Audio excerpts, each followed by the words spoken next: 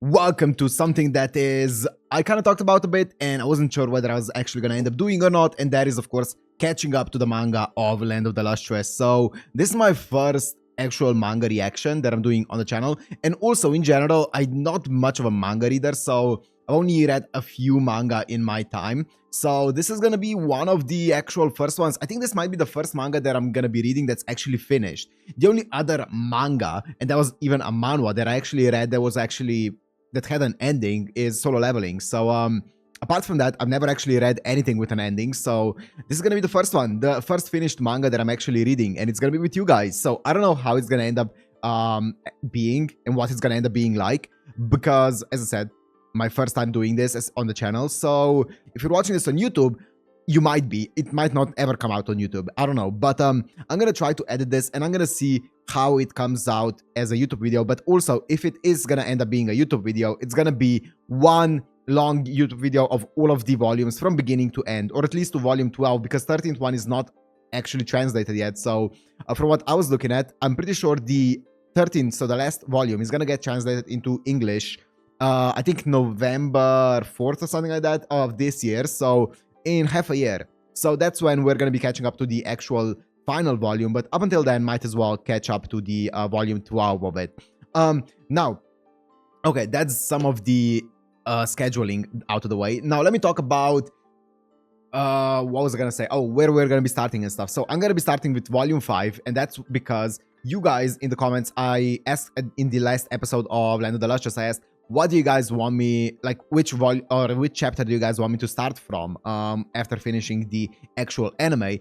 And most of you guys said I should probably start at around I should start at chapter 30, because even though the anime ends, I think, at chapter 32, it leaves out some stuff towards the end that I should probably see in the actual manga. And I was like, you know what, volume 5 begins with chapter 28, so might as well start from chapter 28 and then go through all of it. Now, every single one of these videos, I don't know how long one volume is gonna take. My first plan was like, oh, I'm just gonna do one volume of video, but I feel like if that ends up being too long, it might just end up being a few chapters a video. Because also I'm gonna be reading out the chapters and stuff, so my voice might get very strained, so I don't know how much I can do in one video, so we'll see. Yeah, that's about it. So I don't have anything else to say. I was really curious to see where the story is gonna go from the ending of the actual anime, because that was one hell of a cliffhanger of an ending, which we're gonna get reminded of right now with these few chapters. So let's just go into it, because this is gonna be already very long. So let's go. Land of the Lustrous, Volume 5 by Haruko Ichikawa. Whoa. Okay, so that's like kind of like the introduction of all the characters that we have so far. Cinnabar, Benny Twit, yeah, all of the characters, Neptunite. You guys did say that maybe because this is not colored, obviously some of the characters might take some time to adjust to which character is which and stuff like that in this art style, but we'll get to it. Okay. Chapter 29, Patparacha. So, as I said, we're going a few chapters back from the ending of the actual anime. Oh, this is chapter 29 and not 28. Okay, even better. How long has it been? This is day 10. Oh, yep. Whoa, the art style is so cool. You have good ears. You're working overtime. You never come when you were waiting for them. Wait, sorry. They never come when you're waiting for them, do they? The last one wasn't like the others. Maybe there's been some change on the Lunarian's end. Whoa, the art is so cool. It's like mostly black with like some white strokes as opposed to the other way around. Whoa. How's Daya doing? We found the last sliver this morning, so much better. Oh, I only got to see the big bulky one. I wanted to fluff the cute fluffy ones. Oh, that's not fair. She's so cute. I love Daya. Red Barrel made a replica of the little version of that thing so that Daya could see it. That's so adorable. Look at the butthole. Oh, hey, Lex, look what I have. Oh, cute. And now they're fed. Huh, that's nice. Come see me for a checkup when I get back. Whoa, yeah, now I'm remembering everything that happened at the end of the anime, because it's been It's been some time since we ended the anime, you know, so this is a good reminder of everything that happened. Are you going somewhere? The shore of Nassini. Oh. To find parts for Patparasha. Hmm? Oh. I haven't forgotten about Patparasha. That's a relief. Patparasha is so cool. That gem knows everything. I remember. Patparasha used to be Rutal's partner. And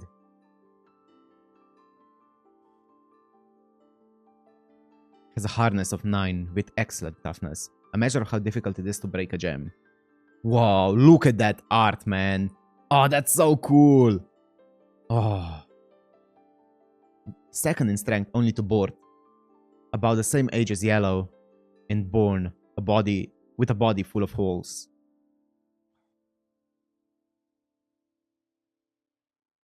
Rutal provided support for the gem through reconstruction. That's how Rutal got to be such a good doctor. But Patparasha hasn't moved in a long time.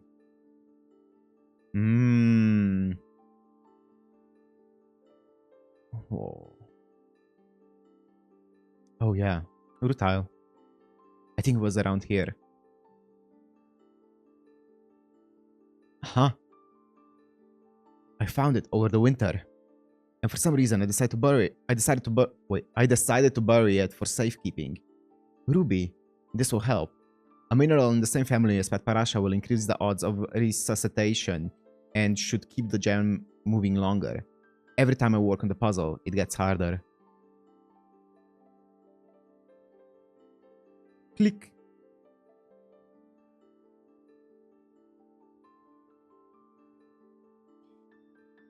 What a spread. Wow. Oh wow. I'm extra glitzy this time. How are you feeling? Good? How long was I out? 231 years, 11 months, and 1 day. Wow, I killed my last record. This was your 300,030th operation. Whoa. It's all my fault. I'm so incompetent. It's just my bad luck. No! If my medical skills can't override your bad luck, then you're not worth gravel. Hmm? A new kid? Oh, you're the one who was always clinging to Sensei. The youngest little squirt. You have a much different vibe now. I've been through a lot. That's an understatement. That's an understatement of a century. She has been through a lot. These arms. Is that a metal alloy? Just like me, you poor thing. Aww. You've had it rough.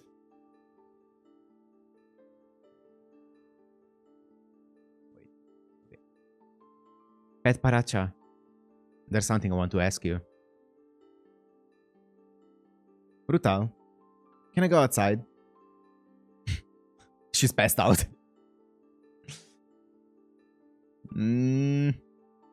Oh! I love this time of the year. Yeah. You getting enough sleep? Not really. You listening to Sensei? Not really.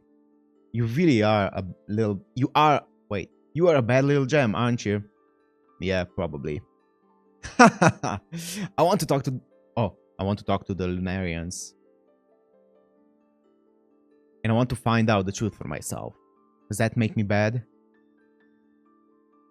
Dude, I love the way that the darkness is utilized. Like, there's so much more dark than white, and it's so cool. Let's say I wanted Rutal to give up trying to put me together. I don't want the good doctor to have the work. I don't want the good doctor to have to work so hard. But I don't know how Rutal will take it.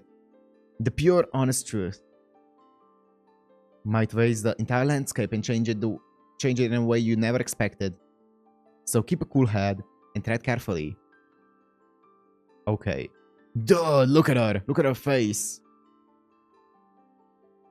And clank.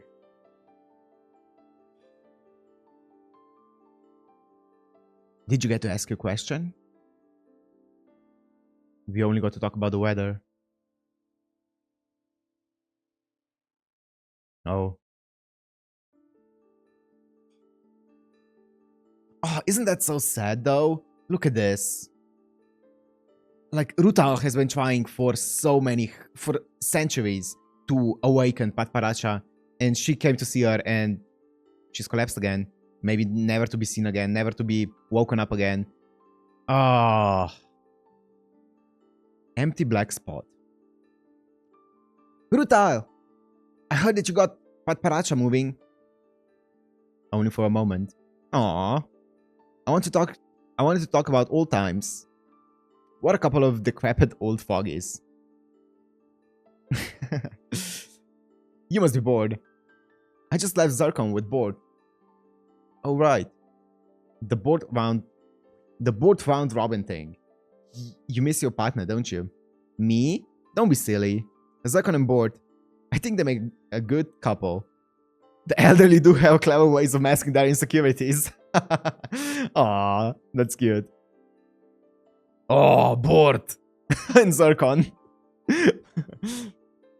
It's an honor. I look forward to working with you. Oh, Zircon is cute. God. Thank you for working with me today.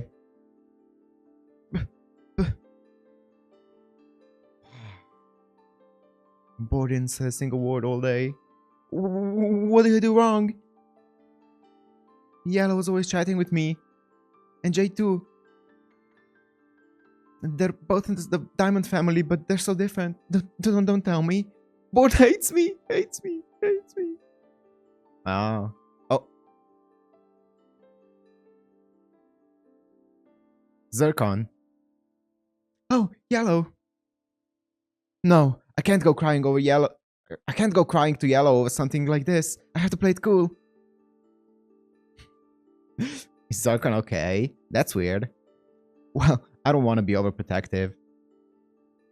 Right. You think so? Make up your mind.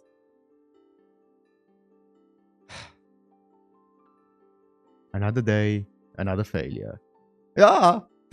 It's so cute. The facial expressions are so well done. They're like so minimalist, but they're so clear on what they're trying to portray. You were here. Yes, I was. Please help me. Huh? You're scaring me. Please help anyway. Board won't talk to you? But Board doesn't really talk to anybody. Not a word in 7 days. And I feel like it would be rude to speak out of turn. You were Board's last partner. I guess you were so great at everything that I'm just a disappointment. No. Even though we're closest to the same age, I always thought you as this immature, infantile crystal, and now suddenly you're leaving me in the dust. What have I been doing with my life? Daya does not, or not Daya, Foz does not look happy with that. She does not look pleased. So I was thinking, maybe I should lose my arms or legs. Oh dear. This kid's gone mental. Yeah, that is mental. Board hates wasting effort and is super logical. If that battle freak doesn't like something, you're guaranteed to hear about it. So you have nothing to worry about. Have more faith in yourself. Thank you very much. Faith in yourself is the only thing that I know you've always had in spades. That's so mean. That's actually so mean. Poor Foss. Yeah, I don't like your tone. I did have a feeling that this would happen someday. What? I don't believe it. I remember when I could count on my groundless optimism to pull me through. It seems so strange now. I envy my old self. Ooh, oof, that's a line. That's a line. God.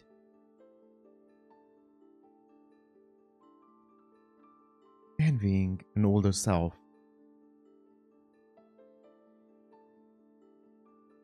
who counted on something to pull you through. Your weakness is yellow diamond. Your fear of losing yellow constantly makes you tense. You can't think of anything but defense. Actually, that should be like Sensei's voice, right? That should be definitely Adamant's voice. I shouldn't be giving that voice to Bort. Bort is gonna be just normal, similar to Foss. Your fear of losing yellow constantly makes you tense. You can't think of anything but defense. So you've never been able to display your full power. You don't need to be so worried about me. So start by fighting however you like. Then we'll talk. Alright. They're here. Wait, I think that's...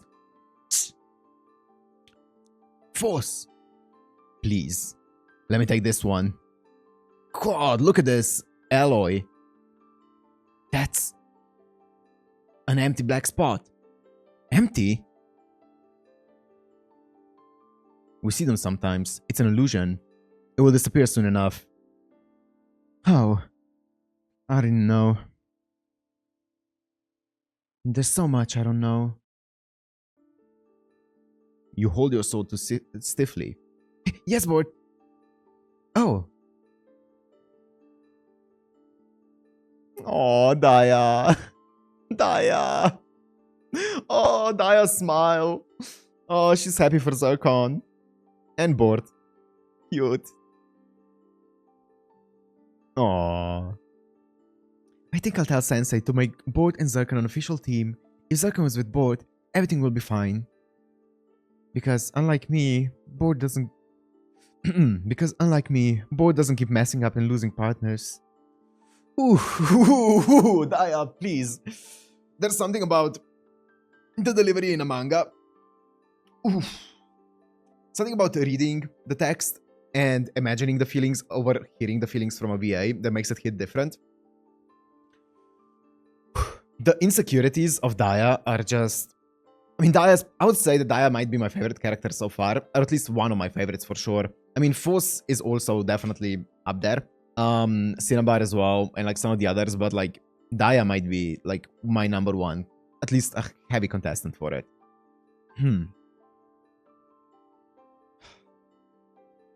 Tell me it's not the wrong choice. I've been thinking too hard for too long. I'm tired.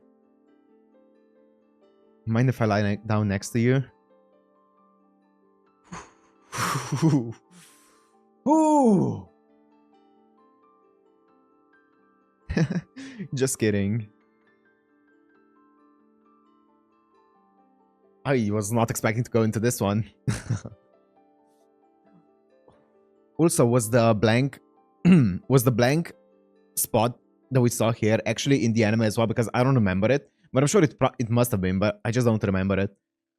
God damn, that hit hard. Ooh, Daya. Jesus fucking Christ. I feel like every single Daya scene just hits so hard because of her. You can...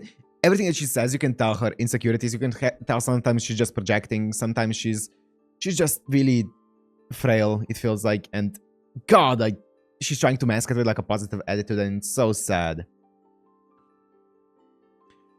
Chapter 31, Fresh. Lex. Are you busy? A little. I'm airing out some files from the library. Is it urgent? I wanted to redo my studies about the Lunarians. Would you teach me everything you know?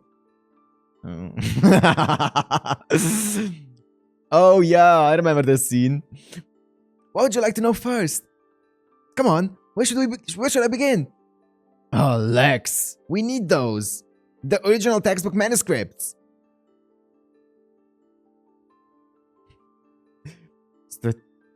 Stratigraphic structure 1. I remember absolutely none of this. Okay, I remember absolutely none of this. Coastal erosion rate. How air pressure affects cloud formation. I think I'm in trouble. Of everything I've learned, all I can remember is... You've gotten a firm grasp on the language now. So to... Oh. You've gotten the firm grasp on the language now. So, today we will begin your lessons. Yes, Sensei.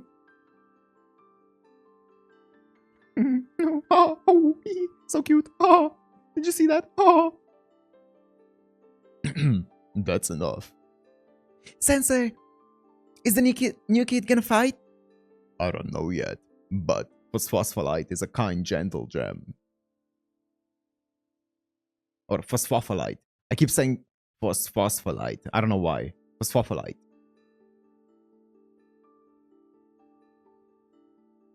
Lex. Oh, Lex.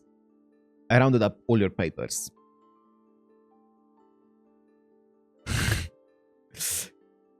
Question 1.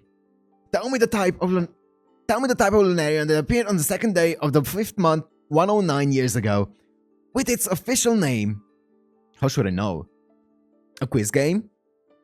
I thought it would be more fun this way. I just want to learn. Then take these. There'll be a test at a future date. Test. The sound of that word fills me with dread. It'll be in quiz game format. Start with Introduction to Lunarians, Volume 1. You just want to do a quiz game. Yeah. Or wait, I don't know. No, I think it will be in quiz game format. You just want to do a quiz game. Start with Introduction to Lunarians, Volume 1. Yeah. What's yellow? Wait, what's yellow do? Oh, wait, which one? Who's this? I think that's Phosphofolite. What's yellow doing here? Yellow is a special guest lecturer with a wealth of credentials. Thanks for having me. That was a weird voice. Question: of the five very old types that have appeared in the past, what model of vessel have we seen the 12 fewest of? No. Skill 6 streamline dread line star does model. Sure, that's something. Right. Impressive. Same to you. You made it to the Impalatable Palace where, once we total up last month's scores, you may or may not have changed the rankings. It all just flows into my head, Lex Sensei. Really, Sensei is pleased. Lex Sensei, do you think it's possible to communicate with the Lunarians? We know nothing about Lunarian language. In any case, our contact with them is always so brief. We just don't know how... Wait, what? We just don't have any information. Do you like the Lunarians, Lex? No. I do my research to overcome my condition, and for one other reason. A little before you were born, they took Chrysoberyl from me. I think about the Lunarians every day. To make sure my hatred stays fresh. Oh, that line reminds me of Kurapika from Hunter x Hunter. My only fear is that my hatred is gonna wane, or whatever he says.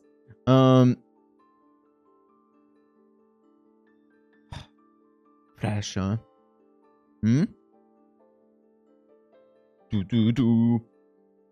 A 3-day model, old type. Is it empty?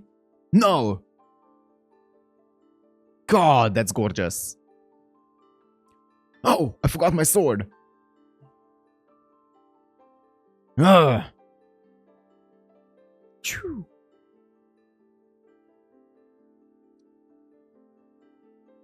Oh, look at this. Wait. Gotcha. Wow, what a panel. Can you understand what I'm saying? Ah. Chapter 32, Angst. I can't imagine ending the volume on this panel and then having to wait I don't know how long for the next one. I would kill myself on the spot.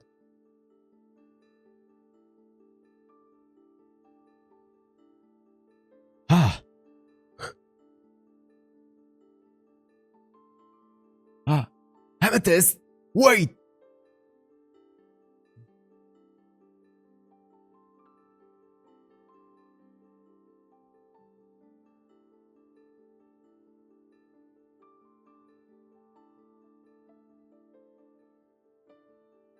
Mm.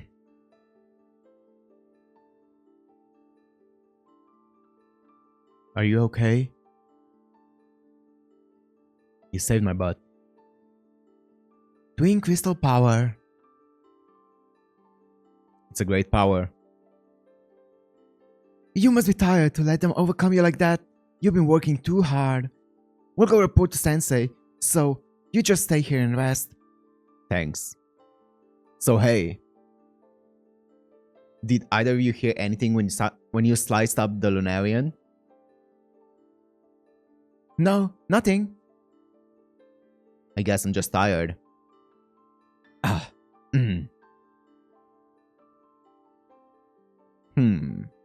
I did learn something new, but it sounded like breaking could really... It sounded like breathing. Could it really be words? Was I the only one who could hear it? Color appeared in the Lunarian's eyes. Was that the reaction to what I said? I don't know anything for sure. For some reason, I thought if I could just meet with one, that would solve everything. But I've got a long road ahead of me. And it's exhausting sneaking around all the time.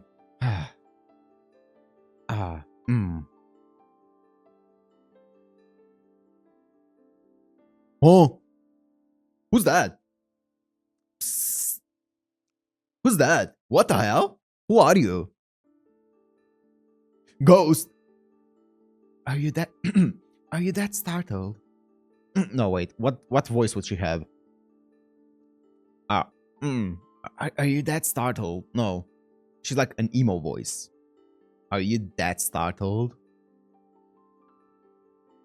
Since all but Lapis Lazuli's head went to the moon, it's my job to manage the library in my partner's absence. That's not an emo voice. That's like a... I don't even know what kind of accent that is. Did you forget that? Yes. Looking for something? I was wondering how the Lunarians communicate with each other. I thought there might be some records. Lex took off with everything we have about the Lunarians. Figures. Oh, but when I was airing out some of the textbooks, I did find an old war diary. Would you like to see it? Absolutely. Leave me alone! Ha! Ding! A comb? Now's not the time for this! Yes, it is. This is important. The diamonds are lipophilic. Your head gets dirty quite easily. Lipophilic attracts oil and grease. Oh. So I recommend a proper brushing regimen. Yellow, do something about this. He called? Damn you, monocrystals. I'm not like you, Jams. I wish you'd always fight this aggressively, Zircon. I will. Not now. Go, you can do it. That's so cute. Is what I'm seeing right now the real Sensei? Or... You never can tell, can you? I mean... Oh.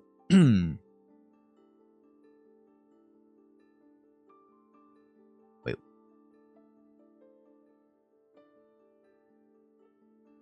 Never... Oh! This was coming from behind her. That wasn't force. Okay, okay. That's why she was so surprised. You never can tell, can you? I mean, I never expected to see you here, Foss. You were working on your natural history. You never came anywhere near the library. That's true. Sensei. Black spots. 3 at once. 3. 1 in the northeast, 1 due east, and 1 south by southeast. Thank you. I'll handle this. Lure the ones in the northeast and southeast closer to the one in the east, and I'll expel them all together. Daya, Yellow, Benito, go northeast. Bort and Zircon, southeast. Neptune, you ring the bell. Get some rest. No. I'm going with you. Come on then. Tread carefully. And find the truth for myself. That's not even her voice. Find the truth for myself. She has like the normal voice. The protagonist voice, you know? Okay, interesting. Interesting. So, we definitely did see this in the anime. Okay. Chapter 33, Distance. At least if I remember correctly. But I don't remember the entire library scene. Distance. Chapter 33.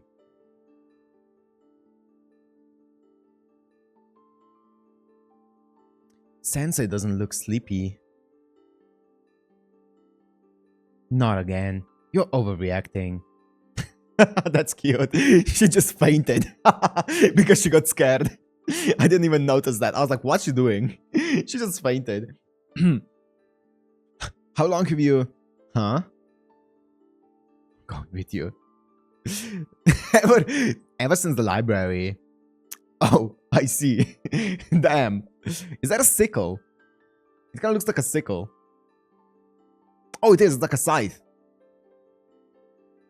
I feel like Lapis is coming back today. It's rare to see three at once. This will be first for you two, won't it? Oh, this will be a first for you two, won't it? Yes, Sensei. The Lunarians have been a passion of yours lately. Have you learned what happens with three at once? Yes. They demonstrate unique behavior. Once we evaporate the first vessel, the other two will retreat as fast as shooting stars.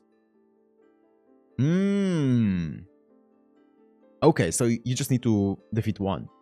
Yes. And we've lost 3 of our number when they went in pursuit. Oh. It's a nefarious trap. Is this your first triple? Yes. I've only learned about them in class. Same. What? You know how it works, right?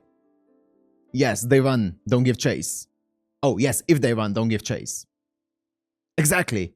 But this time, one or more of them may be a new type. By having Sensei dispel them all at once, we can include child retrieval as part of our strategy. Oh, that's Zircon. I thought it was Force. That's why I gave it that voice. My bad. We're going to get all 3 of them into Sensei's range, provoke the vessel, and lure it to the others without hurting them or hurting it. Oh, okay. Wow, look at this art. Look at the panel. Oh, nice save.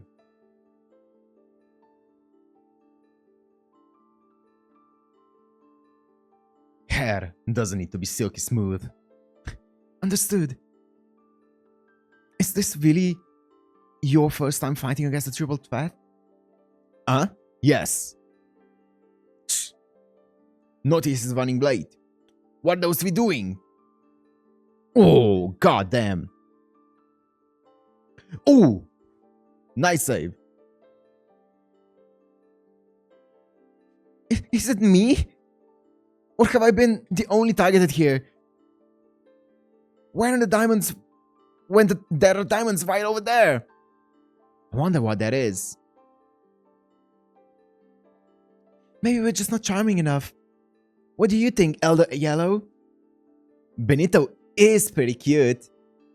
No wonder Sensei never pairs up these cloud-headed aces. There's no one to ground them. Hurry up, Nepti. Oh? Boat's made a lot of progress. If I don't hurry up, we're in for an earful.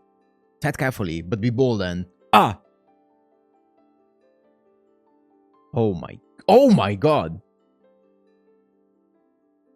Oh.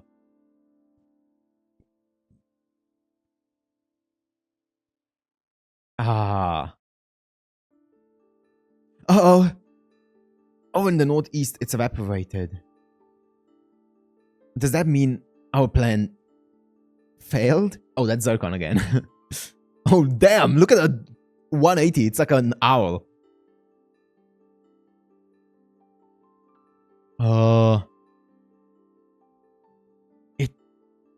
It stopped.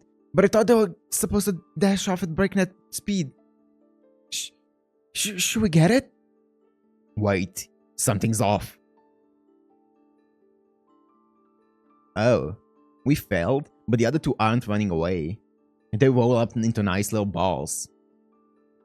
What is that above them? Sensei. That is wild. What's happening here? Should I attack it? Or should I attack?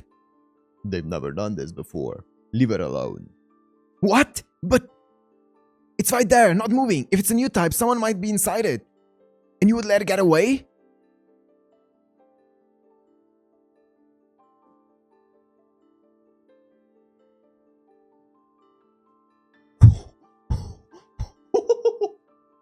Whoa! Whoa! What an image! Whoa!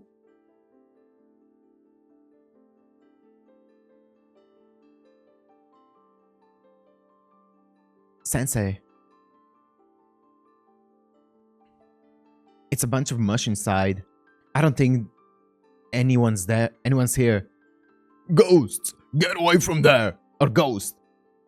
We haven't seen ghosts in the anime, right? Am I tripping? Ghost, get away from there. What? Oh, 07. Oh, this is like the one battle that we saw when they were like ripping, when it was like ripping up the sky and like coming out of it, like the huge beast. Oh. I don't remember Ghost from the anime. Chapter 34, Reversal. Like, I wonder how it's doing this. It's just opening up like a time space or like a new dimension or something in the sky, like, and taking people into it. Like, we saw it, as I said, we saw it before with like the huge Lunarian, the dog, the big dog, you know. They also like opened up a big time space, and then I mean, it's kind of the same thing as when they just appear, but like it looks a bit different, you know. That one at least has a pattern. This one just looks like they're just ripping open like a hole in the space. God. Go!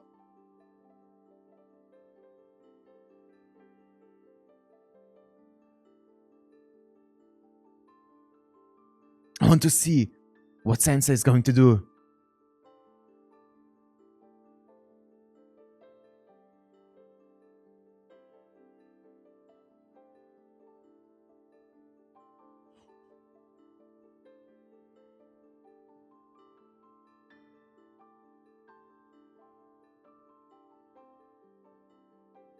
Is that adamant?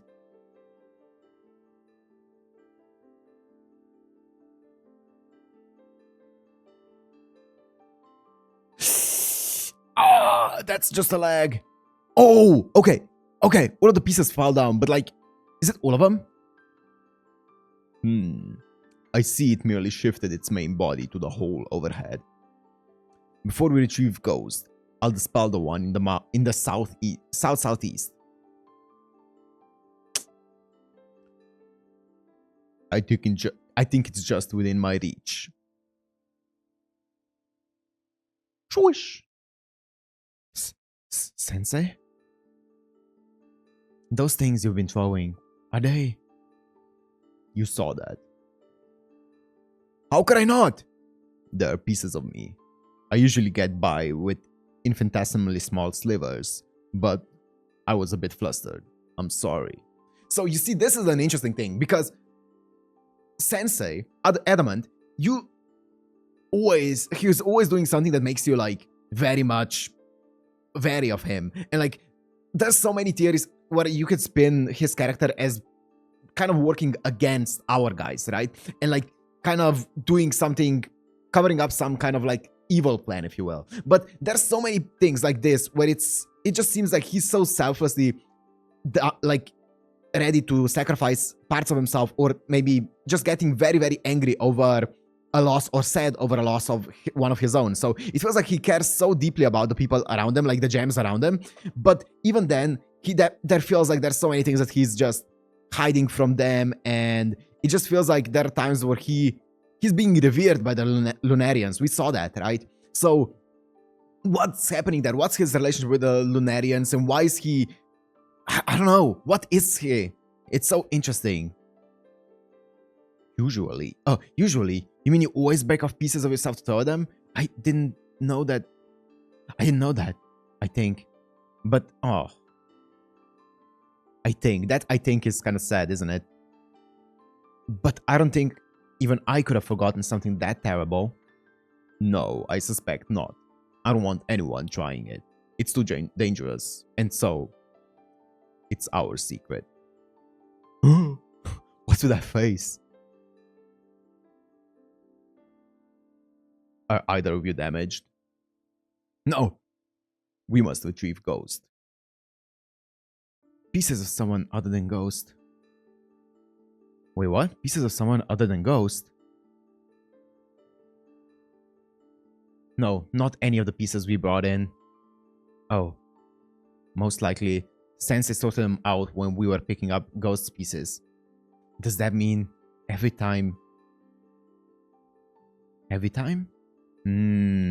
So every single time when he's coming to save them, he just throws like pieces of himself, like small infinitesimal pieces of himself, his memories, into the Lunarians to actually defeat them. And because they're so small, usually it shouldn't actually be detrimental to his memory, but in theory it could be.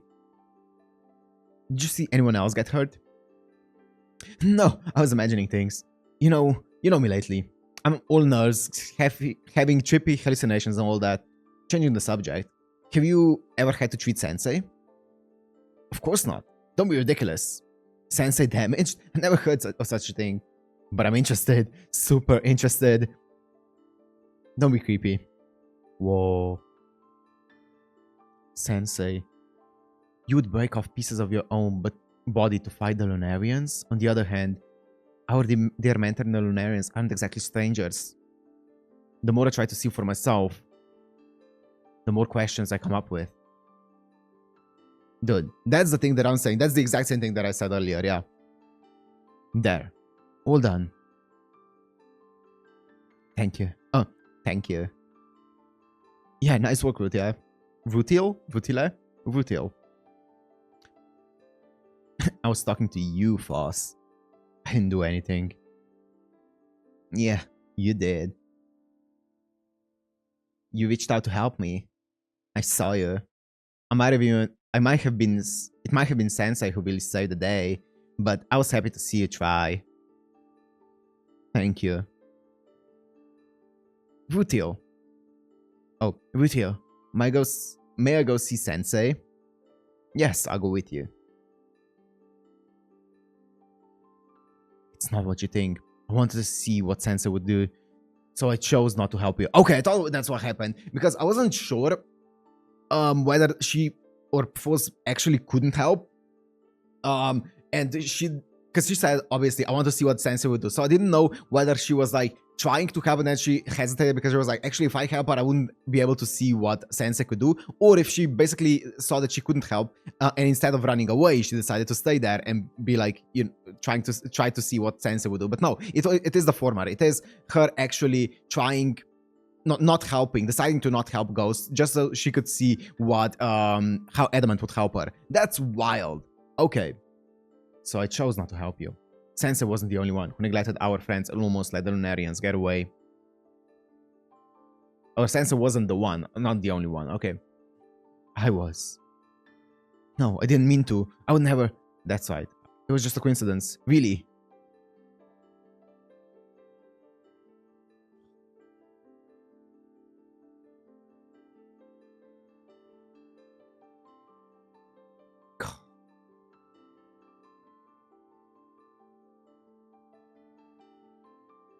Pair, chapter 35. So, how many chapters is in this volume? We might just finish the volume today. The interesting thing is, Foss is now battling the entire dilemma of how far is she willing to go for the truth, right? How much is she willing to sacrifice of herself, her own feelings towards her friends to actually find out the truth? That's interesting. Because the more that she sacrifices of her own memories, right, the less she's gonna feel attached, because her old memories are more attached to her friends than they are to what's currently happening, because what's currently happening is always like being restored anew and stuff like that. And what I mean by that is like her current mission, her current emotions to her current cause are always getting reinvigorated by like every moment when she finds out a new mystery and she's pursuing it, because she's actively pursuing something, right? But her past experiences are getting erased because of her losing parts of her body and stuff like that. So she's gonna feel more and more strongly about her current experience that she's currently on than she will about her past experiences, which is really interesting.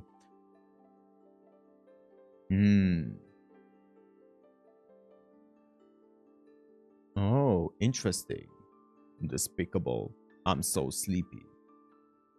Interesting. So wait, what's that? What was that?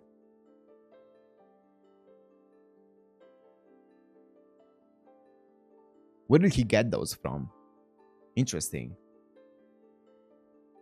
I didn't mean to betray everyone, but every time I try to find out about Sensei's secrets, I end up with more of my own. Am I going to keep repeating this forever, all alone?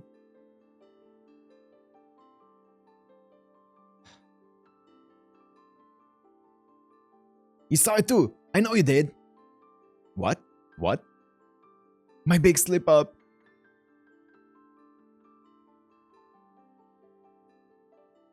Benito heard the northeast whistle by mistake. Thanks to that, our whole plan was a total failure. And now the Klutz won't stop moving about it. Moping, sorry, about it. Maybe you could be a little gentler. It's important to face one's faults head on. But hey, they still didn't get anybody. And none of us had fought a triple before. You can't expect things to go perfectly. It's okay. Ghost. Don't think so hard. Maybe. Maybe I'm overthinking things too. Force. Ghost was looking for you.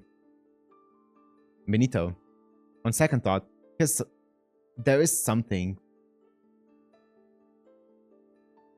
So, Force. I can't even just walk up like normal. She ended up jolting away again. I guess that's why she's called Ghost. You're not at 100% yet. I can actually feel your presence. The glue must not have fully set yet. So, Force, here. The old war diary. Oh. Blue moon, day 4. Sunny. They're lively today in the warmer water temperatures. Once again, it was a battle and all the food was gone in an instant. We had a small crop of fragrantia fruit this year, so we mixed some banded fruit in with our food, but they noticed and left the banded fruit untouched. Now I have extra cleaning to do around the front pond. Blue moon, day 5, sunny. Last night's typhoon sent the jellyfish to the southwest corner. Their tentacles got all tangled together. It was utter chaos. It took me 2 nights without sleep to get them loose. This is... Oh, the jellyfish. Oh, the body.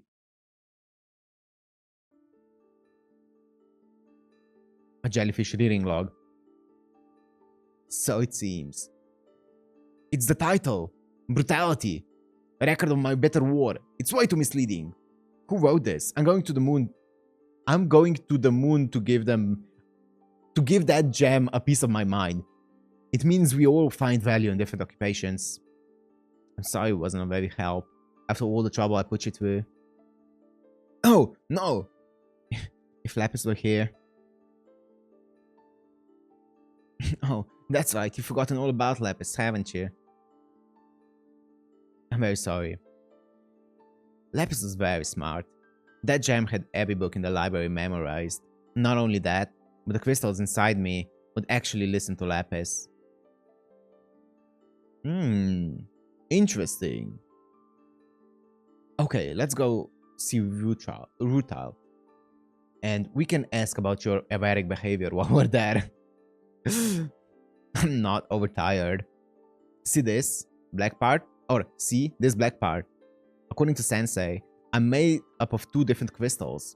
There's another gem inside me. One who always jumps ahead of me, doing things that surprise everyone. That's what happened yesterday. This gem just had to help Lapis. We do what Lapis tells us to do. Interesting. So it's kind of like DID, like dissociative identity disorder, or multiple personality disorder, if you will. She has like multiple personalities because of like, that's interesting because there's multiple memories in, like, obviously there's different memories in like different crystals. So I wonder if you put like, let's say if you assemble, because I kind of assume, let's say you take a part of someone that already has memories infused in it, in the crystal, and you put it in someone else, and let's say for some reason it's you know, it matches, your body accepts it, right? So would that mean that the memories get merged together? Those memories in that crystal get merged in your memories, and you don't know what, like, whose memories they are? Are they your memories, or are they not your memories? Or do they get like included into you kind of like in a separate compartment? And judging by what a Ghost is saying here, it's like a separate compartment. So basically it creates a second personality with those memories that those other crystals within you would have. Interesting. Okay. When we were together, we could handle any job. It sounds like you were happy. Maybe I shouldn't have given her this kind of voice. It kind of feels mocking, but it is what it is. But talking about it won't help anything. You want to know how the Lunarians communicate? I'll do a little more research. The new you, Foss. It's a little like Lapis. It's comforting. Is there anything else I can do for you? I'll help you in any way I can. Any? Whatever you need, I'll help.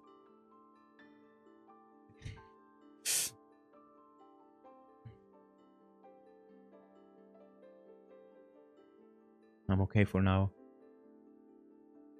I can't afford to drag anyone else into this. Damn! I mean, I respect that. But it's sad.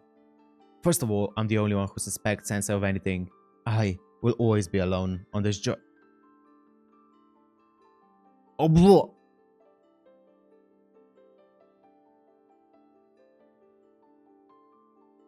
A new job. Wait, there's more in this. Oh. Okay. Interesting. A new job. Chapter 36. I believe that this might be the last chapter of the volume. Oh, yeah. You can see the pages back then. There. Okay. Time to get to work. Oh, Cinnabar.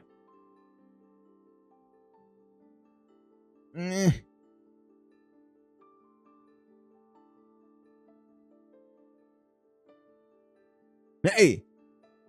Why are you running from me? Because I have an infinitely bad feeling about this. There's no reason to... You're trying to catch me, aren't you? Oh, yeah, that's... Okay, I remember this. This was in the anime. I found it! A job for you. To be more accurate.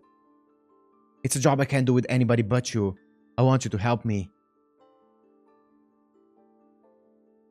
What about the fun? Huh? You said it would be fun. This doesn't sound like fun. I swear. I'll find a job that only you can do. I'll do it and be way more fun than night patrol. Those were your exact words. I really said all that? Fun isn't gonna happen. That's just not possible. There are approximately 0 fun elements. I'm sorry. The job is to help me expose Sensei's relationship to the Lunarians. That's the opposite of fun! Right? You asked me what I was gonna do. So I started by looking for the truth. Once I started doubting, everything about Sensei seemed suspicious. In my search for clues, I keep lying to everyone. I don't even know if I can see things for what they are anymore. I want you by my side so I can hear your point of view. Oh, man. And then, if you find out that Sensei has done something unforgivable, what will you do what will you do then?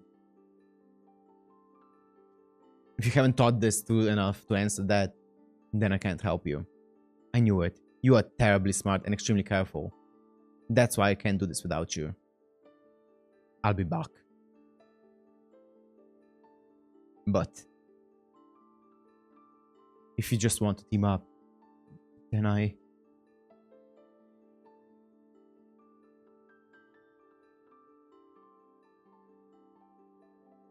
Team up, then I... Oh, damn, man.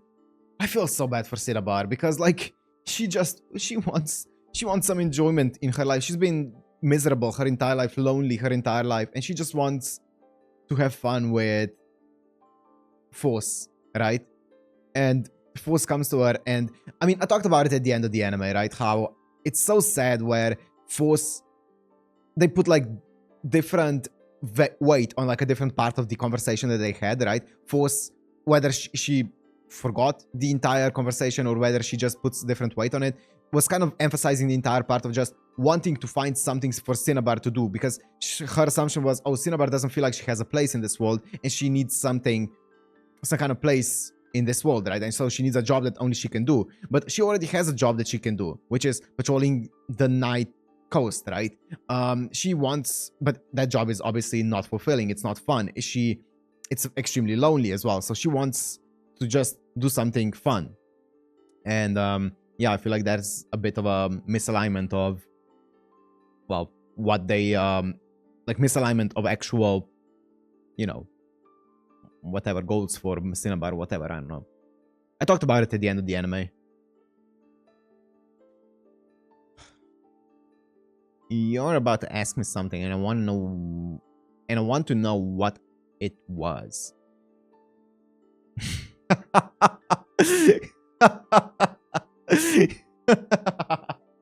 That's so funny. Like, this entire gag with Ghost was not a thing in the anime, right? It's so funny. Yeah, what was I going to ask? Alright, then I have a favor to ask you. Will you pair up with me? Sensei and the crystal inside me both say it's okay. Alright. You have the convalescent center, the library, and patrol. You're doing 3 jobs at once. Can you handle it? I'm fine. All I have to do as far as the convalescent center is to put pieces of gems that were there when they happen to make it back to us. Compared to you, Foss, I hardly work at all. I want to help you, but I can't replace Lapis. I'm not smart. That's actually been bugging me lately. Oh, I want to help you, but I can't replace Lapis. I'm not smart. That's actually been bugging me lately. Me too.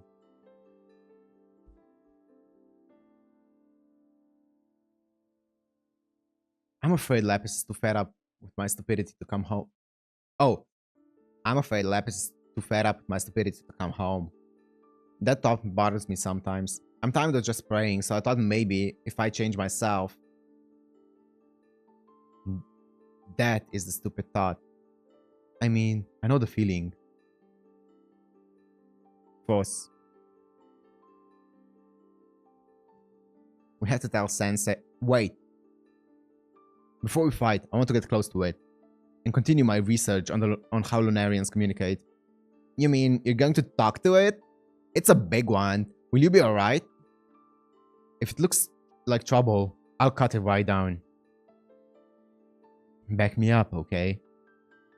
Alright. Be careful. I will. Oh, I have a bad feeling about this. Concentrate. Gather as many clues as you can. That's all I can do for now. Someday, Cinnabar and I... Ah! Whoa! What the fuck? Whoa, whoa, whoa, whoa, whoa, whoa, whoa, that shattered her. What do you mean? Land of the long-standing puzzle? What the fuck is a land of the long-standing puzzle? So, Ruta, when do you work on this Pet Paracha puzzle? Always? Wait, how does this go? And Gems love Pet Paracha just as much as they love me. Yeah, okay. Whatever it takes to finish this conversation. Every morning, every night, when I have a few spare minutes at work. Oh, no, I think it's... Wait, how... Oh, it's... I think it's like this. First full down, then full down. Okay. And I, you know, when I have spare minutes at work, I even wake up sometimes during hibernation. Maybe if I put that piece there. Wow, really? She wakes up during hibernation? I see. The insides of those holes are so smooth, I just love to touch them. Whoa. What? False Billy said, whoa. And Gems love Patparacha just as much as they love me. Yeah, okay. So people are coming... What? Uh-huh. There's nothing wrong with being plain. Nice voice. So I answer instead. I'm very busy. Yeah. Wait. Is that like a puzzle? As in you have to puzzle together how the story goes? Is it? If that's the case... Wait, let me think. No, I don't think so. I think I'm just stupid. I don't know. Anyways. Translation notes. Bloom. Oh, whoa. Body full of holes. While the translation was unable to find any information indicating Patparacha sapphires have a tendency to be full of holes, they're able to offer a linguistic explanation. The name Patparacha is derived from Sanskrit, Padmaranga, meaning lotus color because of their pink-orange hue. Lotus pods and roots are full of holes similar to the ones in Patparacha. It may be interesting to know that because of lotus flowers rise above the muddy waters that they grow in, they also have come to be a Buddhist symbol of spiritual purity. Oh, Blue Moon. In the world of Lustrous, the months though don't have the same names as they do in our time. So here, this isn't referring to an extra full moon during a single calendar month, but a month or moon that is designated by the color blue. Likely this entry took place sometime in spring. Makes sense. Okay. The crystal inside me, ghost quartz, also known as phantom quartz, is so named because it is a crystal with another fully formed crystal or several inside of it. Because quartz is clear, the inner crystal is visible from the outside, creating an image that looks like a phantom or ghost. Oh, that's interesting. Whoa, what's this? Japanese edition inside cover gallery. Whoa, whoa, whoa. Okay. Oh, and then, okay, that's about it. We have some Fire Force, Happiness, The Prince in His Dark Days, Welcome Ballroom, Inspector, Neo Parasite. Okay. Is that sounds at work? Is that a silent voice? Oh, Jesus Christ. Okay, anyways, that's about it. Okay, we finished the first volume. I think one volume... As I said, I'm gonna think about it, and I'm gonna tell you the schedule next week. Anyways. Okay, so that was really, really cool. I don't know how it was for you guys, because I was kind of just like lost in the story at some point, so I don't really know how, what kind of experience it was. I'm gonna get better at like reading, because it's been a while since I actually had to read out loud, so it's definitely very chunky at this point, but it's gonna get better as time goes on, so hopefully it's gonna be cool for you guys as well. I really like the fact that I can just like pause on a screen or like on a scene and just take it in and talk to you guys about it. I feel like that's definitely a big positive for like a manga, a read along, like reaction, whatever you want to call it. So interesting. Like a lot of the information here that we got is very much already information that we had in the anime. So not too many new things, but I don't remember, as I said, I don't remember Ghost from the anime. I think she's a new character. And now she's paired up with Force. And also the interesting thing is the entire exchange between Force and Cinnabar. Force still wants Cinnabar to go with her and stuff like that, but yeah, Cinnabar has obviously doesn't want to go right now, right? I feel so bad. Cinnabar is just so lonely, and also Daya. I feel really bad for Daya. But anyways, I do wonder like about the secrets behind everything that Adamant is doing and stuff like that. I feel like that's a really, really cool thing there, and I want to know what's gonna happen with Force now that she's got pierced with the arrow, right? I was not expecting that, but that was crazy. So yeah, also the art, gorgeous. I love especially the expressions. As I said, they're very minimalist, but I really like it. And also love how it's it feels like majorly the backgrounds are black and then the characters are like white, right?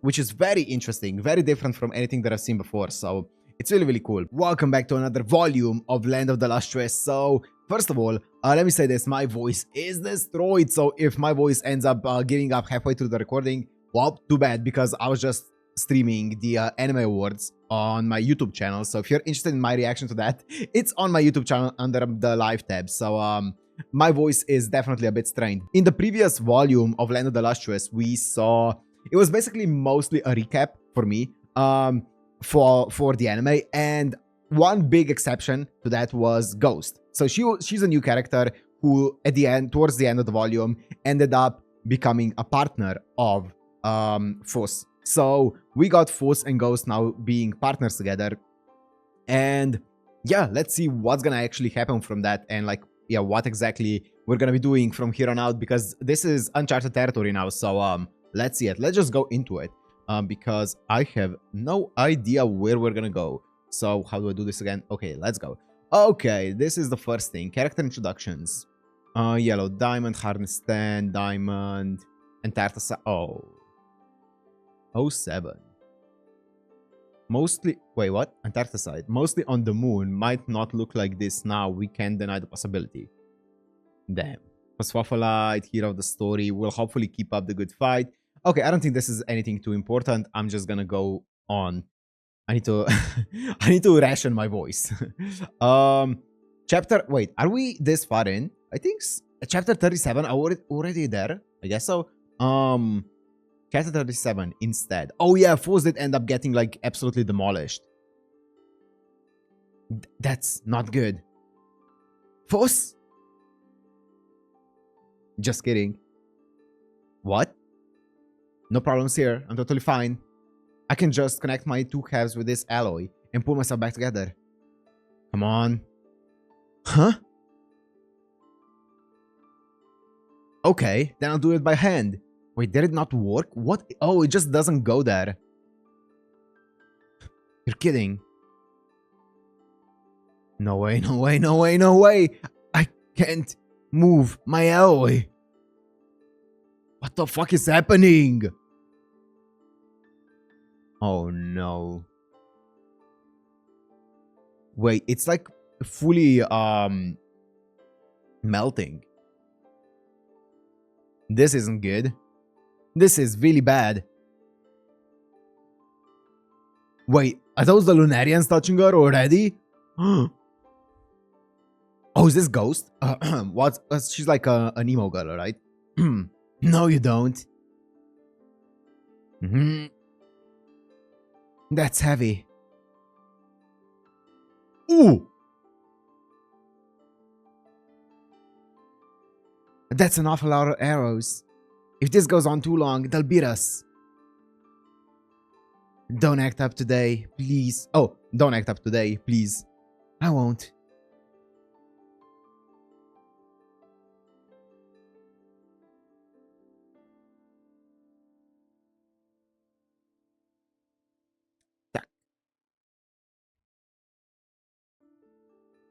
They're reading you. You're too slow.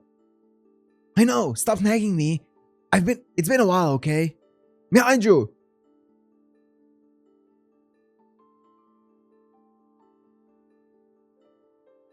Oh no. No, no, no, no, no, no, no.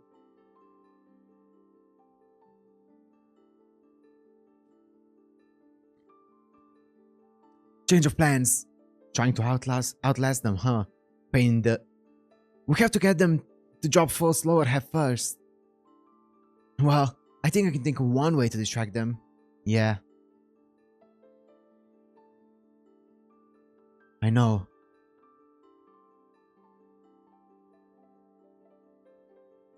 No, they're sacrificing Foss' hand. That's what, a tenth of the memories or something? No, no, no, no, no, no.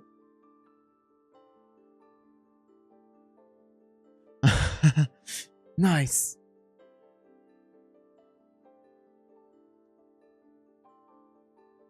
Oh, I was so confused as to who the fuck was speaking apart from Ghost. It's Ghost's second personality. Oh, you'll get your chance soon enough. Yeah. I'll be watching for it too. Yeah.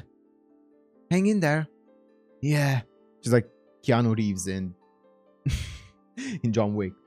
You know, you've always been here. This black crystal inside me. You're violent and self-centered and an incorrigible nuisance. Lapis isn't coming back and we're always causing trouble for every gem. I always thought all of that was your fault. I know. I guess you would. And I really hate that about you too. I'm so sick of being stuck with you. But today, I'm glad you're here. Oh my god. After they tear me off of you? Oh my god, this is a brutal fucking image. Look at this. I want you to protect Foss, okay? Ghost! Why would you say that? See? Help's on the way. Look at this image. It's so brutal because it looks like it's just a skinless person. Oh my god! That's actually gruesome as fuck. Hey! Hey! Answer me!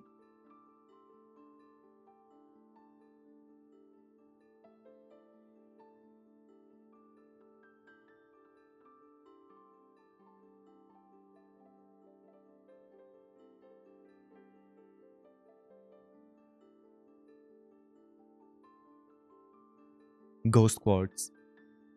Whoa! So the alloy got fully like shattered, or I guess the alloy got fully taken away from Ghost, and now she's lost one of her personalities. I wonder if she loses any of her actual memories with that as well, or if it's purely just the personality. And also, Force ended up losing one of her arms, which means another like what 10% of her memory is gone. That's rough.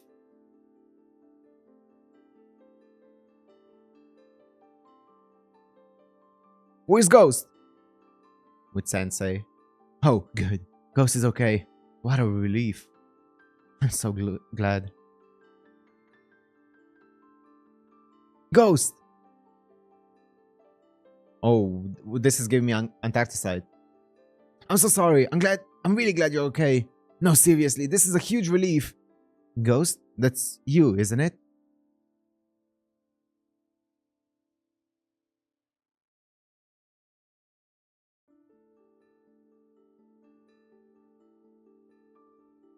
Huh?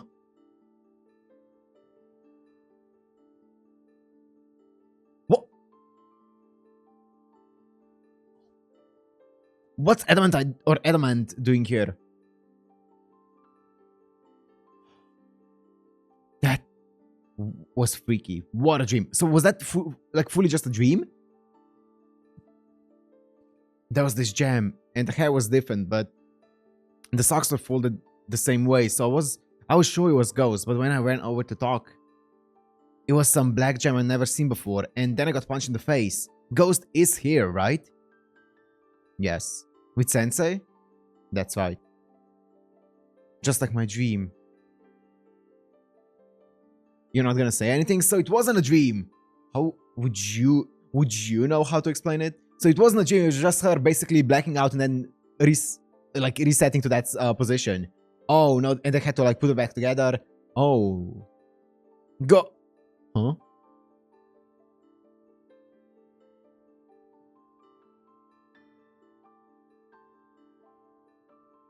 Oh. That dream again. Scary.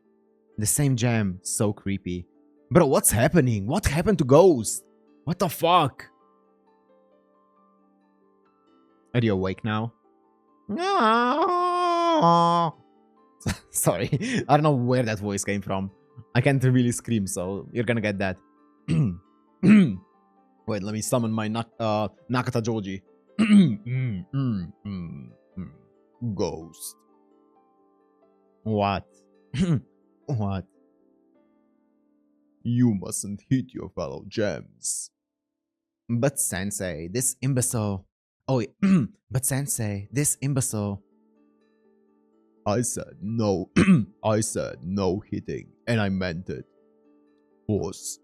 You know that ghost is made of 2 different crystals, don't you? Force? Ah, yes, Sensei. I can hear you. Everything is fine. Well, alright then. The outer ghost, the gem you knew, was torn off in a fierce onslaught. Fuck! And is now on the moon. Fuck! So that's what happened. It was the ghost that we knew that got torn apart. And the actual ghost, or the other personality that we didn't know that much of, was the one that stayed. Fuck! I mean, one of them was bound to go and one of them was bound to stay. So I guess it was kind of like a 50-50 on our end. But the outside ghost was obviously the one that she was showing to others. So like her outside personality was the one that she was showing to others, and that one got torn apart by the Lunarians, and her inside personality, I guess, was the one that remained. It makes sense when you think about it, but that sucks. Let me...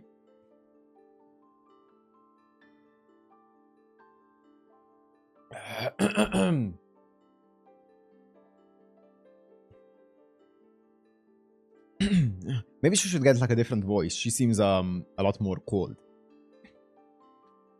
It's all your fault. I don't know, that's not even a different voice.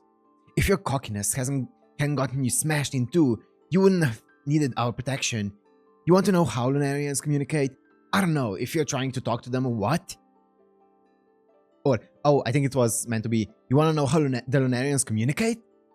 I don't know if you're trying to talk to them or what. But you'll never pull it off, so forget about it. Leave the Lunarian research to the fanatic. Oh, the aforementioned fanatic.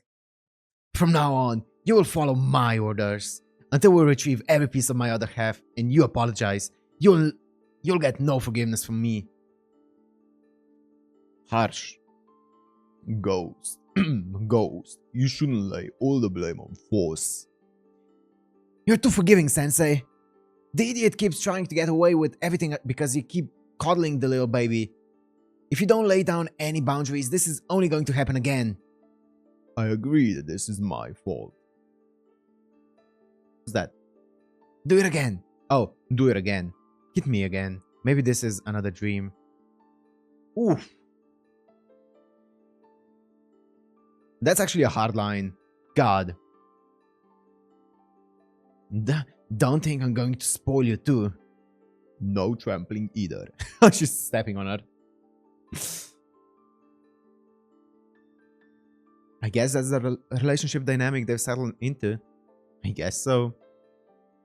Do you think Force feels guilty? I really don't like to say these things, but in less than a year, you've lost 2 gems after they were paired with Force.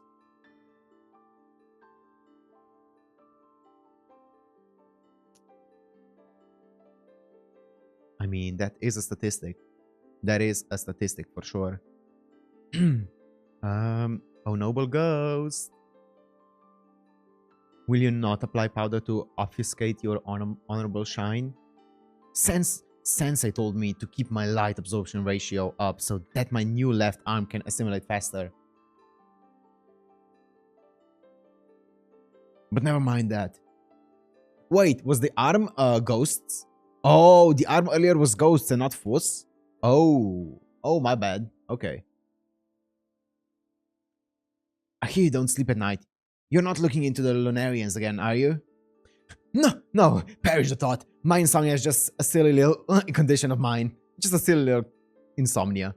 I've made up my mind to live the remainder of my life as your absent left arm honorable ghost. My, what a thought. Leave the Lunarian research to the fanatic, by all means. Not sus at all.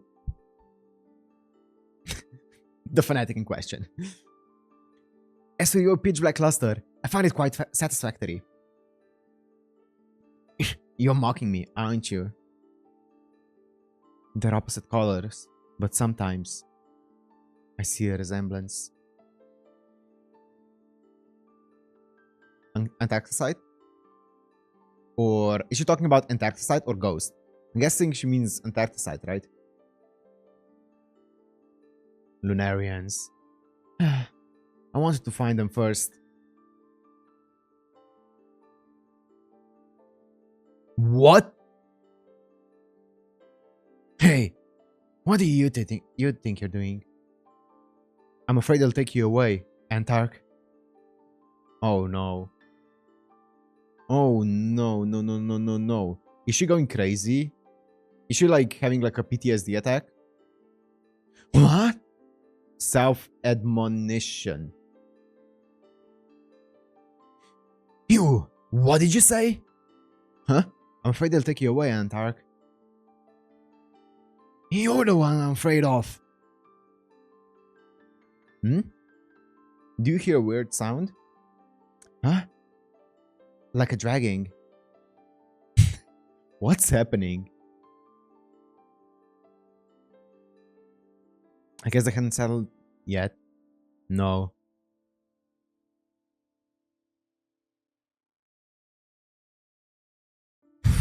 Force? What's that?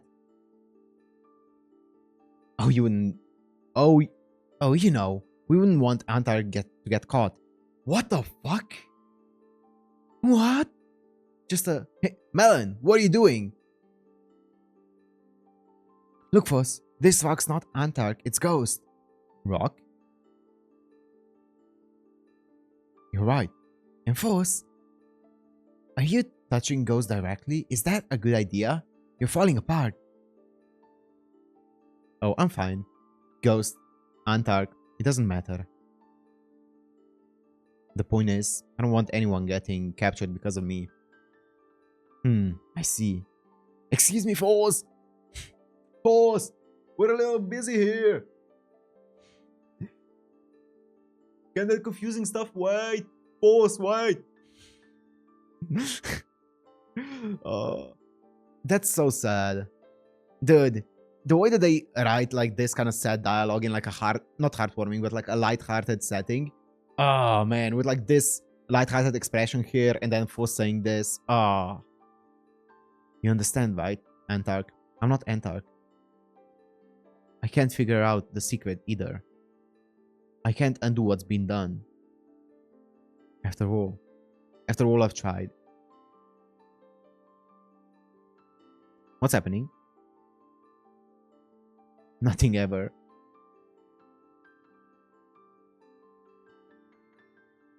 What's happening?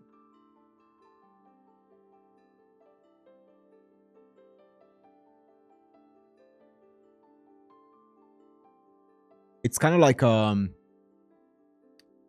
my god, look at the legs as well. It kind of looks like a ferrofluid. What the fuck is happening?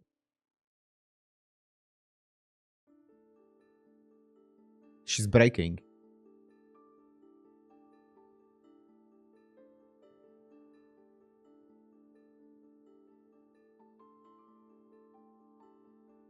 The alloy looks like it's grabbing pieces of Foss and crushing them. Whatever it's doing, we have to stop it. The alloy stopped working the other day when Foss was split in two. Jade! You want me to do it?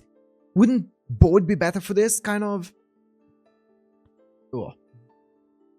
If all the pieces are ground into powder, it will be a nightmare to recover and repair them. And I just pulled 5 all-nighters. Hurry!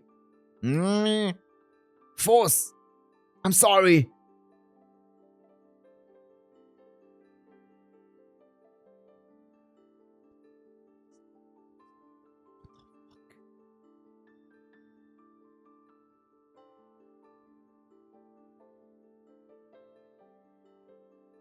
So all of the alloy has just stopped working with her. I wonder...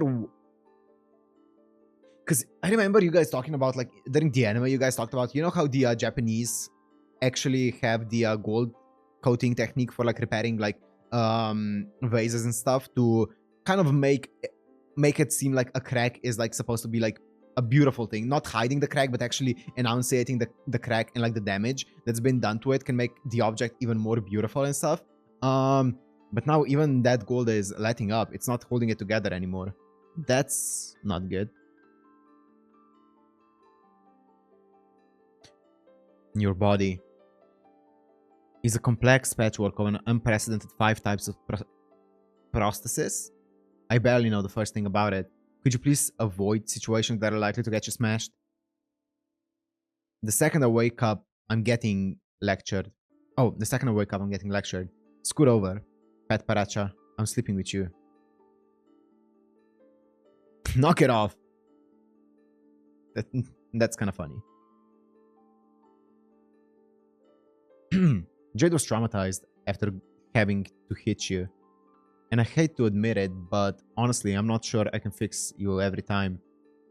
You've gotten stronger, but that comes with its own consequences and responsibilities. You have to think before you act. Going bonkers isn't going to bring them back.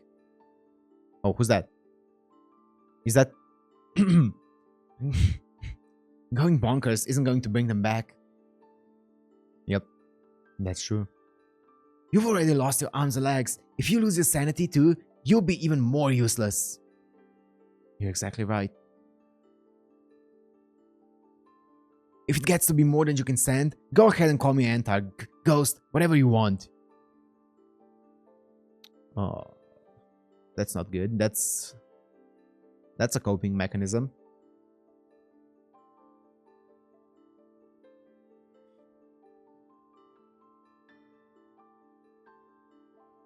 I'm pretty sure I have these hallucinations because I want to see them. Yep, it's a coping mechanism, right? Or because of this childish desire to have someone else fix everything. But I've figured it out now, so I won't do it anymore. I can cut you a little bit of slack. But it's hard on you too, Lapis and Ghost. You've lost 2 partners too. It's not hard. But I'm tired of praying. Wow. That's sad, man. Oh, it's Hail. A name, chapter 40. It's been hailing the last few nights.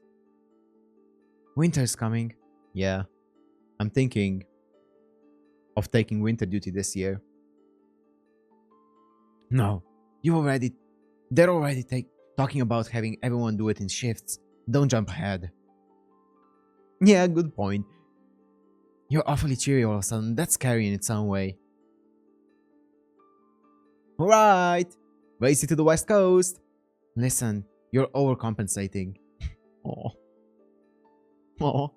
The mood shifts. God, dude, the art, man. I love the amount of actual just silence in, if that makes sense, even though like the lack of dialogue, it's always so nice to see in this show or in this manga.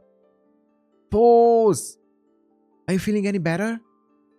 Should you be running like that? Or should you be running like that? Yep, I'm okay now. Now I'm worried. Huh? From now on, I'm going to be more of a team player. It's a new morning and a new me. Let's all be friends, okay? I think you've lost it, honestly. What's happening? Like, what is Force? She seems a lot more similar to the previous, or like the beginning Force, if you will, right? Here. But I think it is putting on a front, right? And trying to convince, I think she's trying to convince herself that she's okay more than anything else. But let's see. Okay. We'll just take that to mean you're fine. Right, Ghost? I don't know. As things stand now, I'll never uncover the secrets of Sanson in the Lunarians, and I can't go on causing trouble for the other gems. I need to be more careful, more calm. I need to think of a safe, sure, perfect way to do this. And until I have one, I'll bury it. Deep down until it dissolves. I see.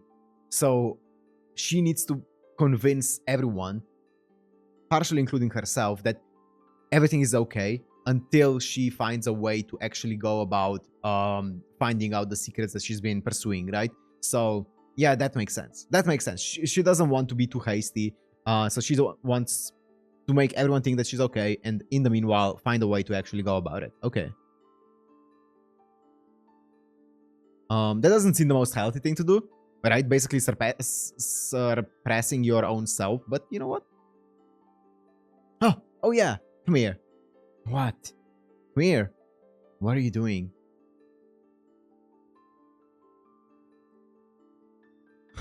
Force just like those puffkins. Ah, this brings back memories. The year is ending. I said, what? Hey, don't run away from me. I said what? Oh, that, okay. Sensei.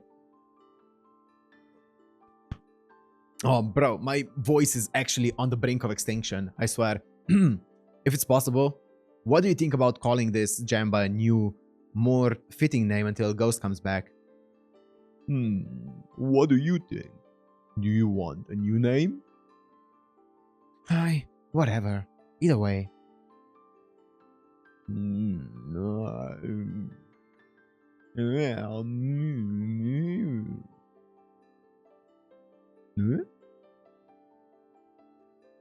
It's just a reflection.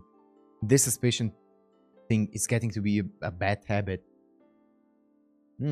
I see. So she's being suspicious of Sensei.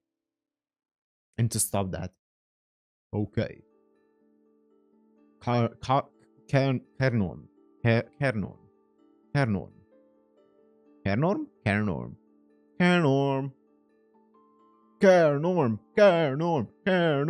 Yes, very good, everyone.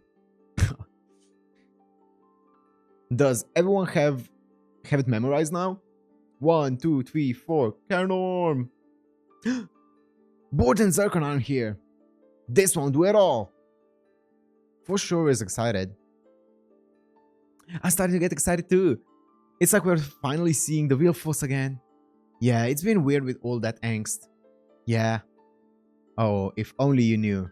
If only you knew how much of a facade this is.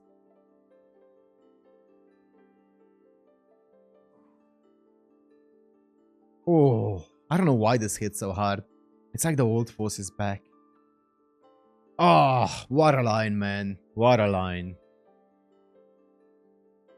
Despite all the enthusiasm, Force seems to be more collected now. I guess all your yelling helped with the poor gem sort out all of those negative feelings. It's like there are finally some strong emotions housed inside that strong body. Way to domesticate them. Domesticate? You've led Force to a good place. I'm sure Ghost would be proud. I did it. I got Boyd to say it too. It took some doing, but hearing it from Boyd really gave it some gravitas. Say it. Nerves. Nerves. Kern, what? Yeah. It's a good name. It sounds serious and tough. Hernorm. I know I know I told you to call me whatever you want, but now that you gave me a new name, it feels like Ghost is really truly gone. I guess that's a good way to move forward, right? But they don't want to move forward. They want to find Ghost again. Should I not use it? No. Being in charge of the convalescent center, that was something Ghost and I both kept pretending we hadn't noticed. We'd get a few fragments here and there when the Lunarians felt like dropping them, but we've never gotten enough to revive a single gem. It's a good name. It sounds serious and tough. I'll be holding the fort down here for a long time. It's gonna get boring. Maybe I should try something new. Like, I don't know, signing up for winter duty?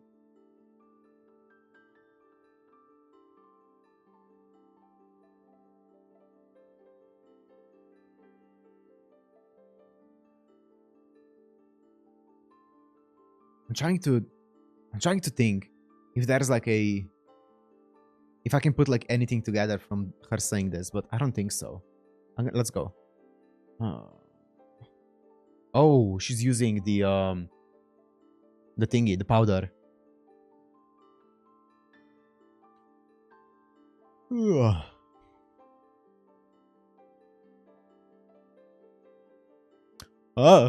Don't get your left arm just yet. Oh. I'm sorry. I've been just so sleepy lately. My attention's been falling asleep too. Wait, what? My attention's been falling asleep too. Okay. I'm here to inform you.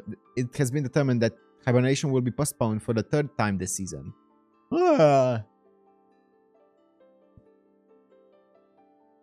We believe that it will be a little more before Wait, what? We believe it will be a little more time before the air settles in a stable winter atmosphere. Into a stable winter atmosphere. I see. Yes, and I believe a shorter winter will lessen the burden on force and carry care norm, which is good. We believe that there will be no snowfall until after. It's kind of piled up over here though. No kidding. Oh, she does have the powder. And cannon. Oh, that's sad. That's so sad. You almost call me you almost call me Antark. Yes, I tried to mask it, but no dice. Huh? What's that? What does it mean? Are you mad? That's so funny. She's breathing powder. Is she mad? It's powder? Done powdering up? Peridot. Sphene. Sphene? Sphene? It looks good. It does. Oh yeah, she's gonna be the Valley Go. It does. You think so? Industrial art team? Don't fall asleep. They fell asleep. Sorry. It's just they postponed hibernation again. I can't have all the sleepiness anymore. Where are you? Oh, where are you on patrol today? We're in the Yellow Forest. The White Hill. We'll be close. Oh, let's go together. The Keen Wetlands. Is it me or is it smoky around here? Hemi. What? It isn't me. Are you okay? Oh, are you okay, Lemon? I'm sleepy. It's it's been 1,000 years since the last time the snow came this late. I guess you weren't born. You four weren't born yet. We kept putting off hibernation then too. Eventually, we had to start letting people sleep, starting with the youngest. We might have to do that this year too. Then I get to sleep first? I thought you were on winter duty. Oh yeah. What about your insomnia? Are you cured? I returned from the unwell cute force to the relatively healthy cute force. So now I do get a smidge of adorable sleepiness. Okay. Please, elders, do not humor the gem. When Fool's ego swells, it's not easy to deflate it. But all of you younger gems are just so darling, including you, Carnor. Nice asleep, nice. Takes nothing seriously. Nice. Fanatic? What does it say, fanatic? She's catching strays all the time. You older gems are all the same, but for Force, I don't think darling as much as porting. Damn. I can still be darling. So, when they postponed hibernation back then, were you already a team? Oh, that's awkward. I was with Blue Zoe's side and I was paired with Topaz. Oh, I'm sorry. Nah, it's totally fine. Don't worry about us. But it's been a long time since I've said that name. Blues and Topaz. It was the spring after that late hibernation. They were both taken in the same battle. Wow. Of course, after it happened, it was all I could think about, but it's strange. Gradually, I spent less and less time dwelling on it. I felt like there was something very wrong about that. So, I went to ask Sensei and... Am I... I'm so sorry. Am I heartless? Sorry, I think this is like a really... Like... A really sad and important scene. I was asking the same question, and what was at the start, and that was the start of our partnership. What did Sensei say? Well, it is actually very rare to find. Oh, wait, is this a Sensei? It is. It is actually. It is actually. I can't, guys. It is actually very rare to find closure for your emotions and issues. But when something does get a complete and final resolution, that's what we call a miracle. It is something you can bring about. You can bring about through your own power. It just comes one day, out of the blue.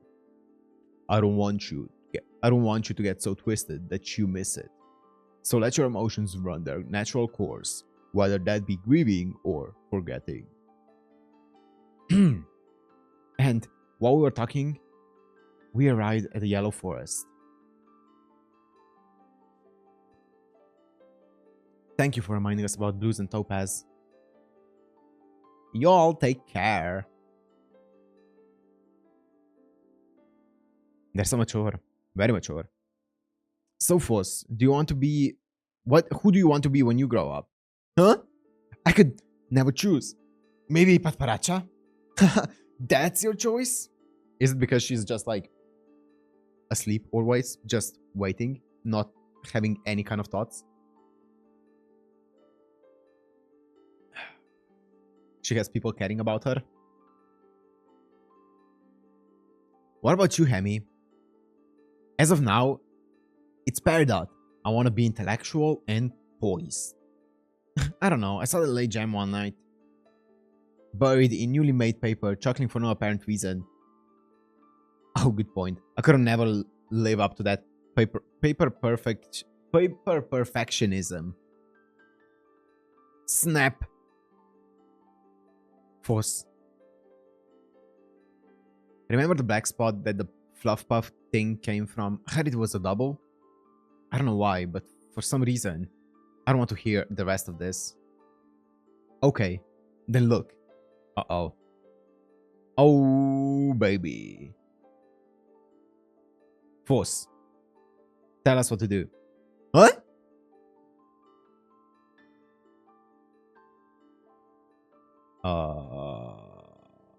Told you have experience with this. Okay. Hemi, you go get Sensei. I'm on it. Melon, you go grab board. I think the Battle Freak was assigned to patrol somewhere around here today. You got it. It's really low on the ground. Is that how it was last time? I'm not sure. What the? Is that? Wait, whoa. Huh? Wait, let me go back a few pages. Okay, I was gonna say it looks very similar to this room. I think that's just the same because it's the same art style. Yeah, it has nothing to do with that room. Why is it like a room? A cabin room. What? It looks like an actual man-made structure. It makes me think... Wait, I'm gonna talk later after we see a bit more of this. What's happening? I don't know. That's a strange scene. I've never seen anything like it. Is that... It's what's it called? It's not Reversi. What's this called again? This game that's like the black and white pieces? Oh, it could be... I don't think it's Shogi. Oh, actually I think it is Shogi. Now that I look at it. It might be. So, is it the same? Not in any way, shape, or form. Ah! What the fuck? It disappeared?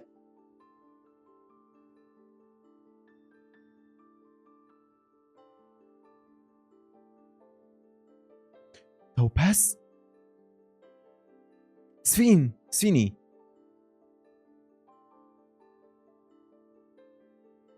Ah! What the fuck?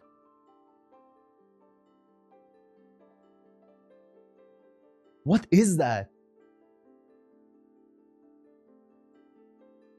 Is this like a parasite? Like a virus or something? It's like a fucking weapon. Okay, so you know what I was gonna say? It looks like an actual like human room, right? And we know that the actual Lunarians are the human mind or what soul, right? The human soul. So I don't know. I'm trying to equate it somehow like a man-made structure to a human soul. I don't know. No, actually, that doesn't make too much sense. I don't know what it is. Explosion, chapter 42. Come on. Oh, we are halfway through. Oh my god. Well, we're a bit over halfway through, but my voice. Okay. What the fuck is happening? Clatter. So what do we do? Oh, so what do we do? Ah! This is no time to stand around gaping. You two, start by picking up those pieces. He's surprisingly calm. Wait, what? Oh, she was calm? Sorry for the trouble. Carnorm, you protect them. I'll go get Peridot's finger. Wait! Oh, the alloy is working?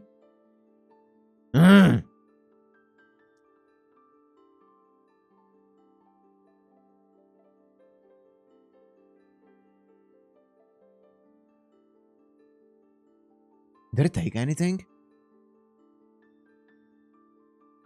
Force?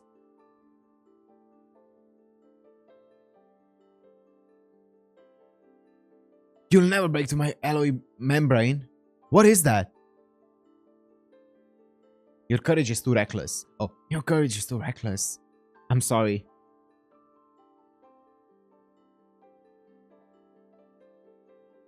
The clouds are too dangerous. But there's nothing else to stand on. Oh, but there's nothing else to stand on. They're too high and too fast. If we're going to catch them... Okay. Step on this! Okay, the alloy is working for now. What? Yeah. Ooh. Could you please hurry this up?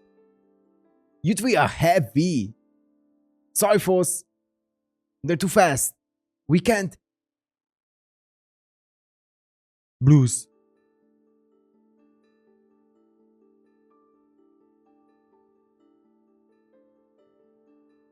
Damn it. Ah.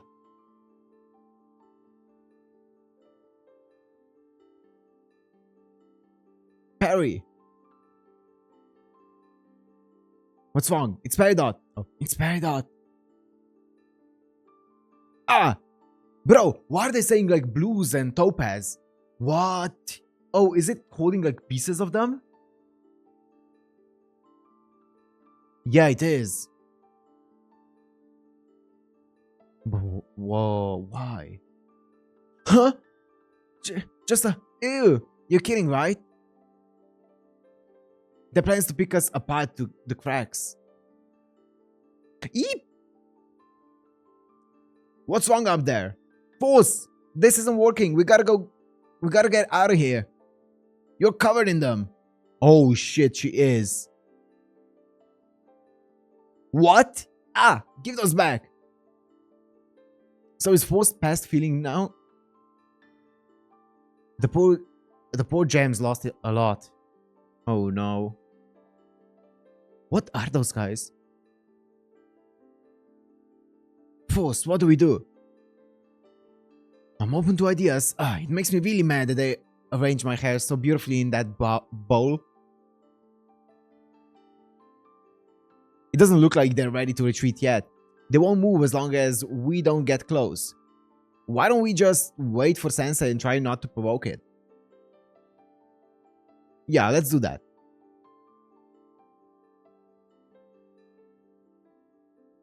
It can't get any worse. Famous last words. Yeah. Sensei, wake up. Let me handle this, Hammy. Excuse me. We have never managed to wake him up, have we? Or we never have managed. Sensei! It's a double! Hurry! That's a big Lunarian. That is a big Lunarian. Holy! It looks like the one that took Antark. If it's the same, then it will race off like... or it will start to close up. After it. We have no experience with this type. It's dangerous to go after it. But it has pieces of all of us, and it's gonna take them. Good point. You've lost so many pieces already. Any more, and if we focus on the Lunarians themselves, it's nothing new. Force! Back me up, everybody. Oh no. This isn't good. What? They're dropping the pieces? What are those? Oh, they have those on them. The viruses. Oh my god. That's really bad. This is a beautiful spread though. If you haven't thought this through enough, then I can't help you.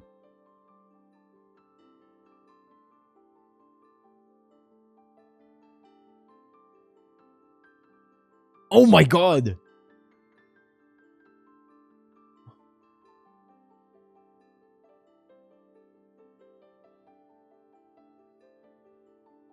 Wait, I'm trying to see exactly what the fuck is happening here. What am I looking at?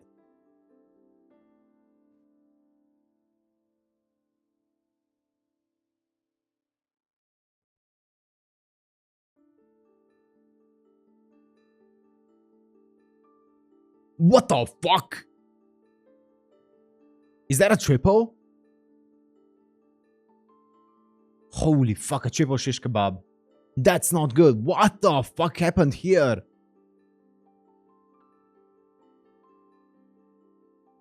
Part 2 enough. Enough. Nothing. Everything I've ever thought has turned out to be wrong. I only understand what's right in front of me. I forget things easily. I'm not smart. Everything I do... What the fuck is happening? Everyone ends up on the moon. Fuck. So this was all foreshadowed earlier when they were like everyone that... Or like Force has lost 2 teammates to the moon, right? Whoa, whoa, whoa, whoa, boards! The game board.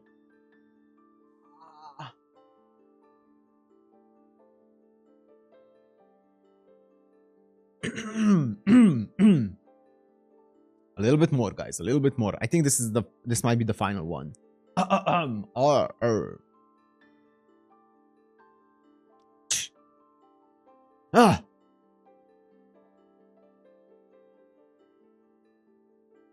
I'm gonna be honest, guys.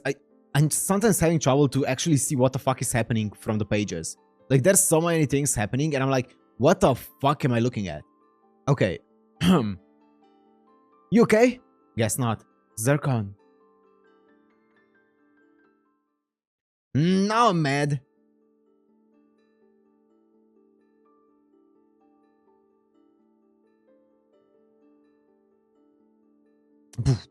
Oh my god, that was sick. Did Zircon do that? Jesus. Oh, Borsa's hair, look at this. Oh, gorgeous. Oh, get sliced. Meep. That's our board. Already finished. Wait. This black cloud isn't evaporating. Why? But it's good it didn't drop everyone. Eep. Poof. Uh-oh. I don't like that. It went inside. That might not be good. That might be bad. I think it might get away. I'm gonna go in and get everyone back. Throw me. What? I have my hips. I can still move a little. Is that how it works? Yeah, I think it is. Ah, here goes. Ready, set. Okay. It's pushing me out. Huh? What the fuck am I looking at? Is the room again? There, but I can't move any further. Maybe I can reach it? Bro, it's like a fucking organ. Bro, it's like, I don't even, actually I'm not even gonna say that, but it looks, it's like she's in like, You know, it's like she's trying to get to the womb. And, oh.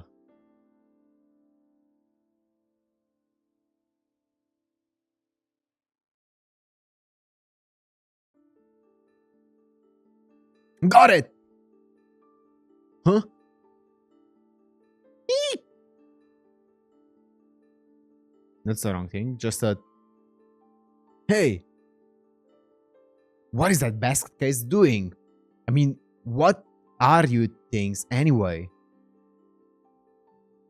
What are they? Yeah.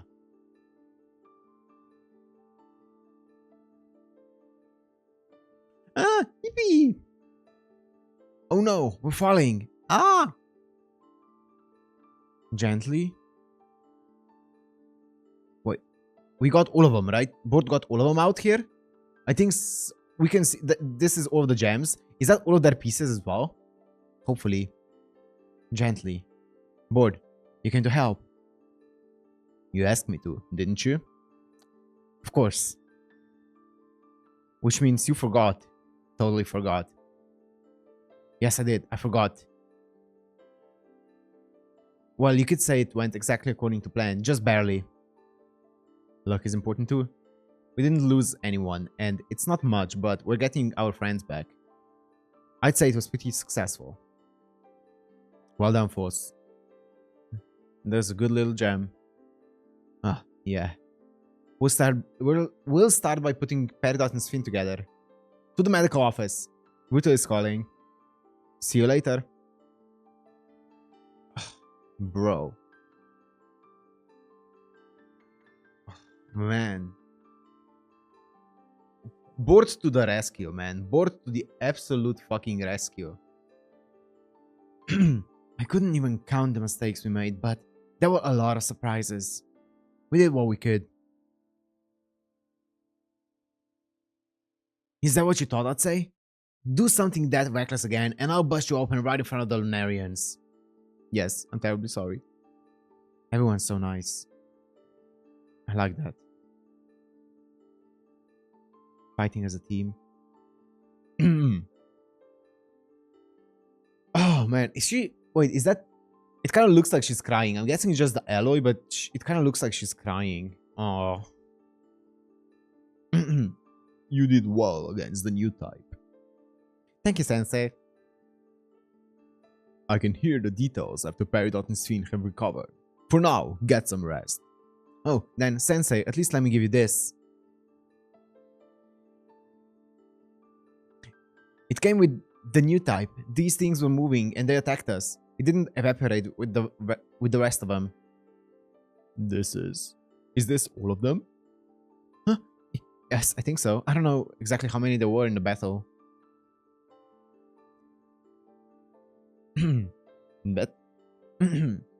That's an odd material. I've never seen it before.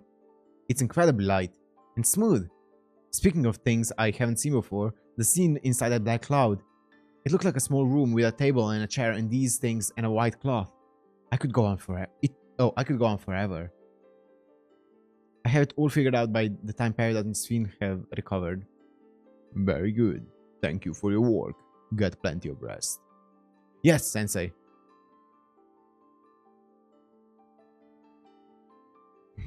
Never mind. Don't think about it. This does bring back memories. I thought I put this away somewhere a very long time ago.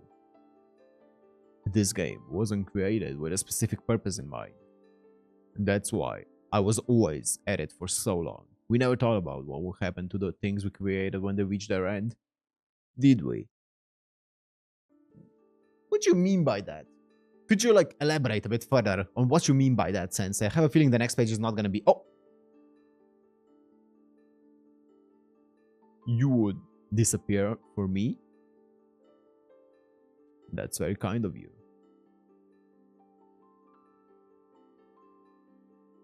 What do you mean by that? We never thought about what would happen to the things we created when they reached their end.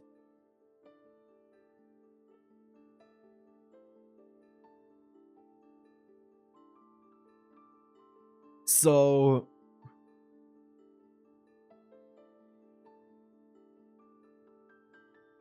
that kind of feels like... Okay, this is just a theory. It kind of feels like it's implying that he and another person... Well, it could be one other person, it could be multiple other people. Like the we, it could be like a bunch of people, it could be just two people.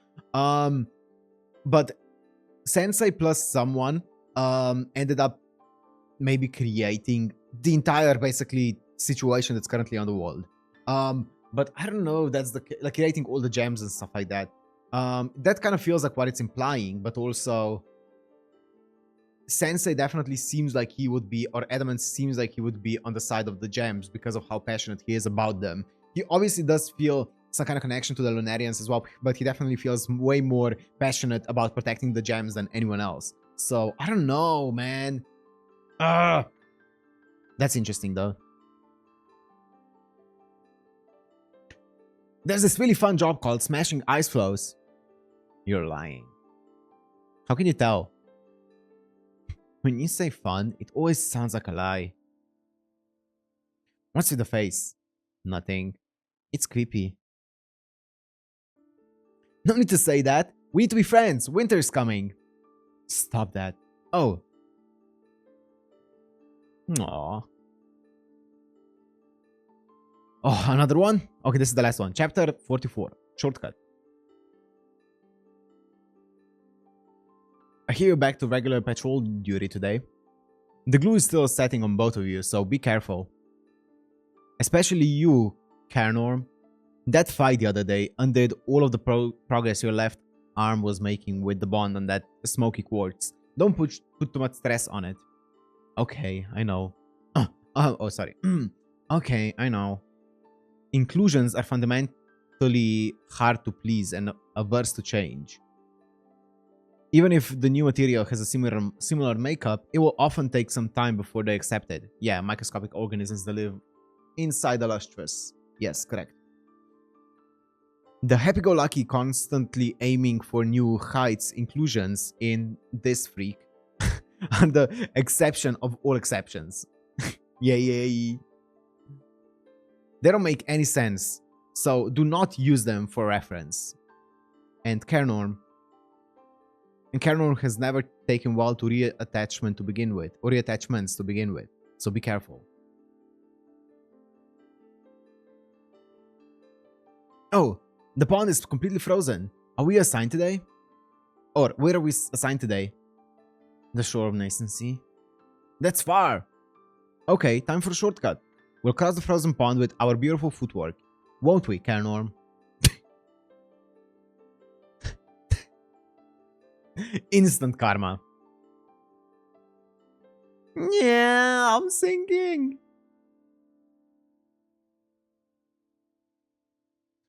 Get out of here. Ruto will have a fit if too much of your powder comes off. Thanks. Oh, that's not good. That's not good. Okay, they're out. They got them out. Shortcuts are never a good idea. Slow and steady is the best way to go. Oh, that was actually false. Shortcuts are never a good idea. Slow and steady is always a way to go. But wow, ice is slippier than I thought. We haven't done anything to get ready for the winter. Is that going to be a problem? Oh. Take care. Thanks. You explained the basic concepts behind breaking ice flows and clearing snow. I'm sure we'll manage. Oh, yeah. It'll be a cinch for you, Carnorm. Yo! Ah! Yo, you could break someone. Force, let's play cards tonight. It's been ages. Okay, you won't beat me. It's fab. Oh my god. So fab. To celebrate your full recovery, you gave crowns to Peridot and Sphin too. Wow. Oh, we gave, sorry. How did you find so many flowers at this time of year? We have a secret spot. Oops.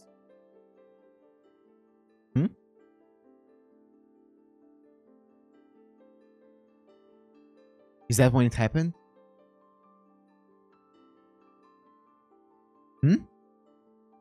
Is her arm like... Her arm isn't... It's been like cracking.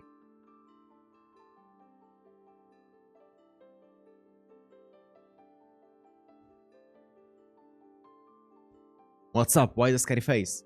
I guess you're always like that. Shut up. Morning dew and flowers, gathering them together. La la la. Hmm. It's like creaking. You know, the ice walls actually talk. Huh?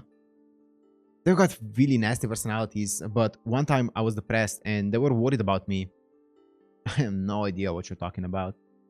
Well, mostly they're just dangerous, so the only thing for them is to bust them up quick. First, you poke holes in them with your heel, then put your center of gravity behind you and... That's a little one. Oh. If you put all your weight on your heel, and the sensation of sliding on the ice is a lot like stepping on a Lunarian. We can practice on that. Let me just show you a quick example. Wait.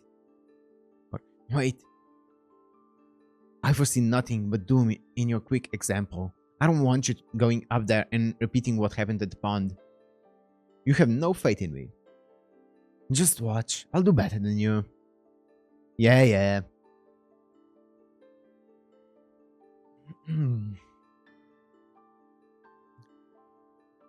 That is good. Huh?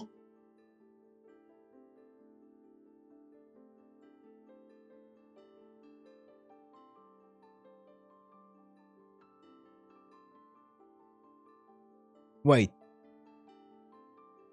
Oh. Oh, okay.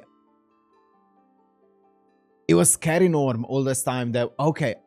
I mistook that entire scene here. I thought that it was Force whose hand was creaking. It was Scary Norm's hand. Okay.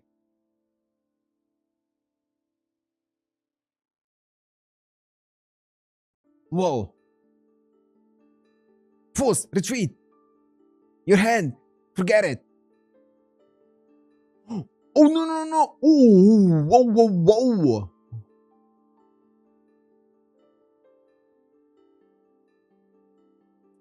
Is that the Lunarians catching it? Oh no. You stupid idiot! Seriously? Elder, look! Why do you insist on doing the same thing again and again and again? That is the one thing. Wait, what? That is one thing about you that I just can't stand. Heavy. Huh?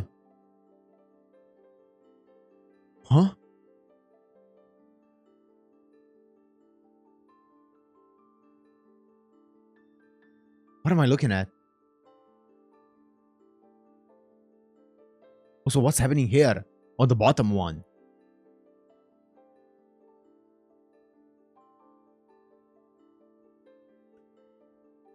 So, we've decided to postpone hibernation again. And search under the ice floes tomorrow. I hope we can find some part of the head, even a few slivers. Wait, what? I think we're wasting our time. Wait, what was this then? What? What happened? I saw the Lunarians got a tight grip on it. Oh. We'll need a new hand. Or I guess we'll need a new head.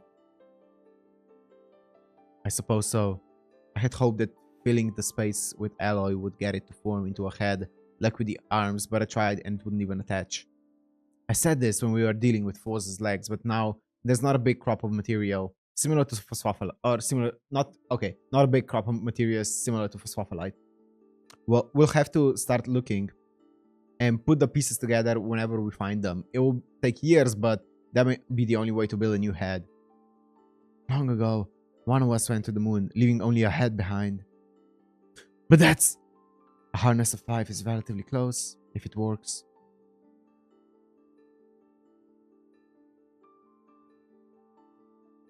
It would be a shortcut. Oh. Oh, that's not good. So they took the head. They actually took the head. That's not good. That's actually really bad because consciousness is usually residing in the head, right? That's really bad. Oh my god.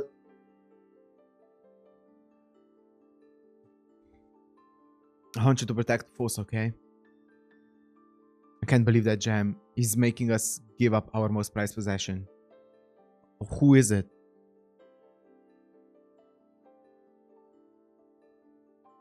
I'm sorry. Lapis. No, it's Lapis. It's her Lapis. Oh, that's really bad. Sensei.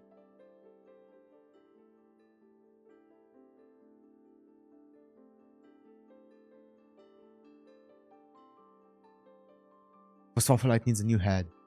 We're going to use Lapis Lazulis.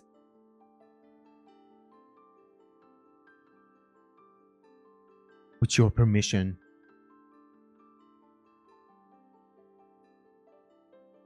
That's wild. There's no way. Bro, they just don't care about giving Force like any kind of happy ending. Wait, let me see.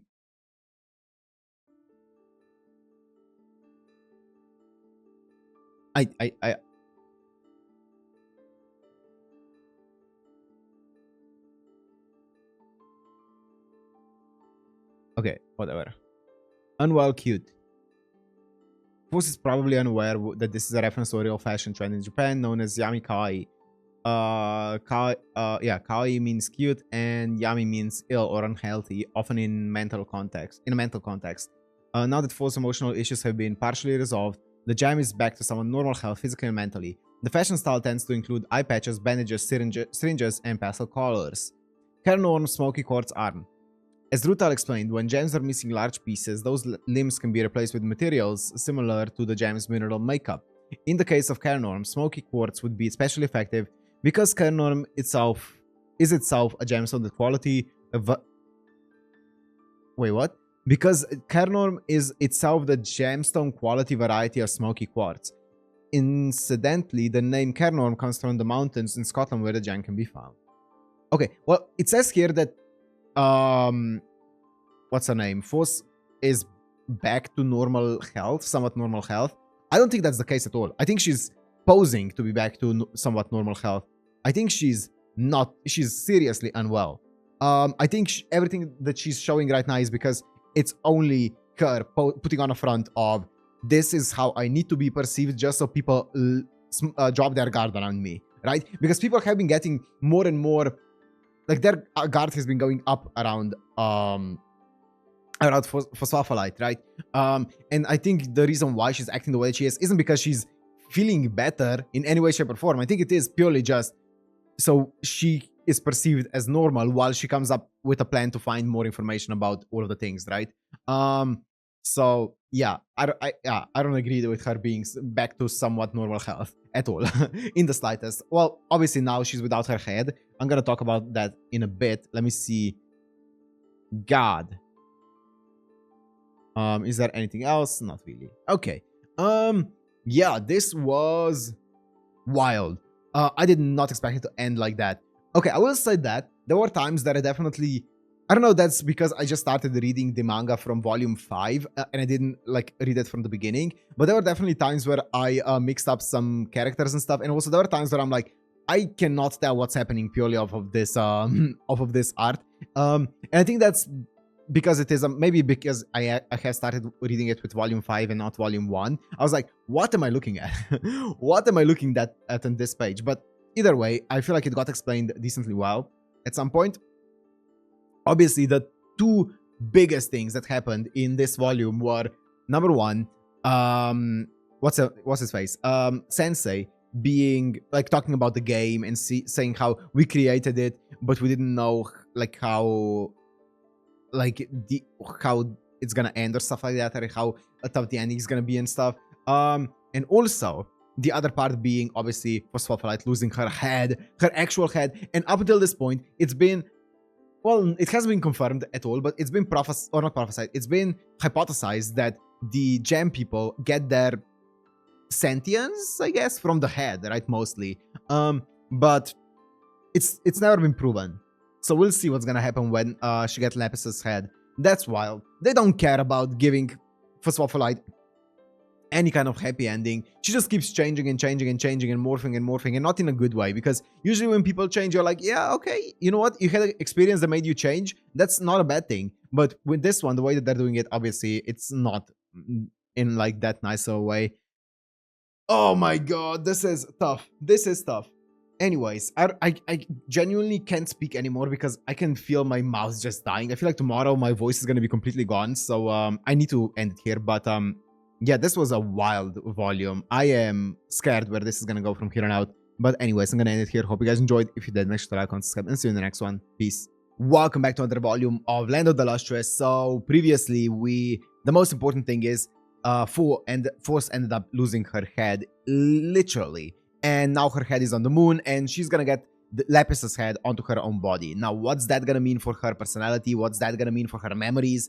Who is gonna be in charge of the body? Like, what's gonna happen? I don't know. Those were all questions that I had during the anime, and now we're finally gonna be seeing some insight into the entire question of, like, what happens if you don't have your head? Where are most of your memories stored? Like, where is your consciousness stored and stuff like that? So we're finally getting an answer, hopefully, to that, at least partially. So yeah, it was an insane volume, the previous one. Also, a really big thing was about Adamant and him talking about how, oh, when we created this game, we didn't really think about how it's gonna end and stuff like that, right? Which is very, very weird. A very weird thing to say. Obviously, on a surface level, he was talking about the game that we saw, like the game, I don't know what game it was, but there was like some kind of like a game thingy, and he was talking about it. But obviously, it feels like he was talking about something way bigger than just that one tabletop game that he was holding. So I'm excited to see what exactly that was. I want to know more about the mystery of this, and I want to see what happens to Force, more importantly, right? The other thing is, I'm not gonna be voice acting in this one. I'm voice acting in air quotations. I'm not gonna be doing any kind of voices in this because my voice is heavily strained, because I'm still recovering from the stream that I did yesterday. I did like a 6-hour stream, and that was basically me 6 hours of just voice acting, and I am dying. So I'm just gonna be reading normally everything, at least for this one, and I'm gonna see how it's gonna go. But let's do. I'm gonna also try to do a full volume. If I end a chapter or two earlier, it's because my voice, but I should be able to do a full volume, I think. So let's just go into it. This picture here is actually kind of wild. This volume cover, yeah, it's actually wild. I'm guessing this is lapis lazuli. It is in the color of lapis. So, but why would lapis have Force head? Maybe it's supposed to be like symbolic, or maybe this isn't lapis at all. I don't know. We'll see. Of course, the opening character introductions. Okay, is there anything too noteworthy here? I don't think so. Red Barrel, Cinnabar. Okay, nothing too noteworthy, and I don't want to read all the chapters just yet. Chapter 45, The Long Winter. Wait, let me go here so I can look at you guys. And what am I looking? This is Lapis's head then. And this is Force's body, yes. Rutile. Is this possible? Yes, Sensei. Considering all previous operations, I would say that there are various hurdles, but it isn't necessarily impossible. Wow, that's a lot of text. Okay. But in Force's case, I can't be so sure. Be that as it may, I've already come up with 2 points of concern. Force is currently made up of 5 materials: the eponymous phosphophylite, the leg grafts of Shallin agate, and the arm grafts of gold and platinum. Meanwhile, Lapis was born as a composite of 6 minerals, mainly lazurite, sodalite, hine, and pyrite. If we add that to phosphophylite, I don't know if the result would count as 6 or 11 different minerals. In any case, it would be an extremely complex configuration. On top of that, both gems have their own sense of self. the inclusions are merely in a state of suspended animation. If we were to put them together, I can't even imagine how they would function. Yeah, so that's the question, right? What the fuck would happen? What the fuck could even happen? That's the main question here. Like who... Let's see. The other concern is, if I use a completely different mineral for Fo's head, that will bring the ratio of actual phosphophylite down to less than half of the gem's body. Ooh. I was hoping to wait until we could get a new crop of inclusion-free phosphophylite, or at least make up the difference with something that has already worked, like more alloy or agate. If we don't use a material that the inclusions are already familiar with. So my prediction of how this is gonna work, it's gonna be similar to what happened to Ghost, where it's a double personality kind of deal happening, you know? Because I feel like I was under the impression that if you mix two materials that already have memories in them, that those memories are gonna start becoming intertwined in one person, but that doesn't seem to be the case, because we saw with Ghost how it was basically just two separate personalities. It was basically DID, right? So it was, yeah, it was a multiple personality disorder. So I feel like that's kind of what's gonna happen with Phosphophylite as well.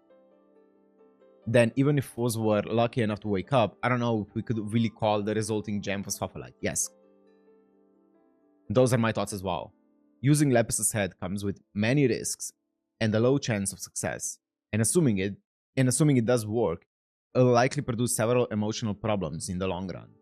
For example, Carenorm. What happens when all of the pieces of Lapis Lazuli have returned? Oh, don't say that. Don't say that. I do not like that. I do not like that train of thought. I don't think they will. I don't think anyone is coming back. I've seen the records kept by the previous caretaker of the convalescent center and all the caretakers before that. Not a single gem has ever emerged from that room. But the interesting thing is, it's Adamant saying what happens when they come back, right? And I feel like Adamant knows a lot about what's happening on the moon, right? So maybe he knows something that they can return, or he could try to give them false hope of some sorts. I don't know. Maybe he's trying to make them think that they, like the other gems, could return. I don't know. I'm sorry. I know. I get it. I'll find you a simpler material that Phos is more familiar with. Oh, I have one. Huh?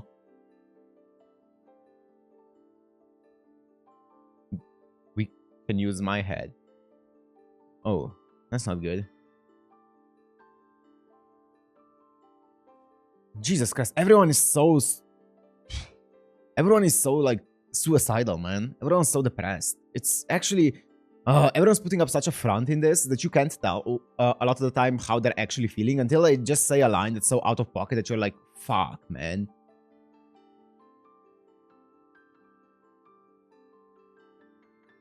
Jesus Christ. I have to protect Phos. Ghost wanted me to. You have my permission. Attach Lapis Lazuli's head to Phosphophylite.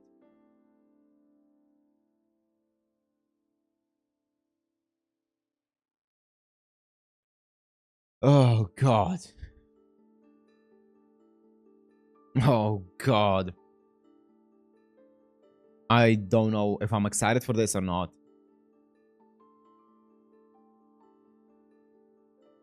We have attached Lapis Lazuli's head to Phosphophylite's body. The results are pending, but as this is an unprecedented experiment, we will keep a careful eye on its progress. To allow for sufficient rest, we will carry Phos home to bed this afternoon. I know you all must be worn out from the search, but if any of you have the energy to spare, I hope you will help. It's so strange. Phos' hair was cut, right? And even factoring that in, there's still less than half left. Phos used the hair for self-repair during the winter. The gem was fragile to begin with. Every time that alloy expanded or contracted, a little phosphophylite would be scraped off and fall out. Oh my god. That would have a big effect on the ratio. I see. You did good. You deserve to get a little rest. But just a little. Oh. Oh. Jesus Christ, man.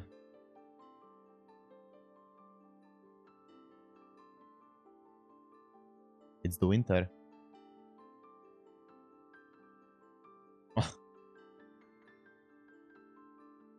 31-8. Benito. Ah, it's board. Aim for the spots where board's gonna land. Go.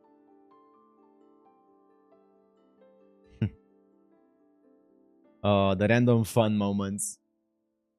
Hey, don't involve me in this.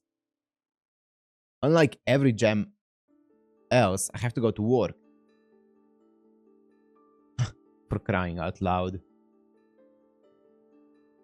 So, yeah, these clothes. It wasn't my idea, but black isn't the best camouflage in the snow. The Lunarians chased me all over last year. It was awful. And the Red Barrel would not stop bugging me. Oh. I've been on winter duty for 100 years. What? Wait, what? Wait.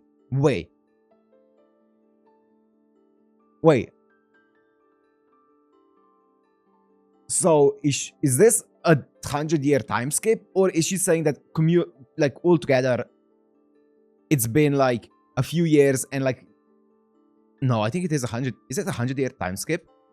There's no way. Let's see. Let's keep reading. Let's see. I know I'm better than you in breaking ice flows now.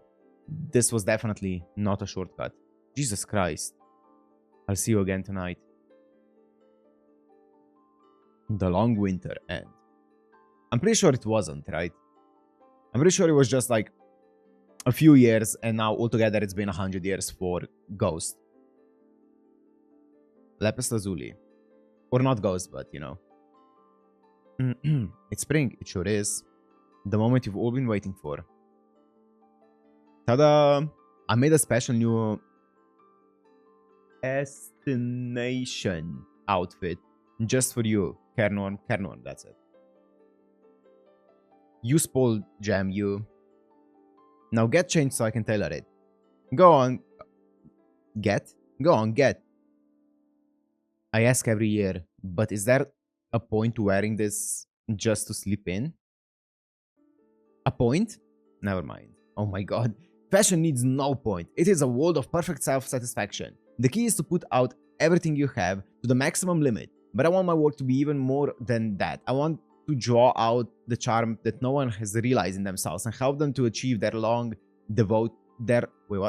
cherished desires for transformation. It's a sea of service, devoted to bringing new charms into blossom. It is love. It is beauty, a limitless sky where instinct and design combine. Wow, you're super annoying. The contents of your lecture change slightly every year. That's impressive. It means you're thinking. That's so condescending. These frilly things really aren't my... You can't narrow your own potential. Once you get dressed, we'll go show it to Sensei. But Sensei always says every gem looks good in everything. I guarantee it doesn't have anything to do with your fashion sense.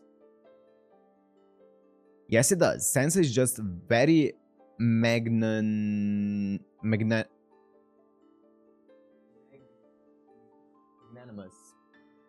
Now put it on.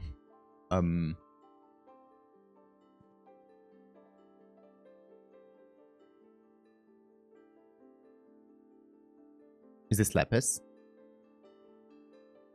I'm like really tired. Any idea why? It's just my head feels so heavy. It's weird. Wow. I'm having such a hard time waking up. It's never been this bad before. No, I imagine not. Seeing you like this is the first time for me too. What? I have rare symptoms? Oh, Hernorm, what's up with the white uniform? Is it for winter? Do I get one too? Foss uniform? Is there no? Here, use this. You want me to take off my powder? Okay, I get it. You want to look at my head. The water's kind of blue. Brother. Brother.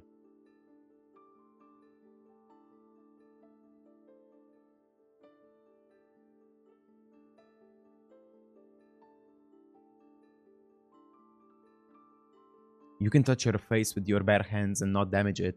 That's proof that the inclusions have adapted. The lapis head transplant is a success. Do you remember the Lunarians shooting you in the neck? They took your head. It was Kernor's idea to attach lapis, and Sensei authorized it. You've been in a coma ever since the transplant. I'm beautiful. Okay. Okay, girl. I'm gonna need you to take it seriously.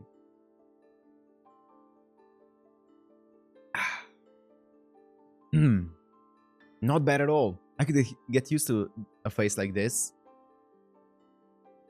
So, what you said about how even if the gem does wake up, we won't know if it's really force.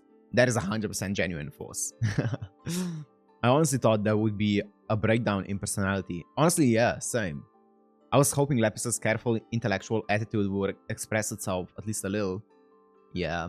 We all underestimated how shameless phospholites inclusions can be. she's making funny faces into the actual faucet. Don't make funny faces. Do you regret it? Oh, Sensei.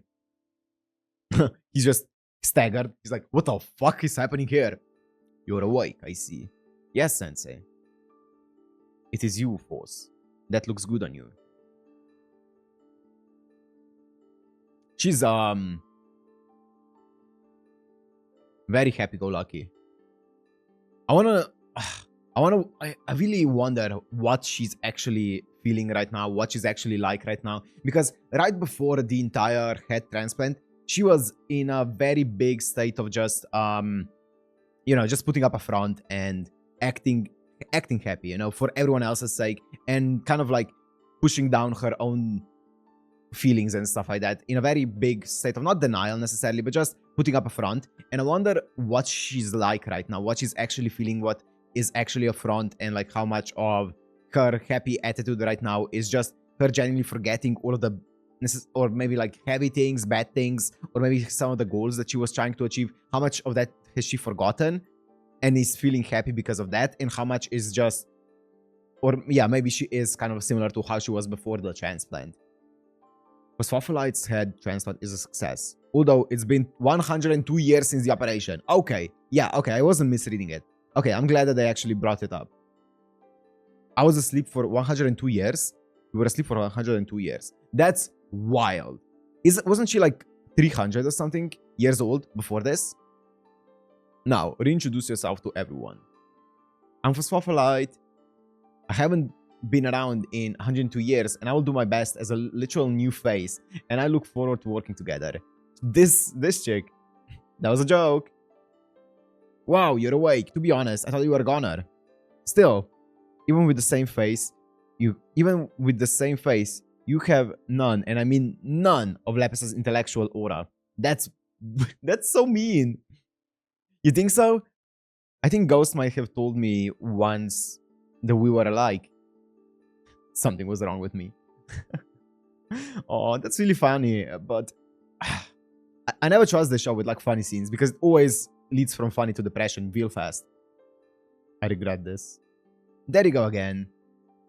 As if you weren't happy to see me awake.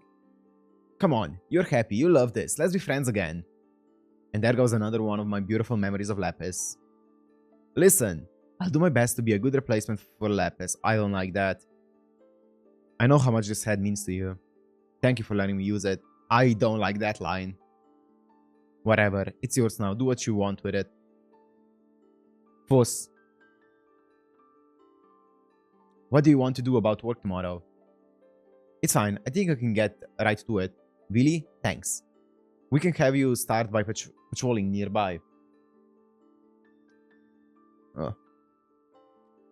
I don't get any sleep. I just work all winter and I don't get to estimate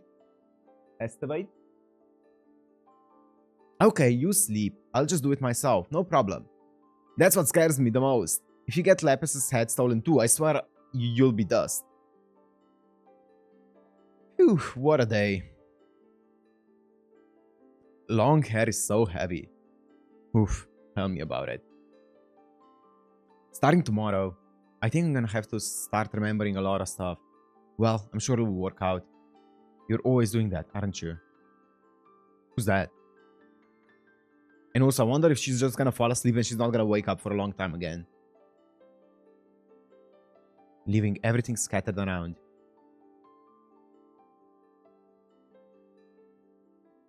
Your beautiful and precious body, the color of the western shallows, the information you work so hard to acquire, everything. Go on, get up. Time to get organized. What? So this is kind of, I'm guessing this is kind of like the inside of Force, and her having like two sets of memories, two personalities mixed in her body. That's how I'm imagining that scene.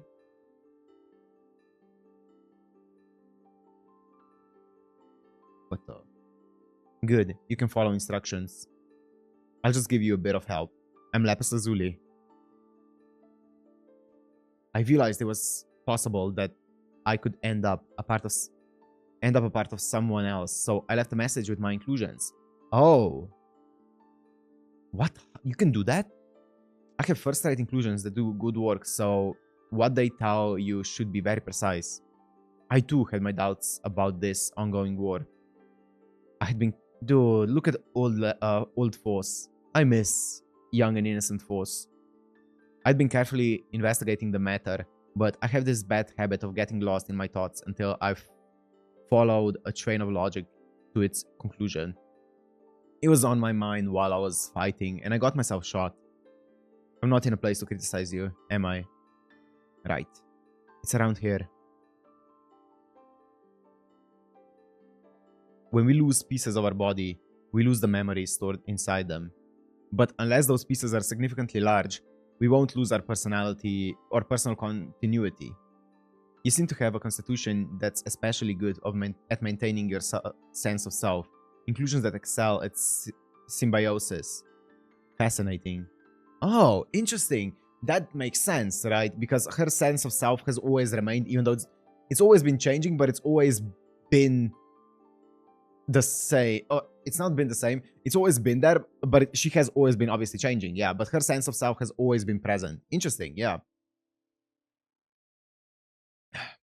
Anyway, the details of our memories are lost, but they're still a part of our accumulated experience. There are still traces that something happened. In the seams, there should be a little... Here. Oh! It's like layers of stuff that happens. It's like how fossils and stuff are for when there's like layers and layers and layers of stuff, like they're just piling up, and you can infer like a lot of history from those layers, right? Wow. Yes, that's it. An old tale you heard in a distant sea. Sensei's soliloquy. What's that again? I know that word. I've heard it before. I don't remember what it means though. Soliloquy. Soliloquy. Sounds made by the Lunarians. We're lucky.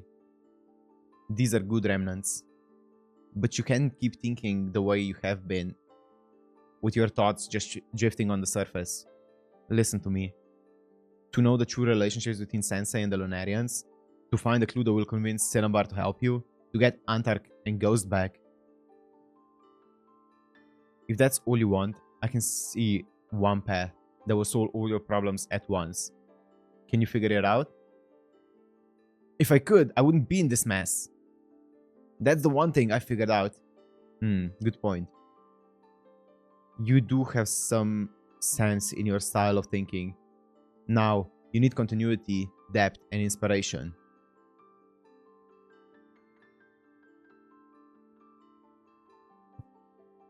It's time. Here. I'll share my genius with you. It's morning. When you wake up, it will be a new day. Oh my god, that scene! Holy fuck! Oh my god, look at this! The head and like being the actual sun, I guess. Oh my god! and then her saying it will be a new day because everything's gonna change. Like, you're gonna be getting all my memories. You're gonna be different when you wake up. Wow. That was an exhausting dream. Something feels different. It's like I don't know. There are all these tiny details, and it's almost disgusting how clearly I can see them. Oh, baby. Dude, this is getting insane. Wait a minute. Oh my god, she's sharing all of the knowledge with her. She basically left her a message in the head. I don't know. I didn't know you can do that, but I guess if your inclusions are good enough, you can do it. She left her a message that basically told her, like, or kind of nudged her in the right direction, and then shared all of the knowledge with her. Wild. What's wrong with you? Did I miss the morning meeting? Yeah, since you only regained consciousness yesterday, we decided not to wake you up. Are you alright? I was totally fine yesterday, but when I woke up today, everything was so glaringly bright. Like, everything is demanding my attention. There's so much information. The cracks in the floor seem to be talking to me. It's making me sick. Yeah, even Jade's plain face is so intense I can't look at it. Are you free? Oh. Oh, well. Force, why are you lying on the ground? Oh, come on. What is all this, Lex? You know Carnor is organizing the library now, right? I'm supposed to give back all the Lunarian reports, so I was putting them in order, and I remembered that one of them is an original design I made up myself. But I don't know which one it is anymore, so I was hoping you'd look through them with me. Why would you do that? I was just messing around. This is it. Oh. So she's basically now, she knows everything now. She's like just a five-head, a genius. What's it? This is it. What a coincidence. No. I saw them for a second, and that one was different. Or I felt like it was, or I don't know, I didn't. So, Carnor is in the library. Oh, I want to go to the library, I think. Laters.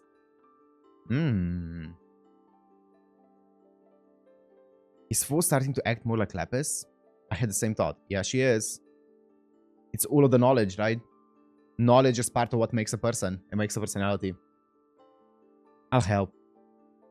No, that's okay. Monster. Damn, she actually looks like an arachnid. Like an actual, like, spider.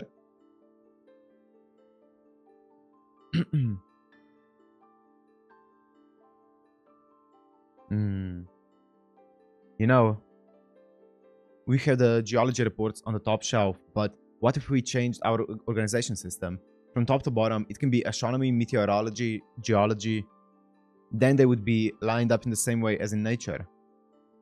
And finding books will be more intuitive.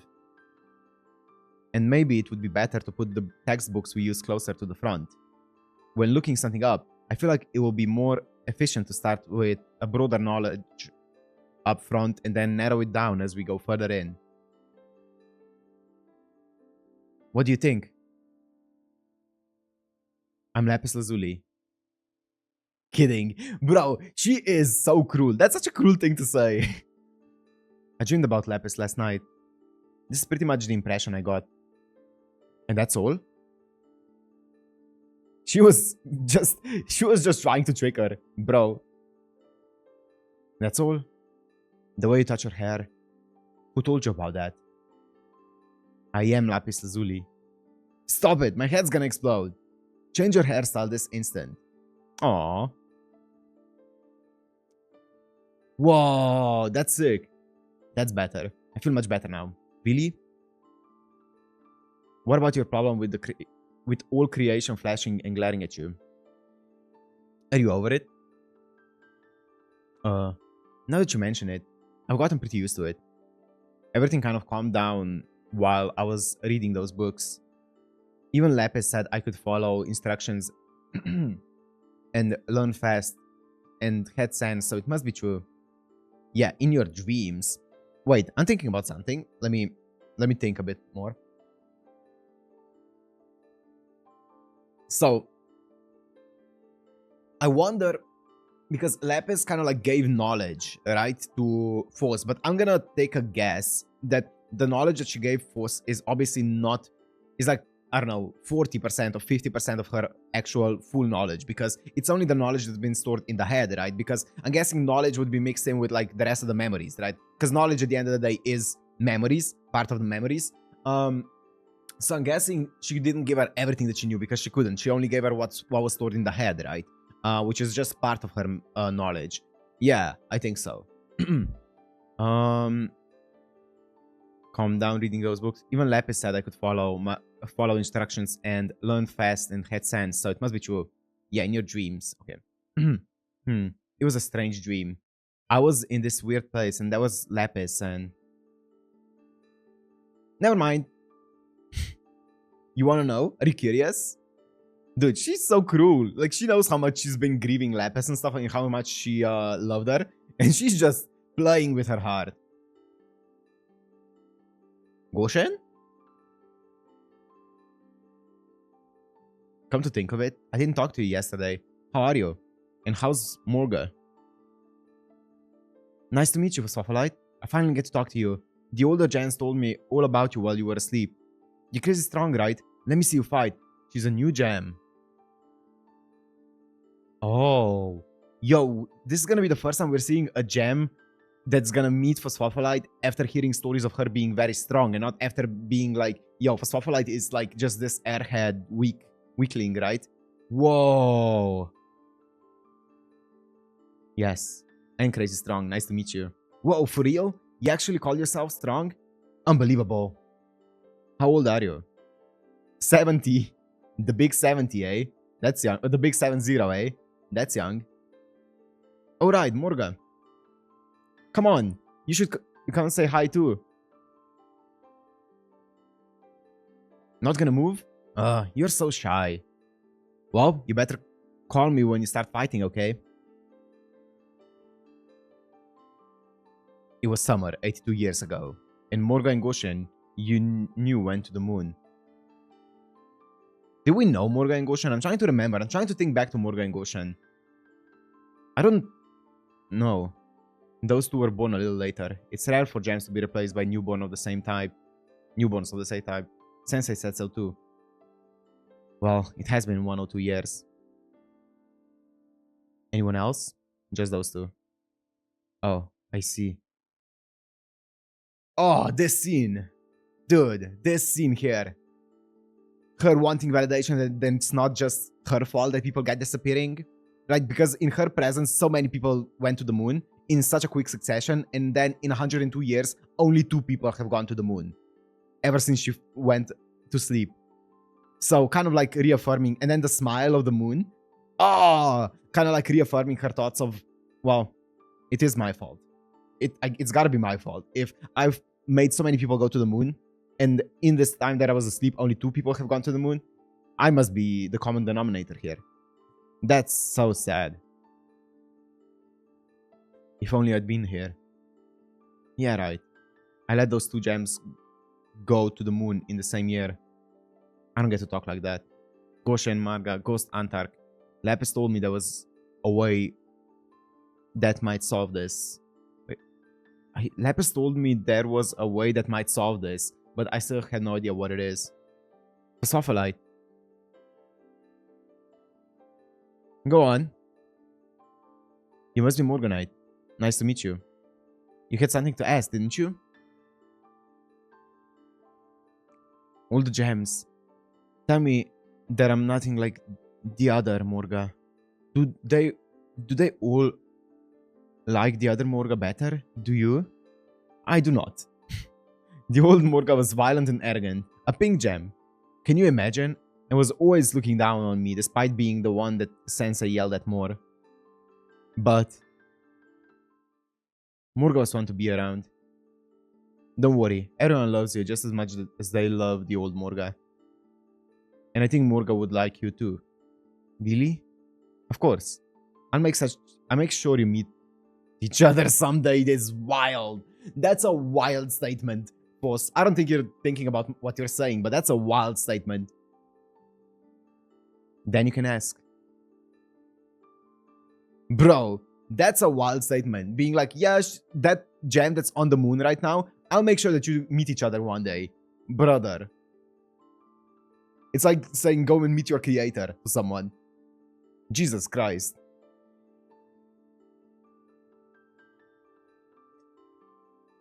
Ah. An old tale heard in the sea. This dream again.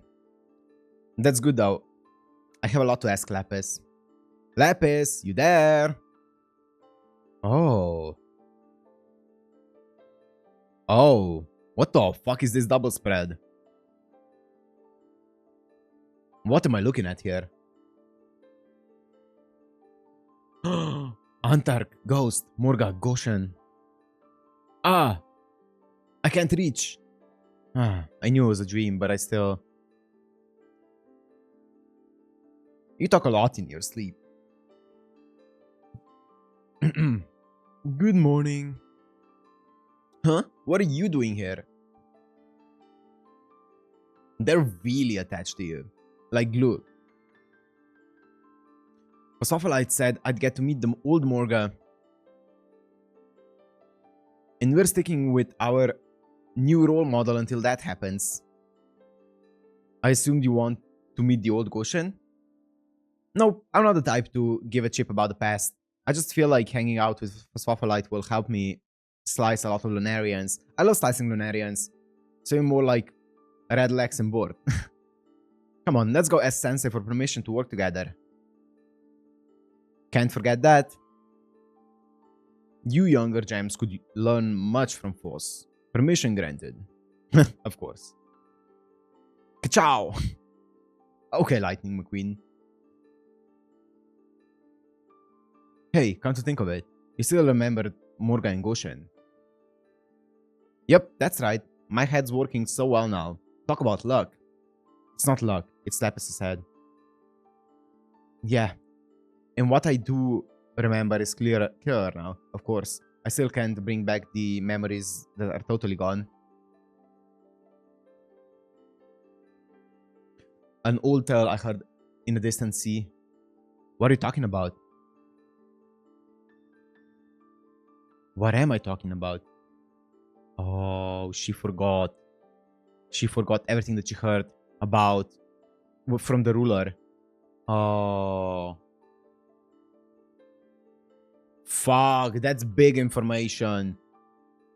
Foss, Kernorm, come to the Twin Shores. Yes. Where's Sensei? Not here yet. Looks about medium size. We'll learn about the sea while we wait for Sensei. Not like we have a choice. 7 rays, probably not a new type. Got it. This will be my first time fighting with my new head. Whoa. She's trying to impress. Just aura farming the rookies. 7 ray model, probably an old type. The vessel has an asymmetrically bound face with an extremely wide and shallow elliptical bowl, narrow outline halo, a rotting wood style crown, 20 spears, 20 rebel with flower ornamentation. Overall rarity upper mid level of the vessel alone, it's 7th we've seen. Oh my god, that's a lot of information. Lapis' head just analyzes it automatically. That's a lot of information to take in. Yes, thank you. It's wearing me out.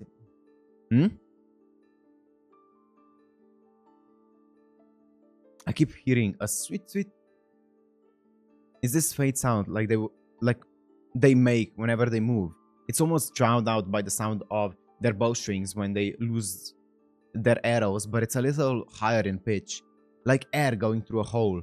I never noticed it before. Yeah, her senses seem to be just very like sharpened a lot, right? And I wonder if it's because just purely Lapis is more sensitive to those kind of things, more perceptive, right? Because the senses on her head are more pronounced, right? More specifically, sight and hearing seem to be a lot more pronounced so far. Where is it coming from? What's the pattern? Is it the flow of air? Is it the rustling of fabric? Maybe the direction their fabric is moving, or that scent like falling, falling flower petals. Smell as well.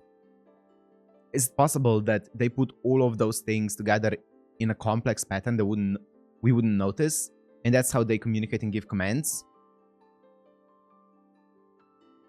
Oh, maybe.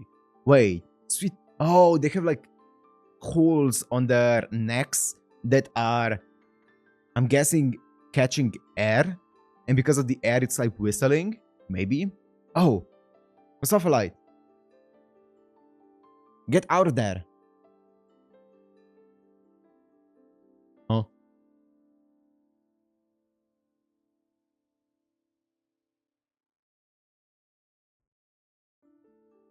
What am I looking at?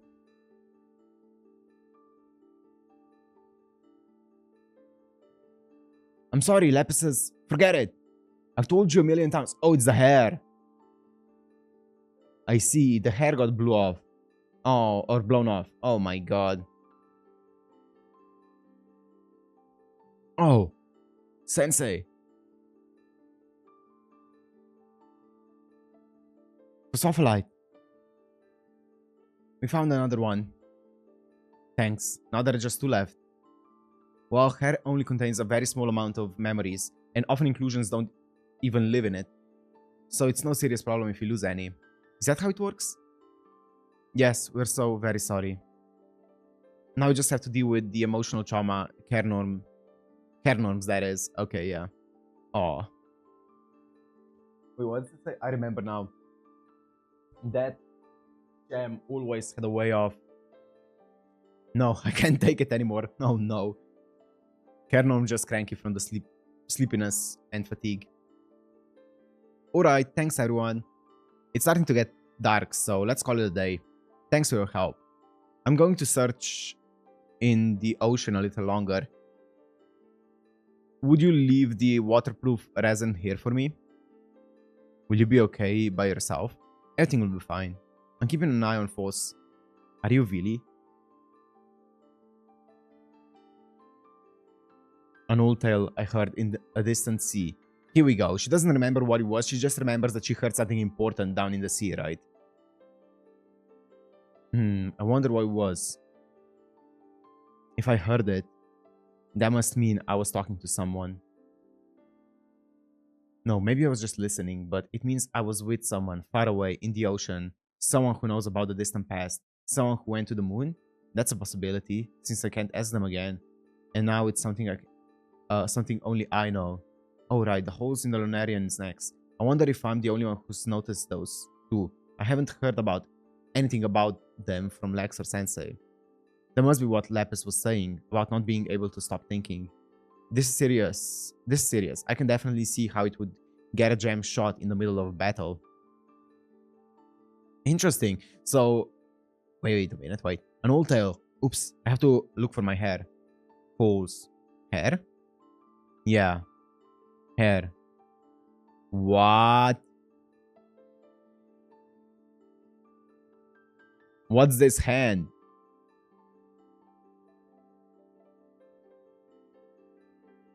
On the trail.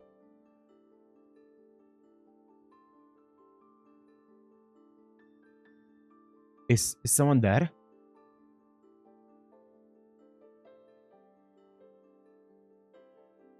Oh, you found it? Someone gave it to me, I think. Please, please, please. Just a little tiny bit. I just want to shave off some of the ends, that's all. Then Fo's hair will be perfect. And I said no. It's true that usually the hair isn't very important, but Fo's composition is ridiculously complex right now. There was someone there. There had to be. Please don't please don't deliberately change the balance any more than necessary. There's no telling what could happen. Even if I don't even out the ends, but if I don't even out the ends, it will be so gross I won't be able to sleep. I know someone said, you'll get used to it soon enough, see? Now it's closer to Foss's old look. Can't you be happy with that? Care and handed it to me. Are you sure it wasn't one of your cheapy hallucinations? And Lapis's head has changed them from illusions to reality? That's how you see it, huh? 100 years ago, I think I went to the ocean with someone. Do either of you remember that? 100 years ago. Oh! I didn't make you any cute pajamas. Oh my god.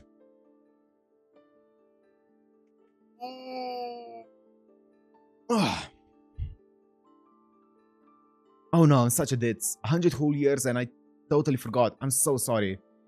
I do have a design and it's super cute. But it was also hectic with you going to the ocean and you losing your legs and getting new ones. That's an important point. Oh yeah, that did happen. Hey, that's cheating. 100 years ago, 100 years ago. 10 days since Foss's transplant. No signs of awakening. No changes in the head. No symptoms of any kind. I believe the odds of recovery are slim, but there's one thought I just can't shake. On the small chance this succeeds, then I will have to consider the option of using pieces of other gems in the convalescent center for Pet Paracha's operation.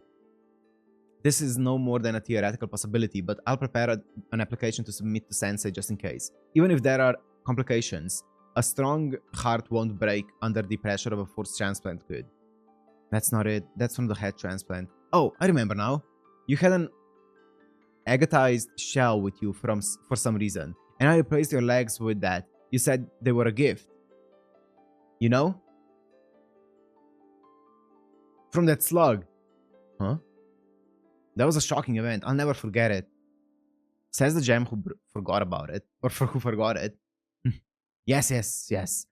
And according to this logbook, you were eaten by a giant snail dropped by the Lunarians, but my extraordinary medical skills restored you. But after the operation, you started talking to the snail, which had become a little slug, and ran off all alone to the ocean without permission and lost your legs. Bro, that's such an insane story. What the fuck? Imagine not having memories of that and just hearing that story happen. You're like, what are you yapping about? Please, I've heard enough. Spare me. Yeah. It hurts me to hear how much of an idiot I was. I wasn't even reliably stupid. I'm too smart now. I can't take it. That's cute. It's a little late for that. A slug, huh? I don't remember that. The log emphasizes how much you brought it on yourself. Wow. It looks like the first one to find you when you came back from the ocean was Cinnabar. It says so right here. Cinnabar. Oh no. Okay.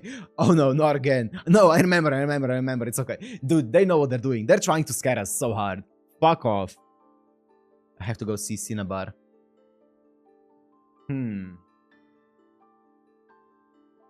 I wonder how much of this series... I've been just thinking about this in this one scene here. When she was like cringing about her old self. I wonder how much of this is supposed to be like kind of symbolic of a person just changing, because I saw that scene and I was like, God, this reminds me so much of how I think of my past actions, right? Even though you don't forget about your actual past self, because you're constantly changing as a person, right? You think back to some of your past actions and you're cringed so hard because you're like, that was back when I was different and I didn't yet understand a lot of the things and didn't have the experiences that I have right now. Why was I so cringe? I kind of wonder if it's supposed to be kind of like an allegory to that, or if it's just like not at all that. I don't know, but it kind of feels too similar to it. That's creepy as hell. Guess who? Here's your hint. A giant idiot who's lost even a head. That's right. That's so funny. I get right to the point. I haven't managed to find any information that would get you to help me. You got your head taken, and it's been 1 or 2 years. At least you remember the stupid stuff. I won't forget anything about you. Why do I feel like this is foreshadowing? Nah, I'm overthinking it. All I have is a feeling that I can get you to help me. I can't work with a feeling. I know. I'm working on sorting out my memories of the past. I want to know about when I went to the ocean 1 or 2 years ago. They tell me you were the first one to find me after I lost my legs. I want you to tell me more about it. I wasn't looking for you. You just washed up on my beach. There was a bowl that had the agate shells and a piece of your face. That's all. I don't know anything that happened before or after that, and I don't care. I see. Thank you. And one more thing. Do slugs live more than 100 years? I doubt it. Animals don't live that long. Yeah, I agree. Thank you. Back then, you would have been reporting everything to Sensei, including what you learned in the ocean. You should ask Sensei. That's a little too difficult, don't you think? Could I really get any answers? Wait. Maybe I would be able... Maybe now I'll be able to detect something that I wouldn't have picked up on before. Okay, I'll give it a try. Thank you. The idiot actually figured out what I was trying to say. Is that because of Lapis? Dude. I also really like how showing how dependent she was, like thinking back how dependent she was on Sensei, and now looking back, like looking at this current Lapis, or not, like, yeah, Lapis I guess was, and seeing how distrustful she is of Sensei, and how much she's trying not to rely on him at all because she doesn't know where to put him.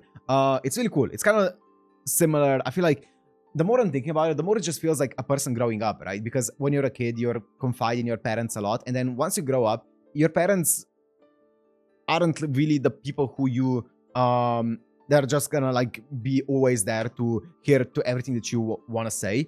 It kind of feels similar to that. You usually start to talk a bit more to your peers as opposed to your parents and stuff, right? That's really interesting. Even though obviously Sensei isn't a parent, but I feel like it's close enough. The school's this way. I was just so lost in thought. She went the wrong way. Oh man, I've done that so many times. Where you start heading somewhere and you're like, oh, actually I need to go the other way, sorry. Hey Force, what's up? The conversation we had that evening 103 years and 183 days ago. Yes, I remember. That's our Sensei. I don't remember a word of it. I'll give you a general idea of the context. You had gained more leg strength from the agate, and you wanted me to send you to battle, so I gave you a light sword. Yes, and I ordered you to assist Amethyst. Then you gave me your report in the ocean. On the ocean, you said the ocean is big and vast. Is that all? You had lost your legs, and with them, a third of your body. At the time, you remembered almost nothing. Yeah. I told you to report more as your memory permitted. I'm sorry. And there have been no further developments to this day. He looks so sad here. Was I that dim-witted? That's pretty serious. Was it that bad? You are dim-witted. Really? I went to the ocean and lost my legs and that's all? Well, considering who you were back then, that sounds about right. It's no use. The only thing I learned from that interview is how dim-witted I was.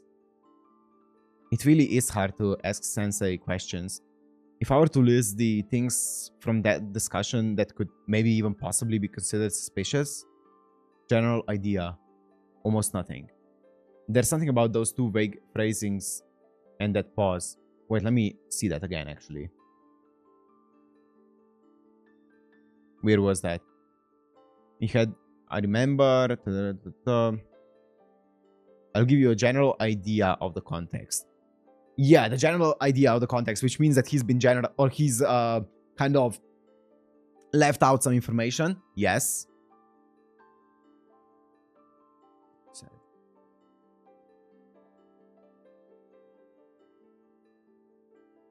Almost nothing. Yes. So that means he's been leaving out some information. Fair enough. But if I ask why, and the answer is it was 103 years ago, that's that. If I start prodding for details and make it more obvious that I have my suspicions, Sensei might get wary. That will be a disadvantage in the long run. And Looking at Yellow and Ruta's reactions, nothing seemed out of place. To sum it up, the most natural and plausible theory I have right now is that I heard an old story from a slug in the distant sea. What would I talk to a slug about? There's no way to know that. And the slug is probably no longer alive. Wow, I'm stuck. Bother, bother, bother. I just don't know what to do. I don't suppose there's any possibility Lapis was just making stuff up. It's gone. We can't find it. Oh, right, my Lapis hair. That's okay. I'm sure it drifted off and is long gone. No, there's just one more lock. Red Barrel made these underwater search costumes for us, so we'll keep looking. Aw, that's cute. Until we find it. Red just wants to make clothes. Go on, Kernor. Tell him. Come on. That's so cute. They're helping her out so much. I guess I'll go look too. If I want to get any more answers out of Sensei, I'm going to need something that will really rattle those defenses. Board. It's a double. No, a triple. I've never seen that before, and it's oddly small and high off the ground. We'll go report it once it's fully manifested. Right. What the fuck? What the fuck? What the fuck is this?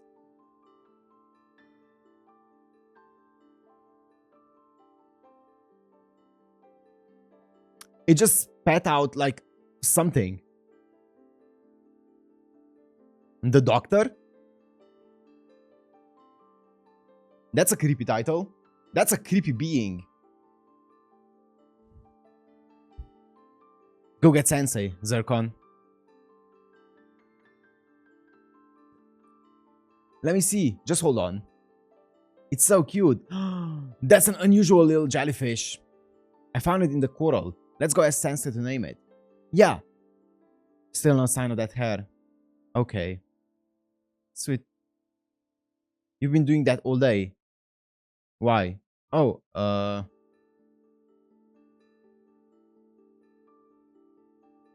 those were the holes in a Lunarian's necks.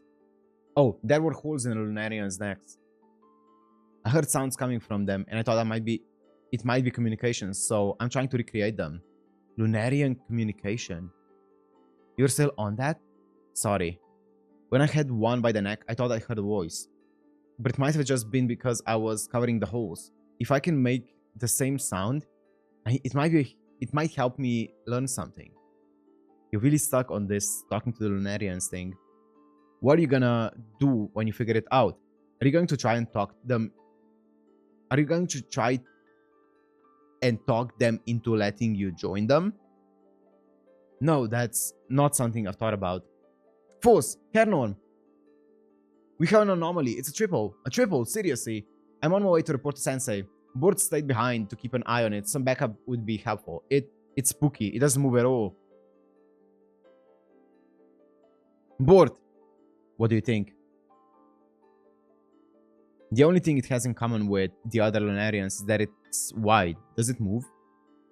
It stood up and when it was dropped here, but nothing since then. Does it speak? No. Did you talk to it? I did. What did you say? What are you? Does it kind of look like Rutile to you? Does it? Yes? Really? Okay. If I had to say, it looks more like us than a Lunarian. Their Sensei. Oh. Oh? He looks so surprised. Doctor.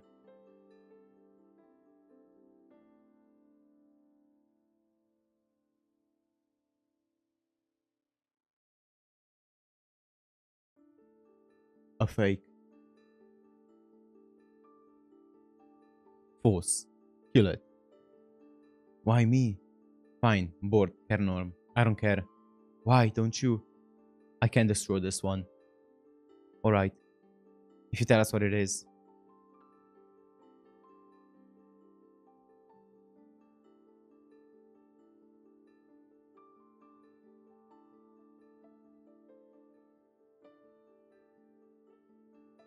You know the, what's it called? Is it like sediment? Like sediments or whatever. What's it called when like just layers and layers and layers of stuff keep piling up of like minerals and stuff. That's what happened in the dream, right, with lapis, and now we see it here as well. Oh, Sensei, what was it? I don't know. You're lying. I can't take it anymore. That sloppy way you have of avoiding questions, it doesn't work on me anymore. You did the same thing with the big fuzzy. You remember? You called it by name like you knew it. It's hazy, but I definitely remember that. They closely resemble things I knew that once lived on this planet.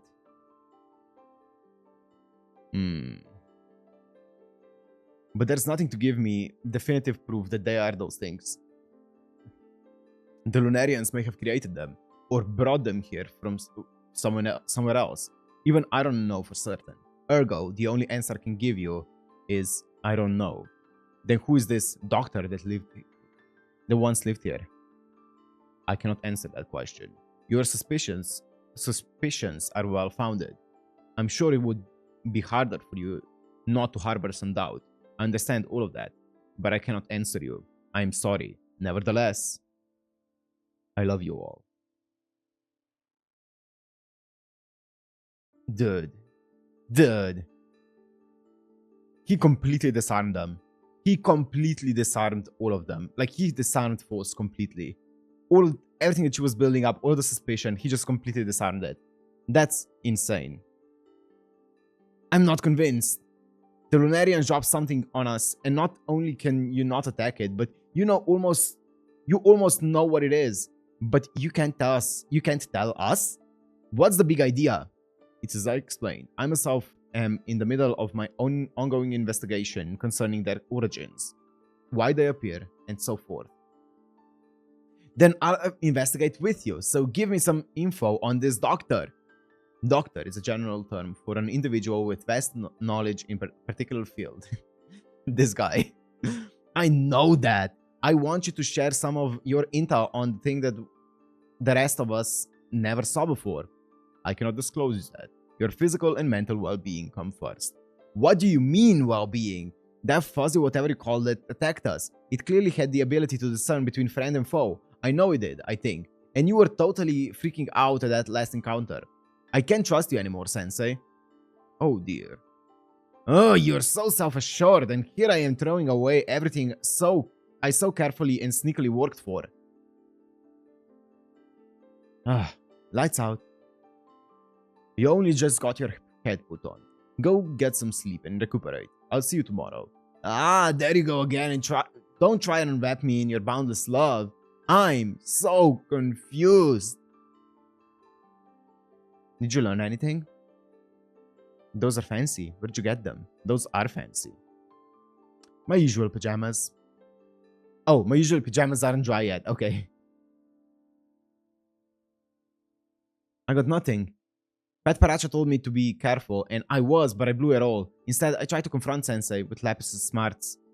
But that sentimental Claude didn't even get mad. Well, that figures. Sensei probably knows something about the Lunarians that we don't. Everybody thought that, and I suspect you're not the first to take a hack at it. Surely some gem has tried it before. Sensei is used to being mistrusted. I wish I could take it all back. No one would blame you. Mommy. Yes. What? When you change into cute pajamas, did you start using a cute voice to go with the new look? What are you talking about? Oh, she can't hear it. Only Force can hear it because of her hearing. Help me. Oh, it's the slug.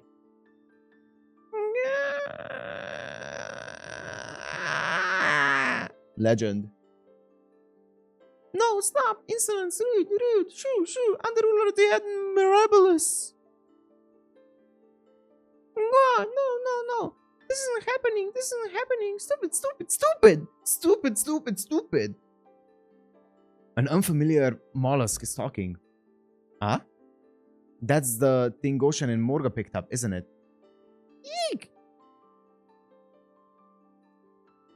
Thank you so much. Okay, I'm not doing a voice. See? It talked.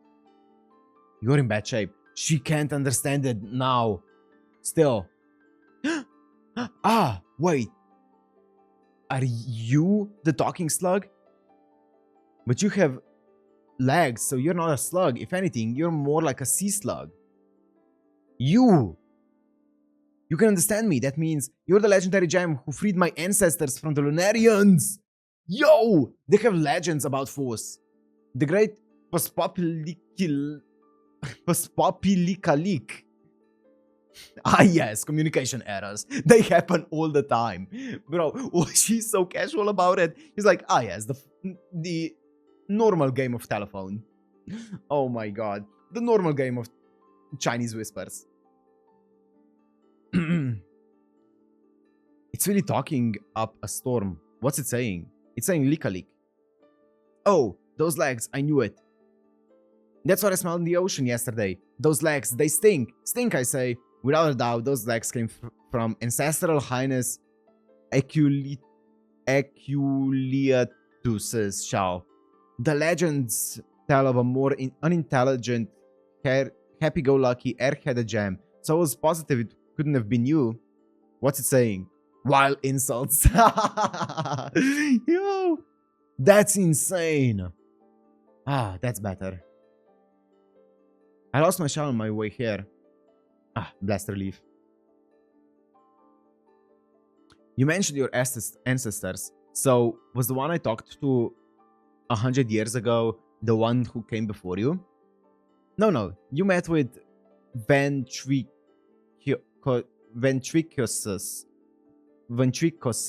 the great ruler who returned from the moon 5 generations before I, Variegatus, took the throne.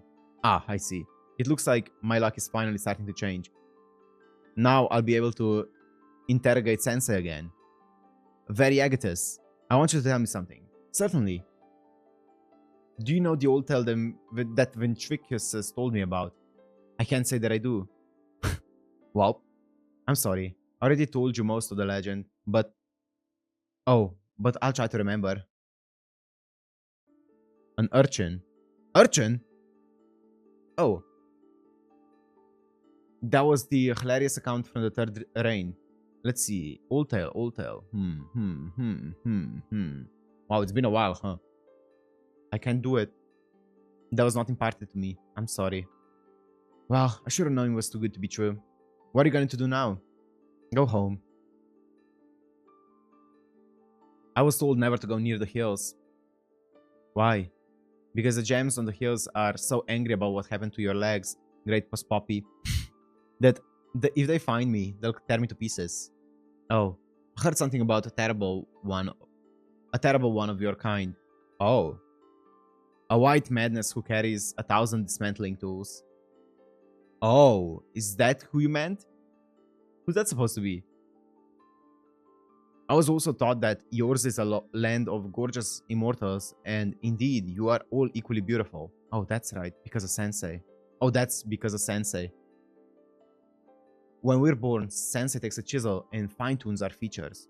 Oh, whoa, this is new lore. The idea is that because we all have different properties, at least we can all be equal in appearance. Oh. Your Sensei is very kind. I don't know about that. Oh, so he's trying to basically make it so that there's no discrimination between, like, in looks.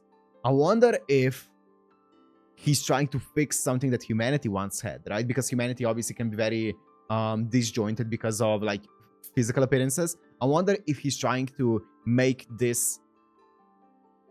I wonder if he... I don't know. He knows about humanity or was a human or something along those lines, and he's trying to fix those flaws that humanity had. Our Royal Highness Ventricusus regretted deceiving you and took that remorse to the grave. Oh, now I feel bad for not remembering. And so, as the 5th successor to the throne, may I tell the others that I have obtained your forgiveness, great Poppy? Even though I couldn't remember the whole story, please, I beg of you. What? The truth is, it took tremendous resolve for me to come to these hills. I was scared, so I was pacing in the shallows and a piece of gemstone drifted toward me. So I took it and started pacing again. And then you came, so I panicked and gave it back. But then I was tired, so I curled up in some coral to sleep and I was captured. So this is what gave her the hair. I'm told that I'm by far the weakest, at least least reliable of all the rulers throughout history. So I thought that if I could tell everyone that I returned from the dreaded hills, perhaps I could gain some of their approval.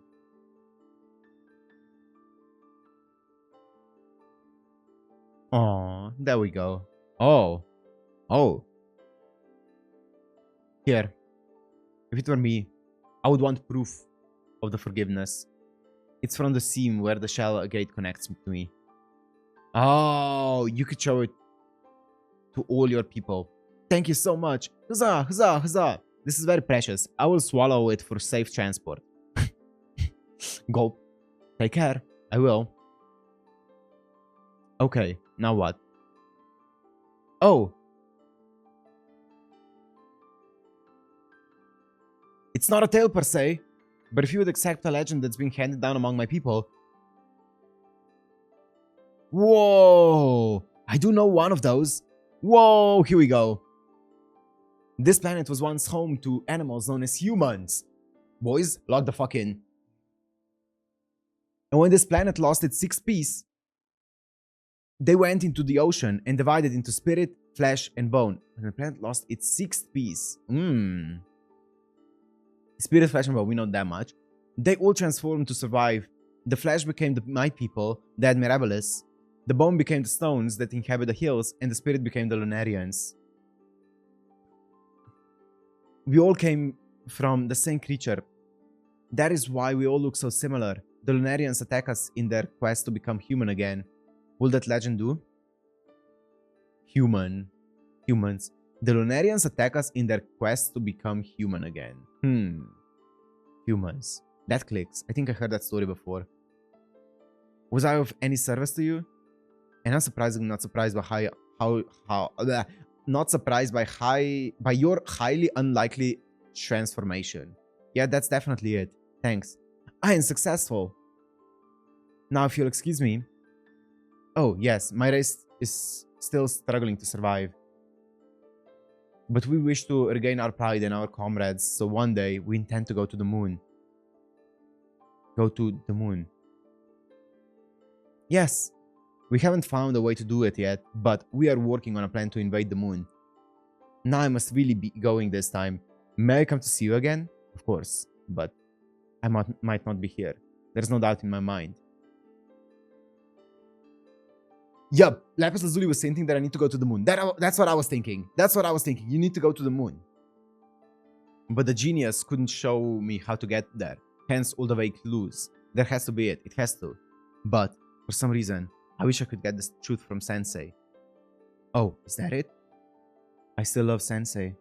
Good morning. The things that once lived on the planet, they were humans, weren't they?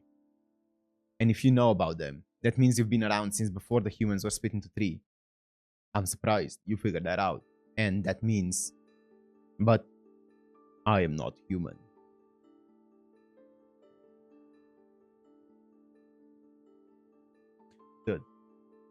Dude.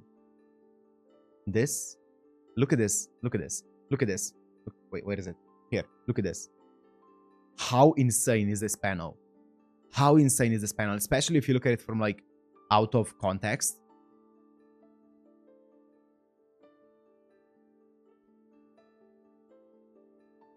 I can't tell you any more than that. Bro, there's one more chapter. Ooh, I thought we were nearing the end. Okay, we can do this. We can pull through. This is a long volume. At least it's a very dialogue intensive volume. That's why it feels very long. Journey. I wonder if that idiot managed to get anything out of Sensei. I know. It's going to sound strange, me telling you this, but I'm going to the moon. I asked Sensei everything I could. In fact, I asked everything I wanted to ask, but I couldn't get any of the important answers. I wouldn't get anything else out of Sensei. And I'm not holding out any hope for talking to the Lunarians. The only option left is to go to the moon. So, you wanna come with me? Is what I want to say. But the only possible way I can think of to get there is too dangerous. And I don't want to, and I don't know what it's like there, so I want to go check it out first. I would like to hear your insights when I get back. See you later.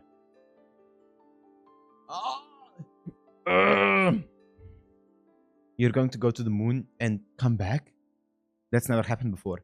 There are too many uncertainties. There's no way to predict. Don't go! I'm sorry. The wind was strong. I couldn't hear you. I really did come here to get your advice, but you didn't say anything. It was making me nervous. What did you say? Be careful.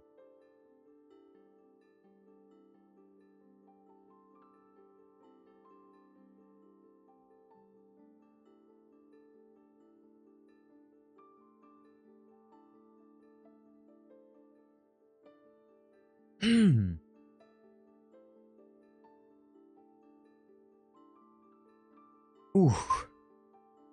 Ooh. We're good. We're good. I was thinking, when we have our next battle, I'm gonna go to the moon. Why? I've given up on getting any answers from Sensei. Oh. Okay. Leave Lapis' head here. Okay. You're so stupid. Never mind. Take it. I gave it to you. I heard it 10 times now. Idiot. I said it at least twice that. And? If it's going to work, it has to happen far from the school, while Sensei is napping, and when we're the only ones fighting it. I've come up with 2 ways to do it. There's a peaceful way and a forceful way. And Lapis says, it's a bold and original plan. Let's do it. That's the feeling I get.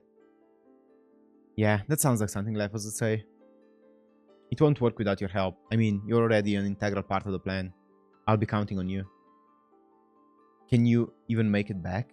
Is that what you're saying? At this point, I can imagine 2 possibilities. This is the first is the optimistic observation that if I can get there, I should be able to get back. The other is that if I break after I get to the moon or on the way to a point where I can't move, they'll make me into something else and I'll come back in bits and pieces over time. That's the more likely scenario.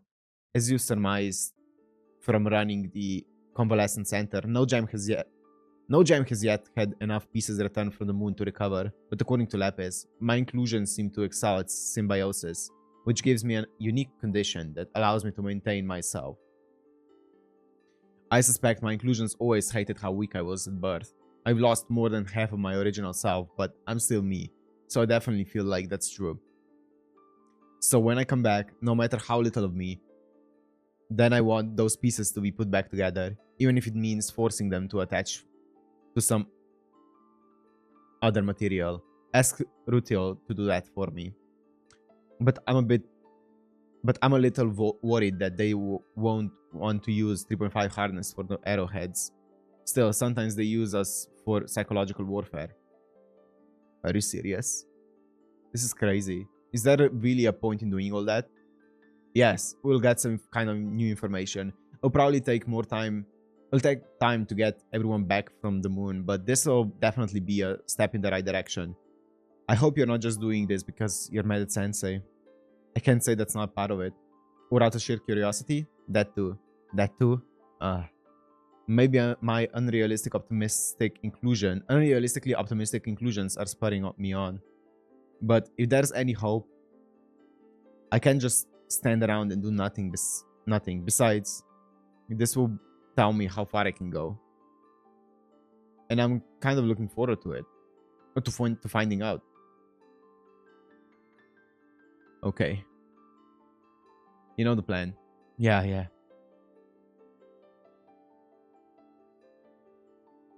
May I talk to you for a few minutes? For a minute.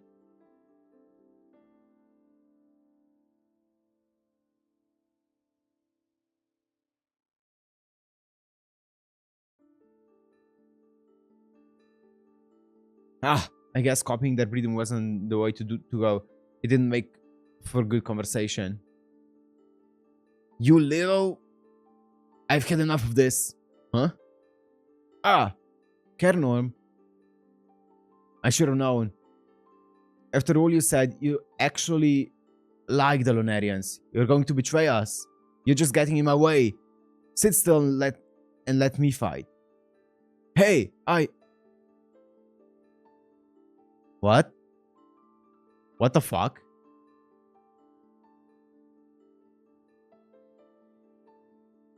You idiot! Why didn't you dodge? Force? Hey, you're kidding, right? I didn't really mean to... Hey! I didn't smash you too badly, did I? You were perfect. Come on, get up! We have to get out of here. Force! Hernorm.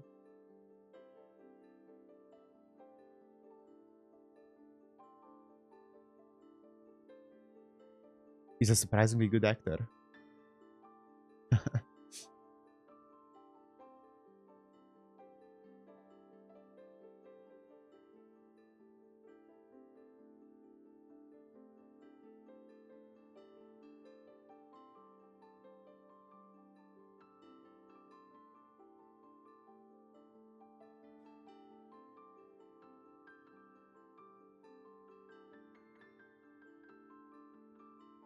Are they testing me to see if I'll move? No! No! No!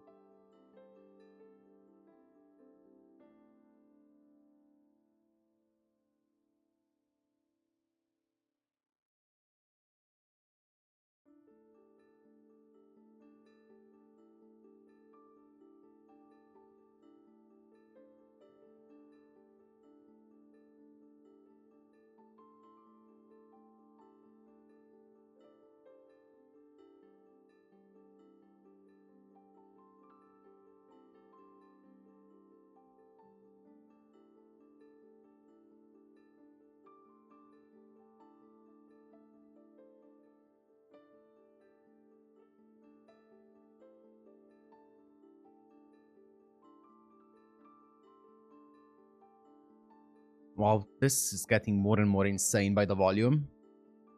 Oh my fucking god, man. This was wild. This was in fucking insane. I mean, this is a manga, so it's not like I have much else to say after the fact because I already stopped and talked about everything that I wanted to say, but I will say this. There were so many times where it got me to tear up just reading the lines, especially after that entire Cinnabar confrontation. I don't know why, but just reading those lines just got me choked up so much. That was harsh. That was actually so harsh. And then seeing Foss, just seeing everyone running towards her, seeing the building, the academy or whatever, and just being like, you're such a good actor. And man, what the fuck is gonna happen now? And her saying that, well, I might not even come back, and her not really caring that much about it, being like, well, I'm gonna probably be useful.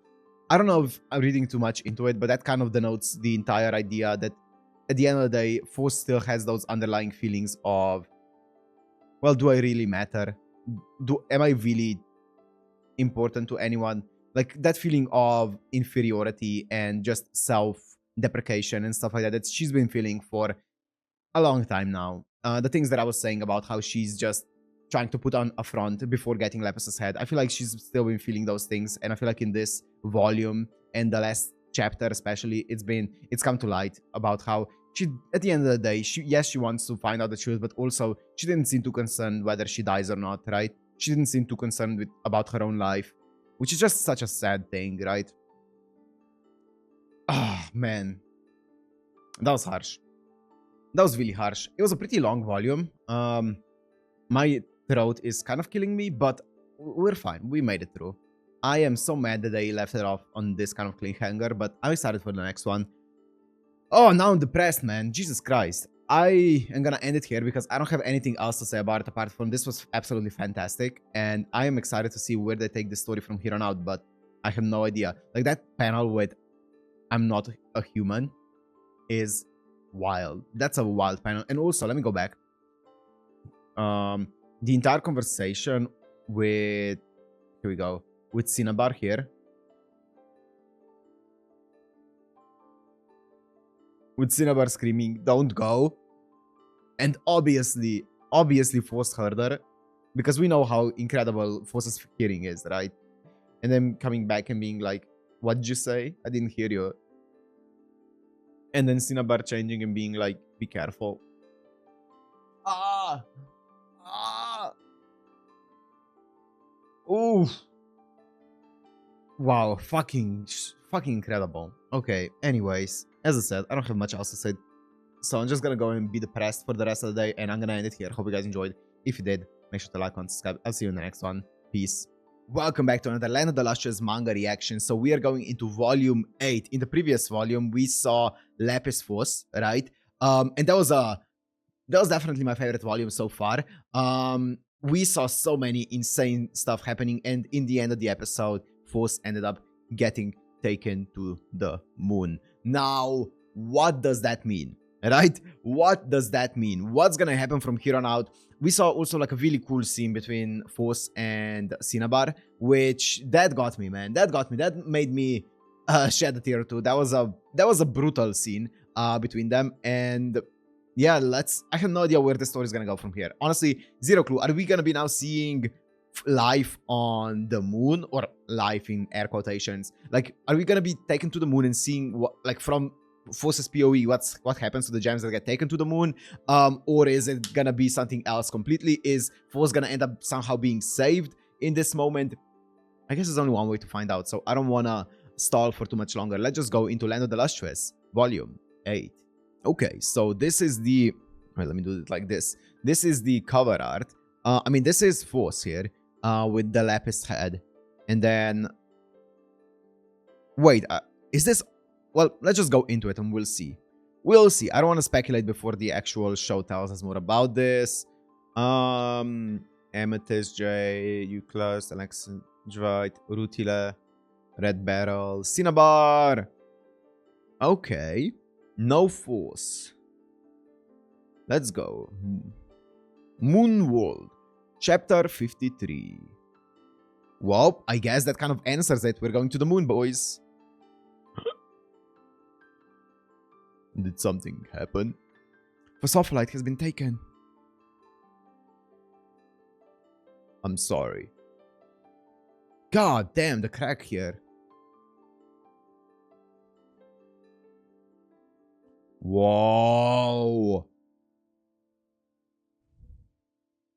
Whoa! Oh my god, this is gonna be insane, man. Phew.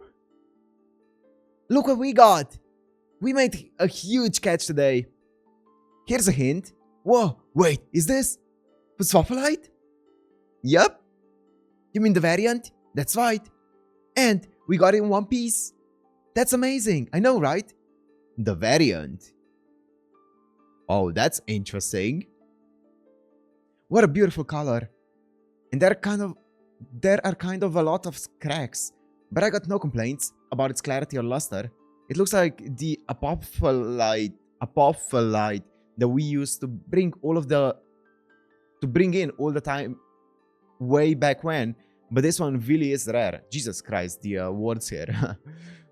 These arms are gold, was it? What do we do with them? I think we can take them too, but I'll ask just in case. What? Whoa. She cut her head? Cut the finger? Oh. Whoa, she cut all of them.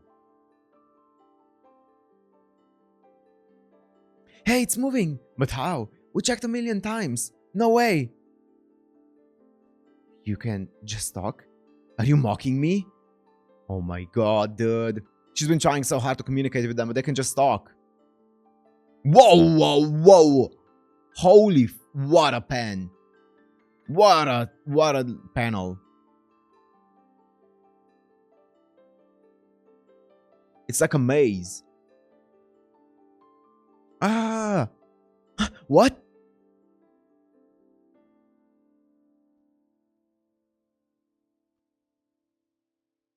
Oh my. Welcome.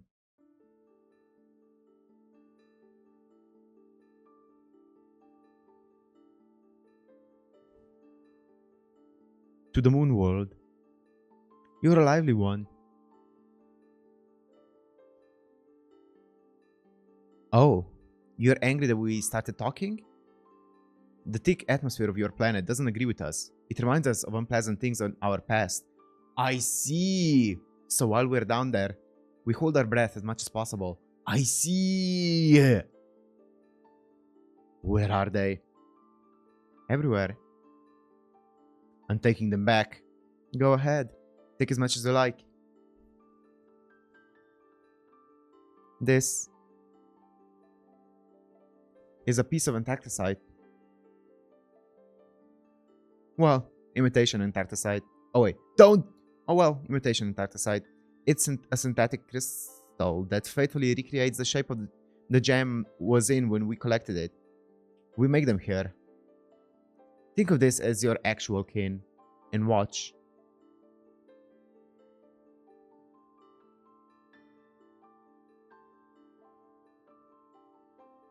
They shred it into dust. It still coarse at level 4. Normally, we grind them at level 10, so please imagine a finer powder. We take this and spread it flat. Oh. Oh, they make sand out of it. Oh. So this sand on the moon? Oh. Fuck. By decorating it with all of you, we make our world beautiful. Oh, fuck. Oh, that's messed up. Someday, it'll shine almost as bright as a star. Now then, you're welcome to take home as much of this perfect blend of brilliant grey powder as you like. I understand you've been wanting to speak with us for some time now. What would you like to know? Oh, fuck. So we can never get anyone back. I mean, I never imagined we would get anyone back. Like, honestly, I would be very surprised if we got anyone back at the end of this. But that's brutal, man. That's really, really not cool. Oh, no. A machine for prayer.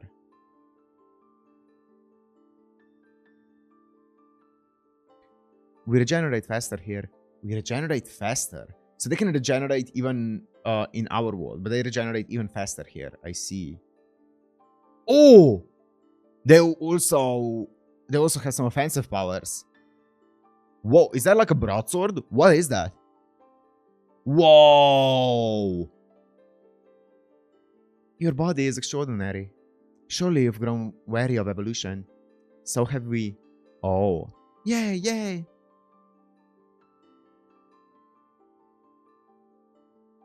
My prince! Can we put these in the altar machine? No. Put them back where they belong. Aw, stingy old prince. Just do as I say. It's so sticky. This is hard. I don't like it. Boo. Hold on. A tour. Would you like one? Oh my god. Dude, what the fuck? Look at this. They're dismantling her. Whoa! This is our city. We built it from the unique metals and mineral oils that seep up from under the moon's surface. The mineral oil softens at night and solidifies again in the morning. This causes the town to change shape slightly day by day. Wow, you know what it reminds me of? It's kind of this, at least this still here, it reminds me of the city in... What's the Miyazaki movie? Spirited Away. It reminds me of Spirited Away a bit. You know, the onsen city that you see, the entrance to it. It kind of reminds me of that. That seems like very outer worldly stuff. The materials for items such as my sword and the synthetic stones I showed you rise to the surface along with the metals and mineral oils. You see, our world was originally part of your planet, so it has a similar material composition. That is how we are able to so closely replicate your kind. Oh, so it's part of the Earth? It used to be part of Earth. Oh, so is it like a huge chunk of like... It's not even the actual moon. Is it like a huge chunk? You know when all the meteors crashed into the actual Earth? Was it like did it rip off a huge chunk of Earth with enough velocity that it reached not the terminal velocity, what's it called? Escape velocity. Escape velocity and actually get into space? Is that even possible? Maybe. How would it knock out? Maybe. I don't know. Interesting. My prince! Can we crush the spotlight now? It's already falling apart. No. Go away. Boo! Mean old prince. Boo, boo, we're bored. Play with us. Is Prince your name? Is he the only man on this planet? It is not my name, but it is what I'm called. Oh my god, that's a lot of text. It was used among the animals from which we originate to refer to individuals produced by the leaders of society who share their classification.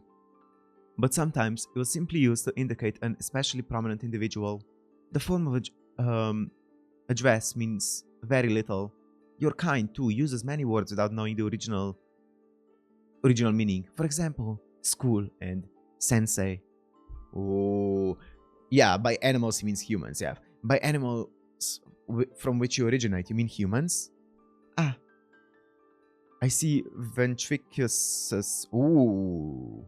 He knows them. They did indeed explain to you about humans.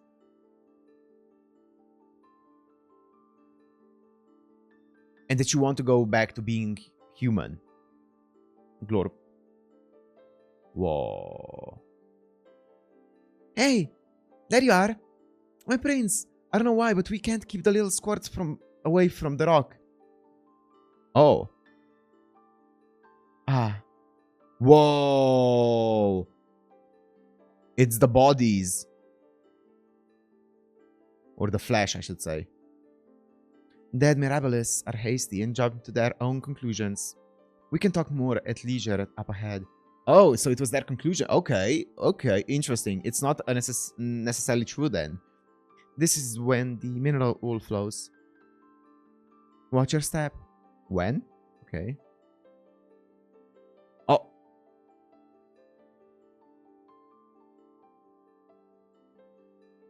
Whoa. His hairstyle completely changed here. This way. Whoa. What the fuck? Have a seat. Wait, he became a lot more suave. He's more so like, have a seat. Humans are a species of living creature that existed long ago. They're your ancestors as well.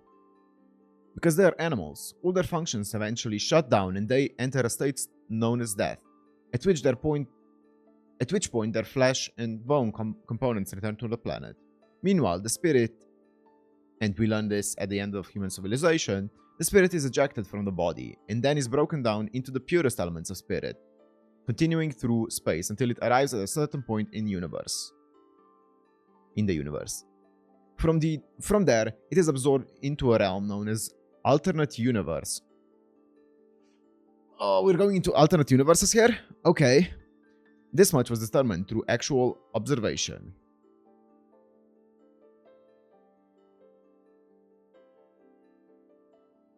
So when a person dies, their bone and flesh is absorbed into the earth, but their spirit goes into alternate universe. Okay. Our hypothesis is that the alternate universe is a peaceful world, a world filled with eternal nothingness, where no one becomes anyone. But only the purest spirit with all extraneous material removed, can ever reach it. To remove those impurities, the spirit requires the prayers of a separate living human. Quality is irrelevant. A band of transformed humans, stranded on the moon with no prayers to help them. That is what we are. Oh. So it's basically a similar idea to a soul not being able to move on from the earth to heaven. Kind of, right? Or I guess it's not so much heaven, it's more so, I think it's more so supposed to be the Buddhist interpretation of more so reincarnation. Or in this sense, it's more so probably starting life again in an alternate universe, right? It's not reincarnation in our world. I'm guessing it's supposed to be reincarnation in an alternate universe world. I'm guessing that's what it is referring to. We'll see, but that's interesting. So they are spirits who no one is praying for. Oh, and so they can't move on to the alternate universe. Do you understand me so far? And that machine was created to help us.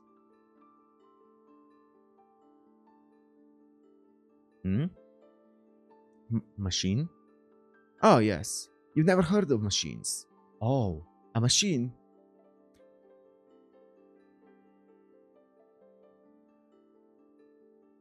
Is a tool made by humans to efficiently perform their labors for them. The one you all call sensei is the human's final creation. A machine made for prayer. Wait!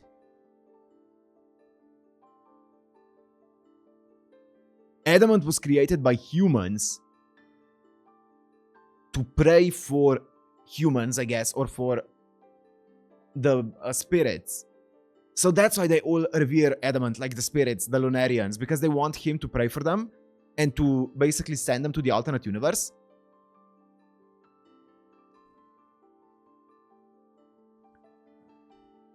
The human's creation. Yes. Although I understand that originally it was created from a sentimental standpoint to prevent the last human from feeling lonely. In essence, the machine is a tremendously destructive device that has the power not only to destroy the human body, but to deconstruct the spirit instantaneously. But at some point, it broke down. It stopped doing what it was built to do, while we remain here, spirits who have yet to be deconstructed. And so, we have spent our days trying everything we can think of to prod the tool into doing its job. We don't know why, but it cares for you, Gems.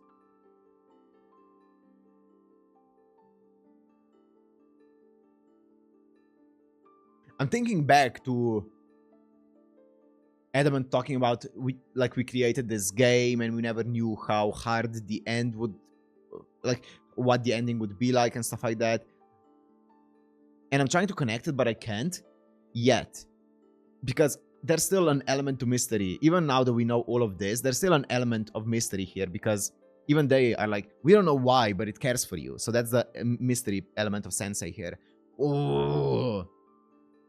But okay, now we know that the reason why they keep attacking and probing Sensei, or not probing, but like just kind of like poking him and trying to make him do something is because they want Sensei to actually pray for them. They want to fix him. Like fix the machine, if you will. Somehow, but they don't know how. So they're just trying everything that they can think of. Interesting. That's actually very straightforward then. I thought it was going to be more complex. It's very straightforward. That's cool. That's why you kidnap us? Yes.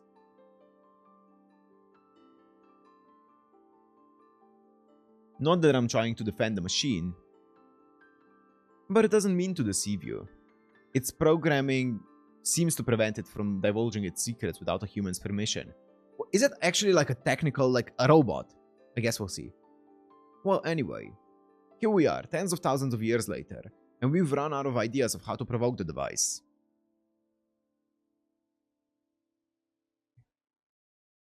So it isn't allowed to actually give its secrets without a human's permission. That's insane.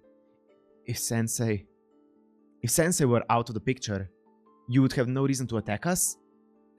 That's dangerous. What a novel thought. But we can't have you merely destroying our tool. I want it fixed. Still, you make a good point.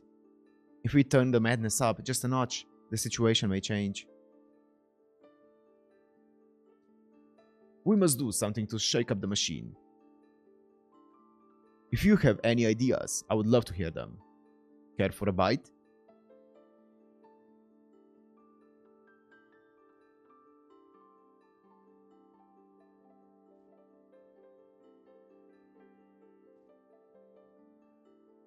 I'm trying to see something. What's even happening here on the actual table?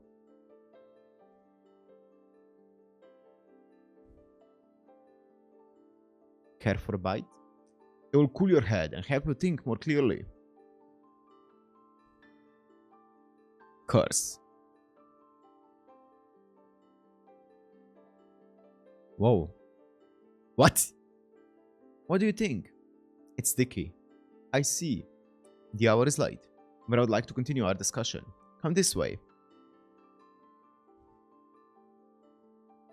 The name Congo was chosen because it means the hardest substance in the world.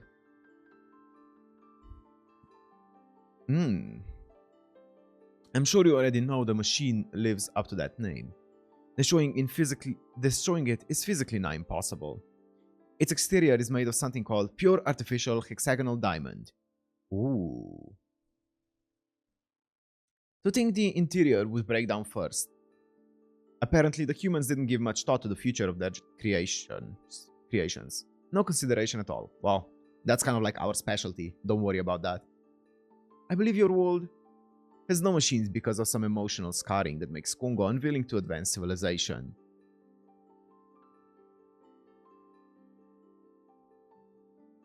Interesting. It would help in keeping the machine's identity secret as well. Incidentally, we have not succeeded in synthesizing pure hexagonal diamond here. For your reference, allow me to tell you some of what we have tried to provoke, Congo. In the early stages, we went through a semi-perpetual cycle of the basic pleading, discussion, persuasion, attack, groveling, and threatening unalive right in front of him. This is gonna go on YouTube at some point, so I don't want to say that word. Or this might go on YouTube at some point, so I'm just gonna censor myself. That's wild though. We tried convincing the gems we kidnapped to work with us. Almost every one of them either self-destructed or lost its mind. Sometimes we would return the gems in that state, but when they failed to show any further movement, we retrieved them again. Oh. We manufactured... Whoa, that's wild. That's weird. So just getting them up to the moon and then taking them back down would kind of like just break them. We manufactured synthetic gemstones to look like you, but they never gained autonomy. We saw no results after we dropped them on your planet, so we retrieved them too. We made composites of your kind and synthesized gems, and the outcome was the same. Apart from those single-shot attempts at high stimulation, we have, as you are aware, occasionally returned pieces of gemstones, though never enough to complete any of you. Those pieces were all synthesized, so no memories inside them. Wow. As of yet, that strategy has had no effect. There's a strong possibility that the broken Congo has not realized that those fragments are imitations. The clothing you see us wear is a part of our strategy. We take the form of entities that Congo should bow down to. Oh. This brings us to our mid-stage strategies. Okay, so they are... Well, yes, they are dressed in like the Shintoist outfits or Buddhist outfits because that's what the humans bow to. That's what humans revered back when they were alive. And they think that if they dressed like that in front of Kongo, it would also revere them because it was made by humans, right? Interesting. But didn't he say that Kongo was created with the intent of worshipping humans? Or, sorry, praying to humans. So, wouldn't it make more sense for them to be just dressed up as normal humans? Because wouldn't that make it... I mean, yeah, it was created not to worship or not to pray to deities that humans pray to. It was created to pray to humans. So, I think, wouldn't it work better if they just, if they were just presenting themselves as humans? Or at least try to present themselves as humans? I don't know. As long-running projects, we make our moon sparkle with fragments of all of you and display it for the machine to see. Immaculate. What was that giant life form? The one you dropped on us? You mean the dog? It was something that Kongo once cared for. The device must not have had permission to pray for non-humans when it died. So its components ended up here.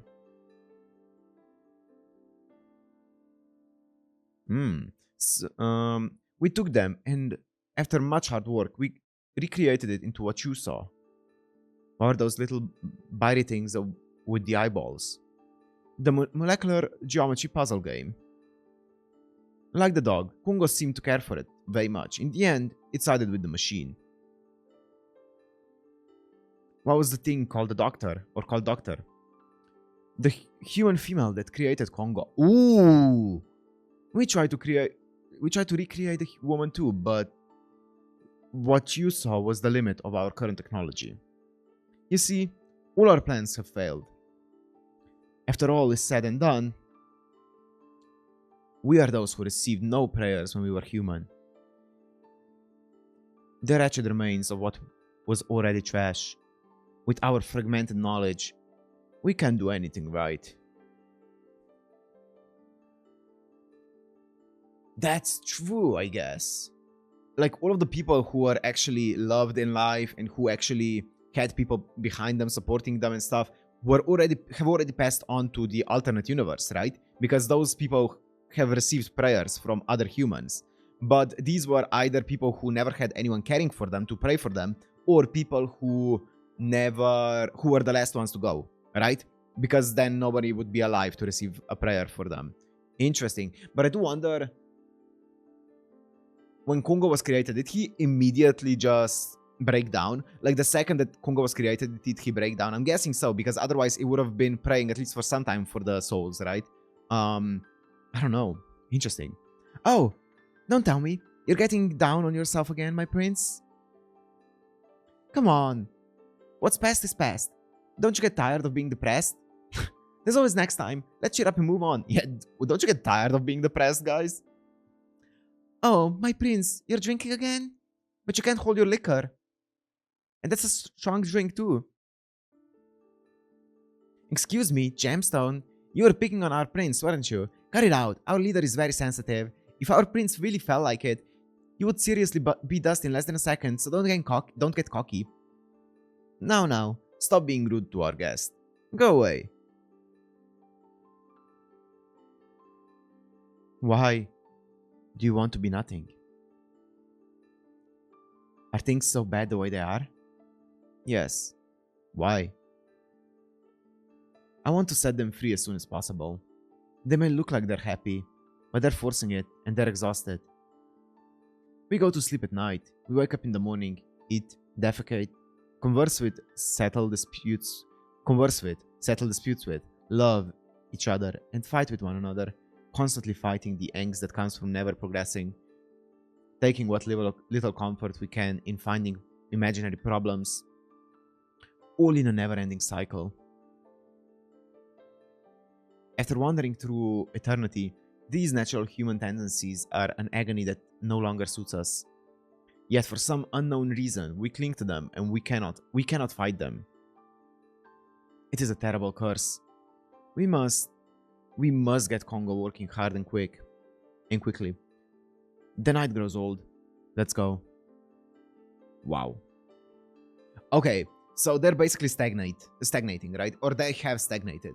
And that's what the problem was, right? They basically cannot advance. They cannot evolve. They cannot do anything. They're just, every day is the same. It's just perpetually, every single day, just eat, sleep, work, repeat, and stuff like that. So, wow. Okay, that's why. It's just perpetual boredom. And they said they've been doing this for what?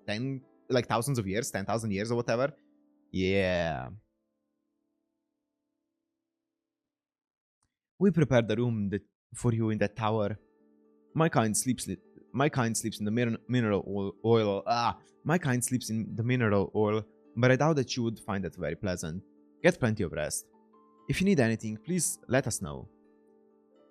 Oh yes, I should have pointed this out sooner, but that is the planet you came from. Okay. You are the one who will save us. I can feel it. Oh, that's a wild image there. Or, yeah, wow, that's cool. Not a single thing is anything like I expected. What do I do? The only thing I can do. Think. If I let my senses come back to me, I'll fall apart. Huh. Curse and wow. If I let my senses come back to me, I'll fall apart. Interesting.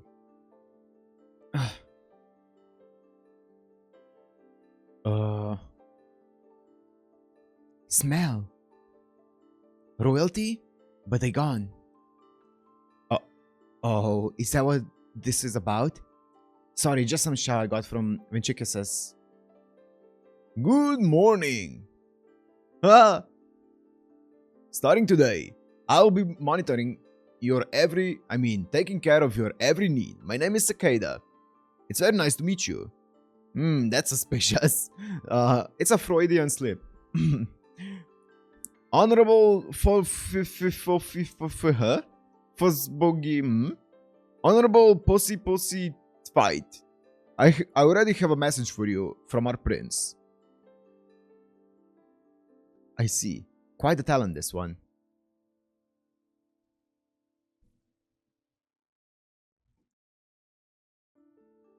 You are to attend a meeting every afternoon at 6. Oh, but I haven't. I understand. In the meantime, I'll show you around our Moonworld facilities. But first, these are for you. They're pieces of your tummy. Great horse. You have nothing to worry about. I will repair you. No, that's okay. I'll do it myself. Oh, please, don't hold back on my account. Oh, you're a strong one, aren't you? This way, please. I can't let you in. I said no. You are dismissed. That was amazing. This way. Oh my god, that looks insane. This is the synthetic gemstone manufactory. And up ahead is the split sphere high pressure apparatus for synthesizing diamond. Give me that. I can't read it. Oh, it's a different language. Shall I explain it to you? Welcome, Phospholite. We put a mixture of carbon and 8 types of metal in the center of the apparatus and expose it to extremely high temperatures and pressure to synthesize large diamonds. Makes sense. The cylinder you see past it is the seed crystal device for growing corundum. And beyond that, you'll see the hydrothermal synthesis device for creating beryl. Further down, you'll see synthesis devices suited to the properties of chrysoberyl and various other gemstones. On the lower floor, our artisans are processing the synthetic gems to prepare them for their respective applications. Poor quality, unstable gems immediately melt in the atmosphere, so we use them mainly for arrow and spearheads. For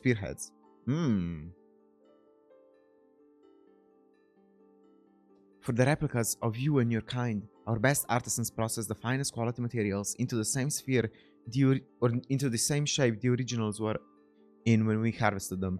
Wait, let me just do this because it's getting on my nerves. My hair is slightly wet, so it's not acting the way I want it to. Sorry about that. Okay.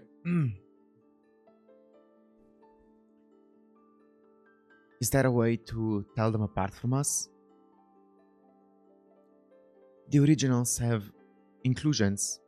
We do infuse them with imitation inclusions to deceive Congo, but they don't have the same qualities as your natural ones. I see. Well, it sure seems like you're working hard. Pardon my saying so, but I've never met such an unusual gem. You are the first stone we've met who has been so cooperative. I haven't decided to cooperate yet. I see. Noble Foss. Let's move on. Next is our test site for human synthesis. Huh? Excuse me? Excuse me? Wait, where did I go? I moved way too fast forward. What? Oh yeah, here we are. It says humans are pretty watery. They're actually made up of 70% water. Wow. Oh, that's it. The fluttery white scummy thing. That is what makes up a human. What? What? I I feel sick. I know the feeling. I don't really like it here. Either. There's always weird music playing. Let's take a break. Wow. You said your name is Cicada. What's the prince's name?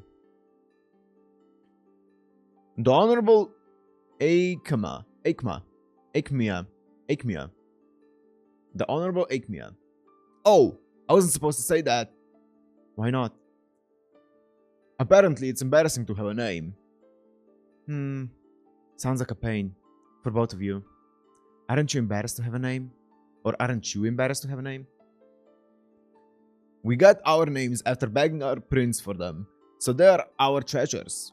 We all feel that way. Really? I'm surprised you all trust him so much. Of course, we love our prince. This all sounds so familiar. I guess it does, yeah. Please don't tell me our prince, or please don't tell our prince that you heard that name. Okay. Trust, huh? Oh, the guys are coming.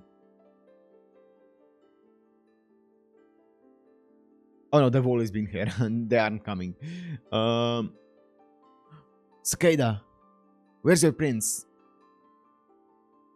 Akemia.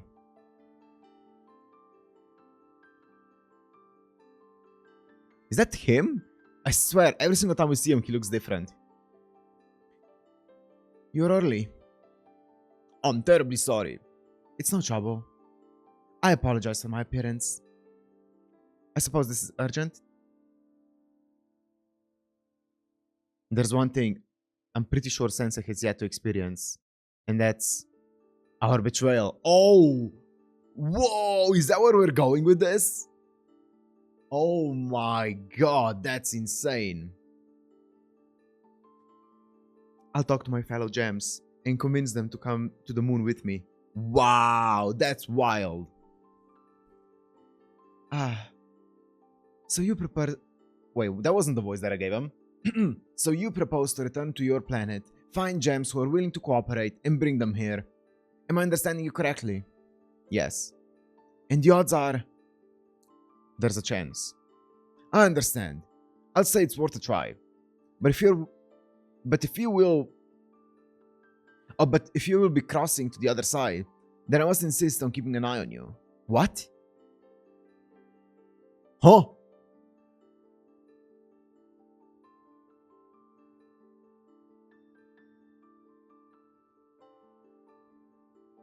Whoa. This is a synthetic pearl. The combination of all our knowledge. That's like a horror manga scene here. What the fuck?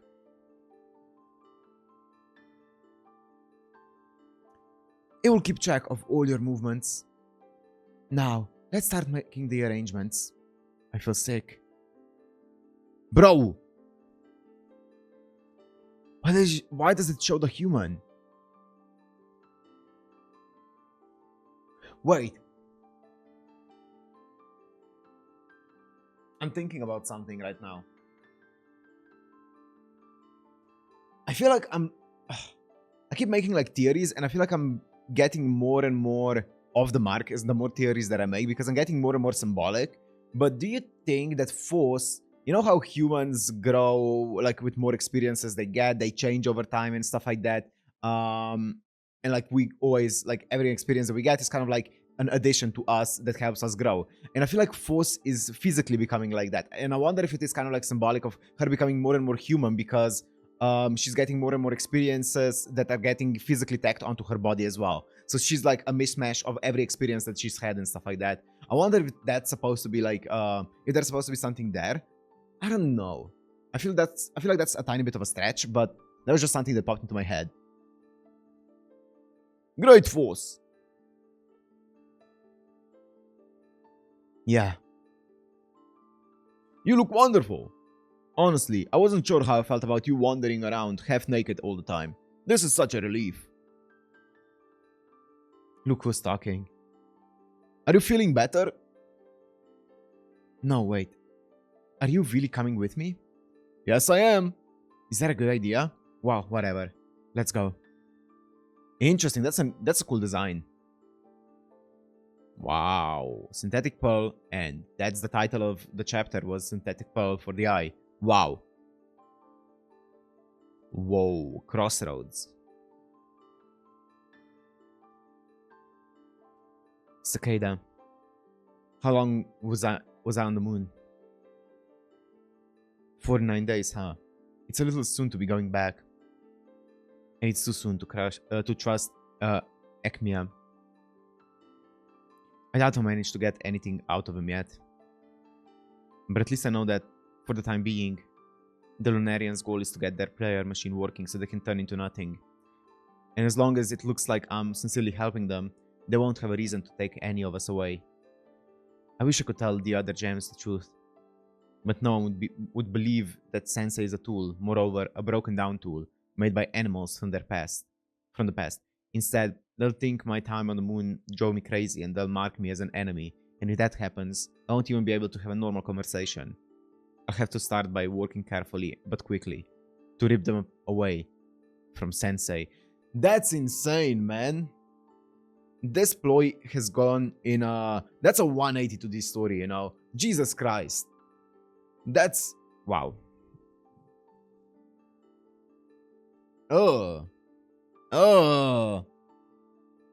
That looks so vile, that imagery here, doesn't it? Like I said it before, when they were like, you know, that room that was like in the middle of like the Lunarian blob, and then there was that room in the middle of it. I said it before, and it kind of looked like a womb, you know, and she was trying to like reach into the womb of that thing. And here as well, it just looks, oddly graphic. We're here? That was fast. Oh, I didn't get to see this on my way to the moon. There's no color. Is that because of the camouflage membrane? I'm impressed. The other thing I should do is get some of that lunar technology. If we can get Sensei working again and end the war, then I'll negotiate with Ekmia to give me some as payment for my cooperation. If the moon has technology that advanced, then maybe we can rebuild everyone from sand and get the venom out of Cinnabar. Interesting. And also, at the end of the day, there's no demerit for the gems to actually get Kungo working again, right? I feel like there's no demerit to that, right? I feel like if they just get them working again, like it's gonna pray to the spirits, it's gonna set them free, and apart from that, everything else is gonna stay the same from what we know, right? From the information presented to us right now, there's no demerit to the gems to actually get Kungo working, you know, if all of the information is obviously correct, and if we have all of the information, like if all of the information is already given to us, if there is not more happening in the back that we don't know about yet, you know. So it makes sense why she would want to help them. Wow. Anyway, the first step is the most important. I have to get them all away somehow. If I can't do that, I'll be moonsand. Now I'm nervous. Huh? Are you sure you'll be okay? I'm pretty sure everyone's really going to be trying to defeat you, so the mission is not making you anxious or any... Oh, I guess you'll be fine. He looks so sick. Once again, showing themselves as imagery of, you know, Buddhism and stuff like that, right? To evoke prayer. Yeah. Okay, I get it. I'm gonna be alright. I'll make it work.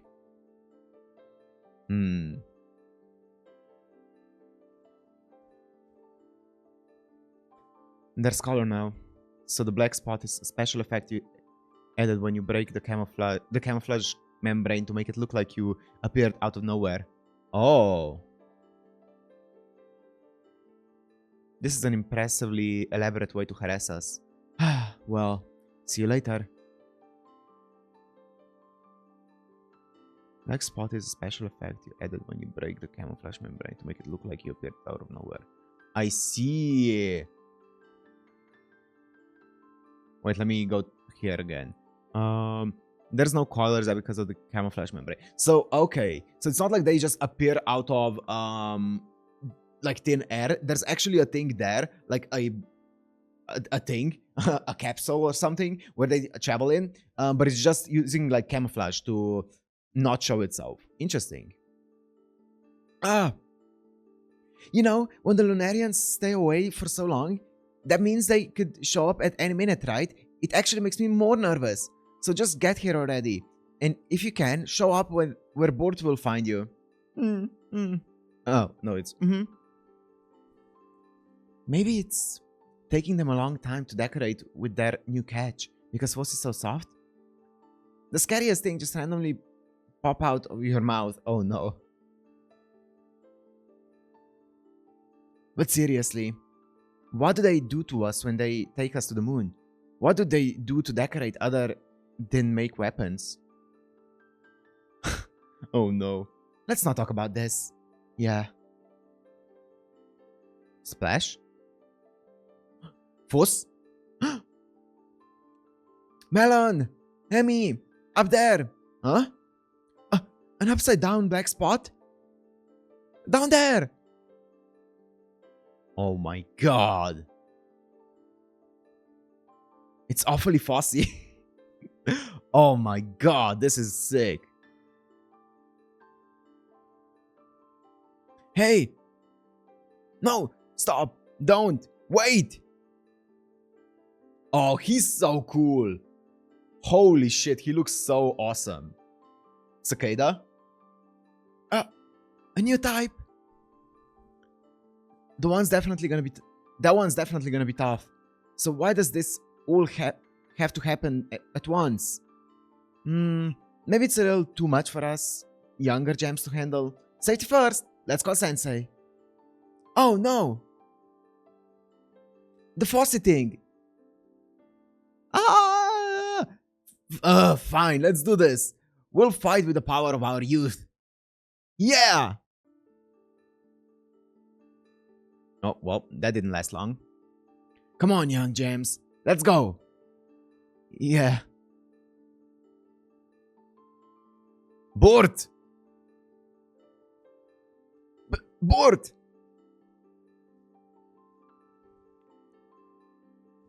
Bort! We're sorry. Behind it. It's Fossy. I know.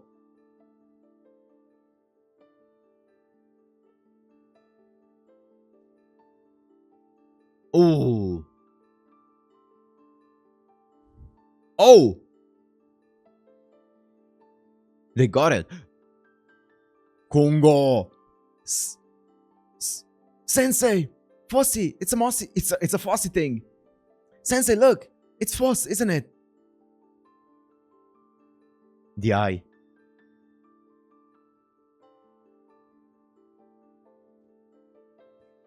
Oh no, I need to channel my Nakata Joji again. You came back. Yes, Sensei. I see. I'm so glad. That was a quick one. Hope.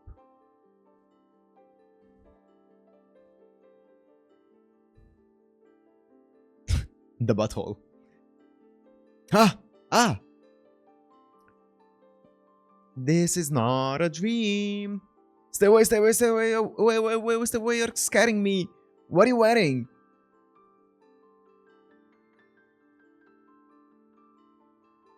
Oh, that was Force. Okay, I was like, what? I was confused for a second. Those clothes. The sword. That eyeball. What happened on the moon?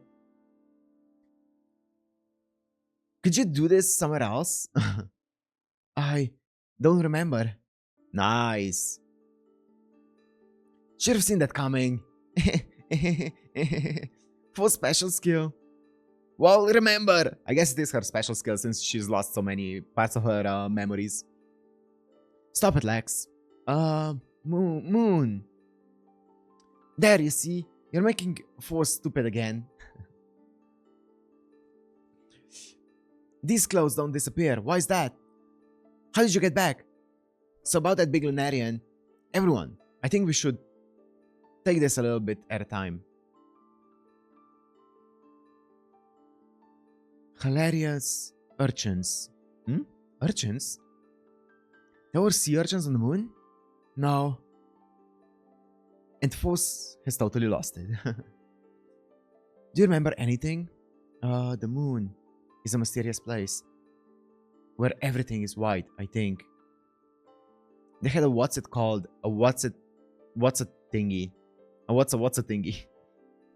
And they did stuff. I don't understand the word. I think there were things, lots of things I'd never seen before. Wow, that sounds kind of awesome. Did you see any other gems? I think I saw some. You did? Oh, that's rough. That's rough. Oh, but it's not like I talked to them or anything. I'm sorry, I can't give you better information. That's okay. Come to think of it, Sensei usually calls us all together to explain what happened. Oh yeah, I was wondering about that too. Foss, did you hear anything? No, Sensei hasn't said anything to me since. I'm glad you're back. Back on the beach. Well, anyway, it's a shame you don't remember anything, but at any rate, we're glad you're okay. You look a little different, but you're still Foss on the inside. This is the first time any of us has come back from the moon in one piece. You really are amazing, Foss. Yeah. You're our ray of hope. Do you really not remember? Guess. Wow, you're annoying. Lapis could tell a lie with a straight face, and no one would know the truth for 100 years. You're a terrible liar. But I don't trust you. Oh, so Lapis is why. You're such a good actor, Carnorm. Hey, you're kidding, right? I didn't really mean to. Stop that. Aww. Whatever. I'm supposed to be estimating. I don't want to hear anything that'll keep me awake. If there's no rush, then remember what you have to by autumn. Oh, come on, talk to me. Let's have a quiz game to see if I remember anything. Ah, you're such a pest. I'm going to bed. The answer is, I do remember. I was going to do it all myself, but after talking to you, I started wanting your help, and I don't know what to do. Oh no. Kongo! Just a hey, Sensei! What? Don't you have any questions for me or anything? No. What? No way, but you must have a ton of things to say. Like, how I can't keep wearing these clothes? Or like, you know, all the mistakes? I see no problems. Is it true that you were a tool made by the humans? Whoa, she just asked it right away. Yes, it's true. Don't you want to know where I found out or who told me? No. Are you mocking me? No. Why? I don't want you to know why I came. Don't you want to know why I came back? No. I'm just happy knowing that you are back. Oh no. I can't get a single reaction. So you don't care if I go to the moon? You don't care what I do? Is that what you're saying? Oh no, that's gonna go against the plan of rebellion or betrayal. Of course, it makes perfect sense. Even Ekmia's most cunning, ruthless plots have been eternally useless against the stubborn lunk. It may be that our betrayal won't even face the blockhead. Yep. No, I won't know until I try. So let's get started. Your left eye won't close. This eyeball is probably made of pearl. Layers of aragonite that form when foreign substance enters a seashell. Oh. Is it from the moon? That's my Erutao. Mind if I gouge it out for a second? Gouge? Sure. On the moon, I saw technology for synthesizing gems. They were making gemstone after gemstone with no inclusions. It made me think of Patparacha. Oh! Ooh, interesting. Wow. Wow. This is taking a turn, man. This is insane. Unrest. That's something I just remembered. Are you saying Patparacha could get treatment on the moon? Wait, is she... Oh, I see. That's the method of turning people against Sensei. No, I really have no idea about that. But I saw a lot of tools that I didn't recognize on the moon. And technology that we've never heard of. You know what? For now, I'm gonna hang on to this eyeball. See how things go. That is, that's brutal. That's a brutal thing to say if it is purely just to manipulate them to go against Sensei. Yep. Pick at their weaknesses and get them to act for themselves. That's wild. That's so manipulative. It's the only way I could think of to arouse the least amount of suspicion. Still, it's a rotten way to go. Yep. Okay, at least she recognizes it. But I can't go moping about every little problem. 28. No, it's 27 now. In 27 days, Sakada will come for us. I have to hurry. Okay, so she's trying to basically get everyone to go to the moon back with her. Wow. Since Karen was asleep, I was thinking I'd just go ahead and patrol all by myself. Wherever I wanted to go. Permission granted. What? Just like that? You're kidding. Are you really sure? Are you feeling up to it? Oh, yes. Then I see no problem. Oh, there's that love again. Well, in that case, I'm off. I have a sneaking suspicion it's not gonna work, this betrayal. But something else is gonna happen with that betrayal. Something, I don't know, different. So Sensei is waiting to see if I'll sink myself, eh? I know Sensei is barely giving me a second glance these days. But to let me run free when I'm obviously acting suspicious? What is that rockhead thinking? Sensei must be confident. Well, that makes sense. Kongo is the hardest substance in the world. And I swear I'll crush it. So Kongo is Japanese for adamant, right? I'm guessing. Because they said Kongo earlier and I was like, what's Kongo? And I was like, is that adamant? Because in the anime it was adamant, right? Force!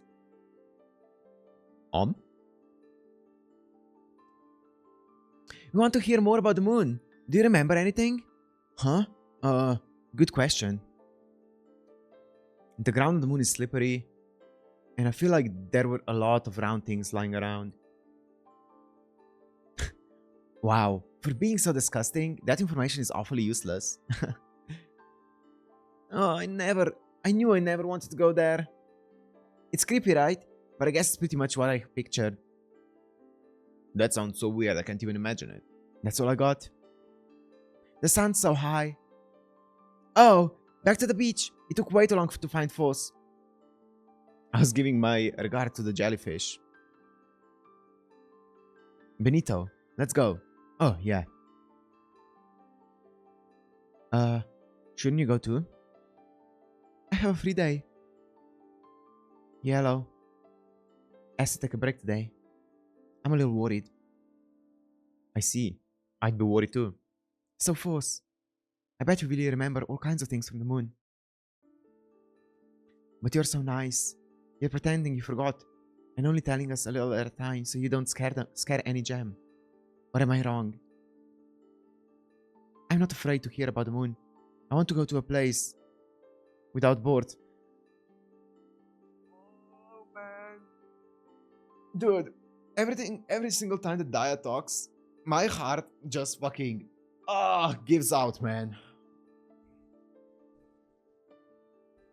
I tried everything I could think of, but I never could change. Never mind. If I remember anything that could help you, Daya, I'll tell you right away. Thank you. I'll be looking forward to it. Dude, how? Oh my god, Daya. Yellow. Oh, it's you, Foss. Your eye glows? That's disgusting. I know. It's disgusting. Daya was worried about you. Yeah. You came back, and that means there's hope for the others too. Yeah, about that. Of course, maybe you're just special. So maybe there's not hope. And you're nothing if not special. I totally get it. Still, it's all I can think about. I can't concentrate on battle. Hope can be a dangerous thing. You want to see them? I want to apologize. Ruby, Sapphire, Green Diamond, Pink Topaz. Even if they can't come back like you did, I at least want to talk to them one more time. The Diamond family is special. If I remember anything about the moon, I'll tell you. Thanks. Oh, that's a good way to also kind of like manipulate her. Being like, hey, maybe, just maybe, if you go to the moon, you might be able to talk to them. So I've got Daya in yellow. Rutal should be willing too. I have a good chance with Lex, Sphene, and Peridot for the same reason as yellow. Red Barrel would probably have an interest in lunar fashion, and Benito seems surprisingly curious about the moon. If I can get 2 gems every 2 days, that's good progression. I may not get everyone, but I can get 10, maybe even half of us. Cinnabar. Uh-oh. Oh no, I don't want to see her manipulating Cinnabar. That would be too much for my heart, man. Oh, come on.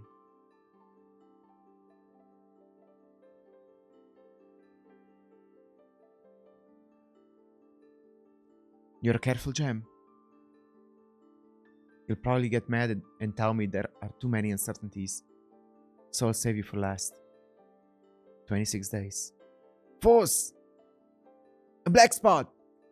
The big one we saw 2-3 days ago, it's back! On the west coast. I'll go get Sensei. See you there. Huh? That wasn't our deal. Oh no, what's happening? That's Cicada, right? Oh my god, no. What's happening? Suspicion? What? Force! I'll take care of it.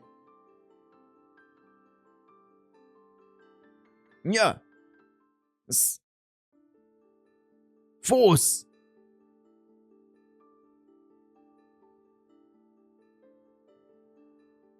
Wait, something's around the neck. Oh! It's talking through an air hole here. I was so worried I had to come back. But we can't breathe here, so I talked it over with our prince and got this staff made.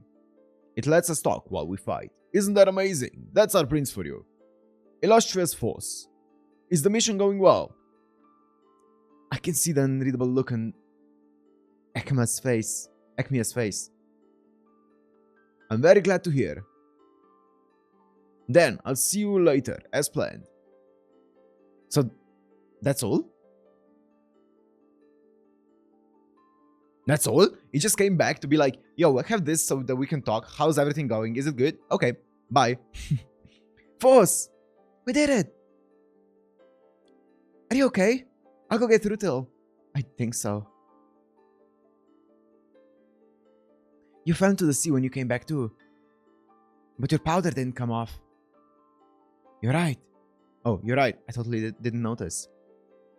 It's not resin. It must be moon technology. Huh? That's incredible. Oh, here we go. Benito. Benito's in. Got her. Are you interested in the moon? No, not especially. I wouldn't say interested. They are the enemy after all.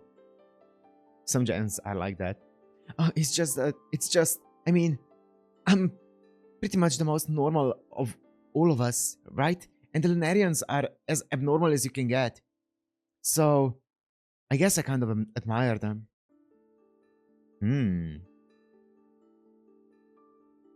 Nepti is like really weird, you know? Nepti is really weird. See? Poor Nepti. We spent so much time together that I start to wonder, is there any point in being normal? And sometimes I lose all faith in myself. Don't tell Nepti, okay? I won't. Lately, I've noticed Lex is acting strange. I went to see why that gem hasn't emerged from the dorms and found Lex standing into space, her flashing different colors. I tried to say something, but I didn't get a response. Yeah. Sphene, Peridot, and Beryl have all been making uncharacteristic mistakes too. I've gotten reports that they're out of materials. I didn't want to say it, but... You think it started when Foss came back? Yes, more specifically, when they started hearing Foss stories. Don't you agree? She's preaching there. Oh my god. And then, there was one last one, and I put it in my mouth, but it was kind of gooey and sticky. I wonder what it was. You put an unknown substance in your mouth? Ew, that's so gross. Blech. So what are you telling them about? I'm glad to see that your memories are back, but if we don't all share the same information, imagination will run in different directions and make James nervous. Out of consideration for your health, Sensei says you don't need to report, but I wish you would tell us more. You would tell us before giving random bits of information to everyone. Oh, sorry. We know you must be feeling uneasy too, Foss, and we're sorry. Don't stay up too late. We won't. I knew Foss' stories were dangerous. Are they? Foss never says if the moon is good or bad, so it's up to the listener to decide. They all start picturing the moon that works best for them. That's interesting. I remember another gem who always seemed to be testing us. Yes. It was Lapis Lazuli. Oh. Lapis was clever. Wait. Lapis really was clever and kind. But in some ways, that gem made me worry. It's like the genius had more fun satisfying intellectual curiosity than using any of the brilliance for the good of us all. And it's only to be expected that Foss would inherit that quality along with Lapis's head. But I sense more to it than that. I have a crazy thought that's also very sad. Is the gem who came back from the moon really Foss? Ooh, oh my god! I mean, it is really Foss. It is the same Foss. It's just that the things that the suspicions that she's been a volume ago, she's been like talking about how she really buried all of her suspicions that she had, right? She was like, I'm gonna pretend that I don't have any suspicions for now, and I'm just gonna live normally, and I'm gonna be the old Foss for the time being until I find a way to actually bring those suspicions back up and like have a plan, right? And now she finally got the opportunity to get a plan going. So I feel like it's the same Foss. It's just that she's finally showing the things that she's been hiding previously, right? The Lunarians say that the moon was part of our planet a very long time ago too. But their landscape and way of life are so much different from ours.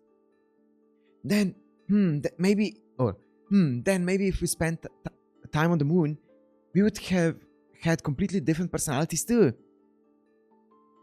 That could be 30. I mean, 80? That could be 30. I mean, 80? It doesn't really matter. Oh, wait. Actually, it does.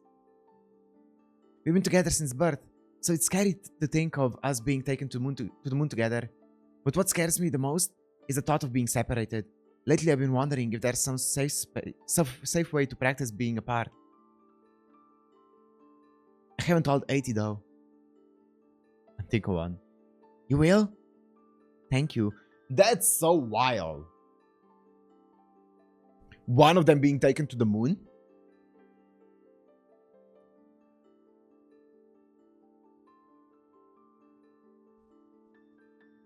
Daya, Yellow, Rutil, Lex, Sphene, Peridot, Red Barrel, Benito, Amethyst, 33. Amethyst 33. I could definitely stand to work harder on some of them. But Yuki's onto me. I have to call it good. Alright. Hup. Oh boy. Parting. Saving the best for last. Here we go. It's time for Cinnabar. Now it's happened. A gem has come back from the moon. You heard that, huh? It turns out Sensei was a tool for humans. Humans are creatures that existed in the past. The Lunarians say that the humans made Sensei to work for them. How are you doing so far? Yeah, that figures. So, just wait until I'm finished. Apparently, the Lunarians are trying to get Sensei to work as that tool. But unlike any of the tools we've known, Sensei is sentient, as you are aware, and so it's not going very well. They kidnap us to provoke Sensei. They're trying to force their tool to get to work by inspiring anger, slowly taking everything our leader loves. I'm going back to the moon in 3 days. If we go to the moon by our free choice, we'll shock Sensei's system like never before. And if we can make the Lunarians' wish come true, then I bet we'll be able to change. I bet we'll be able to change in a big way. Come with me this time. Come with me, and Daya, and Yellow, and the others. At least she's not like fully manipulating. Yeah, she's laying down legit the entire plan. She's not manipulating Cinnabar. Okay, good.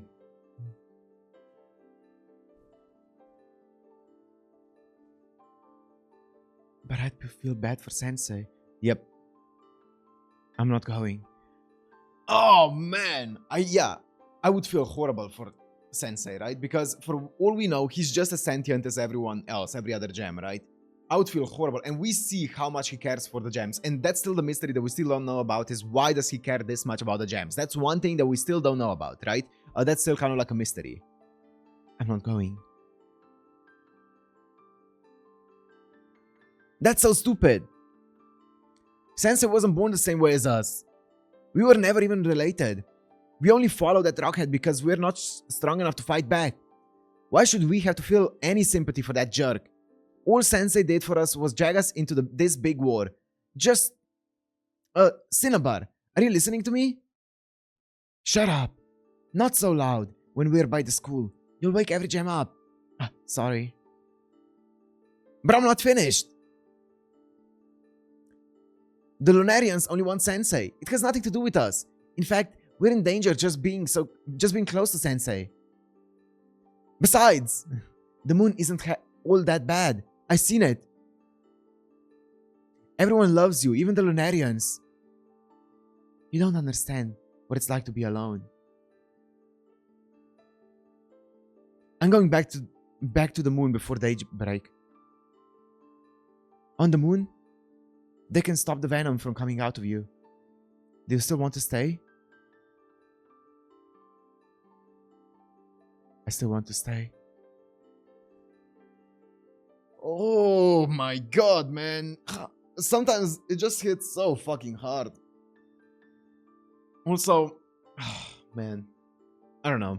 It was weird to be like, hey, they can fix you on the moon. Like saying as if like there's something inherently wrong with you. It kind of feels like a weird thing to say. Even though it is like Cinnabar did say that she doesn't want her poison and venom and stuff like that, right?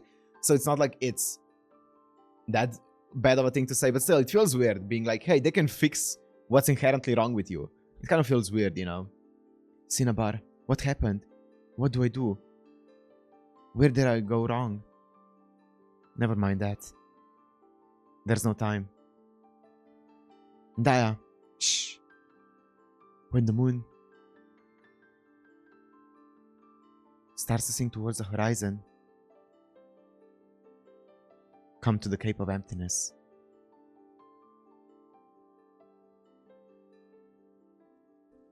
Dude.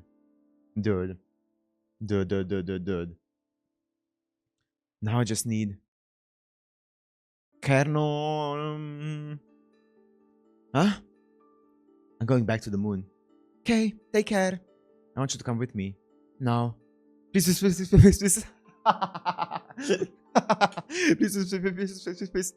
Ah, you're so annoying. Ah, the annoyingness. Don't touch me. You'll hurt someone. Are you serious? Yep. Can we come right back? No. Then seriously speaking, I can't. Somebody has to take winter duty. That's okay. Anyone can do winter duty once they get used to it. You seriously? You're exactly like Lapis when you get like that. I hate it so much. Okay, off we go. What? Now? You're not giving me a choice, are you? Here we go. Dude, she's like, the fucking ferryman. What's the guy called that just gets everyone to, down to the underworld? The person who just rows the boat to the underworld, you know? In Chinese to entice you to come in. Oh my god.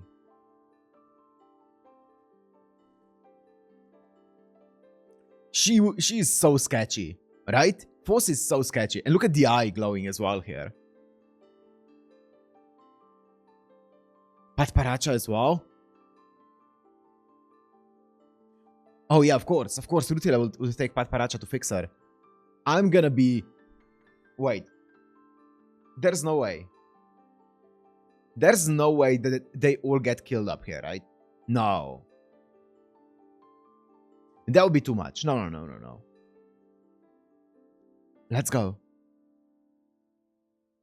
That's the end. Dude, I would actually be so depressed if all of them get ground up except for Force.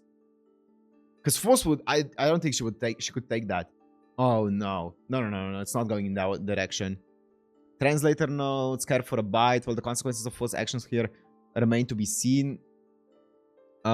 Myths and legends from all over the world have it that eating food from the land of the dead seals the diner's fate, preventing them from ever returning to the land of the living. Yeah, I have seen myths like that. In Japanese mythology, the practice is called Yomotsuhegui, meaning eating from the kitchen of Yomi.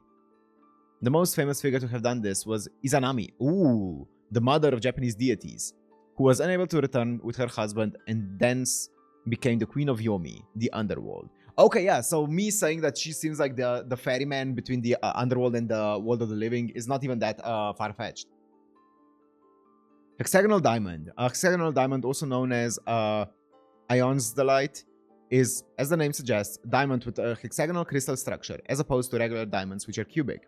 The gem was first discovered in meteorites, where the impact of hitting the Earth was the Earth from space created enough pressure to transform the graphite of the meteorite into diamonds.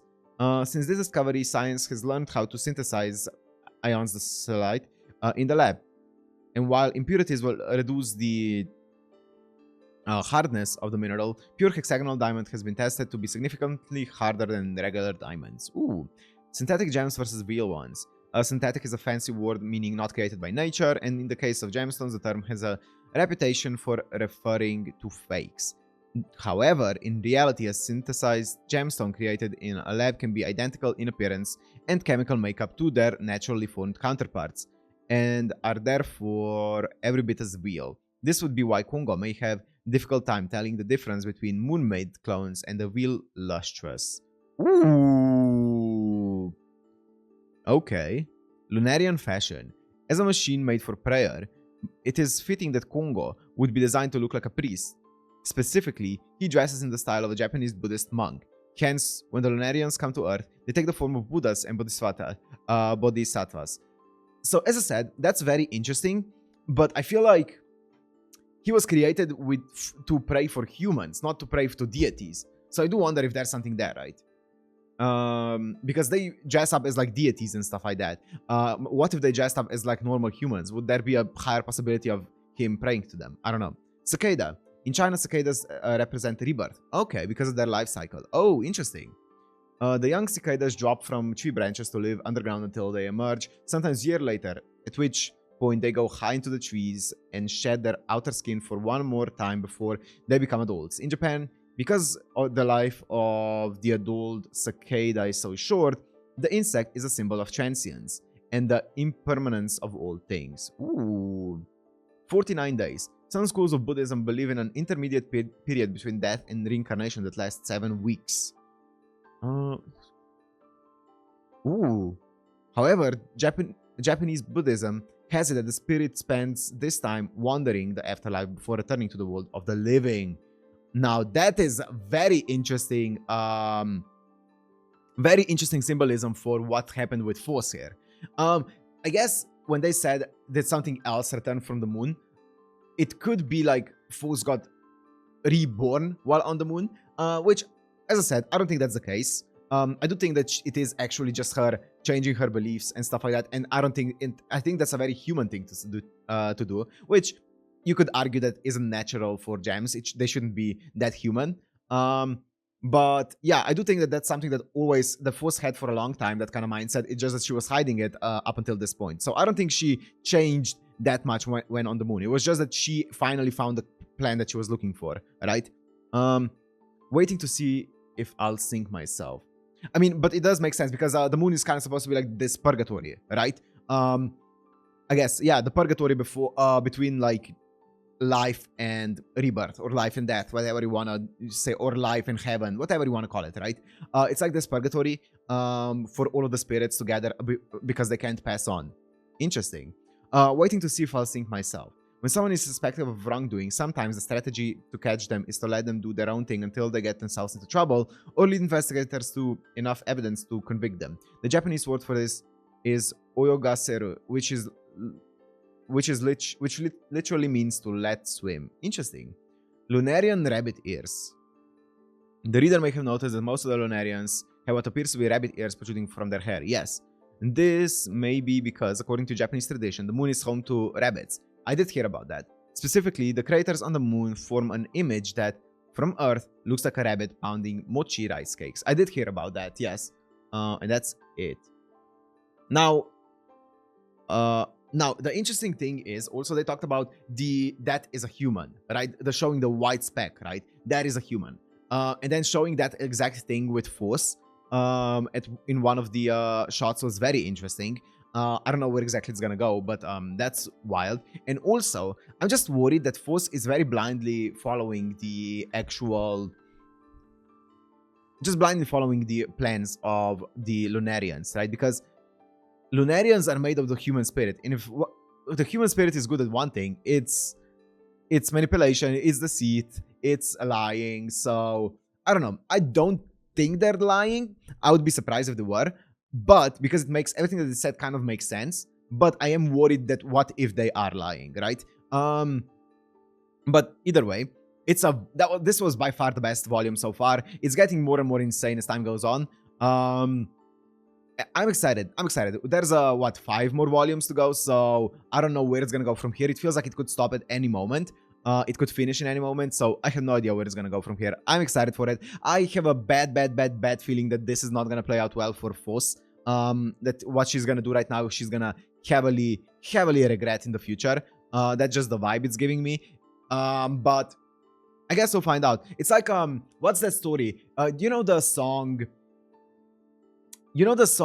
from YOASOBI? What's it called? Running into the Night, I think it's called. You know that song? Is it Running into the Night? Racing into the Night, maybe? That song. I think it talks about like someone who wants to commit unalive. I can't say it because this might go on YouTube eventually. Commit unalive, and then they convince like someone, like another person who doesn't want to like commit unalive or anything like that, who isn't necessarily in that mind space, but they convince them to go with them into the afterlife, basically, to die with them, together with them. And I think it kind of seems that way, you know, Force convincing everyone that, hey, you want to come with me to the afterlife, basically. You want to die with me, basically. Even though she definitely doesn't want them to die, but it kind of feels that way, even if it is unintentional, you know? Very interesting. Very, very interesting. Anyways, I'm gonna end it here. Hope you guys enjoyed. If you did, make sure to like and subscribe, and see you in the next one. Peace. Welcome back to another volume of Land of the Lustrous manga. So, previously, we had so many things happening. I am extremely hyped up for it. So, we saw, obviously, a lot of lore about Kongo, or Adamant, right? We found out that he was, or he is, a machine created by the humans to worship them when they're gone, basically, right? Because when you worship a soul of a human, that's when they are actually able to pass on to the alternate universe. You could call it heaven, you can call it being reincarnated, whatever. That's when they're able to pass on, right? So, but Kongo malfunctioned, and now he's not praying for humans. And that's why the Lunarians are trying to find a way to fix him, quote unquote. So basically, they're trying to shock him into fixing himself, or at least do something. They're trying to do anything they can think of to just get some kind of reaction out of Kongo, and hopefully he gets fixed by that. And that's why they're, you know, they're attacking them, they're taking the gems to the moon, and they're grinding them to make the moon pretty. Now, another thing that they said is that the moon used to be part of the earth, which, that's interesting. That took me by surprise. I'm like, what do you mean by that? So that was an interesting detail. And also, there's just a bunch of things happening. Now, Force came back. She was like, okay, yeah, I'm gonna help you, which we heard about the story of the Lunarians, and sure, we can trust them at face value, but like, it's the human spirit. We know that the human spirit cannot be trusted usually. We humans are very quick to lie, so I wonder if, like, it seems like what they're saying makes sense, but I wonder if we can just trust them at face value. I don't know. Maybe we can, maybe we can't. I feel like it's a tough choice, but apart from that, we also, Force now came to Earth, back to Earth, I should say, and she has a plan to basically make all of the gems betray Kongo, and by doing that, hopefully shock him into fixing himself, right? So, I have a sneaking suspicion that's not gonna work, but we'll see. The other thing, there's a lot of things, as I said, there was a lot of things that happened.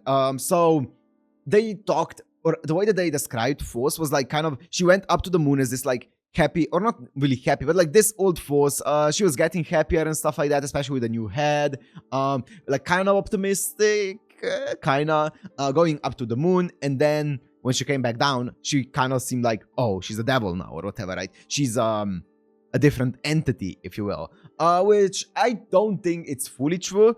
I think how I see it is, Force, before even losing her original head, she was talking about how she has this, she wants to pursue the truth, she wants to expose Sensei, or find out more about Sensei, but she doesn't have an actual plan for it, so she's gonna suppress that for now until she finds a plan for it, and she's just gonna act normal, act happy, act carefree. Then she got a new head, and she didn't really mention much about that plan, but I was kind of like theorizing that plan is still, you know, inside of her. She's still playing it out. But yeah, we don't know exactly what was going through her head because she has a new head, right? But now that she went up to the moon, she finally found a way to realize that plan that's been dormant, like that want up for a plan that's been dormant within her all this time. And then when she came down with a conviction to see this plan through. So I don't think she necessarily changed a lot when going up to the moon. I just think she finally found the plan that she was looking for all this time. And yeah, she also did slightly change, but I don't think she was like a new entity or something like that. It just seems like she finally found the plan that she was looking for all this time. And it's kind of like a similar Force as she always was, just with a new plan, new conviction, which is interesting. Now, I did say that in the previous volume that she does seem like the ferryman, you know, the harbinger of that, not harbinger of that, but basically the person who takes people to the afterlife, right? That's what she seems like. And yeah, that's 100% what she seems like, right? She seems like she is just taking everyone from the earth, from the living, and taking them to hell, or whatever you want to call it, hell, heaven, the purgatory, right? The purgatory. She is the ferryman, it seems like. So I have a feeling, as I said, it's not going to go down well, but let's see what happens in the volume 9. So let's just jump right into it, right? Let's jump right into it. So, Land of the Luscious, Volume 9. I am insanely excited to see where this is gonna go. Okay, we have everyone here. Yeah, not much new here to say. Character introductions, yes. Okay, let's go. Oh my god. Phospholite, hardness 3.5, the hero of our story working hard. God, look at the lapis hair. Let's go. Distant view. Oh, look at the cicada as well.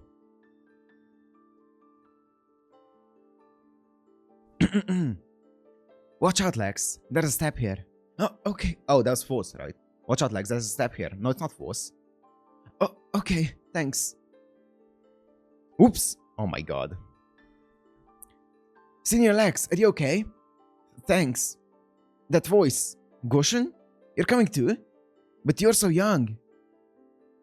Must be rough having to deal with your condition. Goshen? Yes. What are you doing here? Oh, Goshen wasn't planned on coming here. Oh, okay. Well, I passed by Senior Kernorm's room on my way to bed and... What? Now? I'm gonna change, so get out of here, pervert. That's when I heard you talking about maybe going to the moon, so I wanna go too. You just leave Morga like that? Morga will be fine. You younglings can be scary. God. Well, whatever. Fine.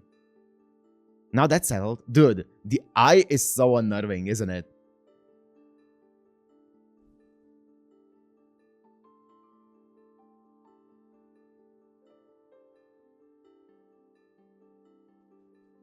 Also, I saw people... I saw a comment talking about, like, paying attention to the actual panel exposition and stuff like that and how the panels are structured, because they're structured in a certain way with a certain intent. I don't really know how you want me to do that. I feel like I just take in the panels and let them make me feel what they make me feel, and that's about it. I don't think I want to, like, theorize about why the certain panels are in a certain direction. I'm just gonna let them make me feel the things that they make me feel. So, yeah.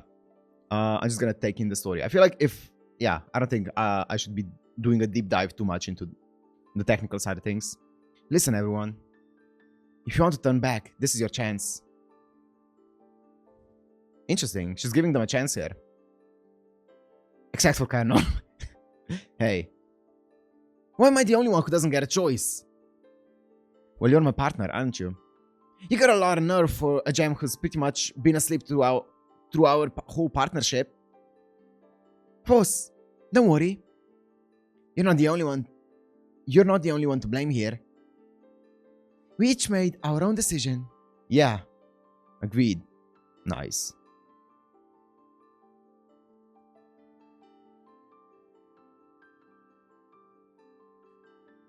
Wild. Dude, that's sick. Like showing the light completely disappear from the thingy. Wow. Now that I think about it, I can't go to the moon. Not with all my responsibilities here. And I definitely can't take Patparacha with me. Without me, who'd be here to fix everyone? I want to get Patparacha moving again. I want to reclaim that gem's worth with my own hands. I'd at least like to get Sensei's permission. If the answer is no, maybe I'll leave Patparacha and go myself. Oh no. Oh no. Sensei! Force is gone! So are Dai and Yellow. Several others are missing too. Rutio! Oh, well. Shit. Oh my god! The cracks, dude. That piece of slag. Rutio! Look! The Cape of Emptiness.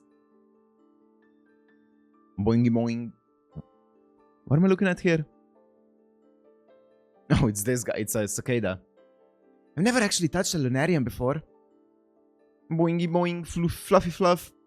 It feels strange. This is Cicada, who is actually very nice despite appearances. You are way too buddy-buddy with the moon people. So Phos, why did we bring Patparacha? That's insane. We swiped Patparacha from Rutil? That's wild. Why did we bring Patparacha? What? Oh. I don't want Rutil to have to work so hard. That's so cruel. You took away basically one purpose that Rutil had this entire time. Just took her away without any question. That's so cruel. Sure, you could be like, you don't want her to be dependent on it, but like, bro. That's what Patparacha said, right? I don't know, but it sounds like something Patparacha would say. Cicada? Can we look outside? Oh. Bored. Oh. Daya, you can still... I'm fine. Dude, every time that Daya talks... Oh, my heart. That gem does stand out, even from this distance.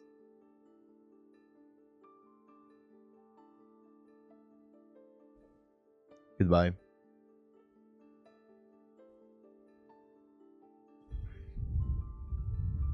Oh no. I don't want to turn the page. I don't want to do that, guys.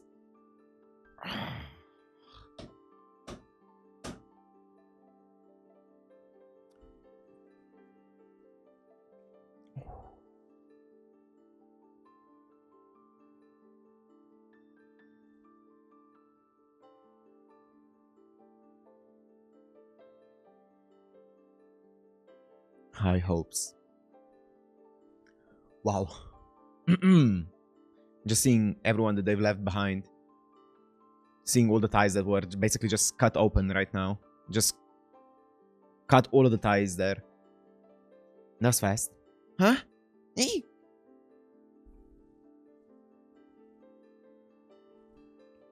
Welcome back. And greetings, lustrous ones. We're happy to have you. That's a Lunarian too? It's talking. Oh, it's talking, right? Right. Ekmea. Would you please not call me by that name? You and your hang-ups. It's embarrassing. These are the gems I convinced to come with me. Benitwat, Alexandrite, Goshenite, Diamond, Carnorm, Yellow Diamond, 33 of the Amethyst Twin Crystal. Actually, I'm 84. I have such a bad feeling. I have such a bad feeling that they're gonna grind them up. They're gonna be like, well, actually, Congo didn't have a big enough response, so let's just grind them up and see, and like let them know, you know, or something. Something wild.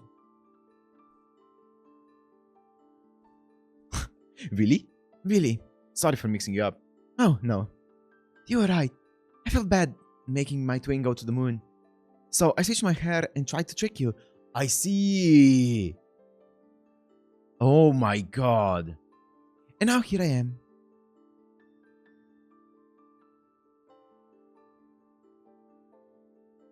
I see. So, because we saw her being awake during that talk, right? She pretended to be asleep when she was like, oh, I want to practice, like, what it's like being apart from my other twin. So she tricked her twin because she heard that and was like, I'm going to go to the moon while my twin stays there. That's crazy. I'm sorry for deceiving you. No, I'm sorry. Ooh, that's so cruel, though. Yeah, it's so cruel. Seeing the... like, what they're doing here is very, like, I would say borderline inhumane, right? The way that they're making everyone feel, the way that they're just making sure that everyone feels hurt, that stayed back on Earth, right? Oh my god. Thank you, General. Of course. This is Patparacha, who might wake up if you plug up all these holes. It would be best to use minerals from the same family with no inclusions. I understand. I believe we have some lab-grown corundum in stock. Bring me all of the finest warm-colored samples. I will examine the gem personally. You will have to leave Patparacha with me. Is that alright? As long as there's no smashing. Don't worry. I won't be pulverizing this one. I don't like the inclusion of this one. What do you mean by that? No. Don't go. Okay. Oh, for fuck's sake, this is not... Or any of you. Oh my god. They did this so on purpose. It's actually insane. This is such an insane mislead. I won't be pulverizing this one. You were like, oh, for fuck's sake. No, I know where this is going. And then being like, or any of you. And like, for fuck's sake. Oh. So cruel. You may spend your time here as you see fit. What would you like to do about Alexandrite's unique condition? Surely you don't intend to keep that blindfold on. I'll discuss it with Lex. I understand. Now, if you'll excuse me, Lustrous ones, I hope you'll make yourself at home. First, there's something I need to tell you all. Oh. You mean... this is what happened to all the older gems? Yes. They were all ground to powder and strewn across the moon. The pieces that we previously took back from the Lunarians gave us so much hope and despair, but they were all fakes. It was all part of the Lunarians' plot. They gave us fake pieces that were made here. And that's why no matter how long we waited, we were never able to fully repair a single gem. It's all part of the plan I told you about. They're planning to get Sensei working again. Hey, come on. Do you actually believe everything that Acmea told you? I wouldn't trust a word that Lunarian says. I agree, but not everything I heard was a lie. Okay, so she's skeptic about it. I sensed directly if the tool for the humans thing was true. And Sensei confirmed it. Seriously?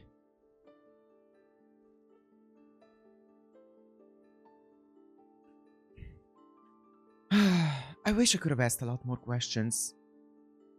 But I'm way scared of Sensei. Much more so than I was before. I just couldn't do it. Are you sure it's not just because you felt guilty?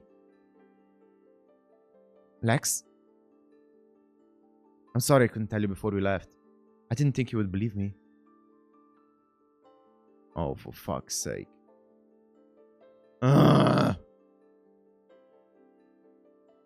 I'll talk to Acmea about putting everyone back together. When? What? You haven't already? Well... You know, we needed to get the Lunarians, or actually Acmea, to trust me enough. Otherwise, it would have been tough to negotiate for anything. That's wild. Oh, that's wild. Because it feels like an excuse. It's like, oh shit, I did not ask them to do that. Let me quickly think of something to make these guys trust me now. That's actually insane. Alright, I'm going. Ah! It's at the intersection. I thought that if they came to the moon voluntarily, if our friends were here with us, if I explained everything and showed that there is a way to fix it, that none of them would fall apart. Is it really okay to let that creeper know my ultimate goal? I have to be sure to not let on how important it is. I'll have to choose my words carefully.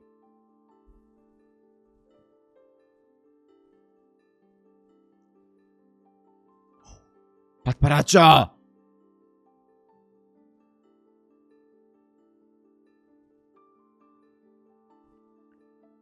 You're Phosphophyllite, right? You're already... I recognize your alloy arms, but I can't believe you're really using Lapis Head. It's just like Acmea told me. Would you please not call me that? Oh, sorry. But you betrayed Sensei? That's a bold move. I thought I warned you to tread carefully. It's so hard to predict what will happen. But... My body is in a better shape than it's ever been. So, I give up. I'll do a post-op exam later. I'd like to get some data. Try to avoid any strenuous movement for the next 2 or 3 days. Will do. I'm glad to see you.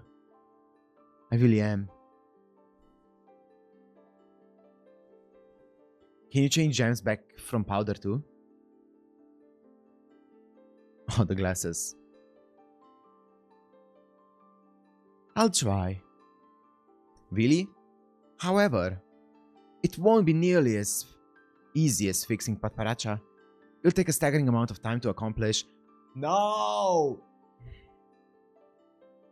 It's a good old ball and chain. Not a problem. Does that cover all of your demands? Yes. Then allow me to state mine. As you can see, we have not yet returned to nothing. Yeah, Kongo isn't fixed yet. I have high hopes that your next move will yield results. I feel like his voice changes as he changes his appearance. One day. Dude, the good old ball and chain. He's like, yeah, maybe I can do it. You're just gonna have to wait a long time up here. Fuck. I don't like that.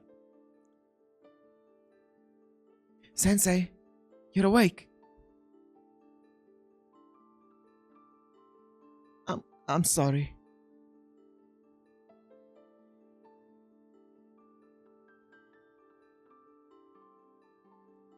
Can you walk? Yes, but Red Barrel went to search the cliffs at the shore of Nascent Sea and hasn't come back. Oh my fucking god, man. Dude, what the fuck?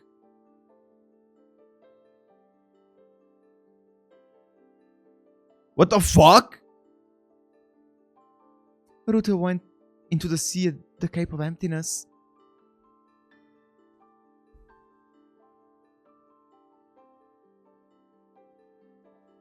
Bro, all of the thingy, all the powder. Sensei, I was the first one forced try to recruit. If I had... It isn't your fault. Burt went deeper into the water.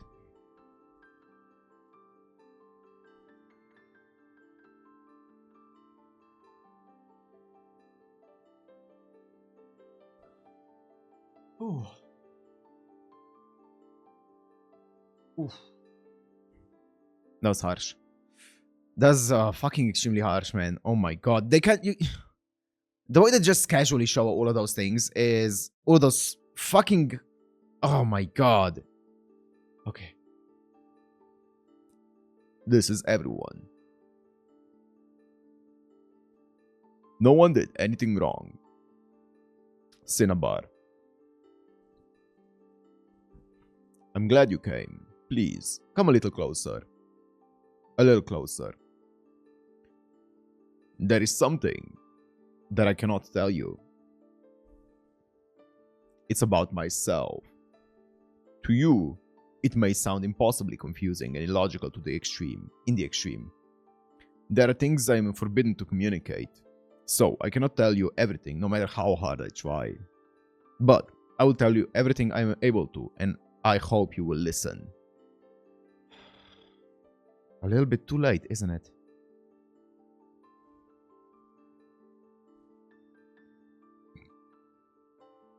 I wasn't born the same way any of you were.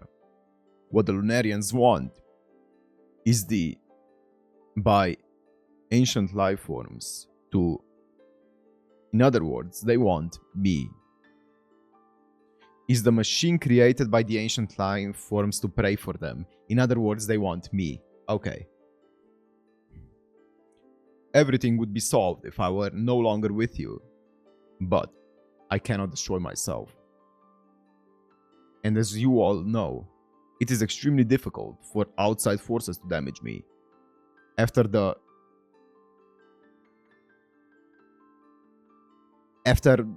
humanity basically got wiped out, right?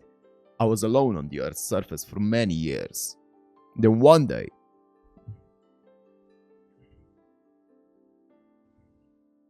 Your kind appeared, a new form of mineral life. Red Diamond was the first to be born. Oh my god.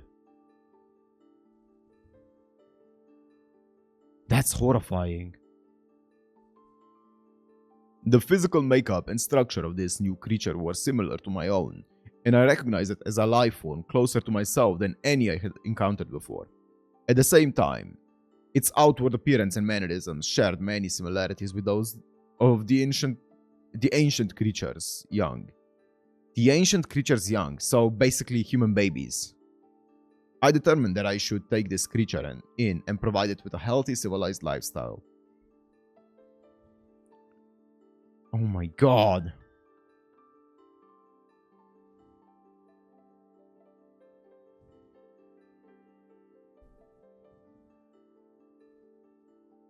Why are we in different colors?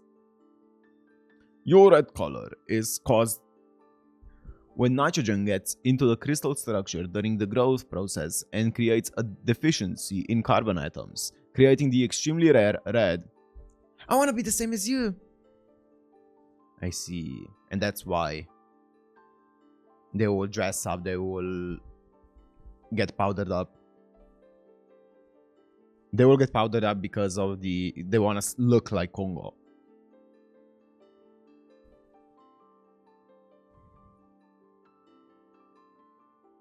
A halide mineral made of fluorine and calcium. It's called fluorite. Its chemical makeup is rather different from ours, but let's help. This one's soft. Well, we'll need a facility to provide shelter from sand and dust. We'll carve out that large quartz stone and make ourselves a place to live. Oh. God damn, bro! And that brings us to today. The backstory.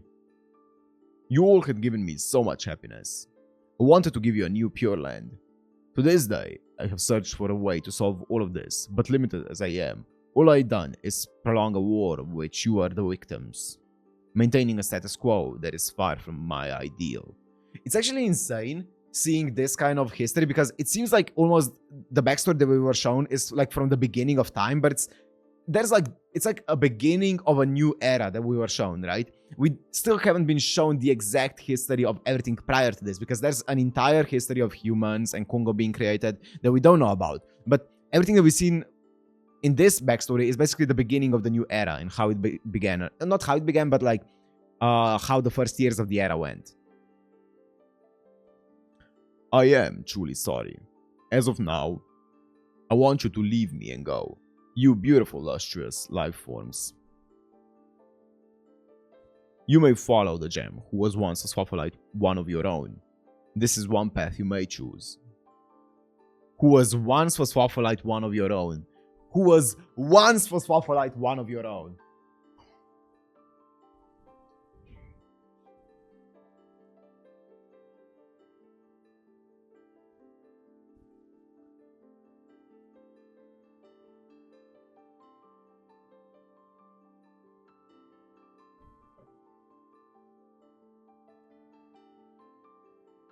Wait. Kunga was made to pray for humans. No, I don't think so. Okay. I'm just trying to make theories, right? Because I was like, maybe somehow all of these people here, obviously they the gems are supposed to be like the bones of the humans, whatever, right? And maybe I was thinking maybe somehow Phosphophorite in his mind wouldn't qualify as a human anymore, and that's why he was basically programmed to not feel any kind of affection towards her anymore. But that doesn't make sense because she's more human than anyone else, I would argue.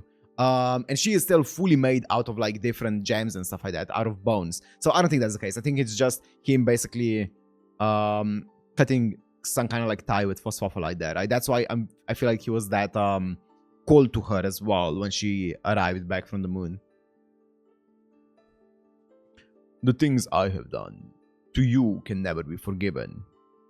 I recommend that you follow your fellow gems and remove me from your lives.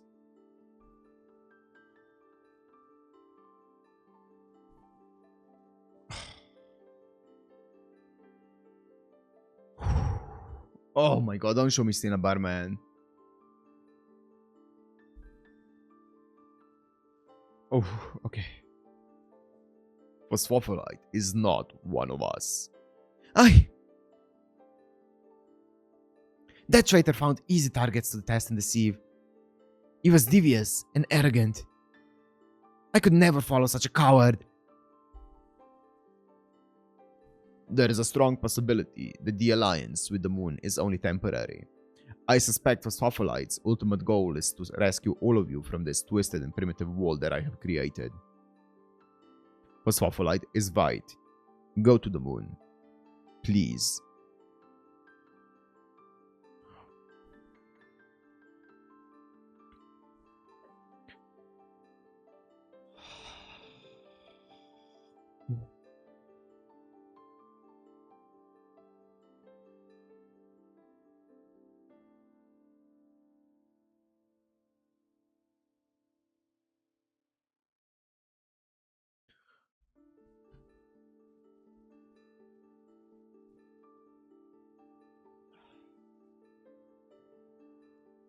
Wow.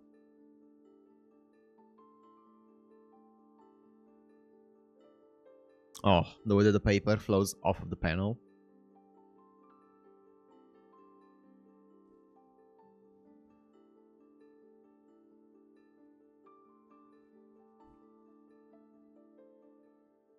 Dude, I can't do this, man. I can't do this. I can't. It's nice to meet you, Congo. You've lived a very long life. It must have been so hard. My name is Euclid, and I suggest a do-over starting today. The things I have done to you can never be forgiven. There's no way to redo them. If we cut all ties to the past just because it's a twisted one, then we will be young and immature forever. If we start now and work together as different beings to make up for each other's shortcomings, we should get different results this time. What do you think? Tolerance and equality. Those were held up as ideals in ancient times, but they never lasted long. Oh my god. Oh. I know what you're trying to say. You think that my idea is a little naive. I cannot make that decision. Oh dear. Well, I still think it's a better idea than force. Would you mind waiting a moment? I haven't used this function in a long time. Function? It doesn't work very well. Assuming that the correctness of Phospholite's action is outside our predictive capabilities. And considering that your proposal is an unprecedented one, befitting future life forms, then for the time being, I'll allow it.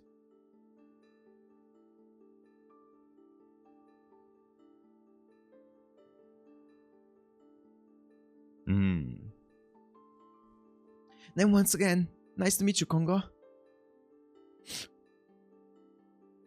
You! Okay. I beg your pardon. The official name that was given to me is Kongo Daiji Hisho Jizo Bosatsu. I can touch all of you directly without triggering the hypersensitive reaction that shatters you. This is the one thing I intentionally hid from you. I'm sorry.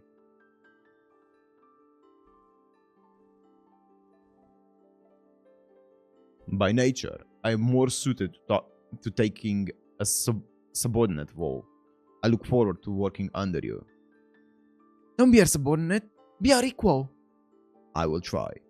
The hardest thing for me was to act like a leader in front of you all. Bro, please, don't do this. I had to make sure I was always scowling. What are we gonna do about Patparacha? We'll come up with something. I'm going to the moon. Huh? I don't think I like the moon. No moon. I want to start over with Sensei. Stay out of this, Bisqueaks. You're young and I have nothing to lose. Oh dear, dear. What about you? I'm staying here. You're not even gonna think about it? Blues. Blues would say Yuku is right. Yeah, I think Topaz would too. I'm taking one of you with me. You pick who goes to the moon. Hey. You started to say something before I spoke. No, I didn't. Yuki's going to come up with a plan. Come with me. No,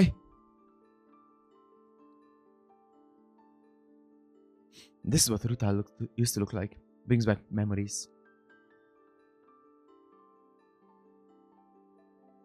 Ruta is scarier than Lunarians.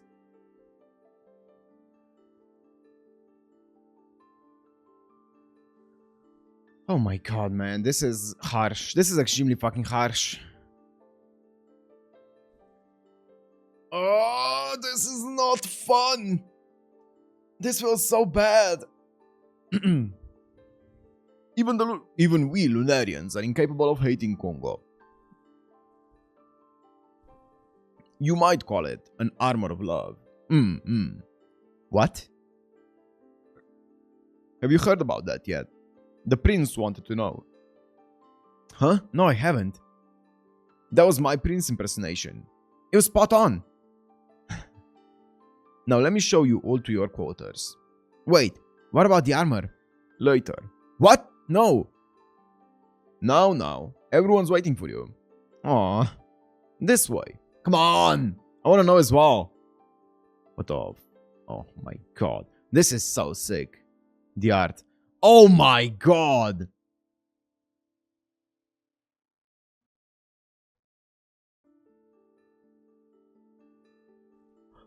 How huge is this umbrella? Look at the size of a gem, human, whatever, and then look at this umbrella. God damn.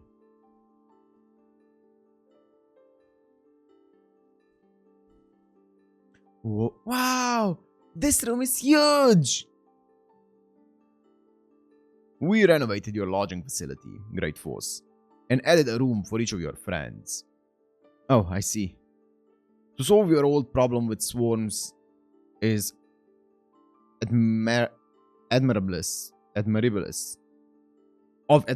Okay. Before. We mixed the construction materials with a sand they don't like, to make sure that they wouldn't bother. Okay. Oh, I see. These two individuals will be your concierges. If you have any complaints, like the pillows being too hard or the temperature being too low, please allow them to help. I need you to fix my friends that you ground into sand. At least she's trying to get them back. Patparacha? Yellow? But, yeah, wait! You see how efficient they are?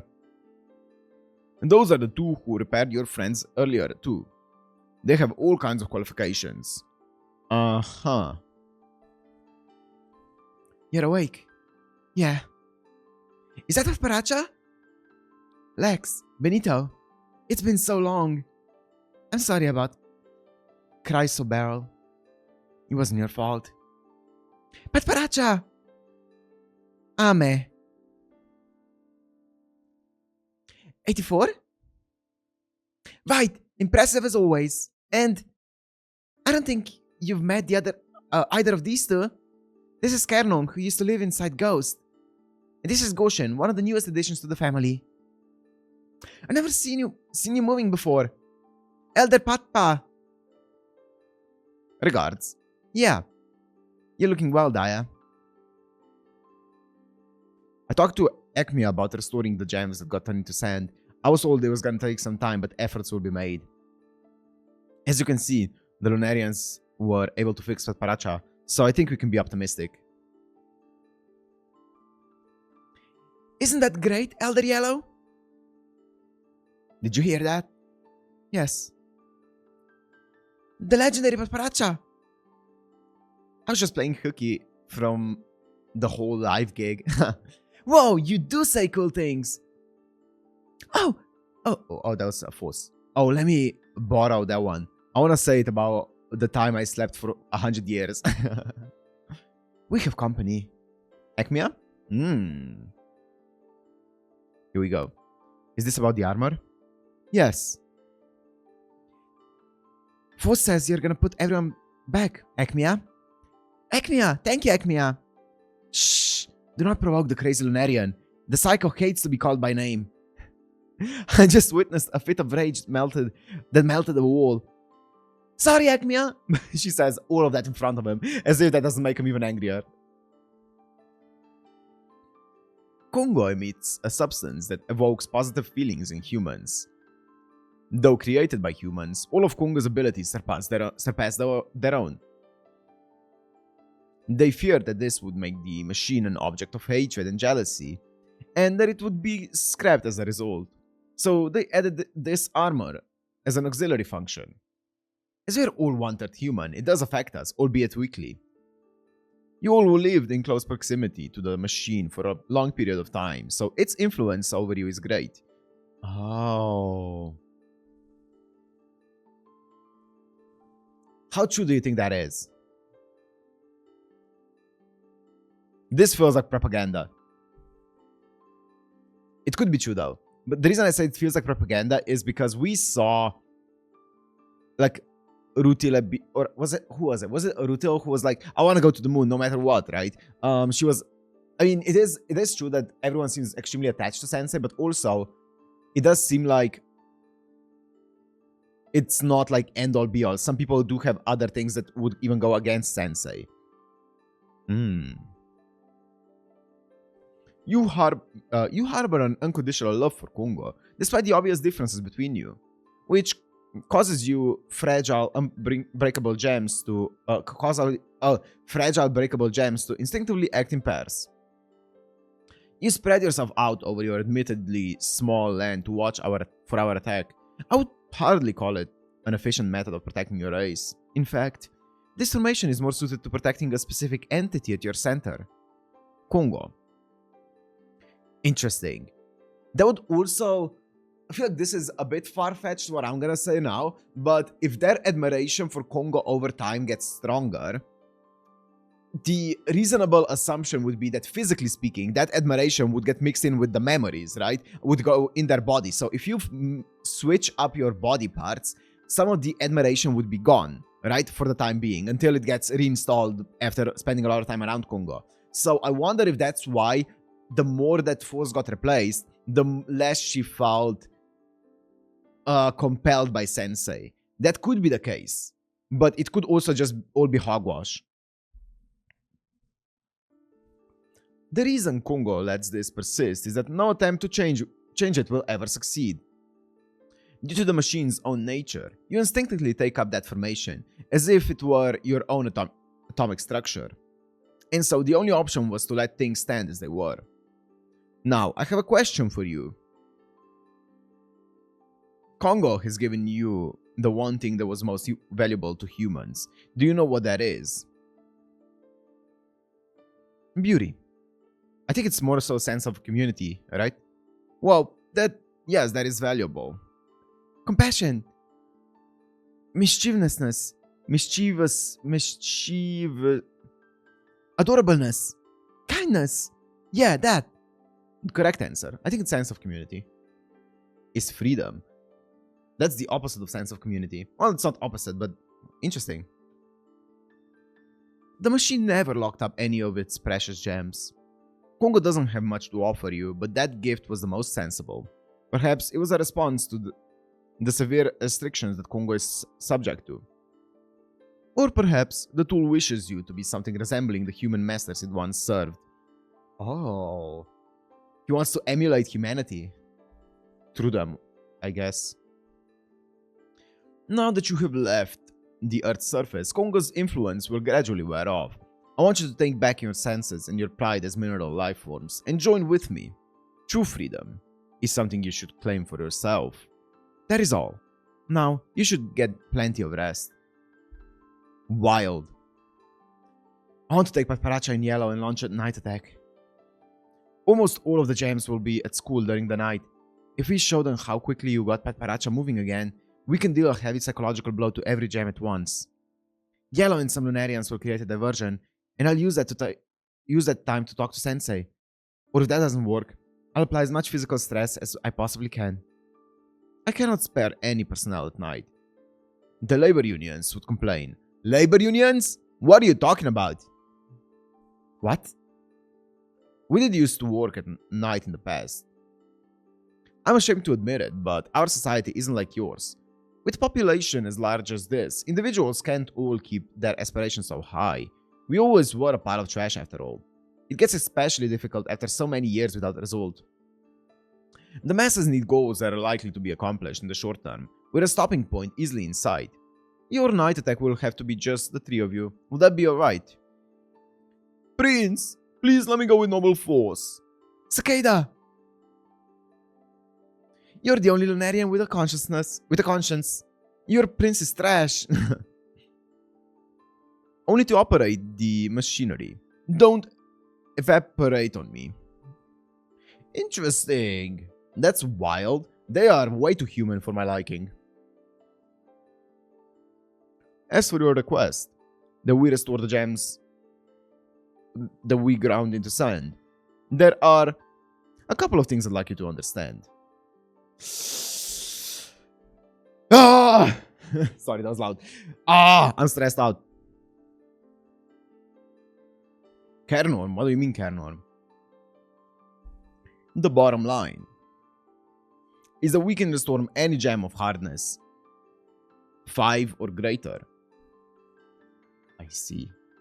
Hardness 10 will be relatively easy. That would be the diamond family.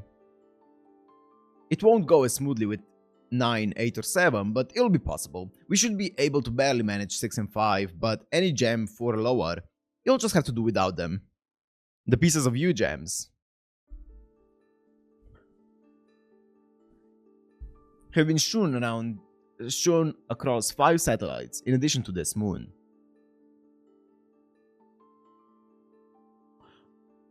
Oh, 1, 2, 3, 4, 5. This is the sun. I'm guessing at least. And then this is the original moon. And these are the 5 satellites. And this is the moon. Okay. Also, what are these? Are these also satellites?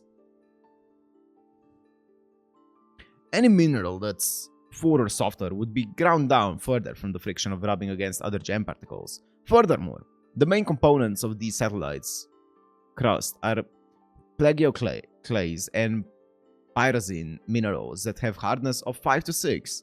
Constant contact with these materials would have reduced the soft gems to particles with too small to be seen with the naked eye. When retrieving the sand, even the most delicate movements will cause these particles to float up into the air. They will drift for long periods of time over great distances, and most of them will be carried into space. With our technology, traversing the vast reaches of space to retrieve those microscopic particles would be impossible. God damn it. Softer than 4. Fluorite. Sphalerite. Force's head and Antark. Fuck! I was trying to think like what does that exactly entail, because I don't know all of the hardnesses by heart. Fuck! I forgot about Force's head, and obviously Antark is like 1. It's not 1, I don't know how much it is, but obviously she's very fragile. Oh, for fuck's sake. At this point in time, I can only promise to restore gems of hardness 5 and above. Should I proceed? Yes. Please do. Very well. Force. It's our only choice.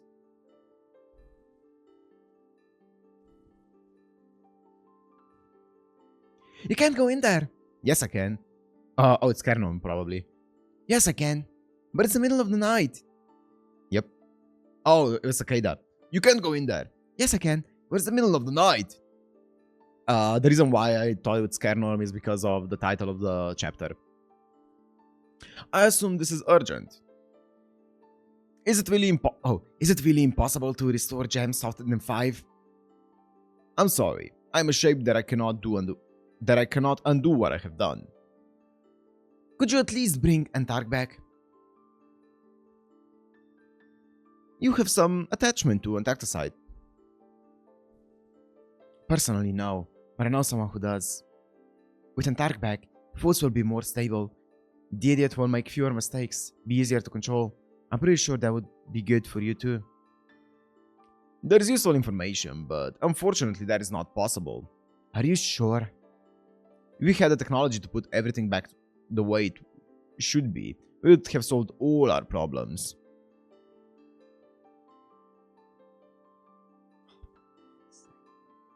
Then, would it be possible to cover me in synthetic Antark?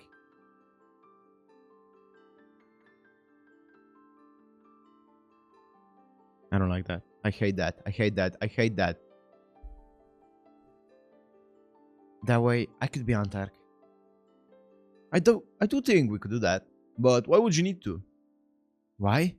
Why? I have to protect Force. Why? Because that's what I was told. By whom? By my old self. I see. You were a double-layered quartz, weren't you? Pardon me. The inclusions in your hair crystals shouldn't have any effect on you, but... Huh? Just a... Huh. There are still some in your eyes. Do you remember having them changed? What? No, but... I can't imagine Kongo would forget to exchange your eyes. There must have been an interruption. This abnormal devotion you feel is likely caused by your predecessor, whose inclusions are still there in the irises of your eyes. The outer gem was stripped away. Oh my god, that's horrible. And you were finally released from your prison, but you were still bound by the chains of loyalty that had been already forged. Your winter duty, the role you now occupy, in the end, you're always playing the substitute. No one realizes that your pitiless predecessor is controlling you from deep inside your eyes.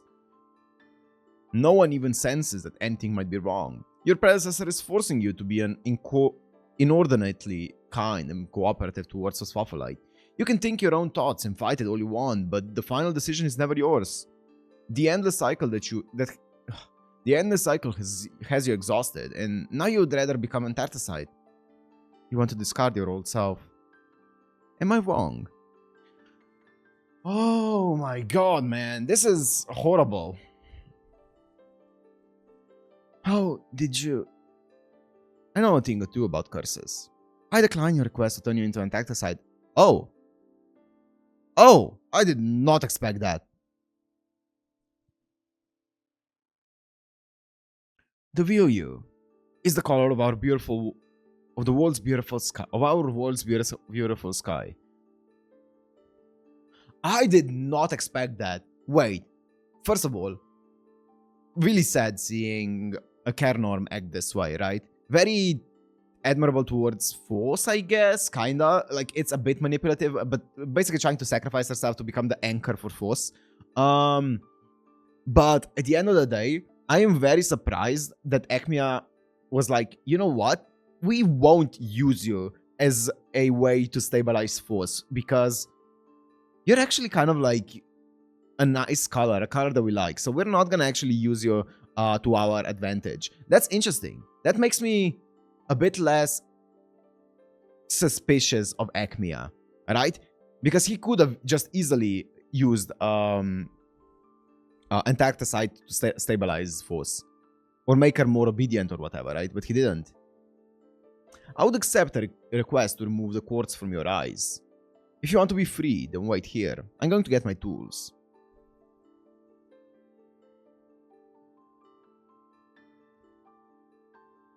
Who? Ghost?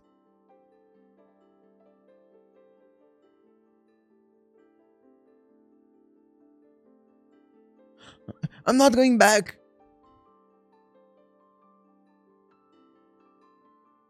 I want to be free.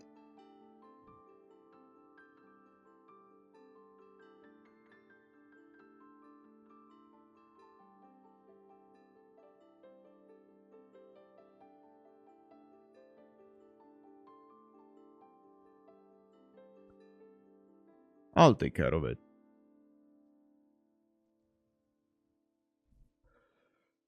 Ooh, that was a fucking gruesome scene. What the fuck, man? Okay. Hmm? Yeah. It's morning. It is morning, right? I think so. That's that thing. The thing that lights up in the color of the sky that tells you what time it is. Okay. Push, squish. And when it says ding, it opens. And I get on. Eee! Good morning. Good morning. This up and down tube sure is convenient. I wonder how it works. Oh, an elevator? I just assumed Cicada was moving it. There's one on the other side too. Cicada sure is busy. Maybe there's a lot of cicadas? You think Foss is okay? The poor thing just stopped moving after we talked about restoring the others. Yeah. I want to help Foss feel better about Antark and the hardness thing, but I don't know how. Yeah. What's that ding for? I think it's the we're here ding. Good morning. There is multiple cicadas. You're Crystal 2 cicada? Who's that? The Jam is asking if you're identical twins. No. People do say we look a little alike, but this is the prince's attendant, B. A little. Anyway, Honorable Daya. Noble Ame. How is the great Foss do... Hey! Good morning. Is everybody here? Looks like we don't have anything to worry about. What a relief. Yeah, she's a master at masking her emotions, so she's good. Not everyone. Good morning. Oh, excellent. Then let's go bust up Sensei. Right now. Oh, that's so fucking scary. Bro! We don't want Sensei getting lonely, so we have to hurry and make sure there's nothing left of our old mentor. Hey! Oh, Jesus! A little bit too hard? Sorry. We're going to get Sensei to stop being broken and start praying, remember? So what'll happen if we break Sensei beyond repair? Everyone gets made in the sand? That's right. If you mess this up, it's not just Antark we're not getting back. It's everybody. You wanna make everyone suffer like you do? No, I don't. So? Keep a cool head and tread carefully. That's right. So your plan. If you follow Yellow and I go back at night, I'm sure we can take them by surprise. But that's assuming that things haven't changed down there. Who back on Earth knows what they're up to? I told Cinnabar everything. And Euclid is on to me. Euc, huh? Then Cinnabar's probably already been interrogated. And they all know everything by now. It's too dangerous to fill in the gaps with Gas's work. We should send some Lunarians down first to assess the situation and give us a report. Yeah, good thinking. Which means talking to Acme again. Ah, I really wish I didn't have to. The night attack. I actually don't want to go. That creep is super intimidating. It's too scary. If you like, we can take a message to the prince for you. Really? You're awesome. Huh? You're ignoring me? But if you want to avoid pointless battles with our friends, we're going to need your talents. I'm counting on you. Aw. Well, since you need me.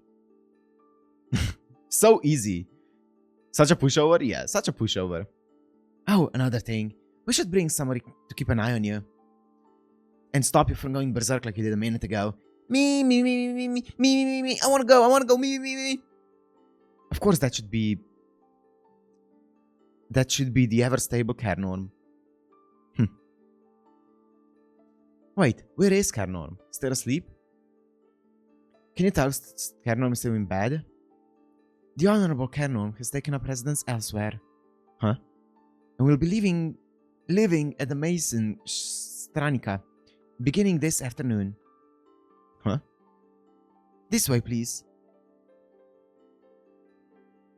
Hi. Huh? You took off your powder? Huh? Yeah. I was told I look better this way. Told by who? By who? Who else? Oh. Right, anyway. Lapis' hardness is 5, right? Once we get the body back, I can give you the head. Really? Well, whatever you want to do. I mean, it's not my head. You don't care? Nope. The next time we go back to Earth, I want you to come as my assistant. I don't wanna. But could you anyway? Please, please. Not this again. I'm not going. That's insane. The change. This is how much has changed by just removing the last aspects of Ghost within Cairnorm. We're ready for you. Foss. Thanks for bringing me to the moon. Woo, baby. Huh? Wait. What in the... The prince has arrived. Have you chosen one? I just don't know anything about clothes. You pick for me. Alright.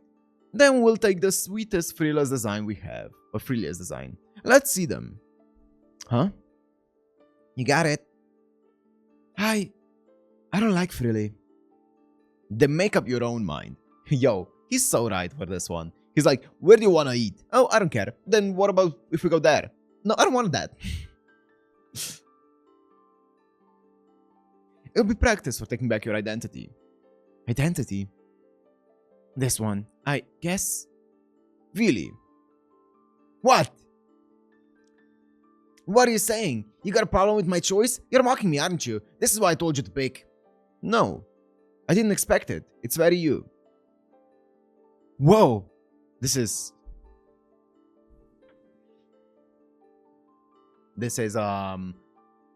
oddly reminiscent of the relationship between the Gems and Kungo. That's what I'm gonna say. Oh my.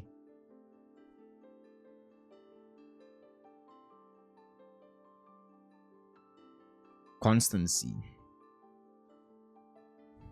Oh, this is a pretty long volume, isn't it? Oh, it's you. You're still here? Yeah. You made this? Yes. Not bad. Master, I'm honored. These are our fashion designers. This one here, despite being my personal designer, only makes me a new outfit once every 100 years. The name's Kwaita, and I'm not neglecting my work. It just, you know, when you have infinite time, it's hard to set any production goals for yourself. The princess closet is full, and there's no need for any style upgrades, but this is different. This is the first time our prince has taken a liking to a gem. And it's a sassy little runt too. It's also new and fresh. Hey, you're runtier than me. This is magnificent. Quit blabbing, or stop blabbing. So this is the image you want. Okay. Can I make it totally different? Whatever you want. Well now, that's settled. Kima dear, make all the assignments, Kay. Master! We are currently preparing new clothes for your 7 friends as well. This designer is responsible for that undertaking.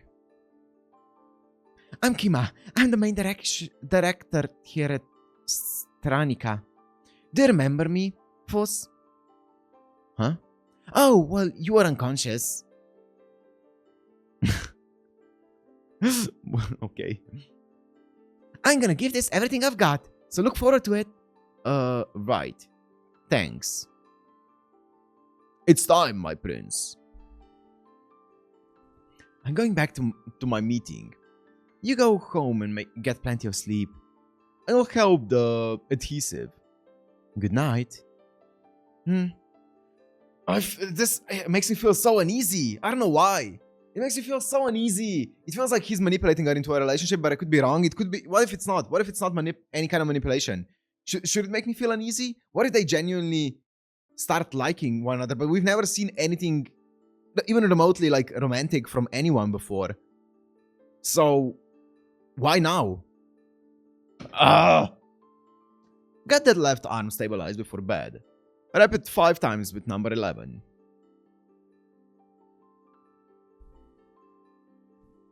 The moon has really come to life since you came here. We're developing new technology to recover and restore the sand. Construction, design, fashion. There are signs of change and progress in every field. Like Quieta, who's all grown tired of the way things were. You have my thanks. It may be that this will lead to the birth of a new technology beyond anything we've ever imagined. I'll send out some scouts in 7 days. Okay, so...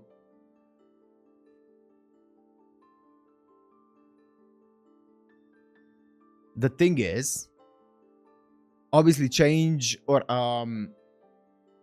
brings about progress, right? And stuff like that, right? So basically, by changing both the Earth and the Moon, they broke the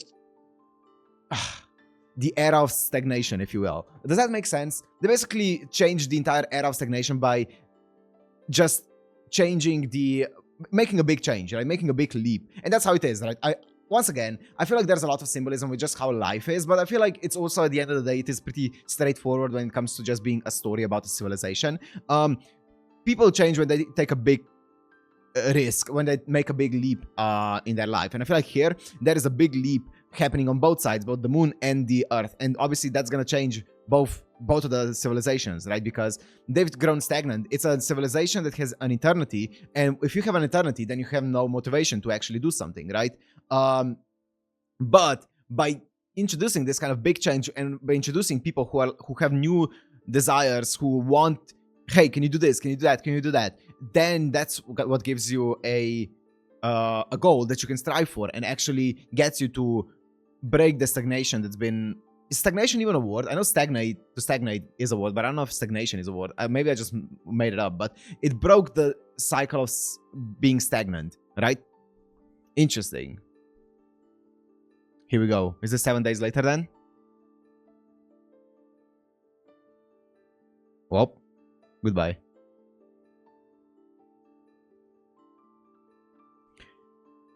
And those are the findings. Of the 5 reconnaissance missions we have conducted in the last 30 days.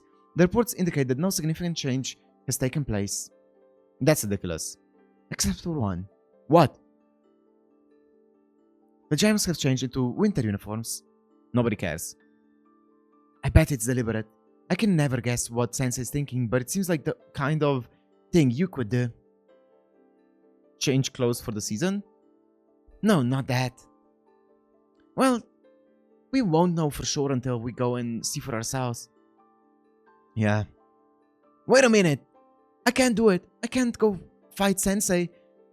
You said you wanted to go bust up Sensei, so I guess that love effect or whatever it is has worn off for you. But I'm nowhere near that part. Force is abnormal in any way. You can't compare yourself to that. You don't mince words. Come on, Patparacha. Don't you care? We're talking about fighting Sensei. I'm shaking all over. I gave up. I hope Force too much. I'm going to give everything I have to accomplish Force's goals. Patparacha? Oh yeah, where's Kernon? Wasn't Kernon supposed to come with us? Apparently getting touchy-feely with Acmea was more important. What? So Kernon's not coming. It makes absolutely no sense. What could anybody like about Acmea? The face? Okay, that is a nice face, but on the inside... look who's talking! It is what it is. It'll be easier to move around in a smaller group. Besides, if we don't leave half of us here, they'll suspect that we've turned on them. Just us 3 then. Let's get ready to go. Well, here we go, boys.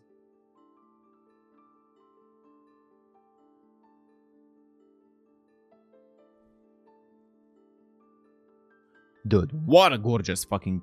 Wow, what a panel, though. Like, looking at this panel, look at the art on this one, like, all together. Oh my god. Especially, just art on Pat Paracha's hair is so insane.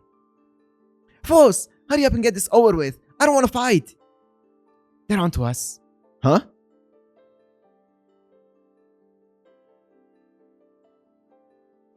Oh, fuck. Are we gonna be getting Pat Paracha versus Rutile?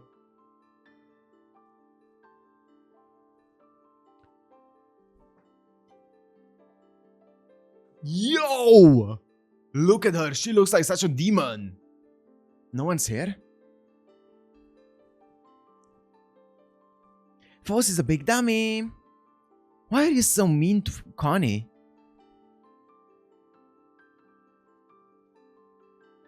Unbelievable, you little ingrate. Frankly, I think something's really wrong with you. But I'm doing this to help. Where's Sensei? And who is it you're helping? Or who is it you're helping? The Lunarians? Yes, actually. Yes. We're helping the Lunarians, actually.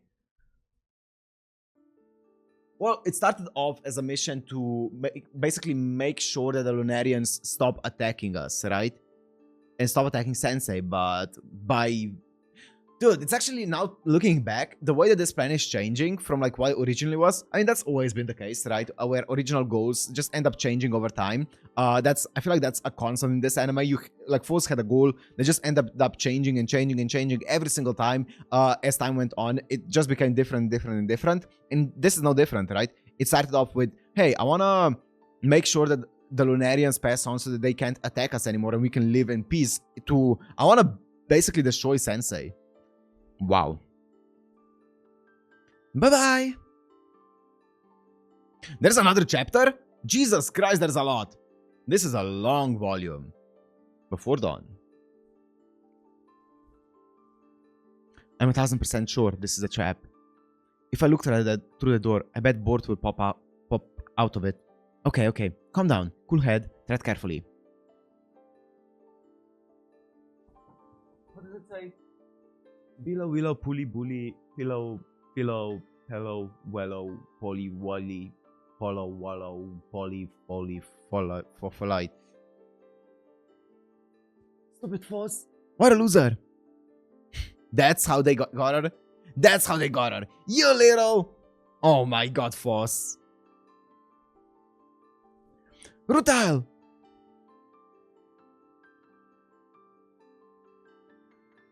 Come on, stop! Pat Paracha's awake! Isn't that a good thing? Come on!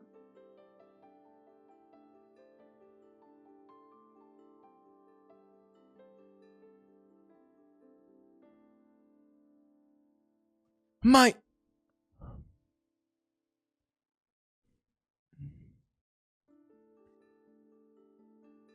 Yellow. Whoa! That's not what it looks like! I just want to know what happened to all the gems who got taken away.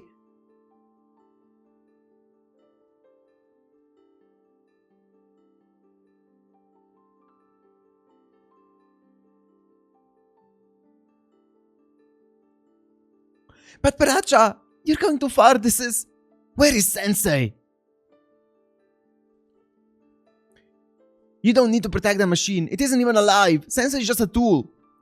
So what? Sensei is the reason we had to fight for so long. The Lunarians aren't getting what they want because Sensei is broken. You can't trust the thing you can trust anything the Lunarians say. But it makes sense. You just want to believe it. Something has to change. You only think that because you are weak. I'm doing this for all of you. Coward. Don't make this our fault.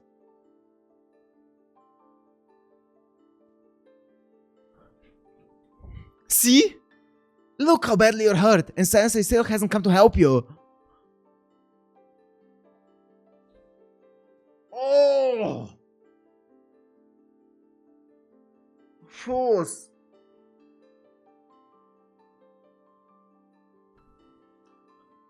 Oh my god, man. I need to... Fuck me, what a insane fucking scene. That's all you amount to. That isn't living.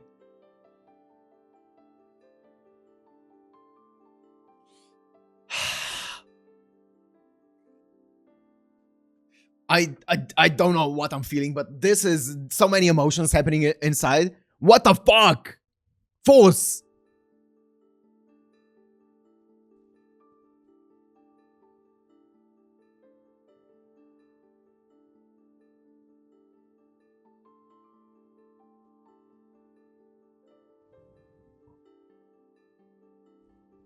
But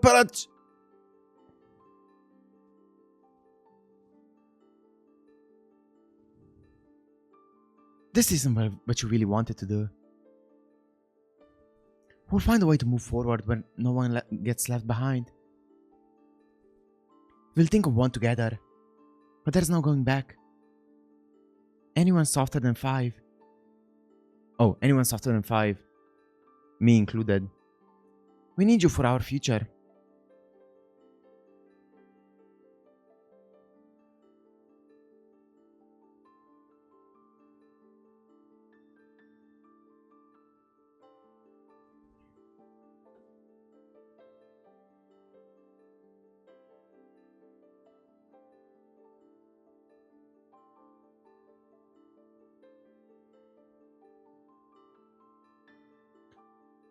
Oh god, Jesus fucking Christ, man.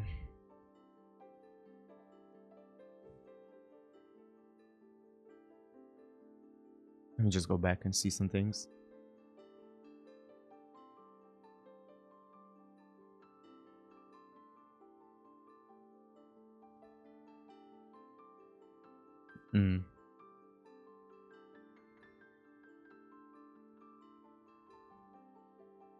This is such a mess. This is such a mess. This is such a mess. This is awful.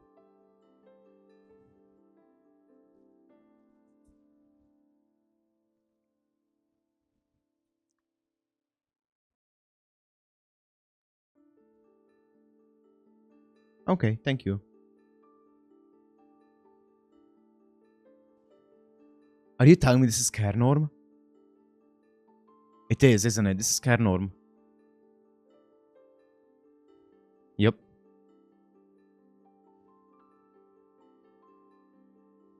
Oh my god, what a panel. Oh my god, man. You can actually feel the depth of the panel because it's like some of it is in the background, some of it is in front of it. Oh my god, man. I just want to walk away for now. I want to... Fuck, I feel so... You've recovered. The 3 of them? Let's go back.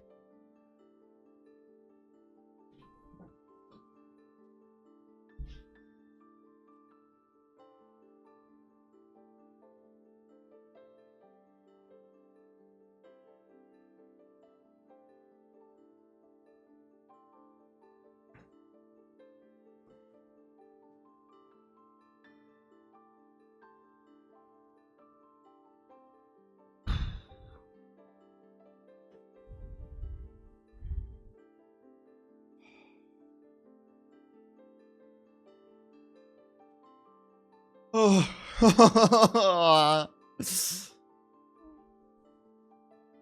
Senior Lex.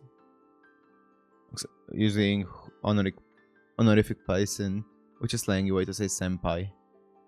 Senpai is a title given to anyone who became a part of the group before the speaker. Okay, yes. Kungo's real name is patented after the names of Buddhist figures known as bodhisattvas. Anyone who had attained enlightenment but chooses to stay on earth in order to help others to nirvana and heaven. As previously noted, Kungo is related to the Sanskrit word Vaira, and represents indestructibility. It is also the Japanese name of the Diamond Realm, which represents the unchanging cosmic principle of the Buddha, and is depicted in a set of 2 mandalas known as the Mandala of the 2 Realms. The other realm, the Womb Realm, represents the active physical manifestation of Buddha in the natural world, the earth. This brings us to the Jizo Bosatsu part of the name, which is the name of an extant bodhisattva who is popular throughout Japan and whose name means Earth Treasury or Earth Womb, among other things. This particular bodhisattva has opted to wait to go to Nirvana until every occupant of every hell has managed to move on. The Daiji Hisho part of his name appears to be original and means Great Mercy Crystal. B. In order to keep up with the insect team, the translators have opted to translate the name of Sakada's lookalike to B. The original name is Ape, which is Italian for bee, but is also Ainu, the indigenous language of Japan for fire. Mason Stranica. Mason is French for house and is a word fairly common in Japan for apartment complex and the like. Stranica is a possessive form of the Russian word for wanderer, wanderer's house, but the Japanese could also be rendered as Sutranika, which is Sutra is Indonesian for silk and is related to the word for Buddhist scriptures, and Nika is a form for Arabic for marriage. Oh.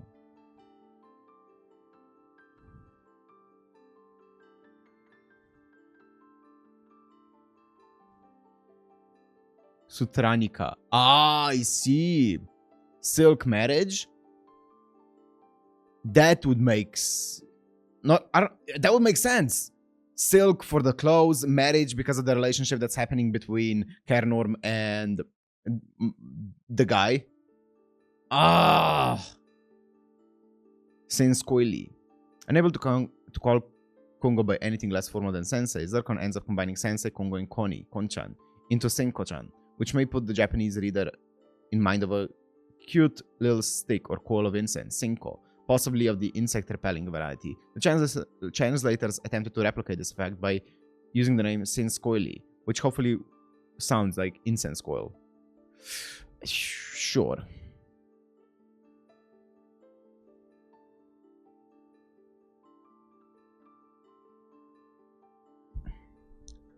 I don't know the actual emotions that I'm feeling right now, but I'm feeling them. I'm feeling them hard. I'm feeling them very much in my stomach.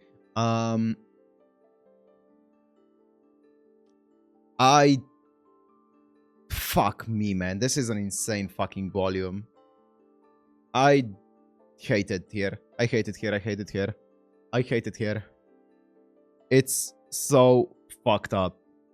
Like, just this volume is so wild. Like, from the beginning. Like, this is the big volume that ends up changing the entire all of the civilization basically as is. The thing that fucked me up the most is, I'm not gonna go back right now, but it's basically Force being like, I want to save you. The reason I did this is to help you guys. And then Bortz is like, well, don't blame us for what you did. And then Force hurts for Bortz and he's like, see, you're hurt and Sensei doesn't even come to help you. You can't live like this. And I'm like, my brother in Christ, Force. My brother in Christ, Force. You cannot hurt someone and be like, see, you're hurt and Sensei isn't helping you. You're the one doing the hurting. Or not doing the hurting, you're the one injuring Bort, I should say. Ah, I am so insanely, I don't know what I am. I'm feeling like 35 different emotions reading this, and I don't know how to feel about it. I think it's incredibly done, but fuck, that's how I feel about it. It just isn't going. I feel like the end, the finale is gonna be one of those melancholic, like extremely bitter, kind of like tiny bit sweet endings. I just have that feeling. It's gonna be this one thing where, well, everything's gone, but at least it gives us an opportunity to start over or some bullshit like that. It's like, no. Oh my fucking god.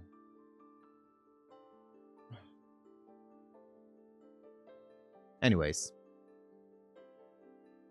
I don't know what to say about it. I'm gonna be thinking about it for like another week now. I'm gonna be thinking about this volume, and maybe I'm gonna have more things to say about it at the end or at the beginning of the next volume. But I am also, what the fuck is happening on the moon with Kernorm? Like, we've never seen any kind of hint of like any kind of romantic feelings for anyone. So I'm guessing it wasn't just, I don't think it's just that he just removed parts of Ghost from Kernorm, because yes, it's plausible that removing parts of Ghost of Kernorm would make a big personality difference for Kernorm, right? That's very normal. But the way that she is acting is way different from any other gen that we've seen so far. And that was after removing a few small bits of Ghost left in Kernorm. So there's more going on there. 100%. Like, what the fuck happened there? What the fuck? I am gonna fucking spaz out if I keep talking about it, so I'm just gonna end it here. Hope you guys enjoyed. If you did, make sure to like, comment, subscribe, and I'm gonna go scream into a mirror for like 10-15 minutes, and I'll see you next week in the next volume, where hopefully, surely, it's gonna be all resolved, and I'm gonna be extremely satisfied with the ending of it, right? I'm not gonna be frustrated like this, right? Bye! Welcome to another volume of Land of the Lustrous manga. So we are approaching the final volumes. As I said, there's currently 12 volumes out for the English release, and I believe in November, the 13th and last volume is gonna get an official translation as well. So we're gonna be, after volume 12, there's gonna be obviously a break until the official release of the 13th one, and that's when we're gonna be finishing it. But in the previous volume, it keeps getting better and better and better, and it's insane. Like, it's actually insane. Like, what's happening now? What are we doing here? What the hell are we doing? Like, Force ended up obviously coming down to Earth to attack her comrades, basically to attack Congo, right? At the end of the day, right? And yeah, the way that she's talking it's as if she completely lost her mind by this point. Like, it feels like she's justifying the things in her own mind in a way that doesn't make sense. Like, I don't remember who it was, but she was hurting someone and like breaking them, one of her old friends, and then saying, see, you're broken right now and Congo won't come to help you. And I'm like, whoa, brother, you're the one breaking her. Oh my god, Force, what are you doing here? Like, it's insane. It's insane. It's so good. It's so good. But yeah, also Congo, you know, kind of talked about Force as if she's no longer obviously part of them, and stuff like that. It's just really cool. Like, really cool. I have no idea where this is gonna go, but I guess let's just find out, because I am just excited to read more. So let's just go into volume 10. Let's see. Okay, character introductions. Phosopholite, Goshenite, Brutal Peridot, Jade, Euclase. What does it say for Phosopholite? The hero of our story under a lot of stress. Oh yeah, you don't say. Neptunite, Obsidianite, Vatparacha.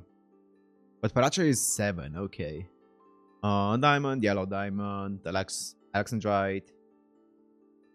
Oh yeah, the other big thing is... Wait, is she here? Yes, Kernorm. Kernorm is the other big thing, right? What the hell is happening with her? Why is there a romance in this? Like, it feels like the tension between Kernorm and the guy is like kind of romantic. I keep forgetting his name. I don't know why. It's kind of like romantic, which is the first time we've seen any kind of like romantic hints about anything so far in the show. So how many do we have? 8 chapters. Let's see. Failure.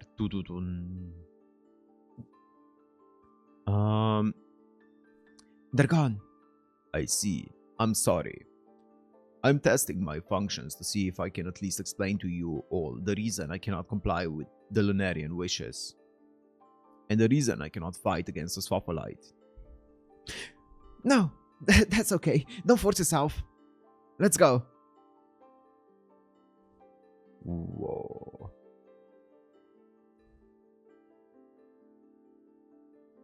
What the hell's happening? Dude, the art, man. My attempt to reason with Force failed. I see. I'm so sorry. And after everyone followed the plan so perfectly. It's fine. We protected Congo. That's true. And I discovered that Force does have a weakness. Force suddenly started talking about hardness. Yellow seemed to be sane. But Patparacha was totally bonkers. What was that? It was super scary. And that Lunarian. For now, let's all get some rest. Yeah. A wise decision. The ancient life forms accelerated their demise because they couldn't choose to rest. Right? Those gems left in a very violent left in oh my god. Those gems left in a very violent manner. I suspect Foss hasn't won the Lunarian's trust yet. They'll probably give it some time before they come back.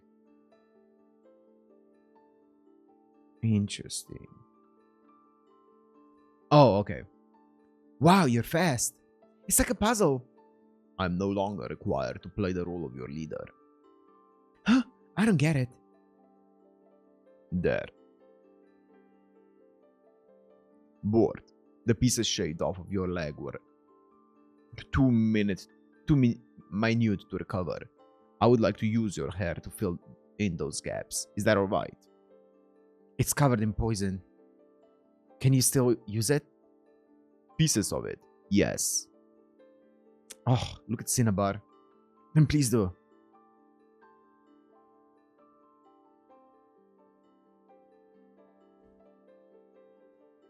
God, look at this. Whoa!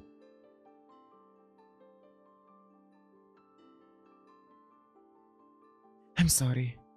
Don't worry about it. Your right hand. I covered Patparacha in my venom. Phosphophyllite told me that on the moon, they can remove the poison. Do you think Patparacha will really be okay? If they have the technology to get Patparacha moving again, then there's a good chance that they can remove your venom. Are you sure you didn't want to go with Phosphophyllite? On the moon, they may be able to change your constitution. Stop saying that! We wouldn't have been able to protect Congo from Foss without your venom, Cinnabar. I know for a fact. We're grateful to have you here with us. Yeah. Oh. Of course I helped you. You're my fellow gems. I'm sorry. That's right, Connie. You're supposed to say thank you. And smile. Oh, that's not right, Connie. I see. Thank you. Oh my god, man. So what's happening here? What's this dichotomy between the two panels, man? Oh my god. That's like a freaking jump scare when you turn the page. Also, I love how the things, like, a lot of the things just go out of the panels sometimes. It's so cool. Anyways.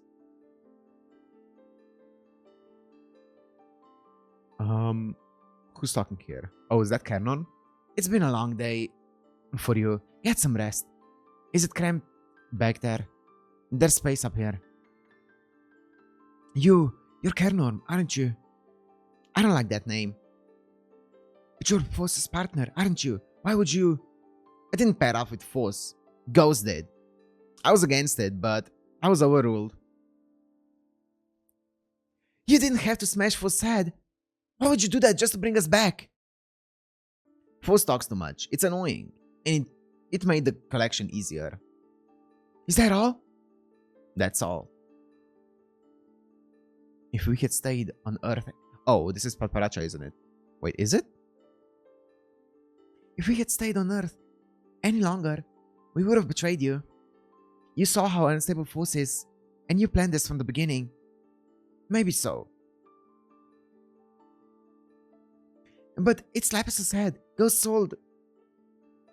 Yes, Ghost's old partner. Not mine.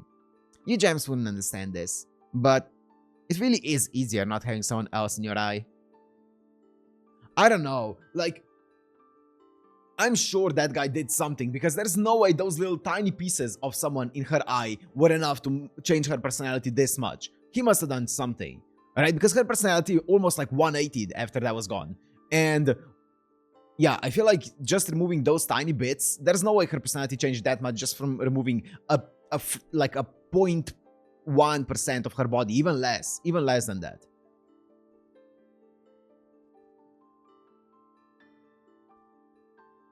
I'm home.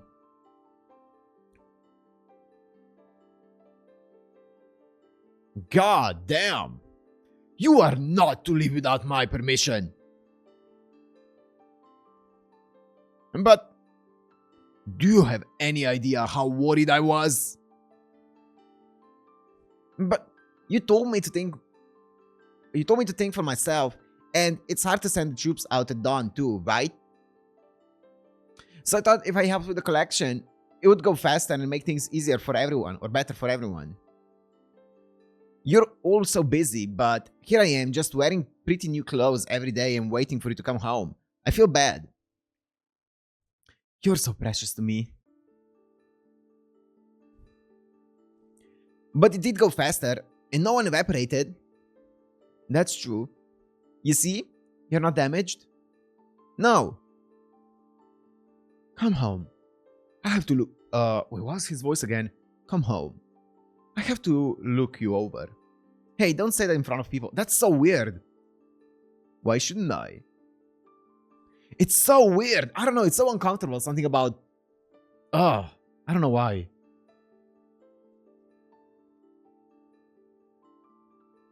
Okay, she's reassembled.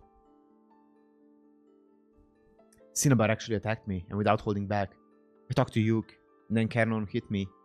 The Lunarians see me as a Lustrous, and the Lustrous see me as a Lunarian. Oh, that's interesting. Yeah, that's a cool dichotomy. Also, yeah, these two pages here, or these two panels, God. What am I? You're Phospholite, the hope of the Lunarians. When I didn't even get a look at Congo. Oh my God. How do you feel? Calm. This is psychological therapy. Wear Patparacha in yellow. Noble Patparacha was doused in unique silver liquid that has seeped into the crevices of the gem's body. This mercurious venom may cause embrittlement, beginning with the portions that have been exposed to it the longest. We are working as quickly as we can to find a way to clean the gem's interior. Honorable Yellow suffered no physical damage, but has claimed to be tired, and has sat emotionless since, responding to no one.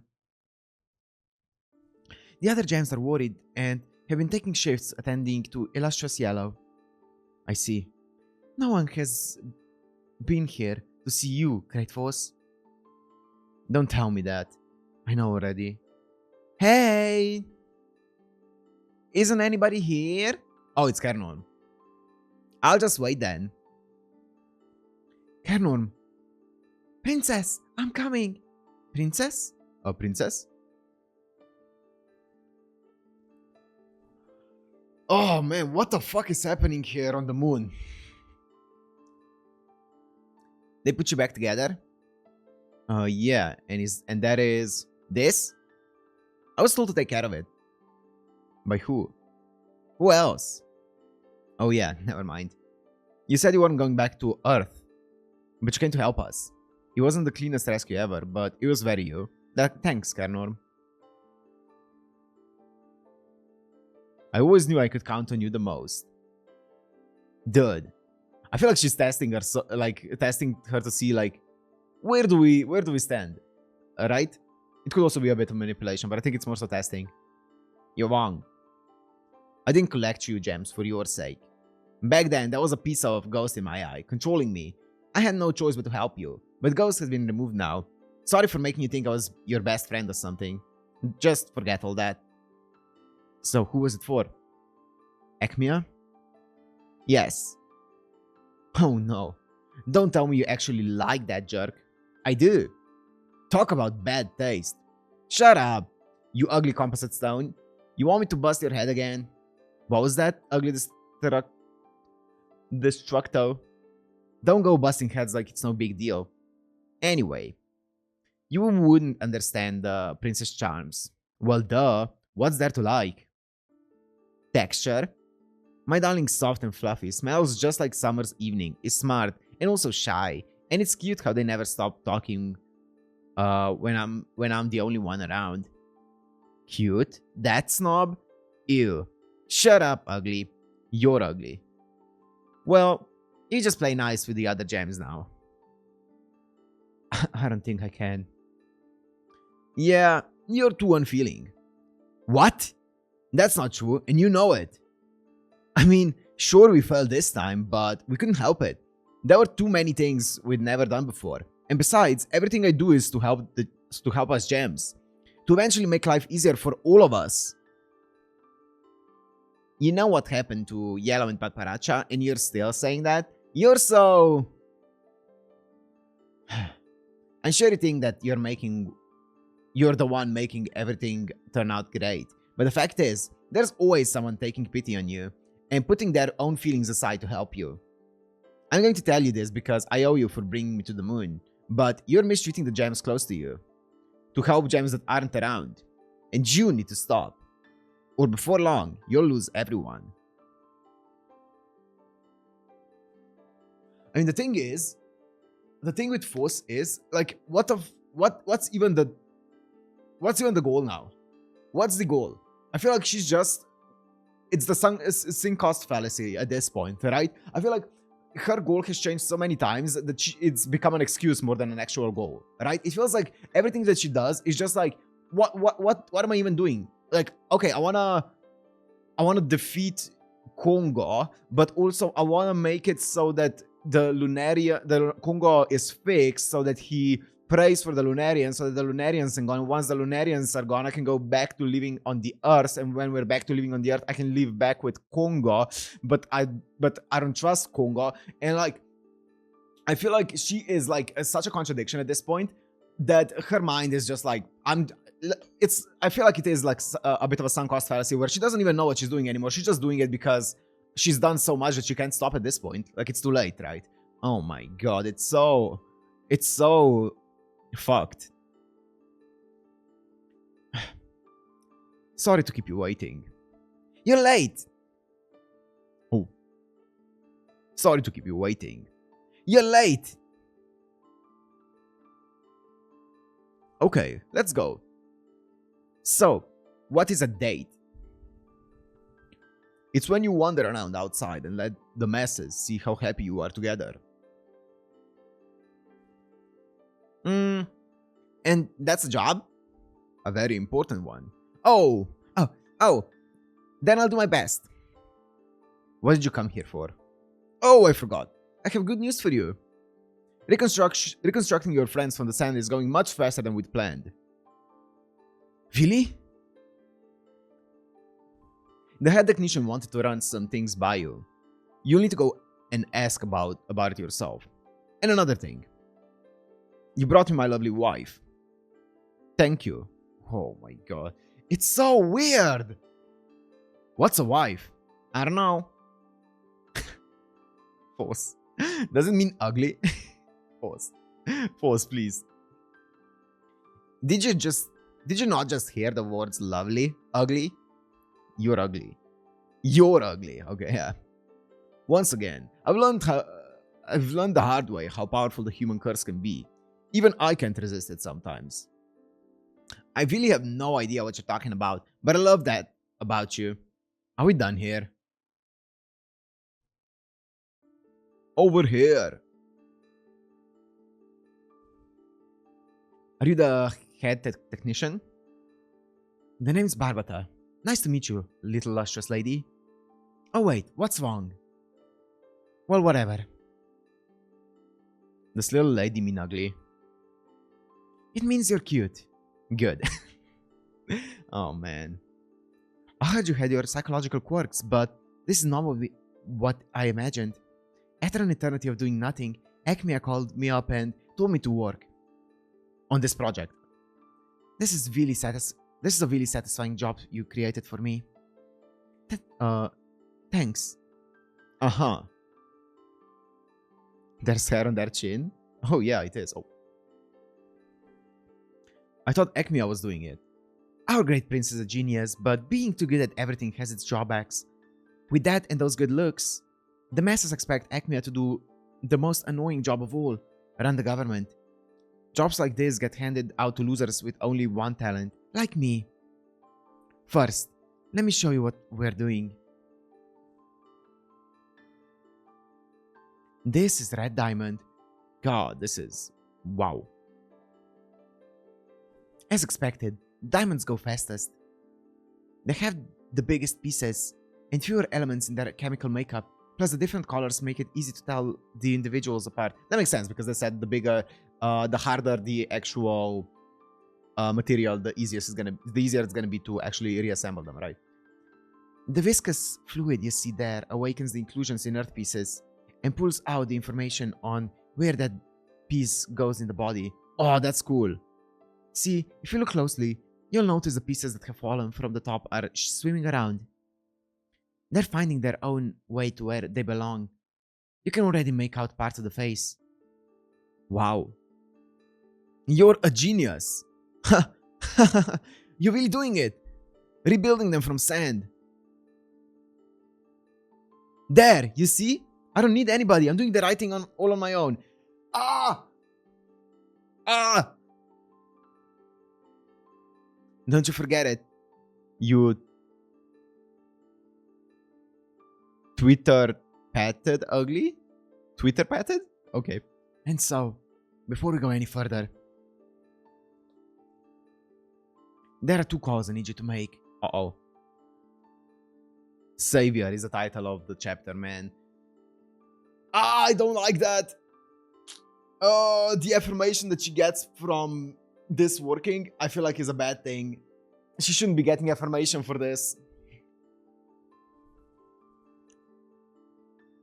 First choice? Oh no. It's gonna be one of those things like, who do you want to kill? Maybe there's not enough materials for one of them and she's gonna need to sacrifice one to make the other or something. I don't like that. We can rebuild their bodies, but not their memories.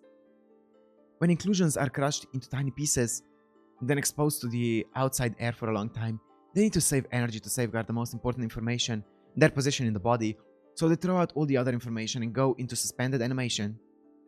At this point in time, we have no prospect of ever restoring that information, so I don't really need you to make a call on that, just to know it.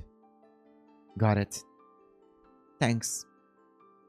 So the second thing is a little hard to talk about. It's about collecting pieces from the Admirabilis. The Admirabilis? I'm pretty sure you already know this. With the Admirabilis race, they eat sand. So do you sacrifice and open up the Admirabilis to get the pieces of your comrades back? Oh no. They make their shells by recrystallizing that sand inside their bodies. Oh, or just taking their shells, I see. I heard that you were once eaten and reconstructed back on Earth. Oh, yeah. Looks like there are some quirks in your memory distribution too. Well, whatever, but that's how it is. The problem is, Admirabilis have a very wide variety of shape and structure. With their short lifespans, each generation is constantly getting replaced. Change comes quickly, and it's easy for new species to evolve. Plus, they have different ecologies on each of the 6 moons. Not even the experts know everything there is to know about them. There are fewer specimens, like that one that ate you, that can easily separate their shells from their soft bodies, while more and more of them have either fused with their shells or are recrystallizing the sand inside their bodies. I'm sorry, I'll get to the point. What I'm saying is, well, really, to put it bluntly, if we're going to rebuild U-Gems completely, we're going to have to kill all the Admirabilis. Yep. For fuck's sake, man. This is a point of no return then. This is actually like committing genocide to aid your friends, to get some of your friends back. Ooh. Oh, wait, you don't really know the word kill, do you? It means, well, we'll take them apart and they'll be lost forever.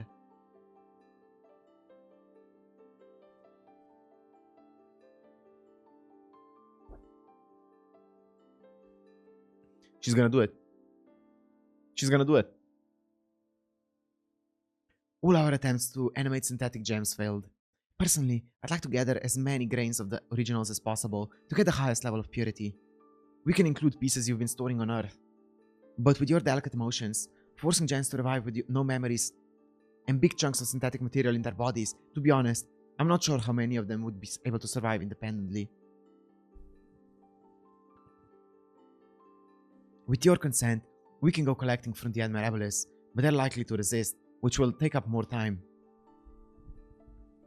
We would have to take measures to halt their reproduction and wait until they slowly die out before we can retrieve the gems.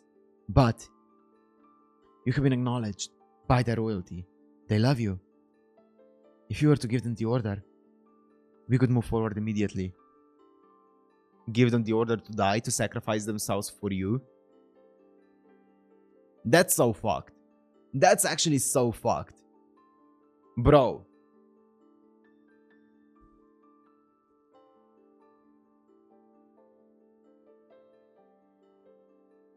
Let me think about it. Oh, yeah, of course. I guess I should say sorry? No, that's not right. Of course, I'll do what I can to find another way, but don't get your hopes up. Based on past experience and my intuition, there's a strong possibility we'll run into the same problem again.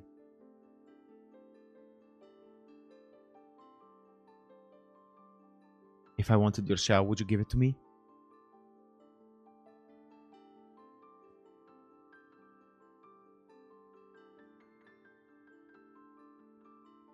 Oh, that was easy.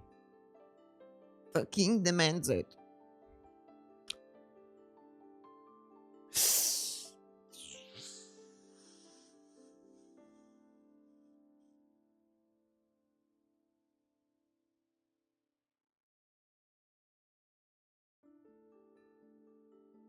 This is going into some real like Made in Abyss shit here. This is so reminiscent of season 2 of Made in Abyss. It's actually so fucked. Oh my god. Just kidding. You fell for it. I'm completely and totally stuck. But my head won't stop thinking. Oh my god. Oh my god, man. Oh, Foss. Are you okay? Yeah, sorry. I'm really sorry about Yellow and Patparacha. I don't want to hurt any of you anymore. So next time Are they are they like watching a series with these two acting in it? What's happening there? Listen to me. I'm listening. I'm listening. You're not. That ugly, I'm gonna go bust some heads. But Carnorm is so cute now. I'm cuter. You really are such a... Oh my, I had no idea that was Carnorm's type. It's so unexpected. Oh my, look at them. They're all lovey-dovey. I'm impressed. Daya! It looks like Carnorm's having a ton of fun. So that's the real Carnorm, huh? I feel bad for not noticing before. To think I'd ever get to see the prince's face look so alive. Is Acmea unconscious? No, it's a love tactic. To get Carnorm's attention. Hey, listen to me, this is important. Oh! Goshen! Foss. Take me with you next time. I talked to Patparacha's doctor. If I get the right operation,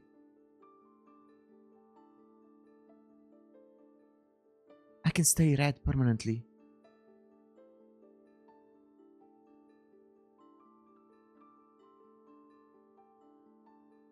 What do you mean? The doctor says I turn red because of the light that shines from the Lunarian bodies. That light goes through my eye sockets, reflects inside me, and if it gets deep inside my chest, I turn red. It doesn't always get there because it depends on the angle. It really is like a game of roulette. So all I have to do is put something inside my chest that emits the same light as the Lunarians. If I stay red, I can fight Sensei and the other gems without having a mental breakdown like Yellow. Of course, I don't know if I can fight as well as Patparacha, but You can change me back when we get Christ to battle back. Dude. Ah. Basically, she's like, you can make me into a war machine without feelings, without empathy, or without any kind of like morale, and just put me on the battlefield and make me fight them.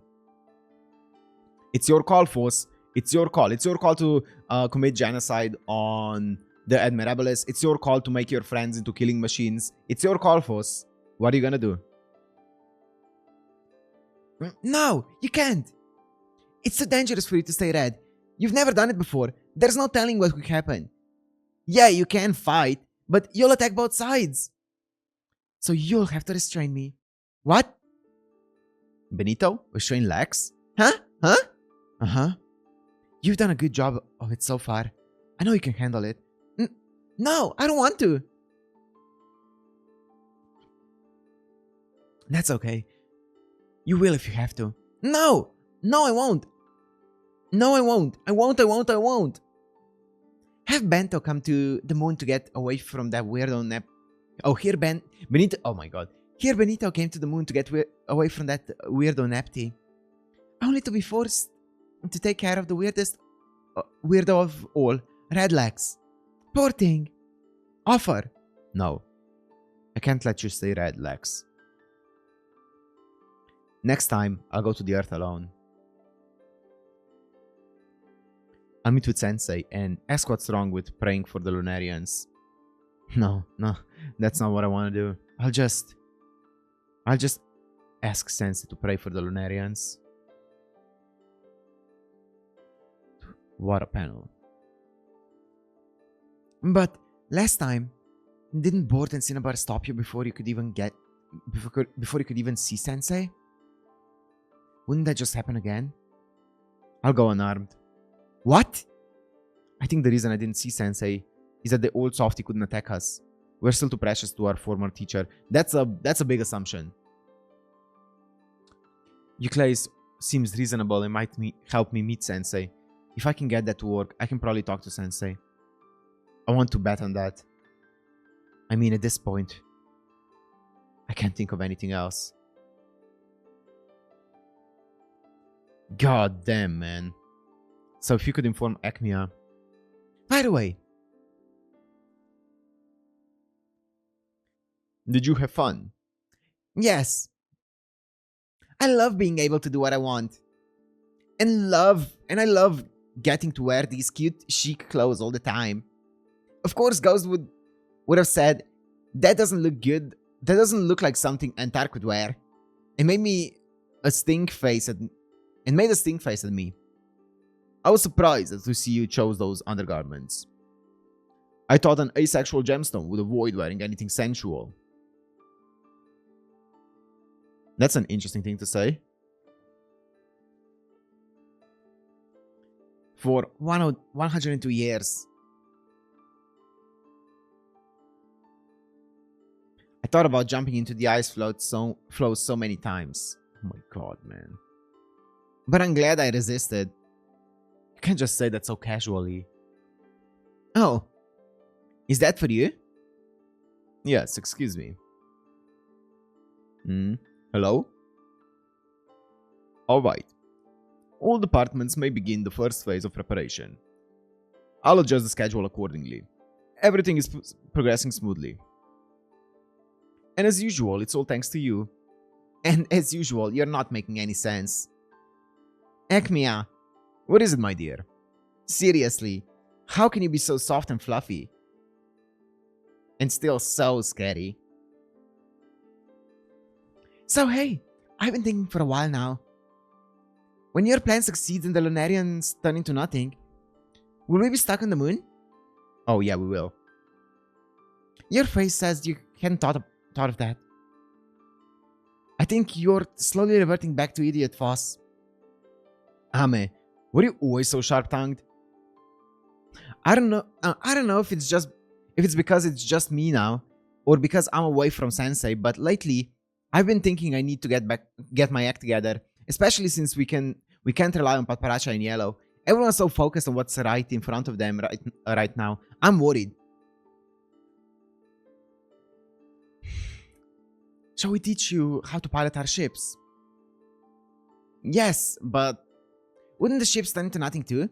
The city's functions work on an auto-generation system that is regulated by the temperature of the moon's surface, so I don't believe there'll be a problem, but I'll check. As for Foss's earlier proposal, the prince has granted permission. However, the prince has also requested that you wait to enact it until after the ceremony. Ceremony? An event that will be held in a few days, the first of its kind on the moon. Oh no. It'll include rituals that we adapted from ancient customs. Its purpose is to show our people the unprecedented bond of cooperation and friendship currently shared between the Lunarians and the Lustrous. We would love to have all of you gems in attendance. Furthermore, at the ritual, the Lustrous will be represented by Kernor, the Venerable Kernor, and the Prince Acmea will represent the Lunarians. That ugly? Those jerks? The two of them are especially intimate.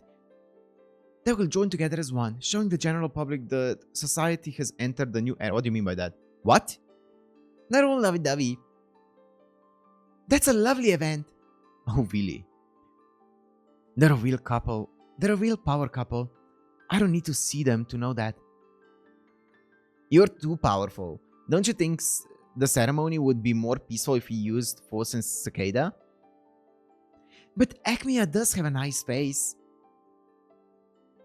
They only just met, but somehow they just seem right together.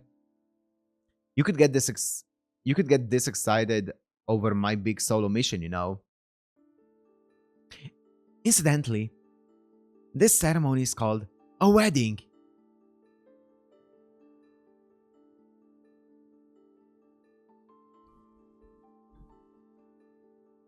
So, think about it. Think about it for a second, right? Think about it for a second. Acmea is yapping about and chirping about how, yo, we just need Konga to basically set us free and let us go to the afterlife and pray for us so that we can leave this plane and move on. And then what he's doing is a binding ceremony where he basically binds himself and his relationship to an immortal creature, or I say creature, that's a bit rough, to an immortal gem, an immortal being like Kernorm. So why the fuck would he have an intention of disappearing and getting set free and also have a wedding where he basically promises to stay with another person, being, forever, right? Isn't that so counterintuitive? It's so counterintuitive. What the fuck is what's happening here, Acmea? Come on. Come on.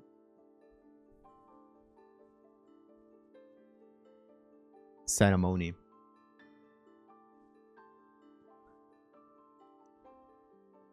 Wish.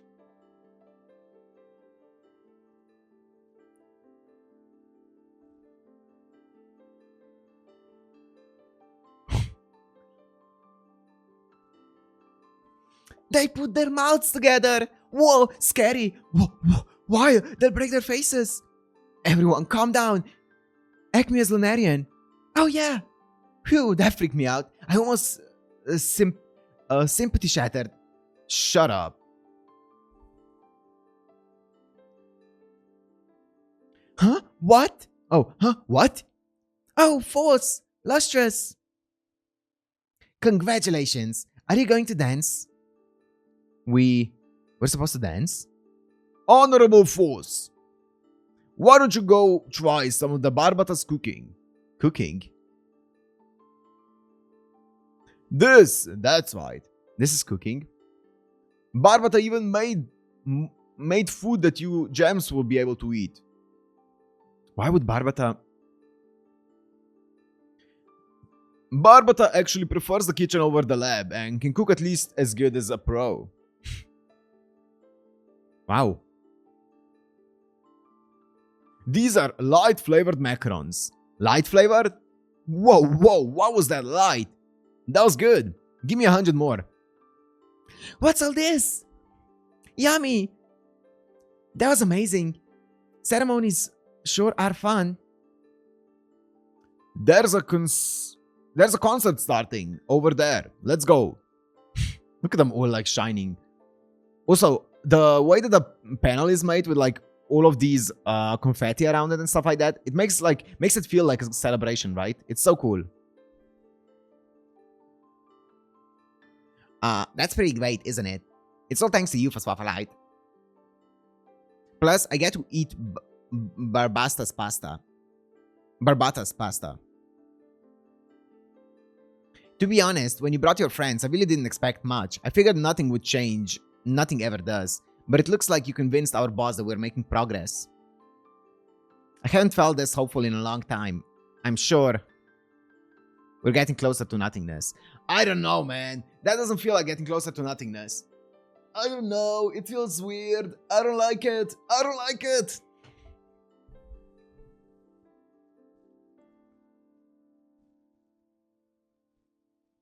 Oh.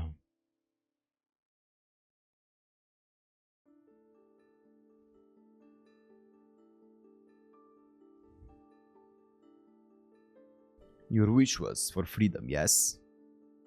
Huh?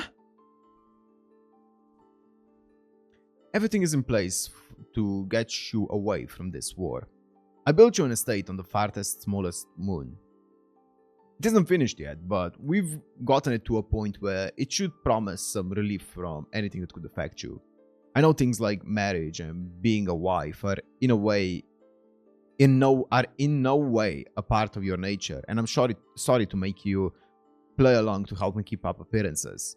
To make decisions among our kind, we need both a crude reason that the people can understand emotionally and a novel form of diversion. Your new estate will be a temporary home until the day you gain true freedom. It is the safest form of freedom I can provide in this world. Wait. To make decisions among our kind, we need both a crude reason that the people can understand emotionally and a novel form of diversion. Interesting.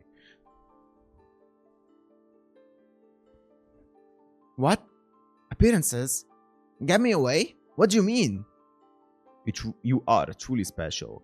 You are the only thing in this world that is truly dear to me. I felt this way since before you came to the moon.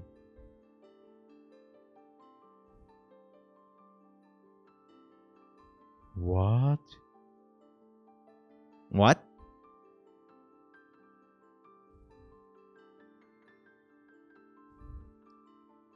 This is your left arm. It is not a replica. It's the arm we took 102 years ago. Don't worry. I've removed the outer layer of quartz. I'll put it back on for you. What? He's been keeping the arm?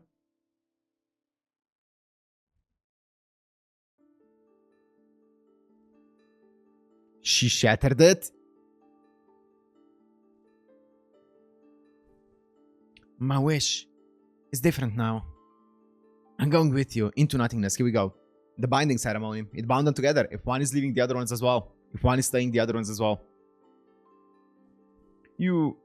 I found my own way to make it work. Oh my god. It'll take way too long if I let you do it. But I don't want to hear it. I'm not listening to you anymore. Keeping my arm like it's some kind of treasure? That's stupid. What do you mean, since before I came to the moon? Then why didn't you bring me here sooner? Ugh. Ugh.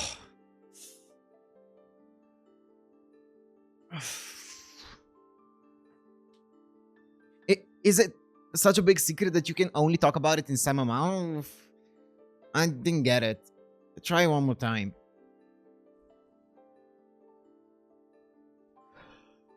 Why does that feel so fucking wrong? The way that the tongue is drawn, like it's like the giraffe's tongue. Oh my god, it's so. Honorable Foss. Huh? Master Acme, I would like to hold a final briefing before your mission. Okay. I can't eat another bite. I've heard the gist of it. You confirmed in your previous night attack that Congo cannot attack you, Gems. So now you will go through Euclase, who seems willing to take your side, and ask Congo directly for help. Is that correct? Yes. I understand you'll be going alone with no means of attack. Is this true? Yes. Understood. If it works, my friends will be stuck here. No need to worry about that. We finished converting our system so that you can use all of the city's functions. After we have gone, you will still be able to use all of our technology. We've even prepared manuals written in your language. You'll be especially interested in the transports. You will be able to go from the moon back to Earth and back, just as we always have. Some training will be required for more advanced piloting and upgrades. Who would you recommend? Amethyst. Understood. You will be able to continue the treatment on Patparacha and Yellow. The operation Alexandrite has requested will no longer be necessary. Diamond and Benitois might choose to stay on the moon. I have no idea about Goshen. I see.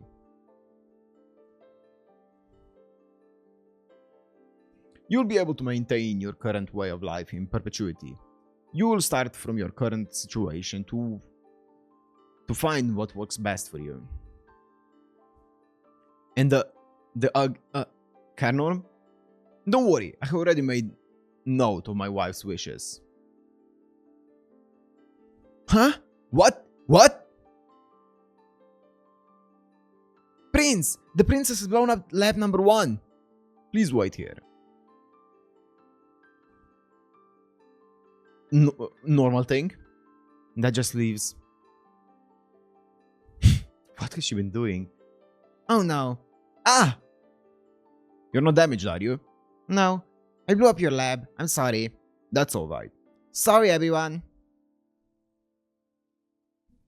I'm so glad I put that everything proof protective film on you. I felt like it was going to work. I can teach you basic science.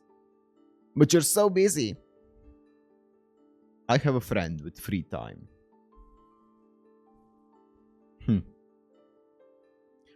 Meet your new science teacher. I have stuff to do. I hereby approve your pending application for permission to experiment with the creation of new forms of flour and types of pasta.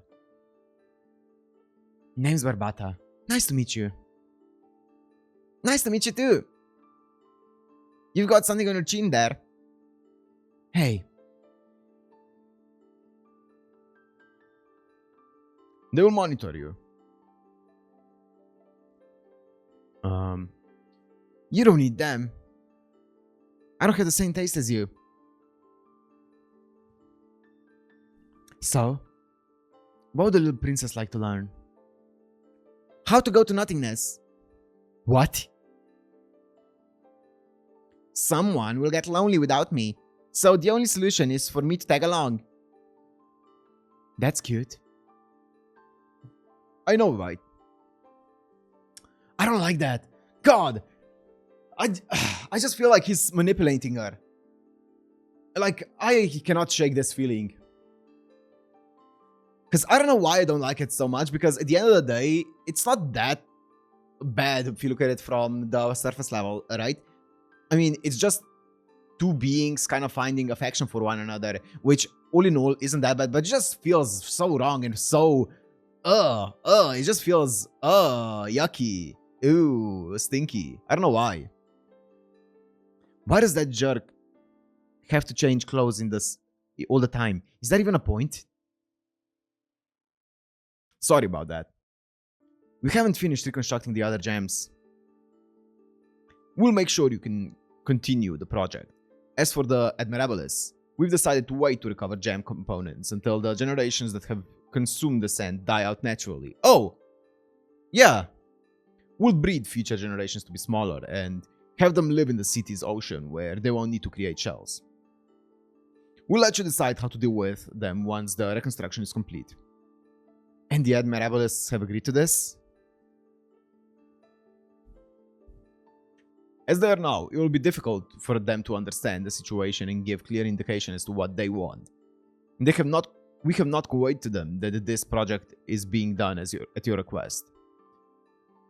Why did you capture the Admirabilis? to create a human to operate Congo. Oh.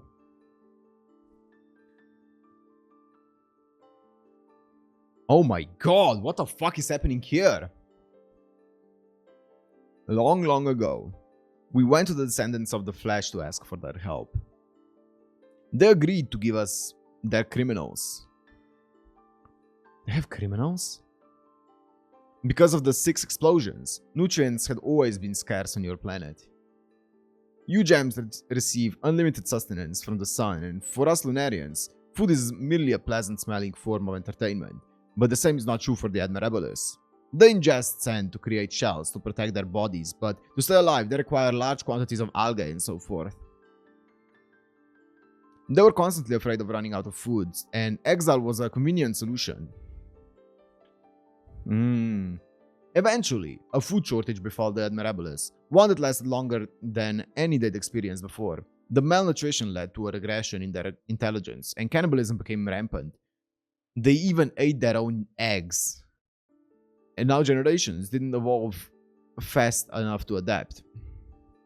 When they had exhausted all of their resources,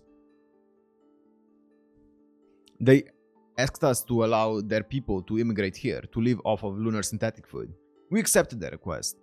This was 2 generations before King Ventricus. Okay.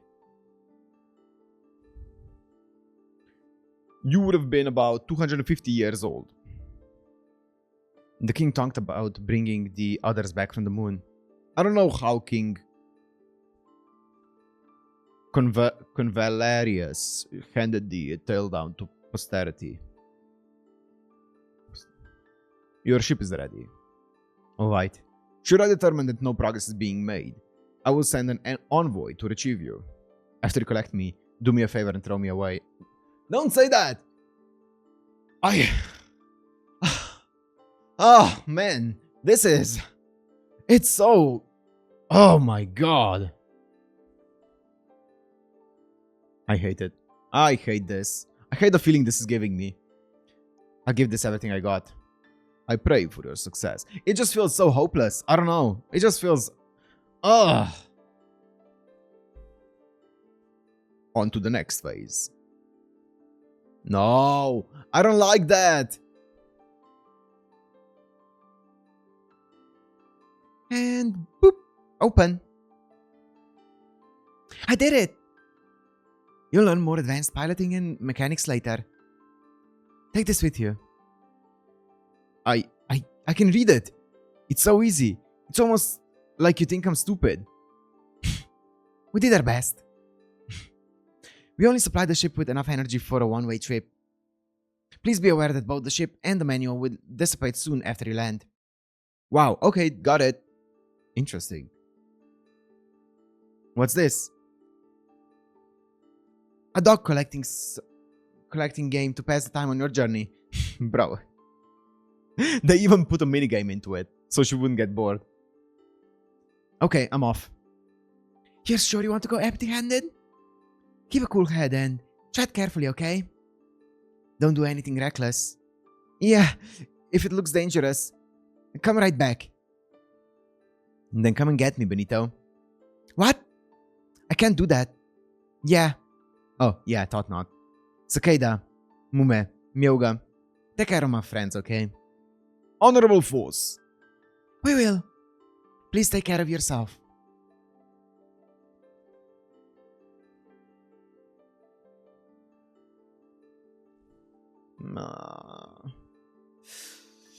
Oh, man, this just feels hopeless. It feels like every single thing that Force tries to do just doesn't end up working out. And it seems it just brings her further away from the goal, man. From whatever goal she even is striving for right now.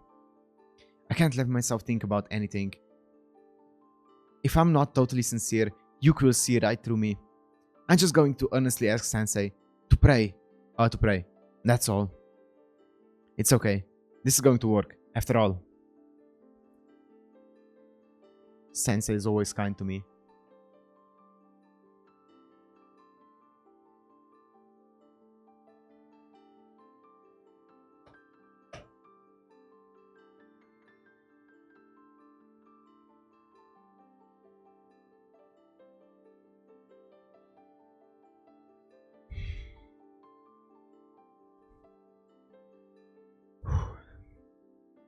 And this is a cruel image. This is a very cruel one. I do not appreciate this. I do not appreciate this image. I do not appreciate this callback. Okay.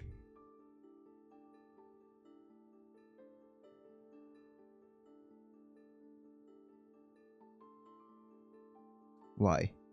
After everything, why would I remember that?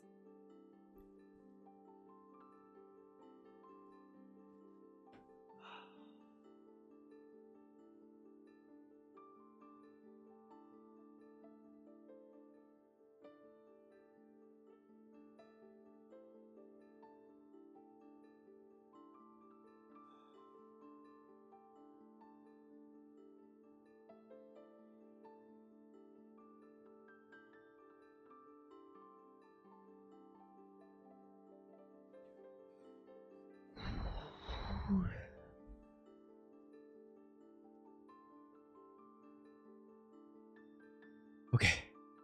Okay. Okay. Yeah. Ha. Who? You little. Hey. Yeah. What? Is it me or is the last level way harder than all the others?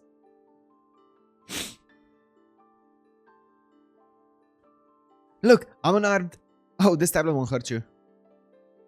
It's gonna be gone before you know it. Anyway, mind if I beat this game first? Oh, yeah. Yep. Is it bored? Yep. Report to Yuk. Okay. Oh my god, okay. Moving on. Bored. We should make sure the pieces can't reach each other. Good point. I want to see Sensei. I want to see Sensei.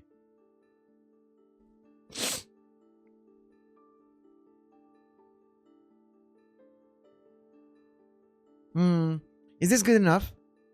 Foes, could you just check to see if you can get out of there? Nope, can do. Foes! Kongo wants to see you too. Sensei.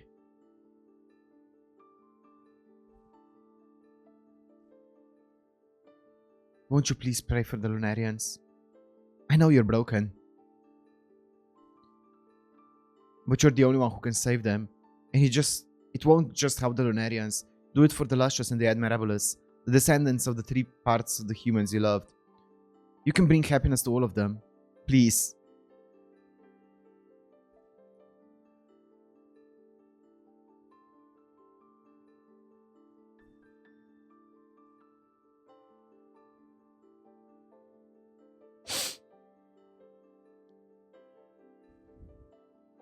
Kongo has just activated.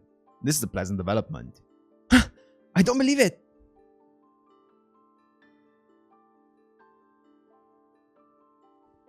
This is the first...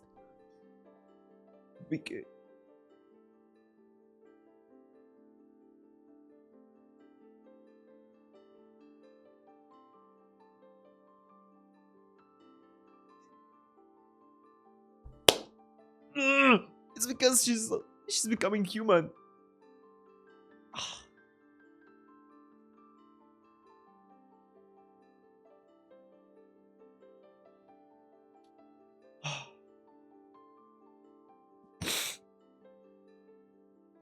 This is the first time it authenticated the user's credentials.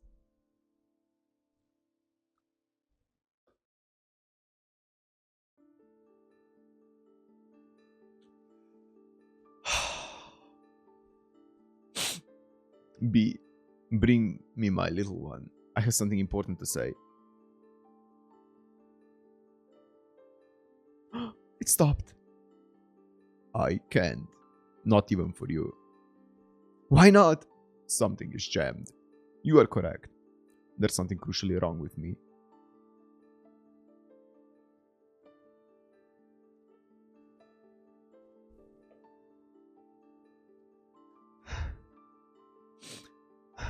Please. Please.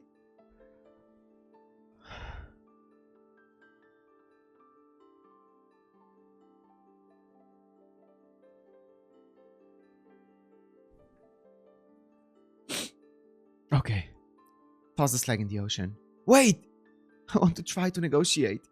Can we just put their head back together? That traitor lured the others away with nothing but words. Talking will only make things worse. We should split up the pieces and hide them in different places. Then the Lunarians will have a hard time finding them. Just in case they do, make a move. Making them search will buy us some time. Then we can wait until every one of us agrees before we put pieces back together. Good thinking. Oh, I'm impressed. It's just a thought. We don't have to. If any gem has a better idea, we can do that. That would be the safest strategy. Does everyone agree? Yeah, I'm okay with that. I like that idea. And you, Congo? You wanted to talk to Faust, didn't you? I will abide by your decision. Where's the slag's other half? I hear it in the convalescent center. I'll go get it. Faust. Congo has power down. Whoa! What is this place? There's a ton of you. Thank you for all you do for my husband. So, what's the important thing you had to tell me? I was just learning about Happy Henry living beside Boron Cottage. What?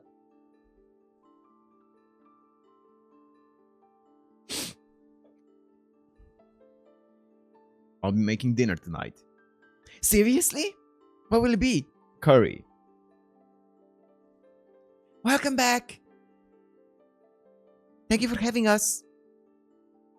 Kernon, the prince is back. Oh man. It's about time. Dinner's been ready for ages. Welcome home. I asked Barbata what curry is, and then we went straight into a practical lesson. And they're all here because they want to ask you something. This is our light up curry. Okay, eat up.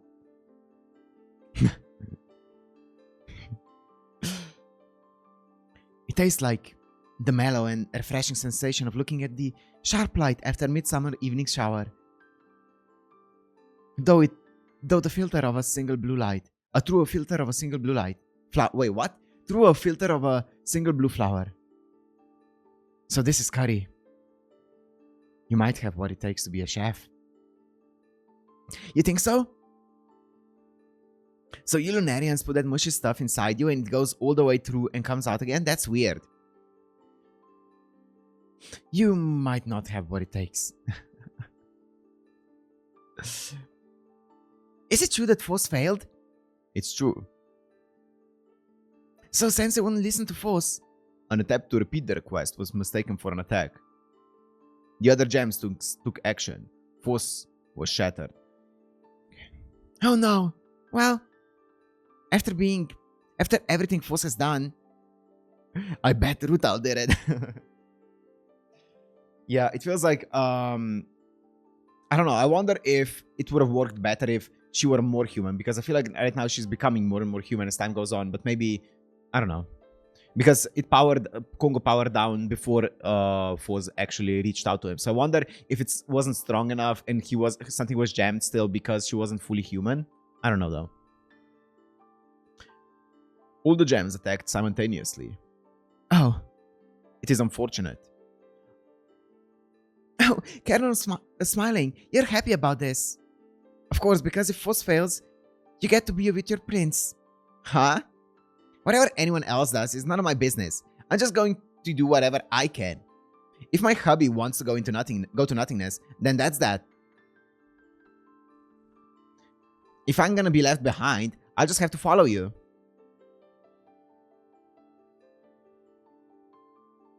You're an excellent student, little one. You even memorized the whole periodic table in one day. Is that so? You might have what it takes to be a scientist. So, are you going to collect a sopholite? I'm going to wait and see. That reminds me. Are the rest of you interested in taking lessons from Barbata? What? I am!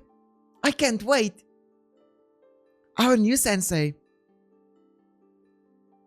Okay, you ate. Now get out. You're cutting into our lovey-dovey time. I want to see your lovey-dovey time. No way. What was the important thing you mentioned? I thought you were going to tell me about before I came to the moon. I'm sorry. I got it. If I stick myself to you like glue, maybe I can go into nothingness with you. And that's why you wanted me here. It has to be. You do always want to stick to me. Hold me. Tighter. I don't care if I break. Dude, this is... Oof. Oh, it's giving me the heebie-jeebies. I don't know why. Oh my god. Also, reading this out loud to you guys does not help. Oh. Whew.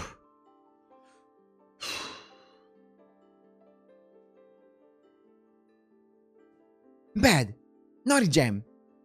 Oh my god, man. Think about what you've done. If you're a good little gem, I'll let you have some sunlight sometimes. Maybe. There. You finished? Hold on.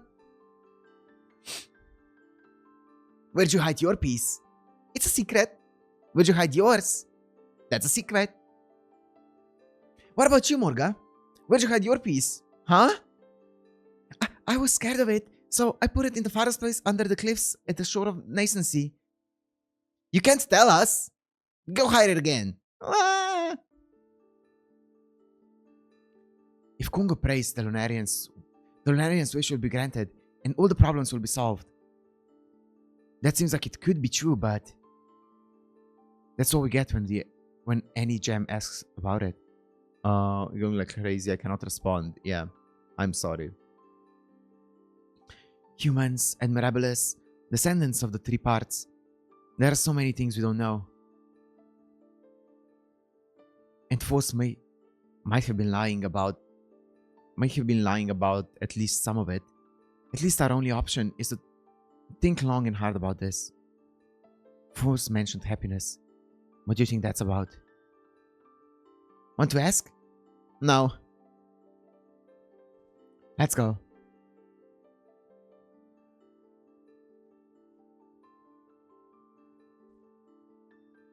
Huh? Who? Passage and who?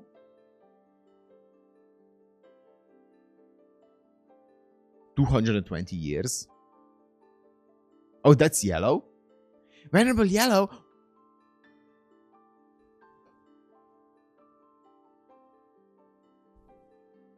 Ame!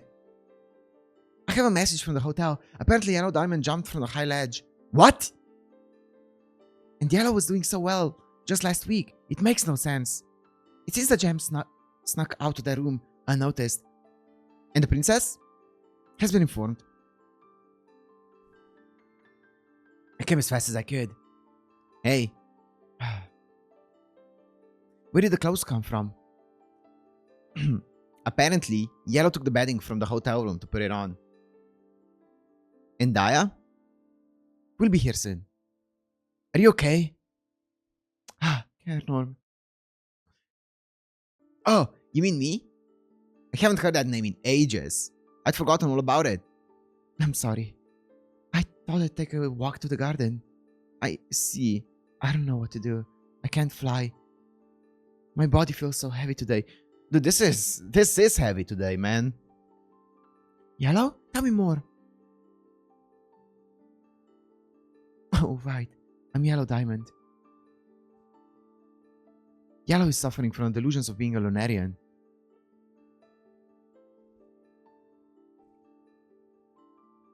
Yellow maintains their old cheery disposition during those delusions, but gets depressed when the reality of being a gem sets in. The symptoms are getting worse every day, and I see no hope for recovery. The poor gems lost it. Is it a negative side effect of the long-term treatment? That's part of it. The warping that started in the past hasn't stopped. That's awful. Back then, they didn't have a program for treating gems, so it's not like there was anything else they could have done. So the entire thing started off wrong? You could say that, but if I were to make a comprehensive diagnosis, Yellow couldn't handle the 220 years of introspection. I think that's the real problem. And it all started because of Paparazzo, right? No doubt about that. Yellow feels guilty about how badly the attack went, and the temporary personal happiness is making the guilt more complicated. And we all adapted to Lunarian society. That's having an effect too. I think because Yellow hasn't been able to keep up with the adaptations, it's creating a deepening sense of isolation for them. Poor Elder Yellow. Can we just...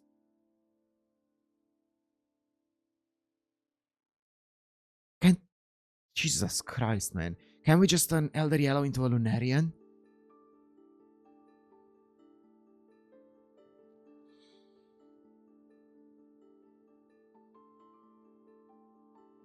Oh my god, man. Haven't you ever wanted to be a Lunarian, princess? Of course I have. Yeah, actually I have too. This gemstone body limits my scope of research, and it's harder to move from place to place. There are a lot of disadvantages. If Lunarians came from the human soul, then maybe we should look for a way to extract our souls from us? Oh, I don't like that. I hate that. I fucking hate that.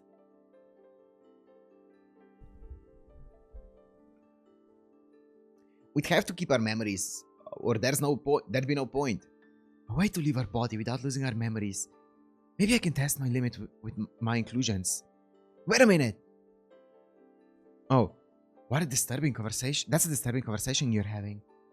I'm not interested in turning my excellent students into lab experiments. But Sensei, we don't have any better leads. Well, we did start a project to rebuild gems from sand. We cancelled it 220 years ago, but we did find traces of memories. We did learn a few things from them. You want to take over the project? Yes, I would like to try that. We have to get permission. Talking the boss into anything will be harder than becoming Lunarians. Then it's up to you, princess. You can count on me. I'll woo the prince with my brilliant mind.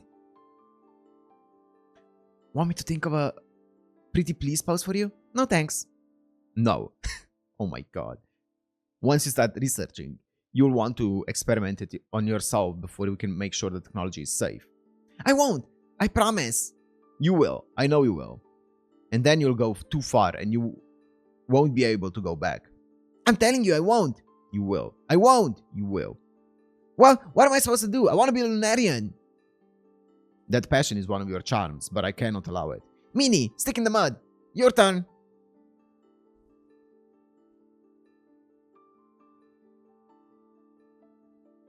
I'm shaken. You win. I know what you did. You lost on purpose so we'd have an even win count on the 1000th day. You figured it out. The important thing isn't to win a single day's victory, but to command the whole field. The time has not come yet. What do you mean the time has not come yet? What do you mean by that? I can tell this guy's evil to the core, and that's why I fucking hate this relationship. Oh my god. Please, give us permission. Fine. As a reward for your resolve and keen perception, but only the basic research. Yay! It's better than you doing it behind my back. You will report to me before you begin any steps of the process. And your becoming a Lunarian is an entirely different matter. Understand? If you say so. When I'm a Lunarian, then nothing will stop me from going with you.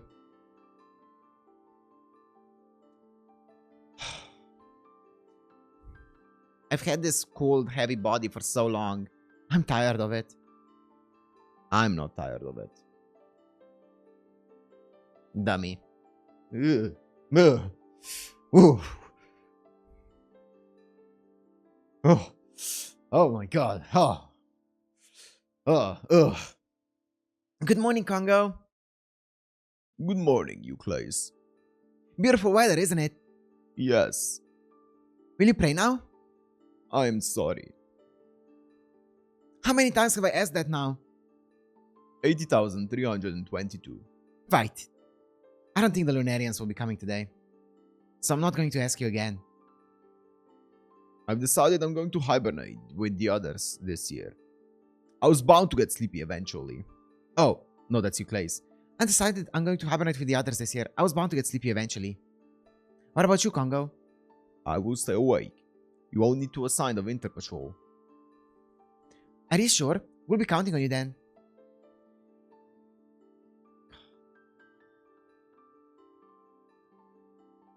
Rutil?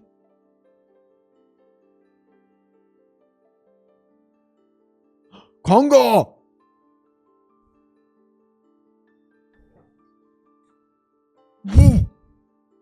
Wait! Wait. This is page 190. Let me go all the way back. I think I missed a big thing here.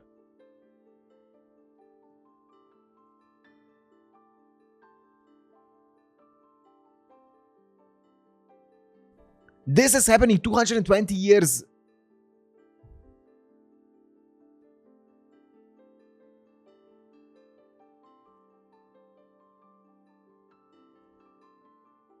Wait.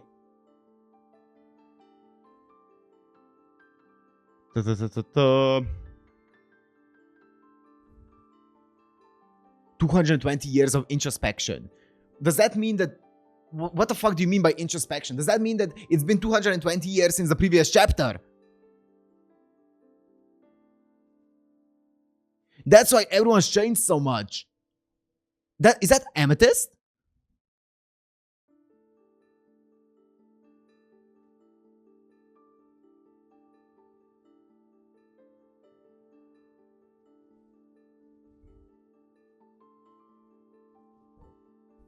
It's been 220 years. Oh my god, I did not clock that. I was like, what are you talking about with yellow? I wasn't sure. It's been 220 years. Oh my god. I'm sorry it took so long. It took 220 years for the others to forget you.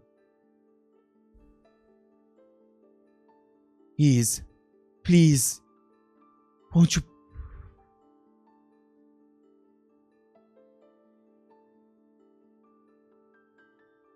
This is such a cruel fucking...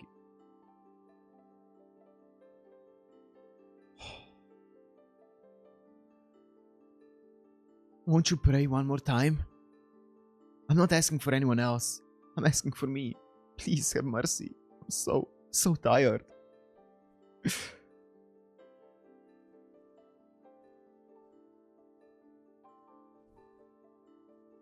Pray!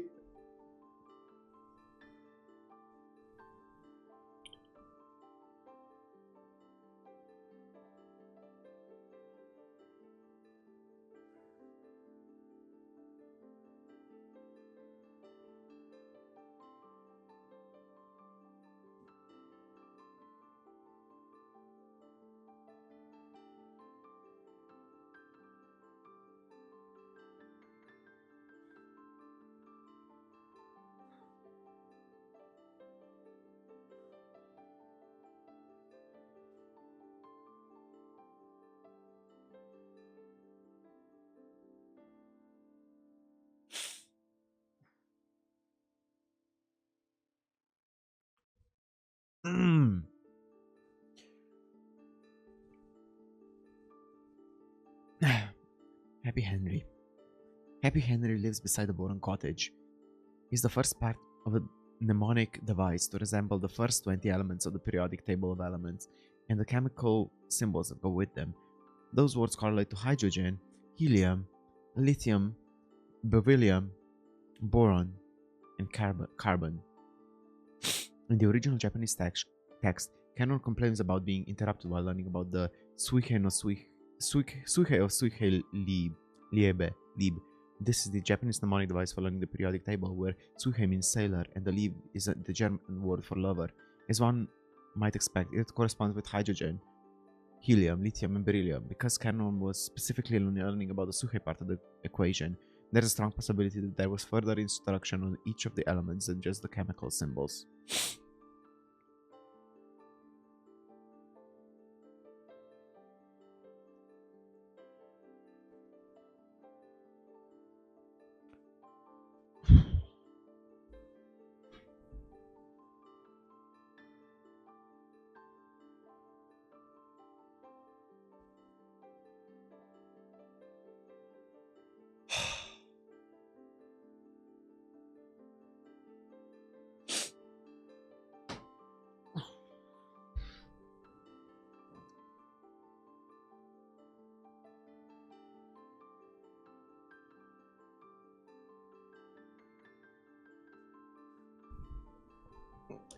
The desperation enforces. I was gonna say desperation enforces voice, but desperation enforces facial expressions and dialogue more specifically. She's been conscious for the 220 years, just being shattered around the entire area, and after all that time, she's become like a sort of like, not even a demon, but just reduced to her one wish, just reduced to this one motive that she's been chasing. And it made her almost like a demonic creature.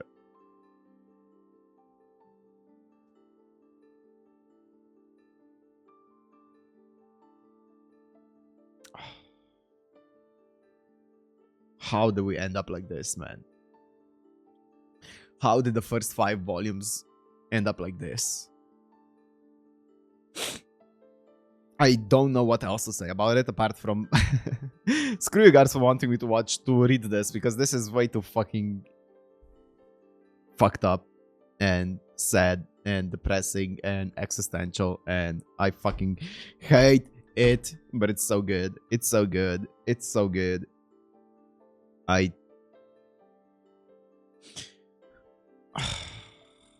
Pray. Oh man.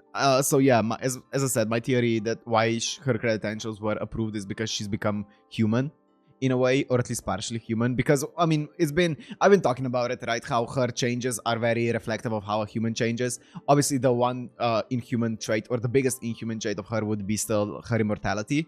But she is at least partially human, and my guess as to why her asking Kongo to pray doesn't work is because of her not being human enough. So I'm just afraid that for her to become human, fully human, her immortality has to be taken away. And I'm afraid of that. I'm really afraid of that. I really hope that doesn't happen. I feel like this is going to be one of those shows that's going to have an ending that's going to be just so bittersweet, where it's going to end with like somehow like a positive message of sorts, but it's not going to be a happy ending for Force. I can't see it be a happy ending for Force. I feel like Force is gonna sacrifice herself in some way, shape, or form in the end, and I hate that. I am gonna go and fucking cry on my pillow for now. This is way too fucking sad, and I'm just gonna end it here. I don't know. I have other things I need to do today, guys. How am I supposed to do anything else after reading this shit? Anyway, I'm gonna end it here. Hope you guys enjoyed. If you did, make sure to like, comment, subscribe, and I'll see you next week in the second to last volume for now, until we take a break, until volume 13 gets released officially in English. But screw you guys for recommending this, and I'll see you in the next one. Bye. Welcome back to another volume of Land of the Lustrous. So first of all, let me say this is a bit of a delayed release, and the reason for that is I've been recording it over a few days, because honestly, the previous volume was very hard hitting, and that coupled with also some other stuff that I've been watching has been kind of tough to read in the best way possible. I think it's really good, but it's very tough to read, and I feel like that has kind of made it so that I had to take a bit of time to process everything that happened in the previous volume, and also what's happening in the current volume, and I've been working through it a bit more at a slower pace. Hopefully, volume 12 should be all on Sunday as per the usual release. It's gonna depend on how depressed Taco P episode 2 makes me, because that's the anime that that has been really manhandling me. So it's been that anime is so hard. But yeah, it depends on that. If I get really depressed after that episode, we might take a bit of we might take it slowly again, but hopefully it should be fine. Anyways, that's what I wanted. So let's go into the actual intro that was recorded on Saturday, or Sunday. Let's go. In the previous volume, obviously to jog up your memory, we ended it on one of the most haunting panels that I've seen ever. It was an absolutely horrific one. Like, we see Force becoming, as she's becoming more human, she's becoming like more of a monster as well, right? Which makes sense, right? Being a monster is a pretty human trait if you think about it, right? You need to have some kind of semblance of humanity or personality to be able to become a monster, right?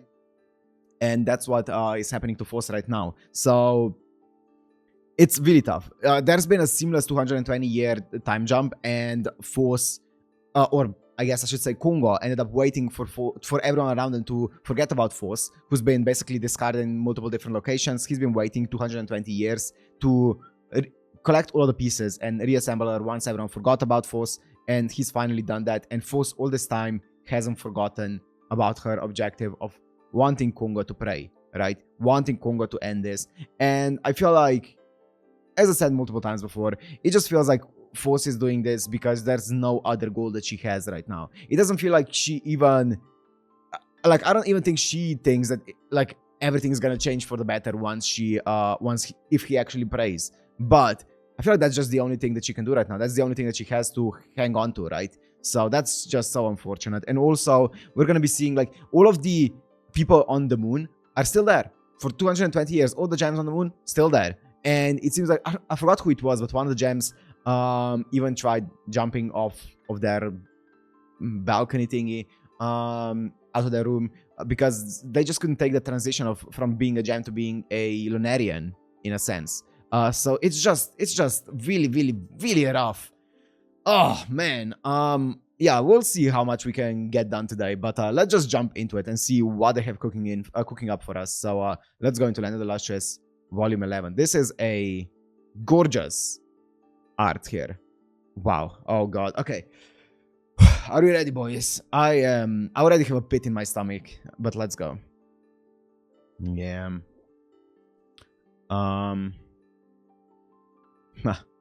Phosphophyllite, Paparaccia, everyone's here. Benotite, Goshenite, Diamond, everyone. Versus obviously these guys. But let's see how exactly this is gonna go.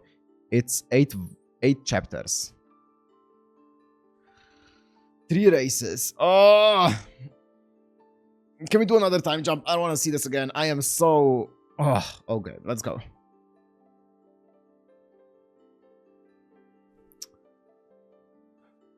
Let's go.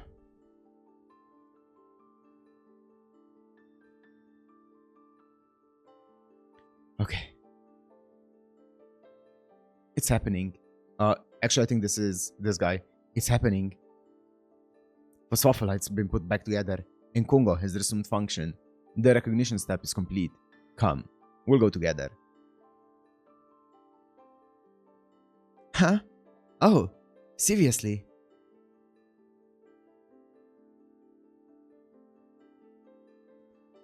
It's unstable. Regardless, it's lasting a long time. Phosphophyllite's keeping Kungo's hands in the prayer position. The machine is not resisting. How fortunate. Oh, fuck.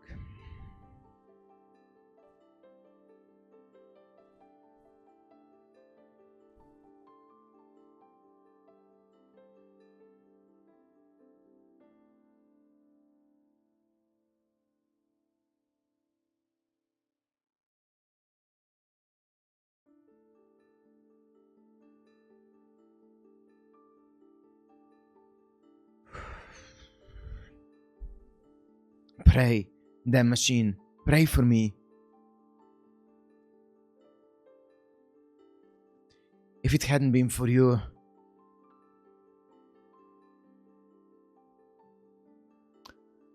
Oh. Okay, let's lock in. Oh, fuck. 120 minutes have elapsed. It stabilized at the 31 to 32 line and increasing. Prepare to notify the public. Affirmative. This is Acmea. We have confirmed that Kongo has begun operating. In the event that the prayer should activate, its effect will reach the moon in 21 minutes. Everyone, you must all act quickly. Why? And return to your homes. Oh no. 21 minutes. That means there's time for 5 more songs. Okay, everybody. I hope you all enjoyed this to the last moment. I need one more of your meals before I go, Lexi. Alright. It's too bad I won't... actually, it's too bad I won't have to check my work when I'm finished. Oh, I won't have you to check my work when I'm finished. Yeah. Yeah, yeah. Do you like studying on the moon? Yes, very much.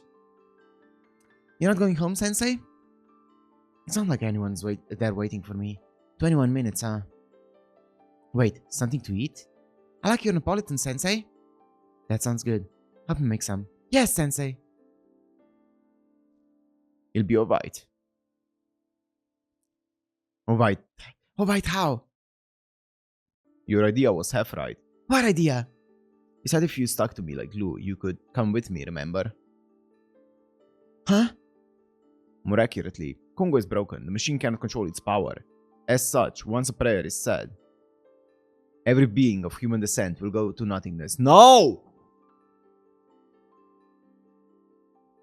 Fuck this guy. Fuck Acmea, man. Fuck him.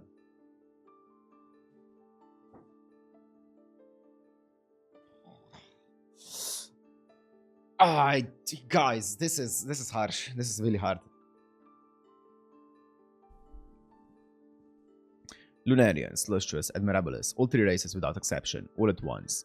That is why Kongo so adamantly refuses to pray. And at the same time, the machine's attachment to the gems has created something almost resembling a sense of self. That is the source of the malfunction.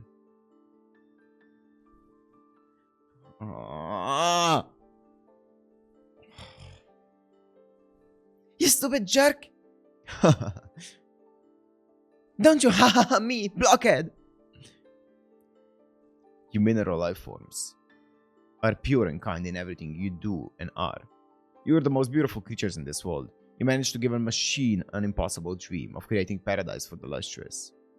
Even as someone who committed atrocity after atrocity to help my people, I can understand why Kongo went haywire.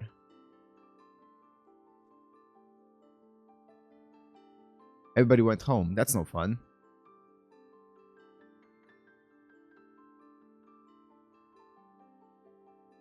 The streets are all quiet. Are all so quiet. Souvenir. Who is this? The town belongs to me. Was that always there?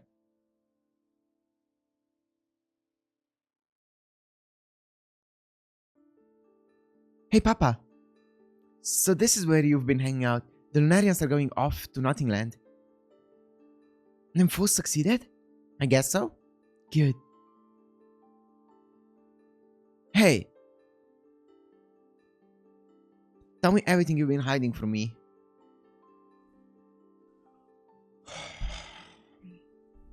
There may not be enough time for everything. Where shall I begin?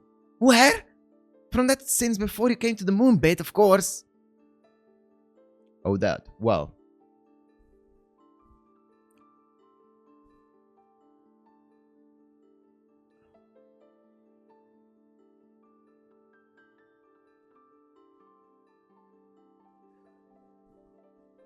Okay.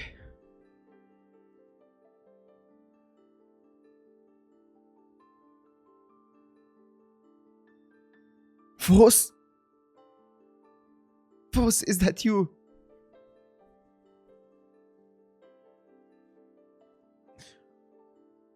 The prayer has broken. Thank God. Oh. Oh, fuck. Oh my God, guys. This is... this is gonna be rough. Woo!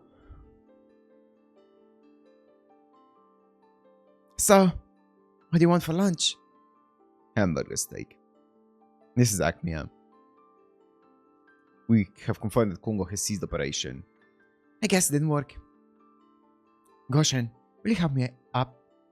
I can't sit up by myself. Yikes, it's been ages since I touched another gemstone. This is scary.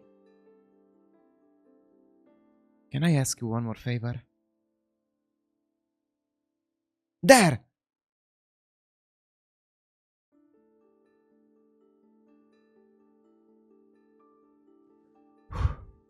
Force went east.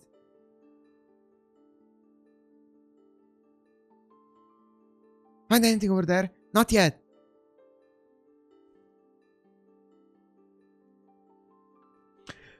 Oh, fuck me. Okay.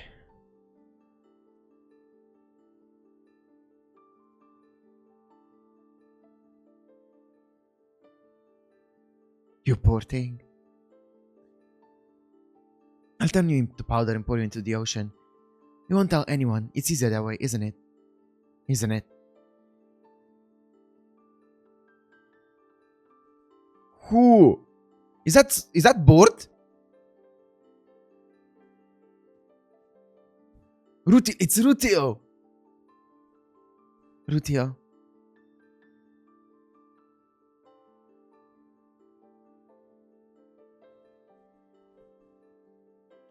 Here.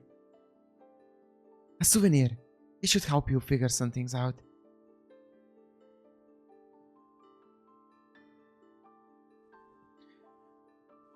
Okay.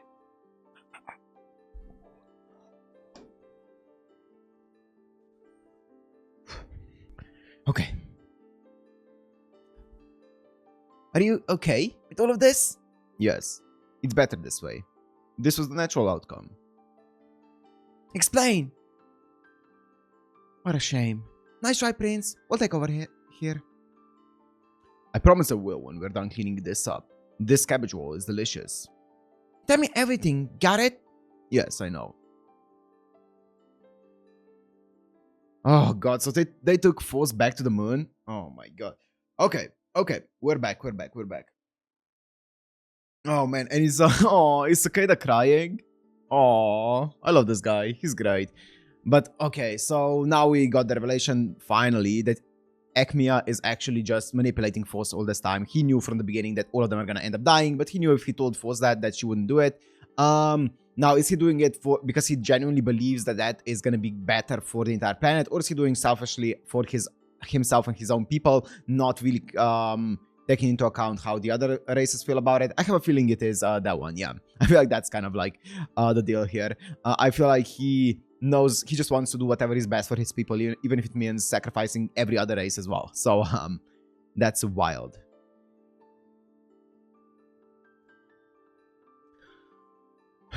How in the world did you end up like this? Senior Force, can you move? Oh, nope. Noble. What was the voice again? Noble Goshen. It's so good to see you. I haven't seen you since the prince's wedding. How have you been? What have you been up to? Well, I went into a building that looked kind of cool. A gemstone? What? They had like cool Lunarians up there, like skater dudes? I made friends with the Lunarians inside and started living with them. Their social skills are so good, they're almost scary. So I'm guessing they're like the teenagers that got that died during the event and got sent up here. So were you with them when the prayer booted up? Yeah, but I didn't like that depressing stuff. That's very you, Honorable Goshen. I guess. Oh, we're back already? Yes. I know we had to rescue Great Force, but we took the ship without permission and left the venerable Patparacha on Earth. What will Prince Ekmia say? Yo, Cicada, help us out here. What do you think Prince Ekmia will say? I don't know.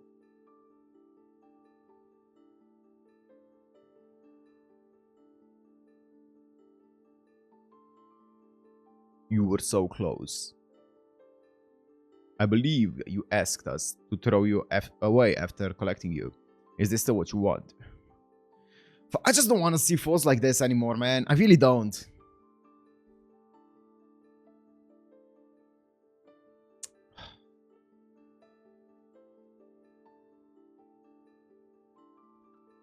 Kongo rescued me. Kongo still loves me.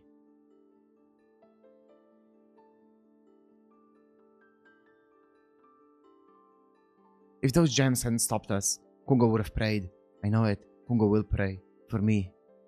Next time.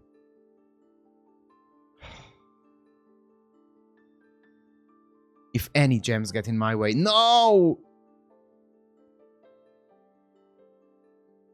I will grind them into powder. This is getting so hard to read, man. Oh, fuck.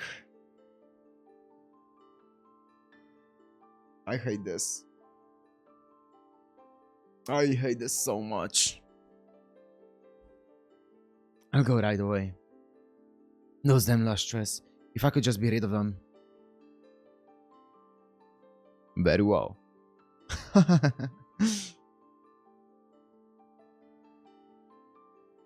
What?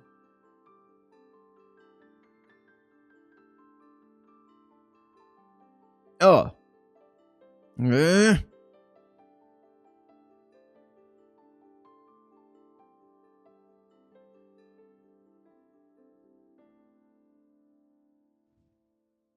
It's so big and bumpy.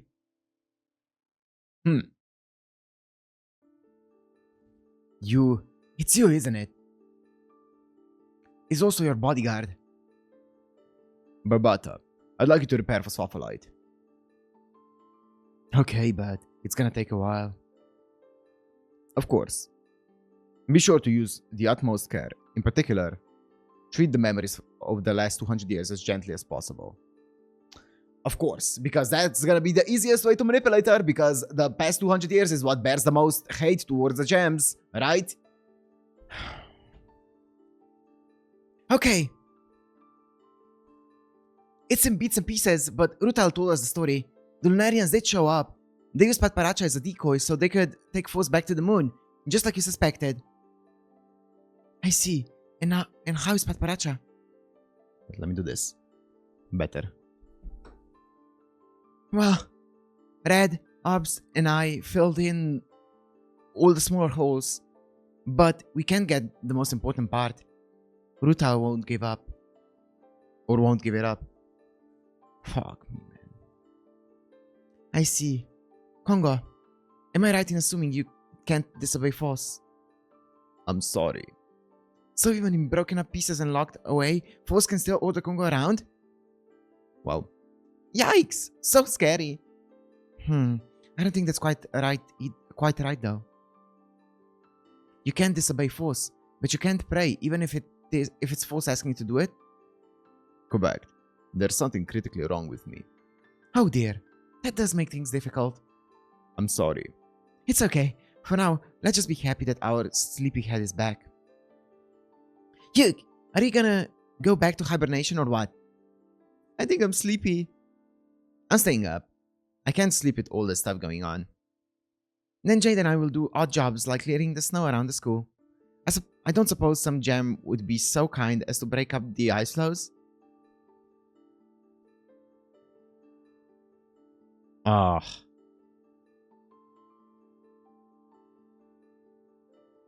I can't believe that this is the same Rutal that we knew from all the way back. Yellow. I wonder how our elder is doing. Yeah. I did see Yellow with them once. And 80? I'm sure 80 is fine. You can tell? Yeah, kinda. Are you worried about Benito? No. But you don't hate your old partner, do you? No, I like my old partner. I mean, not making any sense is part of Nep's charisma. Or charm, not charisma. How do you think Goshen is doing, Morga? I bet Goshen's making the most out of everything. Hey! You're Daya's age, right, Cinnabar? How do you think our idol's doing? I think Daya is doing better than any gem could imagine. I can see that. Yup. Honestly, I even forgot that I liked that gem. It's no wonder you forget. We had peace for so long. I wonder which way is better. Okay, now that we're all here, let's go. Time to break up some ice floes. That's interesting. It's interesting that she says, I wonder which way is better, right? They've been fighting for this, they've been wanting this peace for so long, yet now that it's here, they're not even sure whether it's better than just having their friends back, right? Without peace. So what's the point of fighting for so long for this peace if now that it's here, it's not even that much better than before? Potentially not even better in the first place.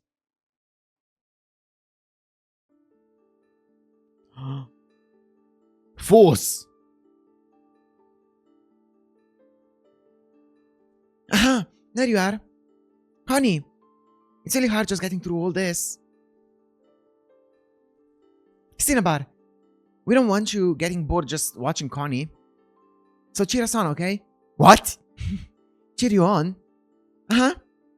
Cheer so loud that we can hear you over the ice floes. You can do it! Oh, Cinnabar. I'm glad that you're happy. I'm glad to see you that you're happy. I wish Antark were here. Antark loved you more than any gem. And I'm sure that wouldn't change even now that you're not our sensei. Antarcticide knew that I was a different life form than the rest of you. Really? How? I don't know. The temperature is steadily rising. Oh no, global warming.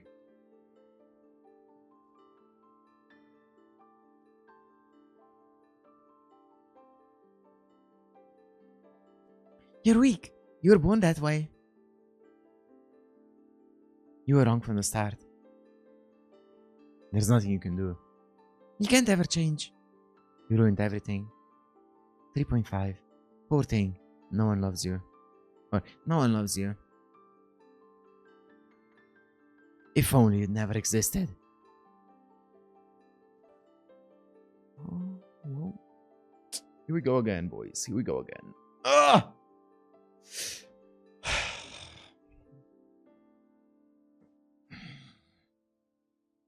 Consciousness has been restored. Oh. Yeah, hold on. Don't move just yet. Your physical composition is pretty complex. We're being pretty particular about synthesizing gemstones to fill in the missing pieces. It's going to take time. Yippee? Yipe? Wow. Wow.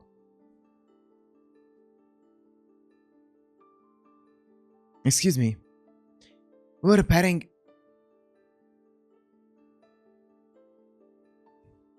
Come in.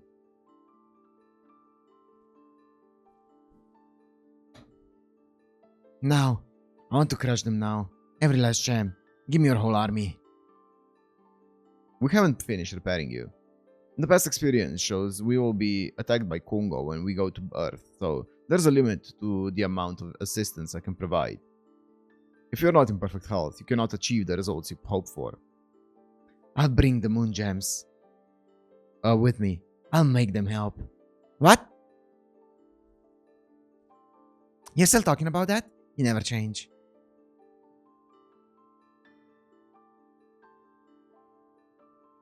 Would you like to ask the other gems? Man. No, this is just sad to read. Man. Because this just feels like it's point of no return for Force. Up until this point, it felt like Force was always like, kind of like human in a way, where it felt like she was always like, yeah, she wasn't developing only good traits, obviously, there were bad traits that were developing, but that's a very human thing to do. But now it feels like she's just not even become human, she's just become a monster where there's a point of no return anymore. And I feel like it's just sad to read now. It just feels like you're reading a story of self-destruction at this point, and it's or like a destruction of a character, and you're like, oh man, this is just sad. Would you like to ask the other gems? I'm not going. Sorry, Foss. I have my rehearsal for my concert tomorrow, and then 3 days of performing after that. When that's over, my schedule is still packed with events. I have so many dear fans who have accepted me, They're waiting for me. I can't let them down. Then I'll bring Bort here.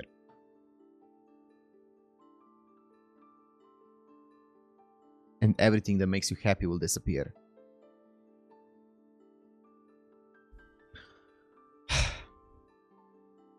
I see. It's stupid of me to hold on to my fear of that gem forever.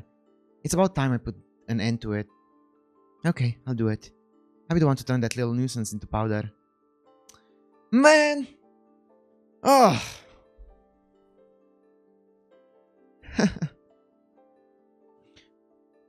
That's silly. It's much easier to close your eyes to the past. Literally. I've learned that not all Lunarians are bad. I can't hate them anymore. I've forgotten all about Chrysoberyl. I like my life now. But I did tell you 200 years ago that I would go with you, and that's been nagging at me. I'll keep my promise. Lex, are you serious? You're going to, Benito. I'm sorry, Foss, but I'm really staying. I can bring 30 to the moon. Being apart hasn't caused any problems. I think of that as growth. I'm sure 30 will feel the same. Twin crystals can tell these things. I respect that a lot. I actually respect that mindset. She's like, you know what? I think I've grown as a person. My goals have changed. Or as a gem, I guess. My goals have changed. My outlook has changed. So, you know what? I think I've grown. And I don't want to be pigeonholed into my previous goal. I really like that. Besides, we're still working on a way to restore the gems that have been turned into sand. I want to learn as much as I can about lunar technology before Congo prays and the Lunarians turn to nothing and leave us all here. You don't need to rebuild the gems from sand. What? How can you say that? We don't need them. Well done. Diamond and Alexandrite will accompany Phospholite. Is that correct? Excuse me, Benitoite will be going as well. Huh? I didn't want to go. Oh, and your right eye, Congo has it. We can make you a new one. What would you prefer?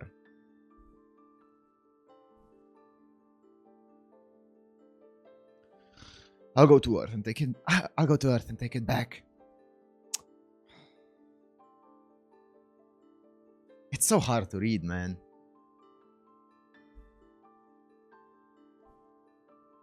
Understood. Then I will do as you wish and prepare the entire army. By studying the damage Patparacha sustained previously, we were able to work out a way to protect against Mercury, so at least get a surface treatment before you go. It won't close. Ew! Hey! No one told me that Alloy was going to be jumping out of your back at me. Hurry! I know I'm working on it. Somebody help me. Bring some giant scissors. I want it down now. I said, I know. Now! I must destroy everything on Earth now. Man.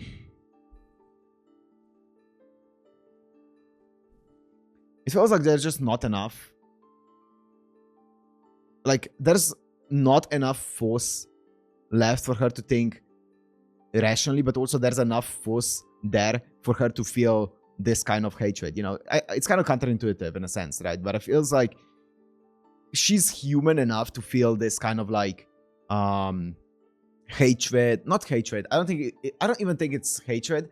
I think it's this feeling of despair, not recklessness, despair that breeds all of the other emotions as well, right? Where I feel like she's doing this because she genuinely doesn't see any other way, right? And I feel like it's it's so hard to read, man. I just want her to, I don't know. I want to take a different path. It's spring. Birthdays that... Oh, no. Ah! I'm so done. Time to sleep. Where's Cinnabar? Cinnabar may have already gone to sleep. The poor gem hibernates alone every year. Really? Doesn't that get lonely? Yes, and that's why we made something amazing. Cinnabar. Huh? Don't worry, don't worry. Ta-da! A giant Cinnarini hibernation case. Oh, that's so sweet. Oh, that's so sweet. Cinnabar is finally advancing. Isn't it crazy how it took Force leaving for Cinnabar to actually get accepted into the society? It's nice and big inside. And Ops coated the interior with Ops. So no worries about mercury leaking out. I did my best. Wouldn't that make you feel more shut in? This is really nice. Thank you. I always wanted to hibernate with the rest of you. Winter Patrol! Don't go to sleep yet.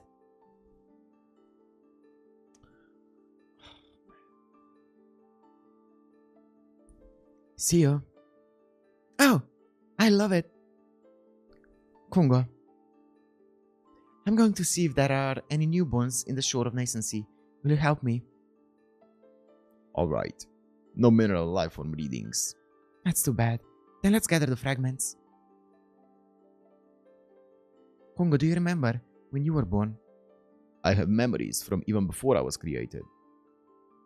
Did you have friends? I did.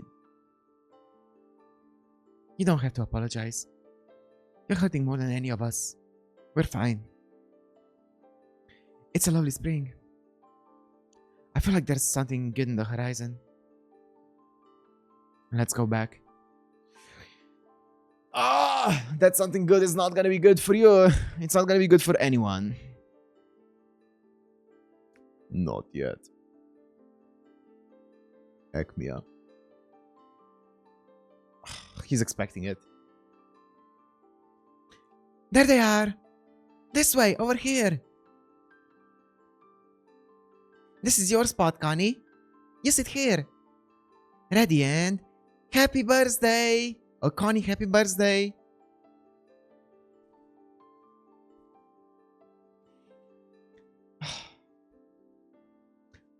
None of us could sleep much this winter, so we started thinking of something fun to do. And we all picked out a birthday for you. Thank you. I'm very happy. Let's enjoy ourselves.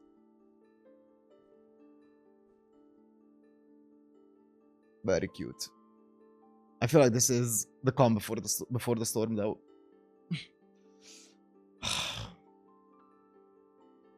I feel like there must be some kind of like symbolism or analogy I can think of with Force of the only human trying to destroy humanity. I can't think of anything that would fit though.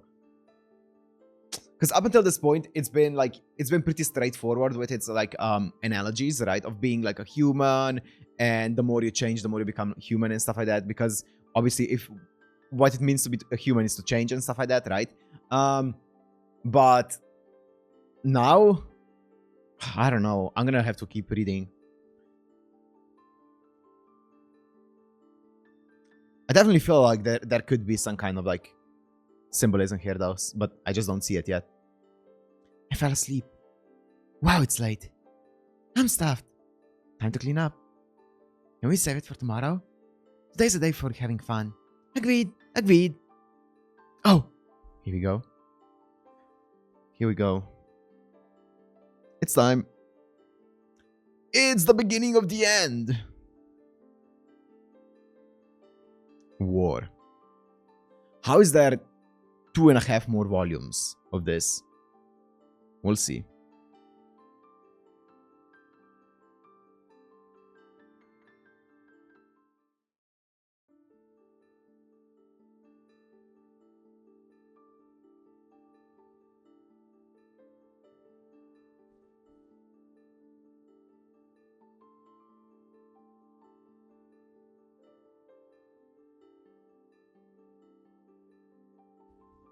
Wow. Wow. What a spread. Wow. Oh my god. And this is it's the entire army. Wow.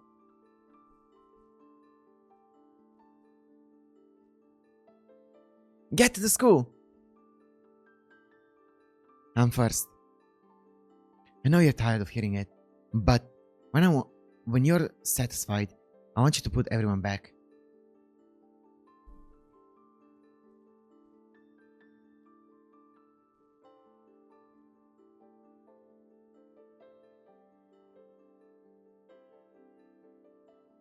Lex? Wait, what?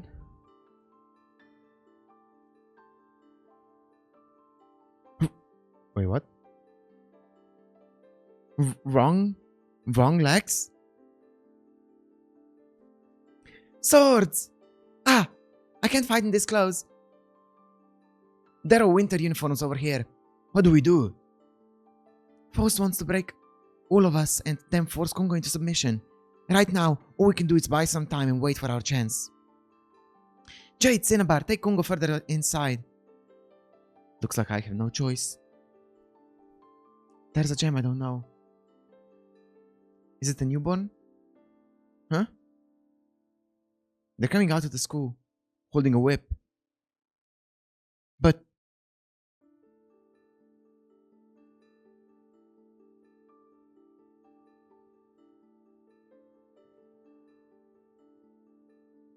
that's obviously Bort.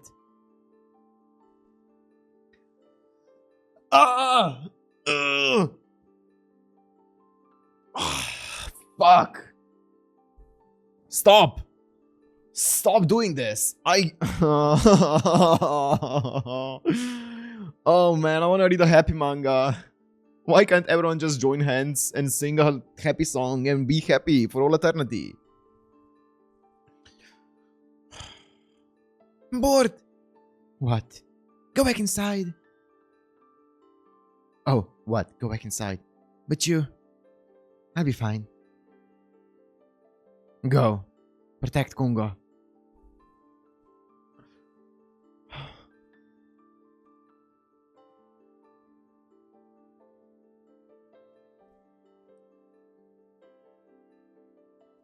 can't take Daya. I can't. I really can't take Daya.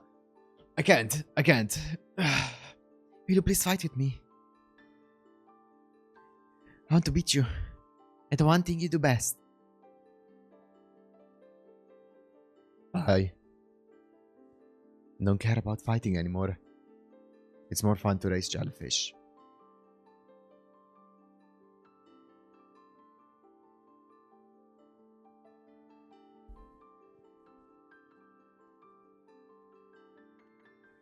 Ah, they've been apart so long. For so long.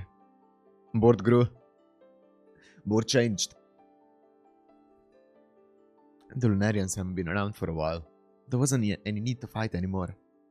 And I've gotten rusty.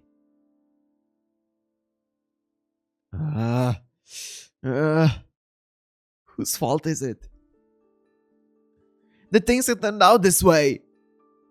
I'm gonna break you into teeny weeny bits.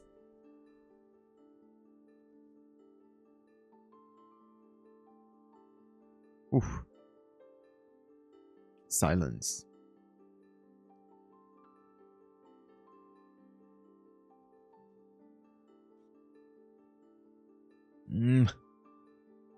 Wow. Jimmy on! I can't hear you, stupid losers! Is that really Daya? Yeah, I think so.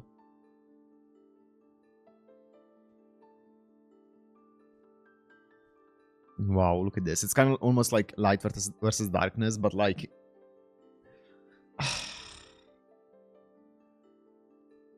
Oh! Oh, man! Oh. Wait, look at... Because, like, it almost looks like light versus darkness, and Board always seemed like the dark one, but look at this, wait. You see how Daya is portrayed as the dark one? Look at this. Look at this panel here of Daya being portrayed as the darkness. Here as well. You've changed, Didi. Stop!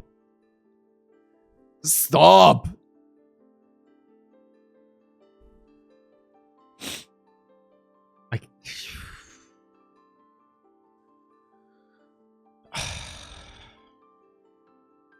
Bort, Daya!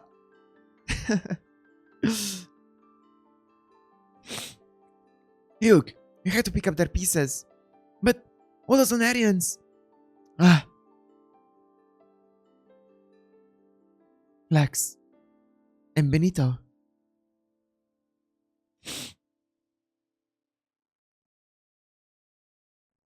Lex, stop! Don't just...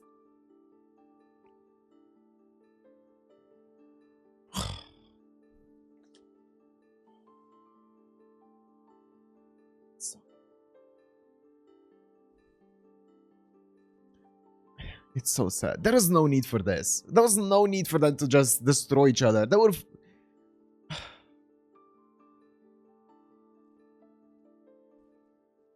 There's no reason to do this. It's just so tragic. Lex, stop, please.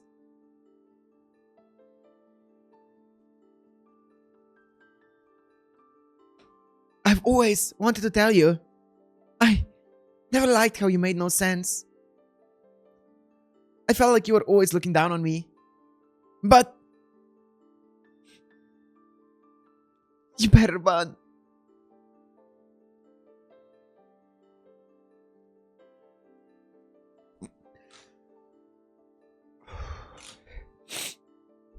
No. It's over.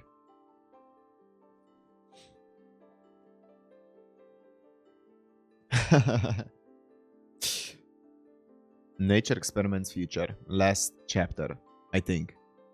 It doesn't feel like a last chapter. How many pages is there? 40 more? Guess it is. The most human of all emotions is the thirst for revenge. Yeah, like I said, you need to be human to feel those emotions. I don't... Is revenge even... I feel like it's desperation more than revenge. I feel like... I mean, I guess it's revenge, but like... It's not like they did... I feel like she did everything to herself, or Force did everything to herself to warrant revenge. I don't think it's hard to be like, oh yeah, they treated me so poorly. Like obviously they did some horrible stuff to her, but it's because of her, what she did to them, that they acted. They all of the actions that they did, all of the sanctions were reactionary towards Force's actions, right? I feel like that's why it feels more like despair, or like just the lack of any other thing to do, more than actual revenge. Revenge feels like more an excuse than anything else for Force. I'll have pineapple soda and fig yogurt with lots of crackers. What'll you have? Mint muscat, pink chocolate, and champagne lemon. Here you go. Did you hear me? Huh? Mint muscat, pink chocolate, champagne lemon, and the most human of all emotions is the thirst for revenge, right? Yeah. Yeah.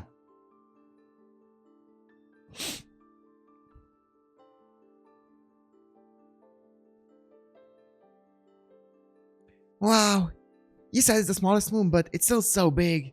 Oh? Is this the estate you wanted to lock me up in? Want to go inside? Not a chance. So humans were a lot like Phosphophyllite? That reminds me. You tried to make me human. Tried to make humans once, didn't you? You were right to stop. God.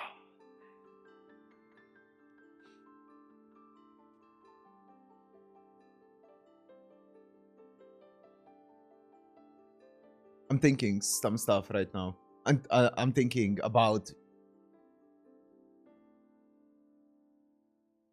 Is Acmea doing this for revenge? Some kind of revenge as well? Like doing everything here for some kind of revenge? Because that would be a human trait. Because I feel like this is kind of like showing, you know, how... Oh my god, I'm forgetting the names. I was gonna say Ghost. Oh my god, Princess. I don't know why I forgot the name. Princess. Like, it's showing how she doesn't feel any kind of revenge, any kind of, like, emotion when it comes to, or like negative emotion towards this. She's like, oh, you were gonna lock me up here? I won't do it right now. I'm gonna go out a bit. She doesn't feel anything that Force would have felt, so kind of showing like how inhuman she is. But I don't know about Ekmia though. In an emergency, there are two conditions that would activate Kongo's prayer. One is that Kongo acknowledges the user as human. The other is an appeal to a higher power.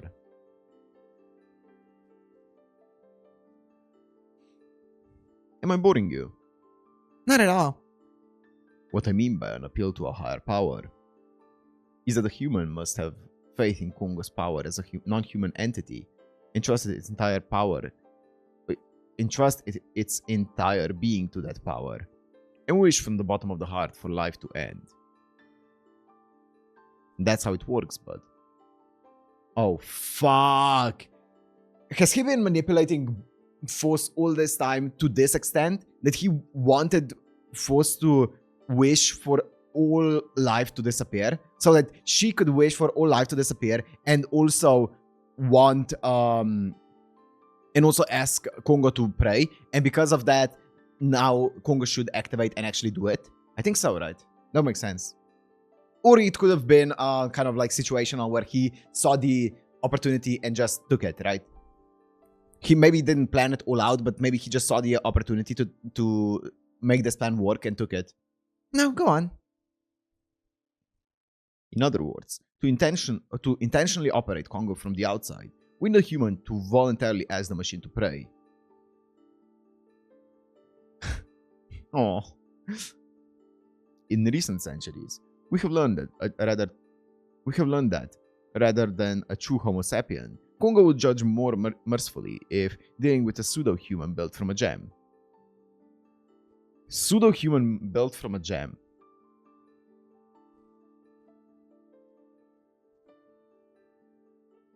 You're not turning me human.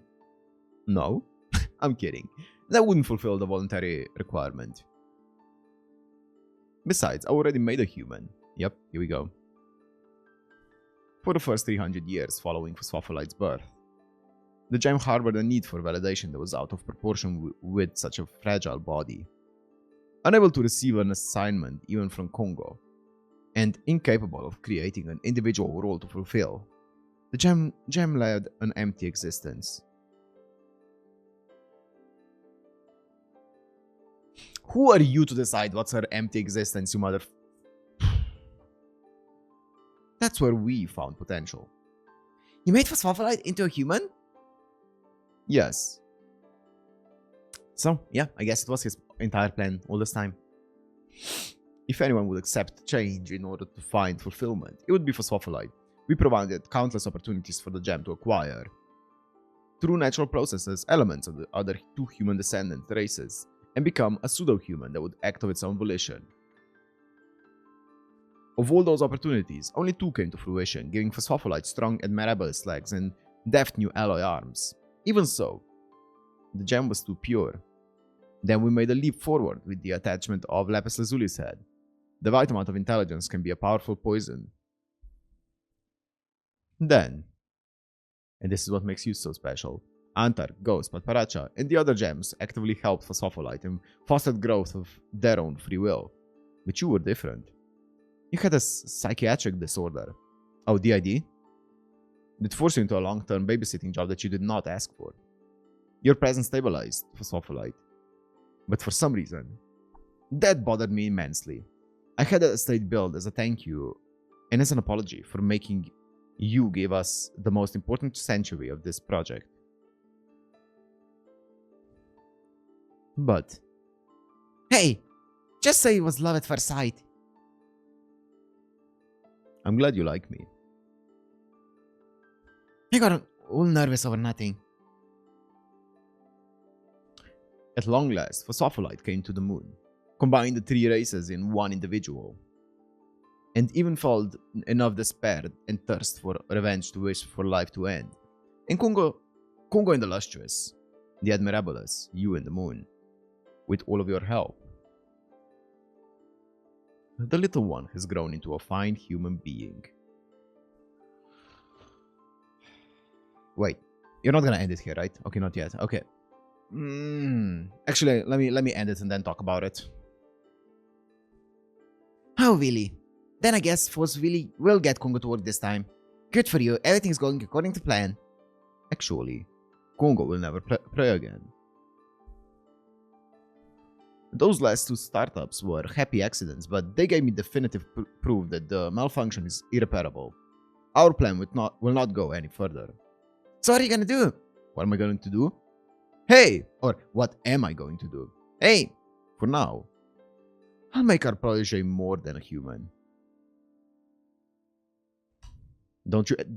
If I don't... Okay.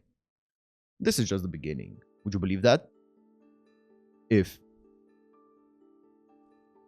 you and I were to have what is called a child, and if we were to consider that child's real happiness, I would want to give it a future apart from this stalemate between the three races.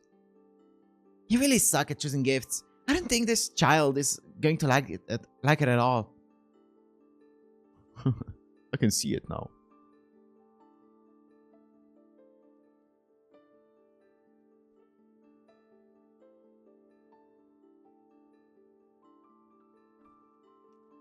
This is the deepest crater on all the 6 moons. It has a layer of high purity ice at the bottom. Huh, so what about it? This. Seriously? Apparently Lustrous memories prefer high purity crystals.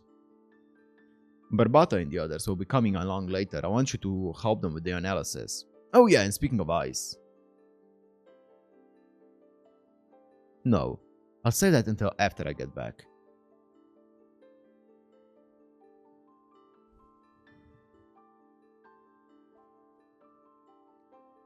It's about time I go to Earth myself.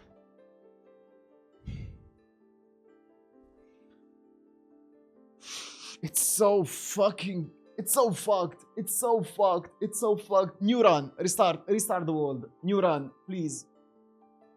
It's so fucked.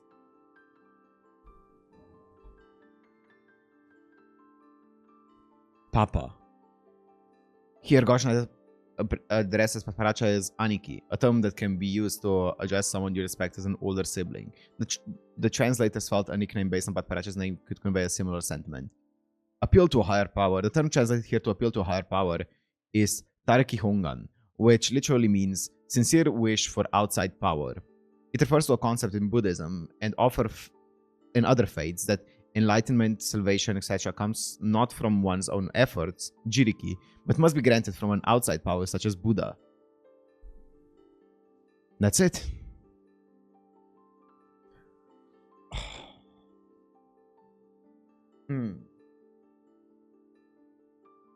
Okay. So, yes, confirmation that I feel like Force, as I said multiple times, Force has been human, or as I said before, I think I said it once, Force has definitely felt human over, like more and more human over the last few volumes, but in this volume, she definitely felt, or at the end of the previous volume, it definitely felt like she went, I don't know if the beyond being human is the correct term, but she definitely felt like she became something else, a different type of entity, right? Which, yes, you can be like, revenge is making her really human, like the fact that she wants revenge is really human, but as I said, it just feels like she has become almost an irrational type of monster, right? And that's what Acme was talking about, right? He said, we're just gonna have to make her into something more than a human, and I think they've already succeeded, I'm gonna be honest. I think they've already succeeded in doing that. It's just so fucking sad, though. Like, there was no need for this, right? You know why they did this? Because, or you know why? Well, it's because Lunarians or Acmea fucking planned it all out, right? And was like, oh yeah, we kind of wanna go and move to the other side, right? Which, sure, fair enough. But even that doesn't seem like it was that big of a plan of theirs, because he does not seem to care at all that Kongo doesn't work right now. And they're talking about like their child and making a world for their child, a place that isn't a stalemate. Bro, what do you mean? Isn't that the perfect world to have a child? Is a stalemate? A world without war? What? What do you mean? Everyone wishes for a stalemate in the world, because that would mean that nobody is at war. What the fuck are you yapping about, brother?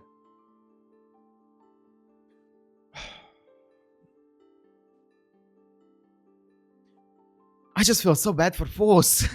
Like, and for everyone.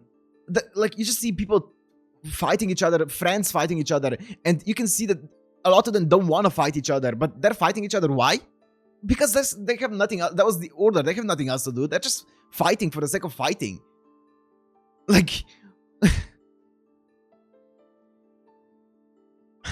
it's so sad.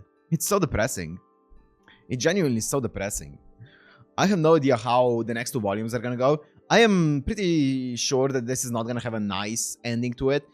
I can't see it having any kind of good ending for Force. I feel like she's, as I said, I feel like Force is too far gone to go back to being a gem, a human, or anything like that. I think she is just gonna become a monster and swallow up everything alongside her.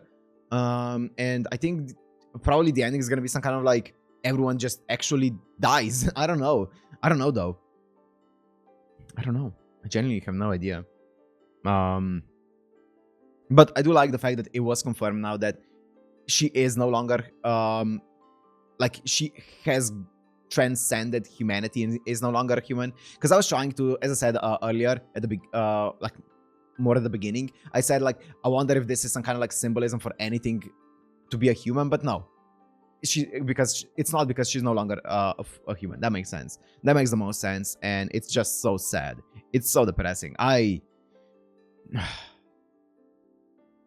don't know. I don't know. I feel like the previous volumes had like some really sad and depressing themes in them and moments in them, but the actual story itself felt quite satisfying. The progression of it felt quite like it definitely felt like it was going in a direction of Force becoming more human, and that journey, seeing Force get more and more human, was actually satisfying. But now that she's gone over the limit, you're like, okay, she reached humanity, she's basically a human now, and now she's gone over the limit, and now it starts to feel like just a car crash, you know, just a car tumbling down the street, just tumbling down a hill and not stopping, and it's getting worse and worse.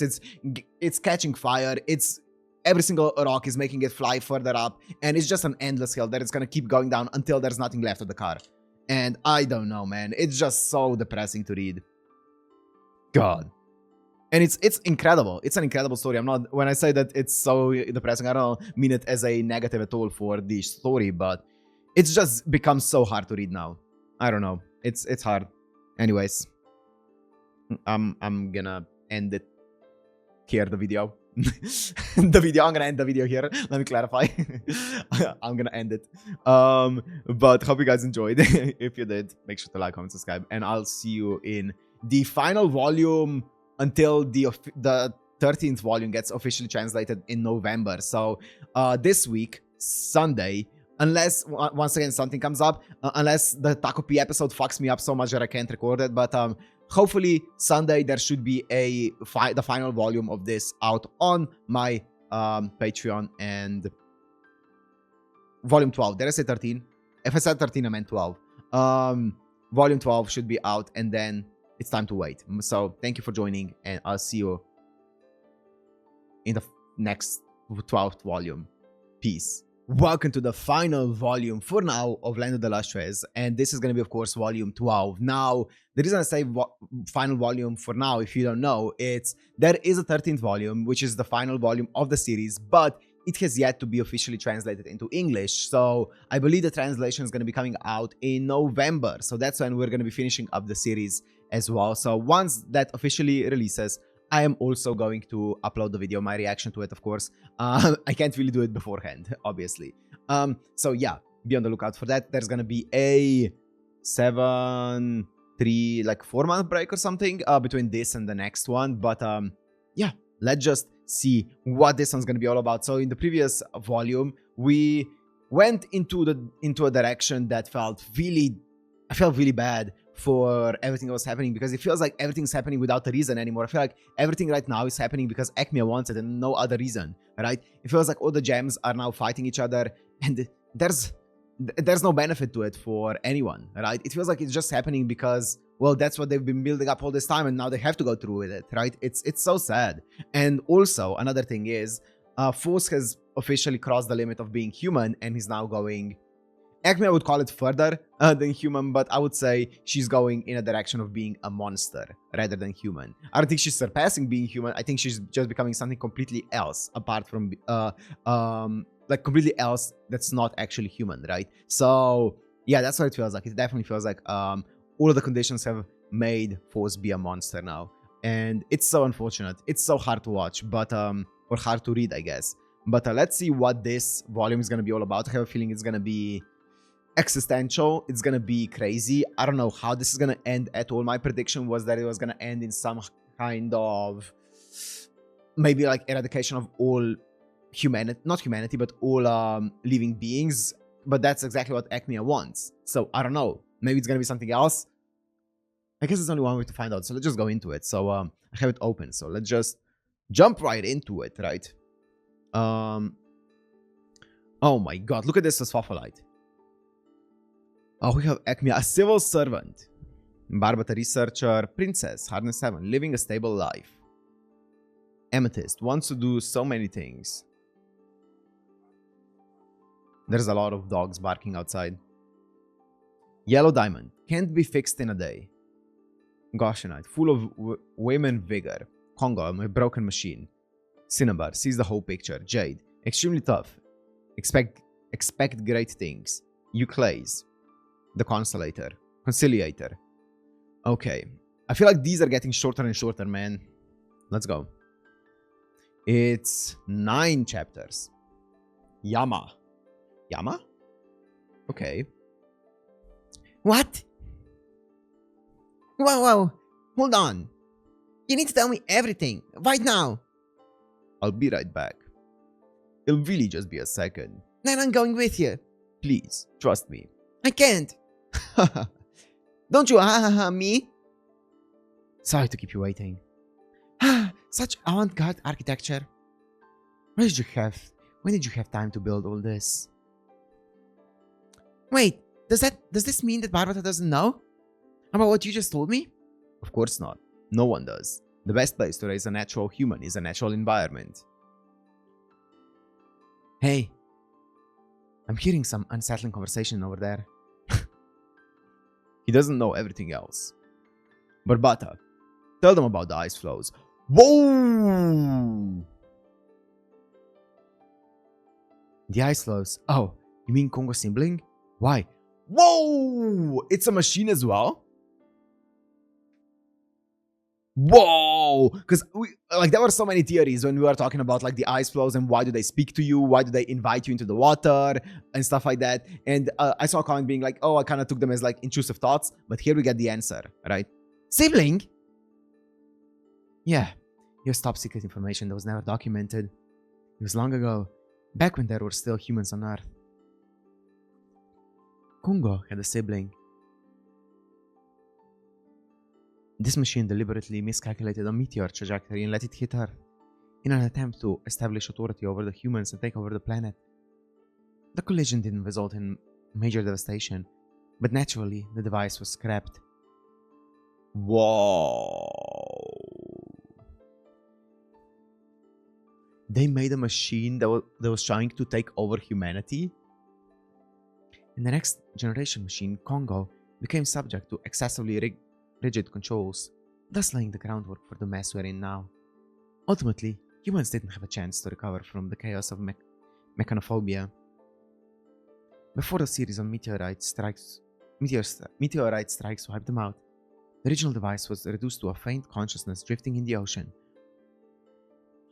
Oh, that's why it's trying to wipe out the gems and being like, hey, come into the water, come in here, come on, come in.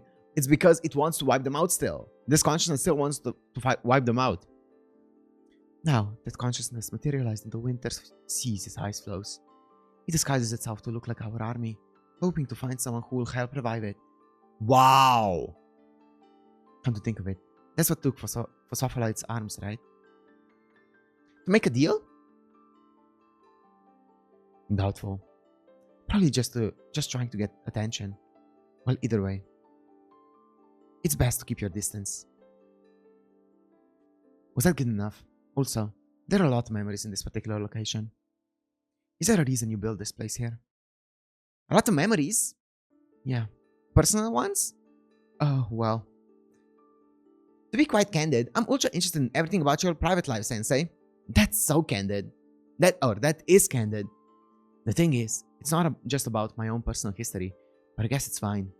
So, since we're on the subject, I'll tell you. Thank you! Because so many people died when the 6th meteor hit, a lot of souls had no one to pray for them. They ended up on the moon, all mixed up into each other, separated again, and became the Lunarians we are now. All mixed up into each other, separated again. Interesting. So one person is not one spirit. That's why you have spirits of like very weird sizes and like shapes, like let's say cicada, right? Who they were all kind of like mixing between one another, and then eventually they got separated into different kind of beings, and they're not like just a one-to-one equality between a human soul and a Lunarian. That makes a lot of sense. Actually, in the beginning, there were enough Lunarians to cover all 6 moons. Oh. We all made the most of our ageless immortality, lived there up for a while, and then every one of us got tired of it and wanted to move on to the peaceful world, but there wasn't a single human being left on Earth. Then we finally remembered that Congo was still down on Earth. The shock from the meteorite strike had caused some malfunctioning, so Congo was incomplete, but the machine did acknowledge Lunarians as a species related to humans. And each day, several of us were broken down into our pure elements.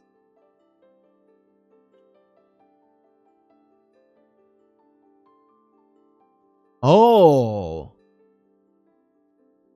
So he did pray for some of them at the beginning. But we all had to wait our turn. We were so desperate it didn't occur to anyone to think about repairs in case Congo stopped functioning before their turn. And now, I have a question for my dear little honor student. How do you think the Lunarian Society determined who got to go first in line? Rock, paper, scissors. Drawing straws! Ah, so sweet. The right answer is the introduction of inequality. Ah, classic segregation. Because we had all melted together, we were all equal with no race or gender, and that made it pretty hard to determine any kind of disparity. So we figured, in that case, we'd pick apart everything we could. We'd find things like when we separated into individual Lunarians whose composition happened to have a higher percentage of criminal souls in them, and whose had a higher percentage of contributing members to society, etc., etc., and use that as our basis for assigning a waiting order. Cicada, B, myself, everybody here was unlucky enough to be classed in the lowest social strata. They tossed us into this giant permanently shadowed crater, and they called the whole place the Kumela region. Kumela meaning wastebasket. The implications of that are wild, because that means that all of the people that are still here, all the Lunarians that are still here, are supposed to be the lowest of the low, right? The worst of the worst. Which, I mean, makes sense. You're listening to Ekmia, one of the worst people who wants to wipe out all of humanity, right? That makes so much sense. Why everyone, or why a lot of people here are so, like, just not cool. Some of them seem really cool as well. But yeah, it makes sense. That's wow. From then on, we spent our days literally tearing each other apart while our bodies constantly regenerated. One day, the region chief came to inspect the area for the first time. The scene of carnage was so intense, the bastard immediately ran and never looked back.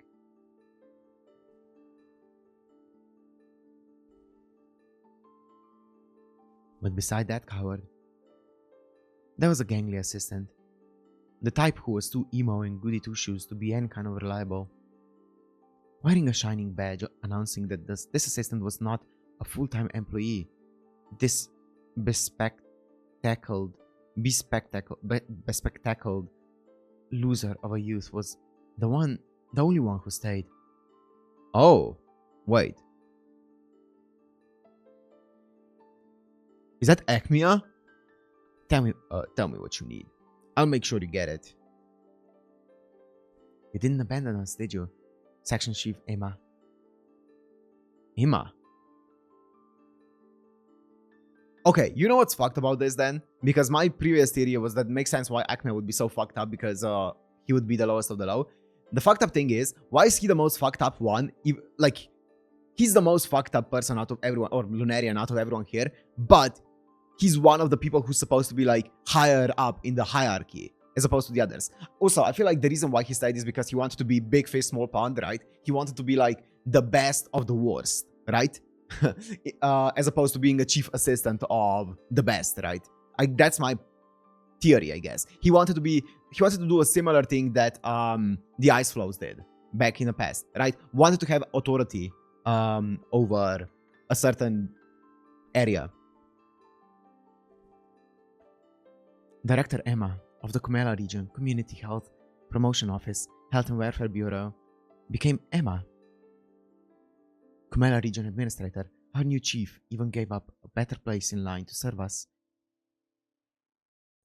Because of that, Lunarians in the other social strata abbreviated his title to Emma Kumela and eventually started calling him Acmea. Emma set up a town for us and we waited patiently for our turns, but then Congo broke down and the residents of Kumela were left behind.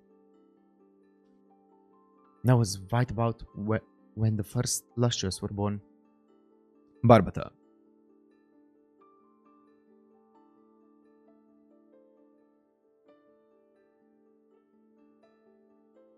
Lustrous started being born when Lunarians stopped being passed on.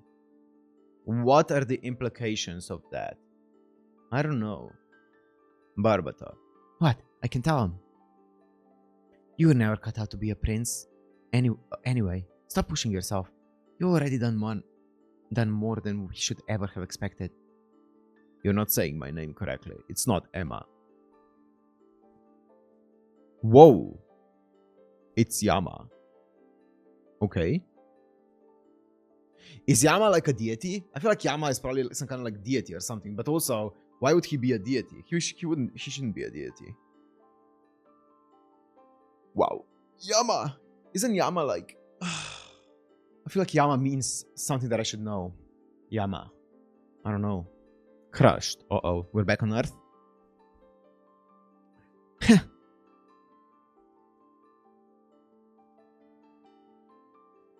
Oh, come on. I want to go back to the lore. I admit defeat. Take me to the moon. I want to talk with you and the Lunarians. Please, just let me talk to you. If we take the time, I'm sure we can find an answer that will make everyone happy. I believe that we were given these long lives so we would have the time to overcome these difficult problems. Please, be our mediator. You're the only one who can. You need me? Yes.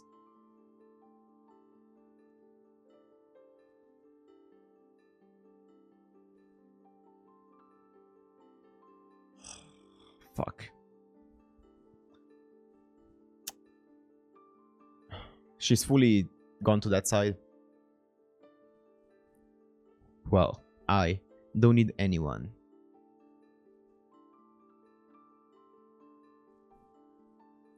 Oh, Rutio. Finish them. Kungo. Annoying pest. Wow. Wow, that was a 5-page chapter or something. That's why there's 9 chapters in this one. Or maybe it's even 10. Jade?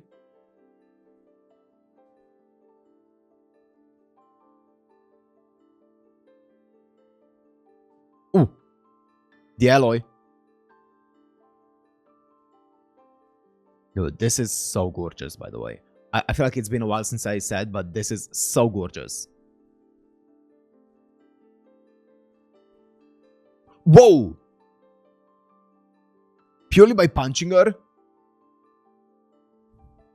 Doesn't do much, but still.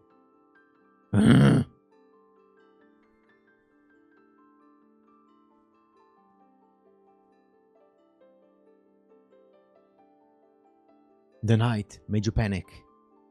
I win. Ooh! Oh no! She's fully cracked. Also, I love the way that everything goes out of the frames, man. It's so cool.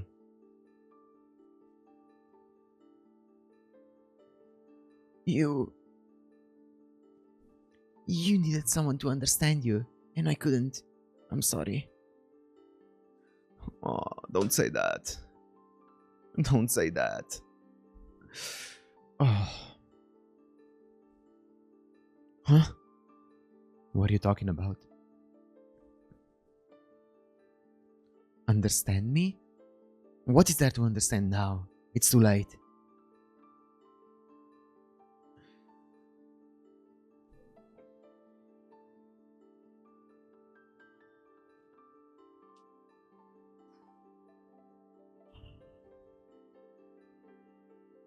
I don't want to see this. I want to see this. I do not want to see a fight between these two. I really don't. Oh man. Dude, I would, if I went back right now to volume 1 and started reading it, I feel like I would bawl my eyes out. The difference between Phospholite back then and Phospholite now. Night.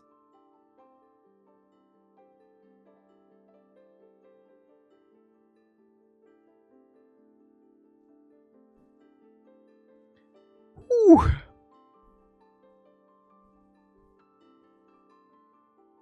You know they're only using you, so they can get rid of me. I know. You don't have any real friends. And they may be so. You're awkward and pathetic. I know.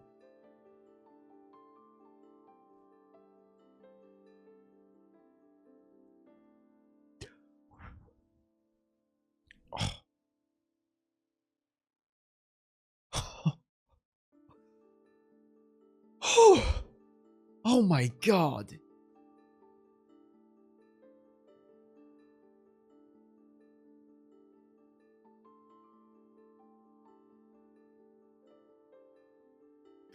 Wow.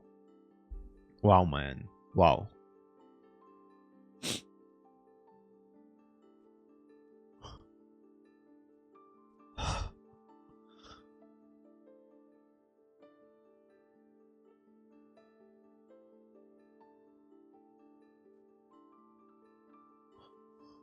A soft rock like you. I can break you with a touch of my finger. You know I'm right. There's no gem with a hardness lower than 2.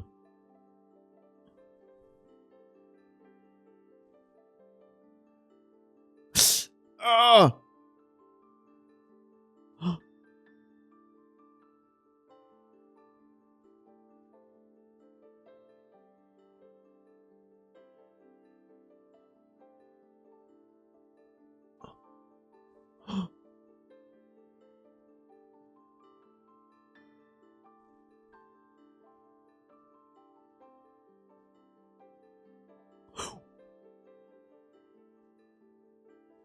She did it. She did it. Kind of. I feel like it's not over, but she did it.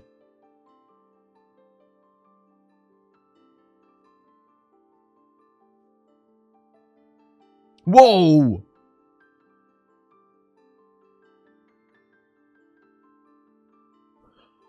Wow, what a fight. Barely any dialogue. Oh, but that was so intense. Wow. Oh, I feel so bad for Cinnabar, man. I feel so bad. I mean, I feel so bad for Fools as well, because you know that she doesn't mean that. You know what? The reason why she's saying that, and it's so sad. It's just so fucking sad. The Promise? No! Why is it called The Promise?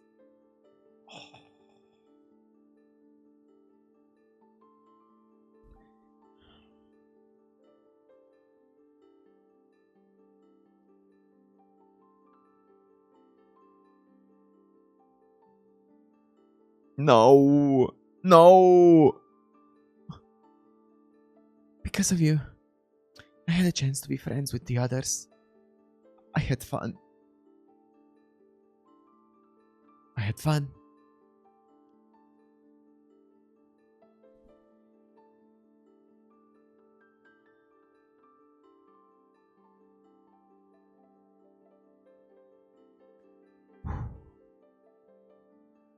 Thank you for keeping your promise.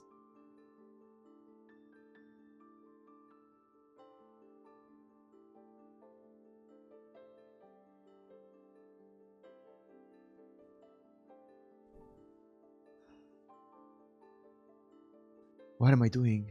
Oh, yeah. I'm making Congo pray. If Congo prays, the Lunarians will disappear and the war will end. Then I'll put you and everyone back together the way we were. Just wait. Promise. What promise? I feel heavy. Fuck. Fuck! What the? Mercury!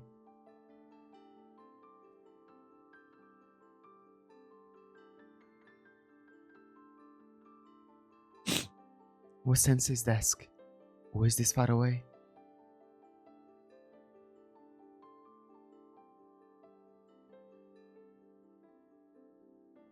I think I was about to remember something.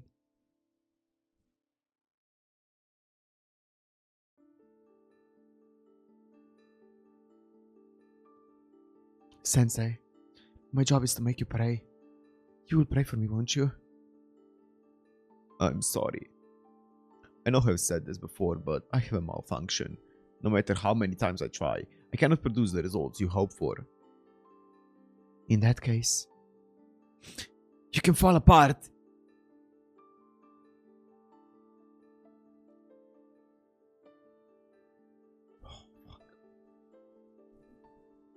Man, Foss being like, what am I doing? I feel like that just encapsulates the entire arc, doesn't it? The entire, like, volume and a half. What are you doing? You're trying to you're trying to justify something to yourself that's, you know, is not true. Congo. All this time. No! No! I've been waiting for a human to tell me that my work is done. Thank you. Take my right eye. No. No, because he was the safety net. He was the safety net all this time, and now you're getting rid of the safety net. Use it. Pray with all your heart for happiness. When you do,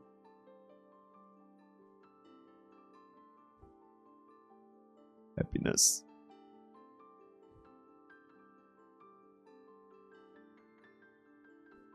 Acmea, is that you? You really? No. All this time, you're trying to get this? Don't you dare give it to him, Foss. Hold on to it, even if you die.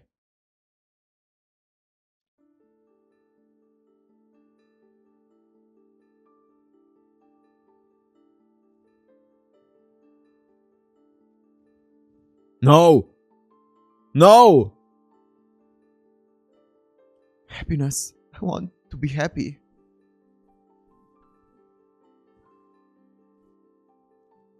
I don't like that he's smiling like this. This is not a good sign.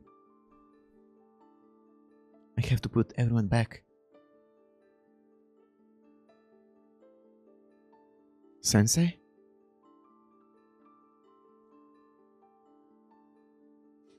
They're all gone. Where are they?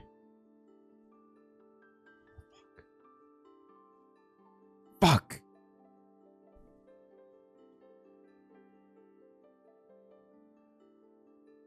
Fuck. Something's wrong with my eyes. What the fuck? That's weird. I still see it even with my eyes closed. Why? Ah!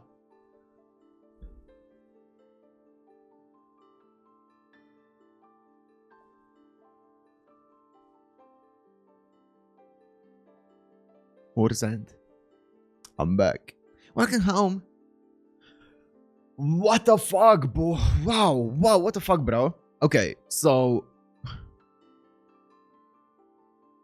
Kongo's gone, so there's no one who can pray for them. He was just waiting for someone to say, hey, your work is done, right? Because everyone up until this point has been relying on Kongo heavily, right? whether it's a Lunarian, whether it's a Lustrous, they were all relying on Congo. And nobody even slightly thought of, hey, we don't need you anymore. Up until Foskir being like, hey, I don't need you. If you can't pray, I don't need you. And that's wild. War's End. The mission was a resounding success. Ours was too.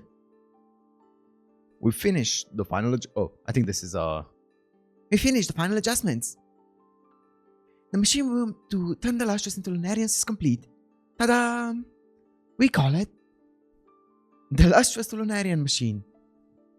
Thanks to everyone's hard work, we managed to achieve perfect results in every simulation. All we need to do now is try it on a wheel. Oh no, this is not gonna go well. Please. Stop! Why?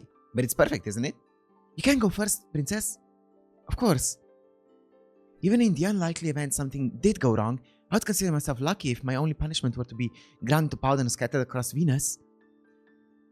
In this case, I believe it would be only right for the head scientist to volunteer as test subject.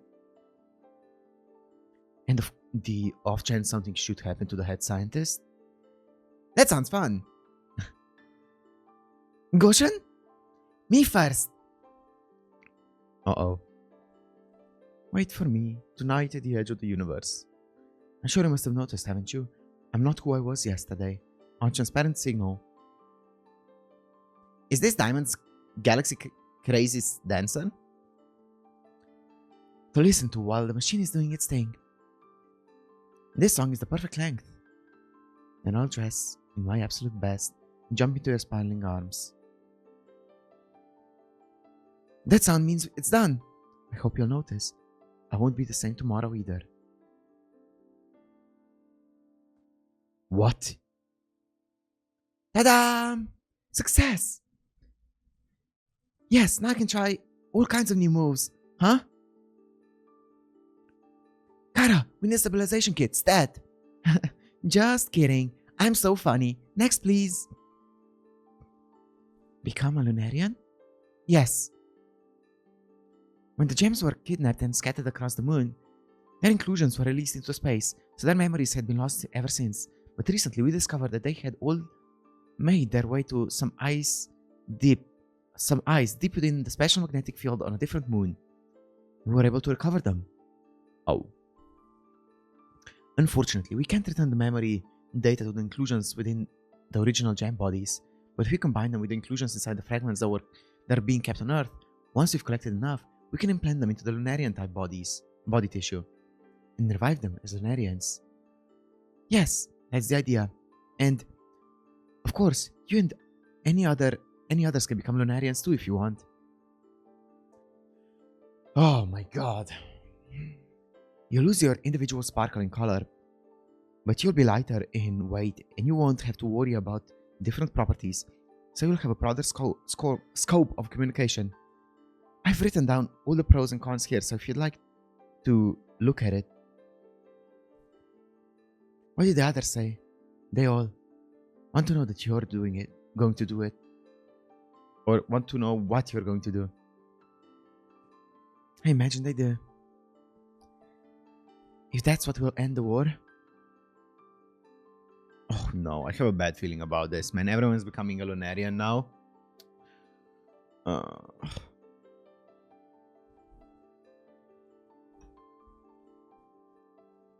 Wow.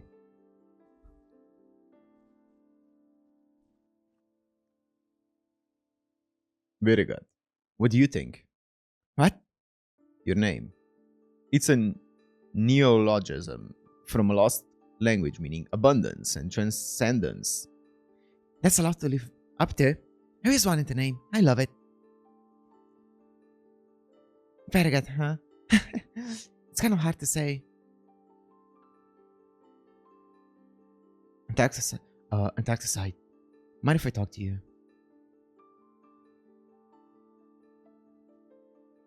Sorry for keeping you in the case for so long. I was trying to do you a favor and make sure you wouldn't be lonely when you woke up, but it ended up taking a while.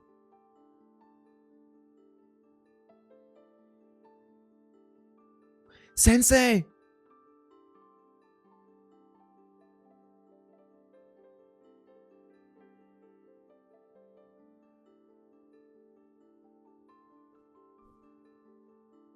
Where's the Swaffelite? Sensei, what happened to the Swaffelite? Is the Swaffelite to take care of you? The Swaffelite decided I was useless and destroyed me. For that, I'm grateful. Useless? Destroyed? Technically, if it hadn't been for you and you can fall apart, were the exact words.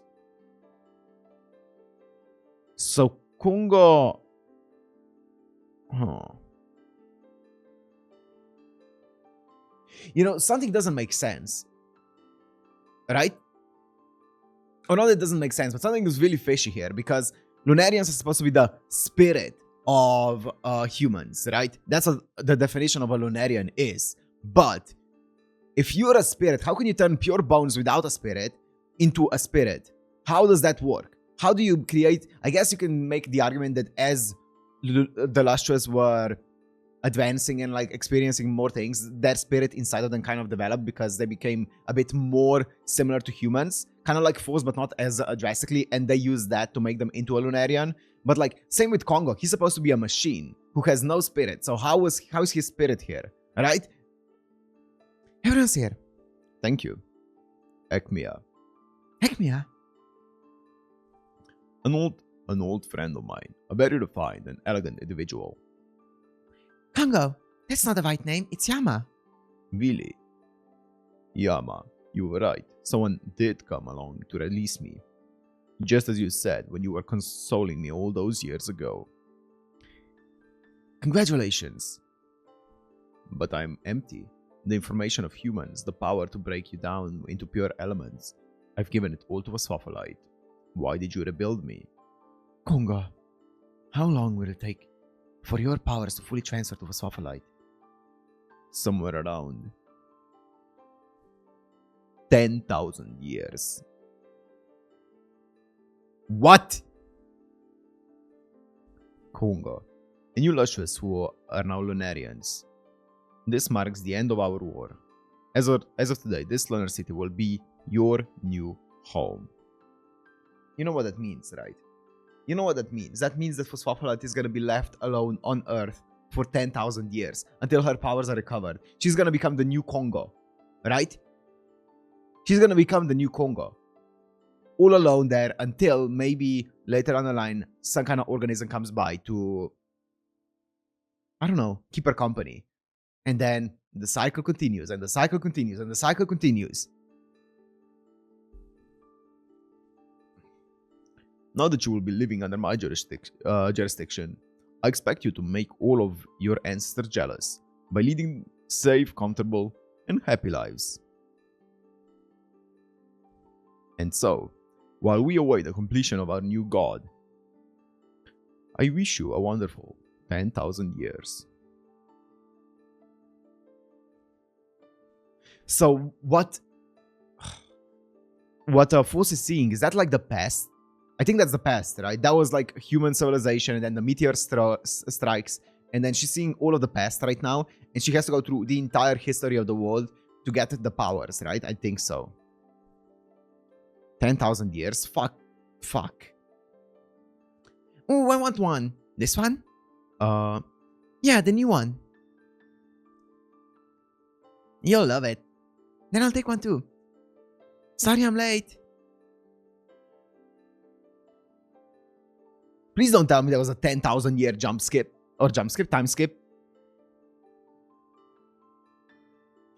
Oh, it's like you thought that 220 years was a lot. Watch this. I have this cool trick to show you. You came here in your work clothes? Yeah, I was running late. We would have waited. Then I'd feel bad. We'll have to look at clothes first. Oh, good idea. Oh, no. The thing is, I was working on the flower arrangement you asked me for, and they're still not looking right. So I was gonna go get right back to work on them as soon as we finish shopping. I know it's just a little practice party, but I still want a little more time. So anyway, I know I look weird. I'll go change. You two, eat your crepes. That's not the point. Cinnabar?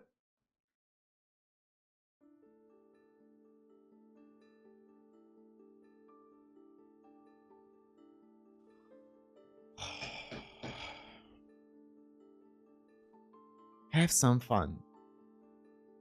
Okay.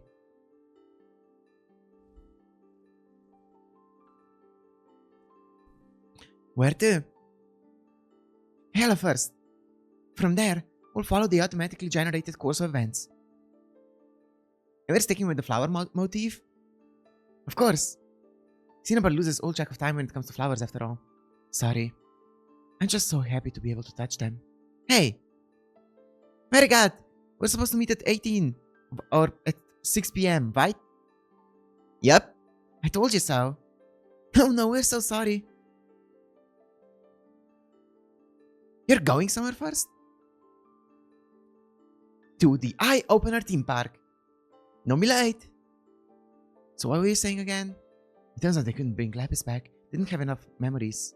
Had memories. Of course. Aww. Humans.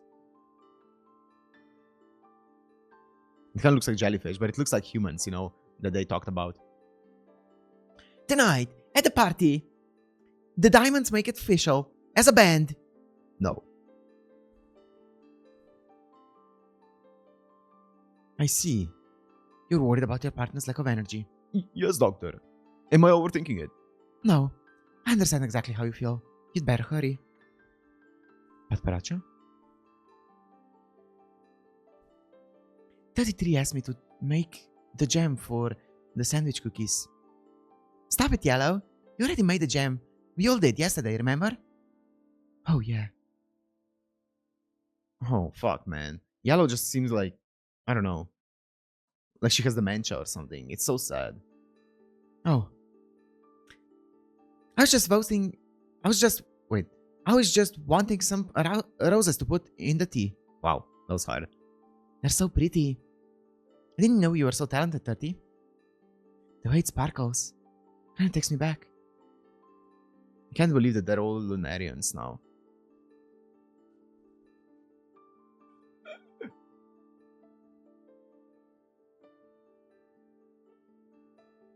Wow.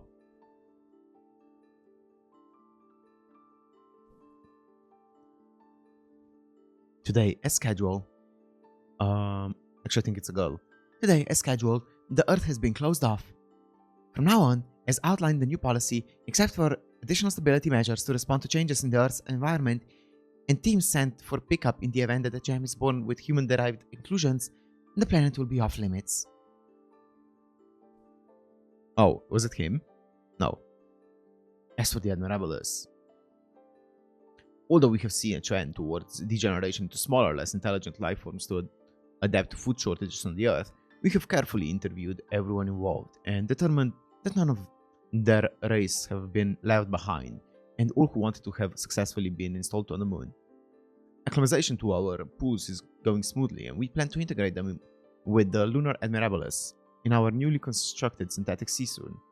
The search is ongoing to find where the memories of the Admirables who have lost their flesh have ended up, but we are constantly gathering more information, and we have high hopes for success.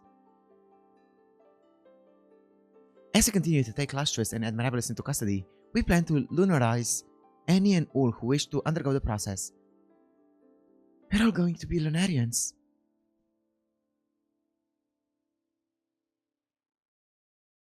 Oh man. I have a report on the current state of Phosphophyllite. At present, everything is as stable as it can be. The process is in what we believe to be a standard installation phase. And we can see the memories inherited from Congo being replayed on loop. The strange thing is, according to our calculations, the process will acquire an extremely long amount of time for completion. But the solitude has substantially reduced that amount of time, and it appears that we will need no more than 10,000 years. The poor thing. Okay, so it hasn't been in 10,000 years since the previous one. In an environment with poor relativity, it is difficult to feel the difference between 10,000 years and 5 billion. 10,000 years is too many. We shouldn't cut off contact. We should keep trying for another solution. We are prioritizing stability, maximizing all interference and change. For Swapholites, humanity is an unstable thing that was only effective on me because I was broken. If we make contact before the process is complete, we run the risk of upsetting the gem's individuality. Kongo seems so different. It would be difficult to build it back up. But will we get the prayers we want? That gem will reawaken as the only entity with that power. I know that force always dreamed of being special, but... Don't bring back that past. Oh, that line. Oh, come on, you're still having that meeting? You're gonna put up decorations.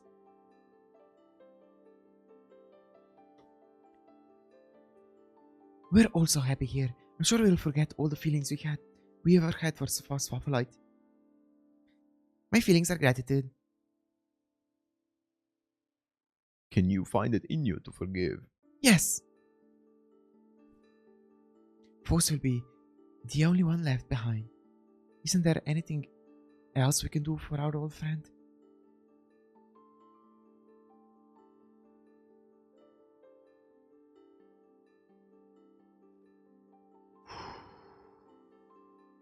Okay. There is. Does it bother you? No. You did get to say thank you, didn't you? Yeah. But I'm happy. Are you lost without force in a bar? No, and that's what's bothering me. I can see that.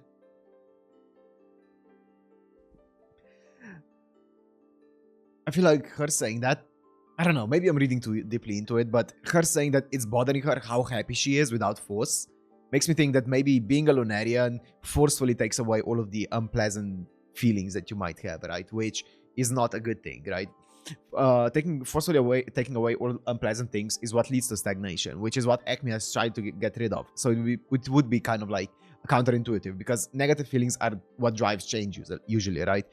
And positive feelings usually strive for stagnation. And I feel like, I don't know, maybe I am thinking too deeply into it, but I feel like becoming a Lunarian gets forcefully rid of any negative emotion you can feel. It's a similar thing to also how Kernorm was acting, right? When she was like, oh, you're gonna be, or when Acme was like, you're gonna be here alone in this kind of like prison almost, and she was like, yeah, but first let's go there. She didn't even like negatively react in any way, shape, or form, even though the thing that he said was very weird, you know.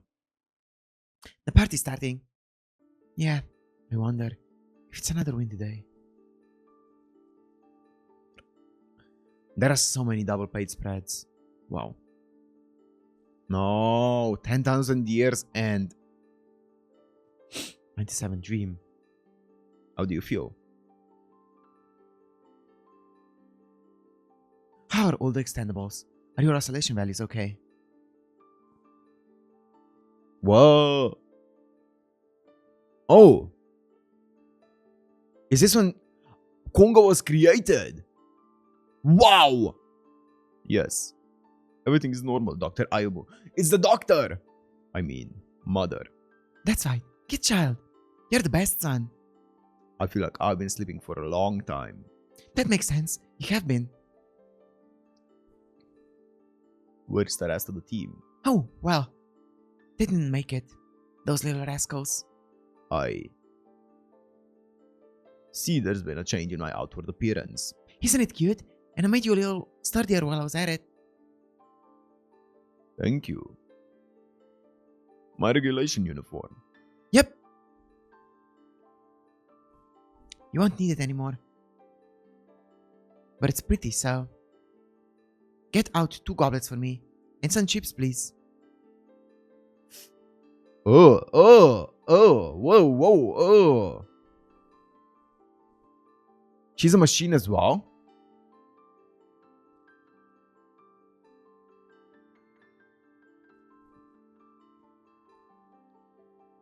Oh. Mother, you mustn't waste your bodily fluids. I dreamed that I turned into a mineral. A weak and pathetic one, but an important one. What? Maybe I've gone crazy from all the tinkering I've done to my body.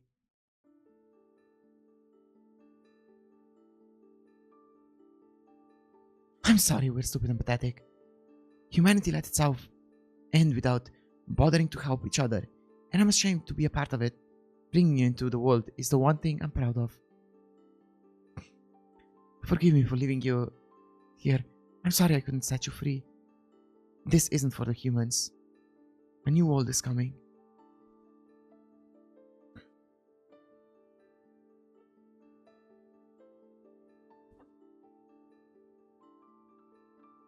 Let me just keep reading. A world for inorganic creatures. Ones that were never counted as life forms. Beings that were constantly taken advantage of. Used like servants from the very beginning. After I made you, I realized this is just a transition phase for life on this planet. By leaving you behind, I'm building the bridge to the new world that you and the others will create. A truly beautiful, rational world. It's arrogant of me. This is just nature running its course, and I just happen to be here during it.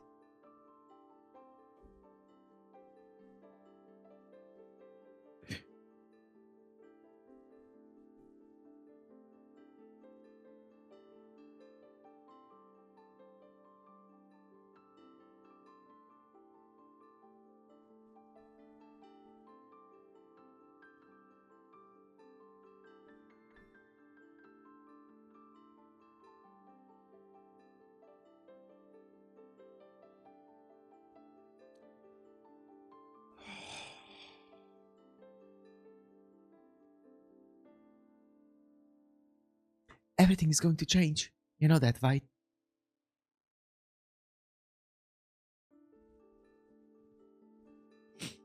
Humans are so awful.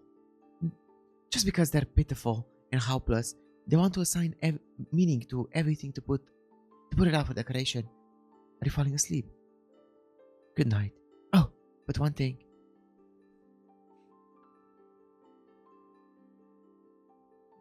Once you've crossed that bridge, burn it.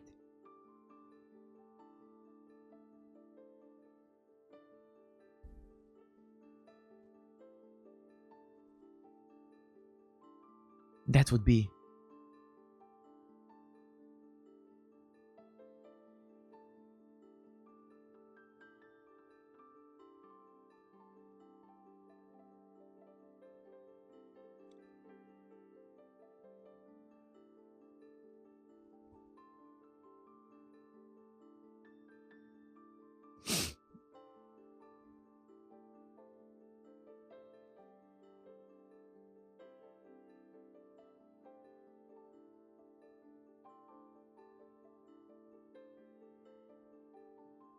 I am.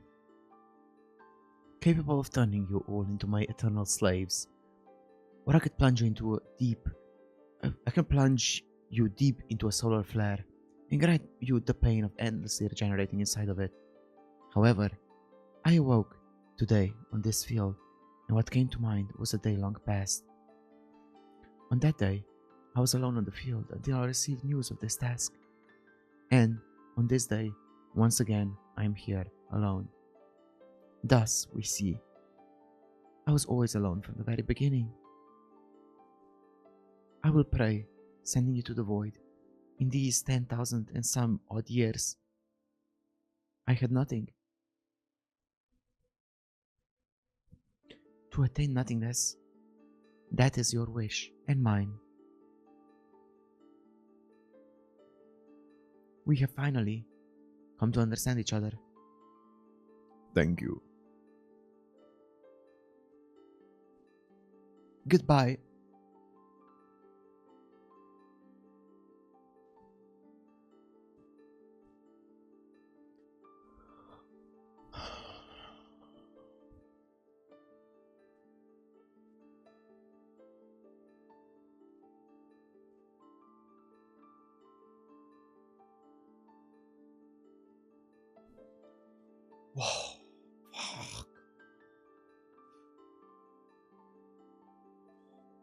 You just ended? Kumela. The word Kumela most likely comes from the future language or dialect that doesn't currently exist on Earth, but may be related to the Sanskrit word Kumbha, meaning pot, and Mela, meaning gathering. Yama. In the Hindu and Buddhist religions, Yama is a god of death, known as Inma in Japan. He's the king of hell, whose job it is to judge souls of the dead for the deeds they committed in life and send them into the next phase of existence in the afterlife. Yeah, 100% makes sense, right? 100% makes sense. It would kind of fit in with the theory of Light being the ferryman and stuff like that. Vergat. There are any number of ways to spell the name Ekmia gives Kernor. Ekmia never specifies exactly which language the name comes from. Perhaps it came from one that doesn't yet exist in our time. The translators have chosen this spelling based on the name of Egyptian god of abundant harvest, Wadwer, whose name means great green. Is that it? That's it. What the fuck just happened, guys? What the fuck just happened? Okay, so Force became a god. She officially did transcend being human. She went from gem to human to monster to god, right? She transcended humanity, became god, and sent everyone into the afterlife, right? Now, what kind of afterlife is it? Are they gonna get reincarnated? Is it kind of like the Buddhist belief of reincarnation? Or is it gonna go more so as in afterlife is actually like heaven, hell, whatever, something that you can't get from where a soul is like stuck in? I don't know, right? So what the hell even happened, man? So there was a 10,000 year time jump, which is insane. Like we thought that 220 years was a lot. Try 10,000. But so okay. Like, it's so weird, the entire relationship, like, everything, when they became Lunarians, it just feels so off. Everyone feels so off. Everyone felt so different, right? And, I mean, I guess they are different because it's not just that they changed shape. They became a spirit, like, a human spirit, embodiment of human spirit, as opposed to being the embodiment of bones, right? Human bones. So, obviously, they're gonna change. Like, their core, like, what they are changes. So, obviously, they're gonna change as characters as well. But, like, it's so weird. Oh, I don't know, man. It feels so off. Everything feels so off. The way that Kungo was talking to Ekmia felt off. And then, even apart from that, when we saw that flashback, or that dream, if you will, what the hell was it? Like, I feel like it was supposed to symbolize, like, oh, it's all a cycle, right? It's all one big cycle. It happens again, and it's a transition period and stuff like that. But, I don't know. It's wild. It's wild. We'll see once the final volume drops, right, in like 5 months or whatever, 4 months. So I guess we have to wait for that now. But yeah, this was insanely good. So far it has been incredible. Like every single volume, I will say these last 2 volumes were way different. They had a way different vibe. I feel like the volumes prior to this were way more, I guess, fun. I guess, or not fun necessarily, but kind of like gave a lot more of a direction to, you know, theorize about, you know, characters. It felt like a bit more of a character drama. Meanwhile, I feel like this fully went into a cosmic direction, which is cool. But I feel like it gives me less options to fully theorize about stuff, which is fine. It's just a different direction. It feels like it's definitely, I mean, I think the reason for it is because it is closing it off, right? Closing off the entire thing. But, and the reason for why it's no longer like as much of a character drama, in my opinion, is because, well, it's because Force is no longer a human. Or I should say it's not a human drama, because Force is no longer a human. In the past 2 volumes, she hasn't been a human. So it's been a lot less of a human drama, and it's been more of a this kind of like almost cosmic horror psychological manga, which is fine, but it's a very different direction, right? Very different vibe. I feel like I definitely didn't understand this volume the most. I feel like I definitely missed a lot of things. Like, what do all of the things mean? Like, how do they turn gems into Lunarians and all of those things? But maybe those are the things that are gonna be, we have 1 more volume, right? So that volume has to be filled with something. So maybe the last volume is gonna be answering some of those confusions and stuff. But I guess we'll find out. For now, that's gonna be all.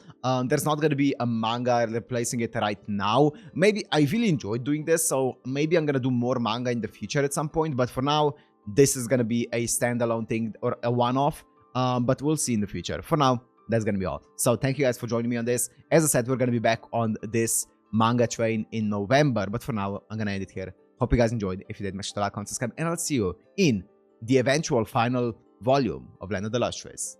Peace.